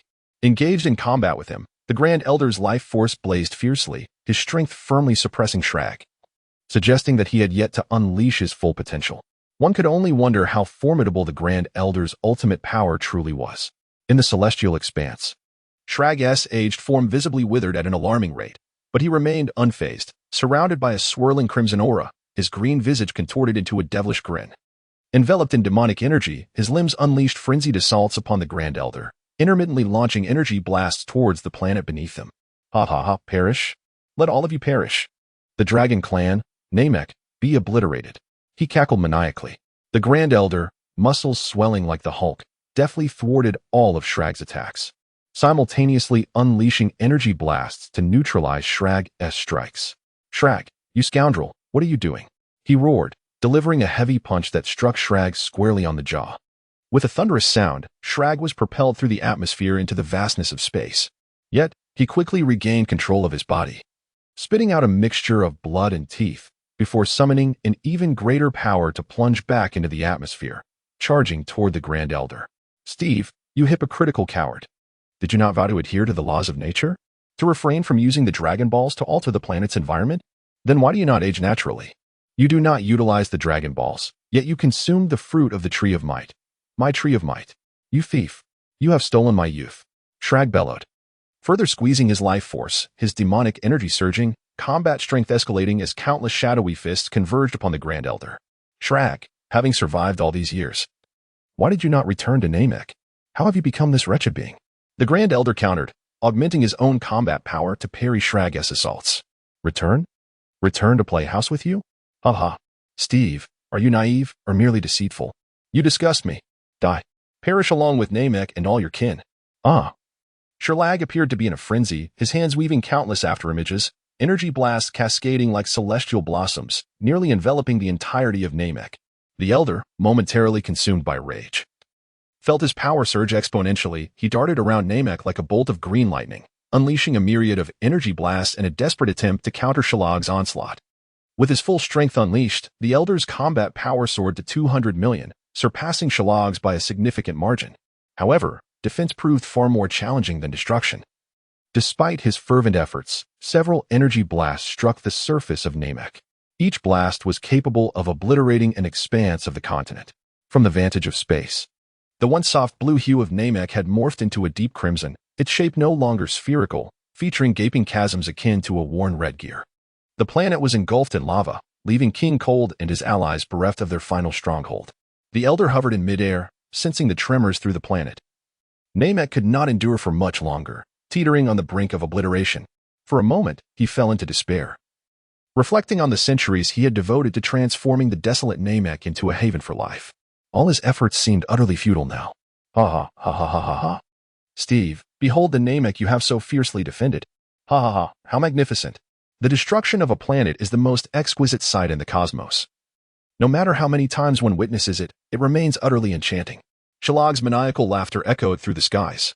The Elder roared defiantly to the heavens, ready to recklessly confront Sherlag, yet he restrained himself. He sensed that traces of life still lingered on the planet. Not all Namekians had perished. Chaos could not ensue here. A reckless battle would hasten the planet's demise. Countless strategies raced through his mind on how to safeguard the lives of his kin. If only the Dragon Balls were still in play, but alas, they had been utilized by the Earthlings. According to his prophecy, the Earthlings would be the saviors of Namek. With no options left, the Elder placed all his hopes on King Cold and his allies. Just then, a colossal spherical spacecraft emerged from the burning Namek, swiftly soaring into the depths of space. Simultaneously, King Cold's voice resonated in the sky. Elder, all the Namekians are with me. Rest assured, I will ensure their safety. What is this? Sherag also took note of this peculiar aircraft, which appeared to be a personal flying device favored by the Frieza Force, particularly among the Saiyans. However, he had not heard of the Frieza Force developing such a model of a gigantic aircraft, given the grotesque aesthetic sensibilities of Frieza and his family. If they were to create a large flying vessel, it would undoubtedly be designed in the shape of a donut. These thoughts merely flickered in Sherag's mind. What truly mattered was that he sensed the presence of the Namekians emanating from the aircraft, a discovery he could not overlook. With a swift motion, Sherag raised his hand and unleashed a colossal energy blast directed at the aircraft. The sense of impending danger enveloped Wang Quan as the aircraft surged into action, narrowly evading a powerful energy cannon. Had he not transformed, he would undoubtedly have been unable to escape. The disparity in combat prowess between him and Schlag was insurmountable. To Wang Quan, Schlag's speed resembled a cinematic fast-forward, a fleeting blur. However, after his metamorphosis into the aircraft, he astonishingly managed to elude Schlag's onslaught, once again extolling the virtues of transformation. In a moment of vulnerability, as Schlag misfired, he hurled another energy cannon. The ferocious roar of the Grand Elder interrupted Schlag's movements, swiftly followed by a relentless barrage of attacks. At that moment, the Grand Elder's combat power surged once more, reaching an astounding 250 million. Reminiscent of the Hulk during the climactic battle in the first Avengers film. Of course, I refer to his battle state, in terms of sheer strength. Even 1,000 Hulks combined would pale in comparison to the Grand Elder. Meanwhile, Schlag found himself in a predicament akin to that of Loki's third princess, albeit in a far grimmer situation. Unlike Loki, who endured merely a handful of slams from the Hulk, Schlag was mercilessly subdued by the Grand Elder, who pressed him into the molten core of Namek, his fists pounding like a pile driver. He forged a path through the planet itself, emerging from the magma on the opposite side. Initially, Schlag contemplated resistance, but faced with the wrath of the Grand Elder, the ravages of age, and an insurmountable gap in combat power, his feeble attempts at defiance seemed utterly insignificant. Ultimately, Schlag resigned himself to his fate, extending his arms to embrace the Grand Elder's unrelenting barrage. In the throes of this visceral confrontation, a profound connection formed between the two. as if they shared an intimate understanding of each other's tribulations over the centuries. Schlag's once menacing visage softened, and the bloodlust in his eyes dissipated, replaced by clarity and warmth in his smile. The Grand Elder's furious roars echoed as his fist rained down upon Schlag's form like a relentless tempest. Gradually, with each strike, tears began to flow freely. The rage on the Grand Elder's face faded, replaced by clenched jaws and bulging muscles, as tears streamed down his cheeks. As the force of the blows diminished, Schlag felt the warmth of blood on his face, tasting a flavor distinct from that of his own blood. Struggling to open his eyes, he coughed up a mouthful of blood mixed with flesh, his voice hoarse as he uttered, "Brother Steve, to see you one last time fills me with joy." Elder Slug, Steve, halted his fist, his voice trembling as his hands quivered while caressing the disfigured visage of Slug. Cough, cough, cough. Namekian should not depart from Namek. I have returned. Slug managed to utter in a fragmented manner before completely surrendering to the void of life, as the dark energy surrounding him dissipated entirely. The Elder, cradling the frail and elderly Slug, floated beyond the atmosphere of Namek, gazing somberly at the planet below, which was inexorably heading towards annihilation.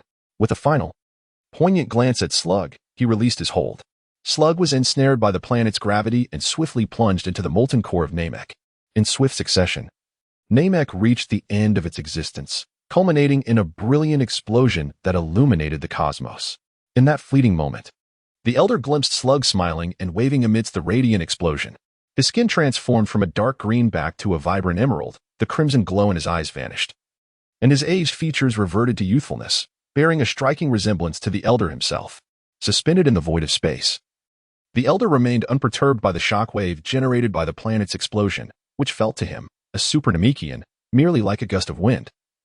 Failing to budge him an inch, he remained transfixed, his gaze fixated on the vast meteor belt that marked the last vestige of Namek's existence. At some point, the royal aircraft returned, hovering beside the Elder. Inside, the Namekians peered sorrowfully from the windows at the meteor belt, some unable to suppress their tears.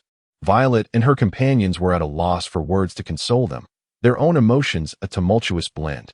In merely a few days since departing Earth, they had witnessed the destruction of 2 planets, one obliterated by the royal power. The desolate, uninhabited planet's demise was less shocking. Yet the obliteration of Namek, a vibrant world alive with celebration and joy transformed in an instant into a field of meteors, was a profound tragedy. Thankfully, the Namekians had suffered no casualties, having been evacuated by the royal power.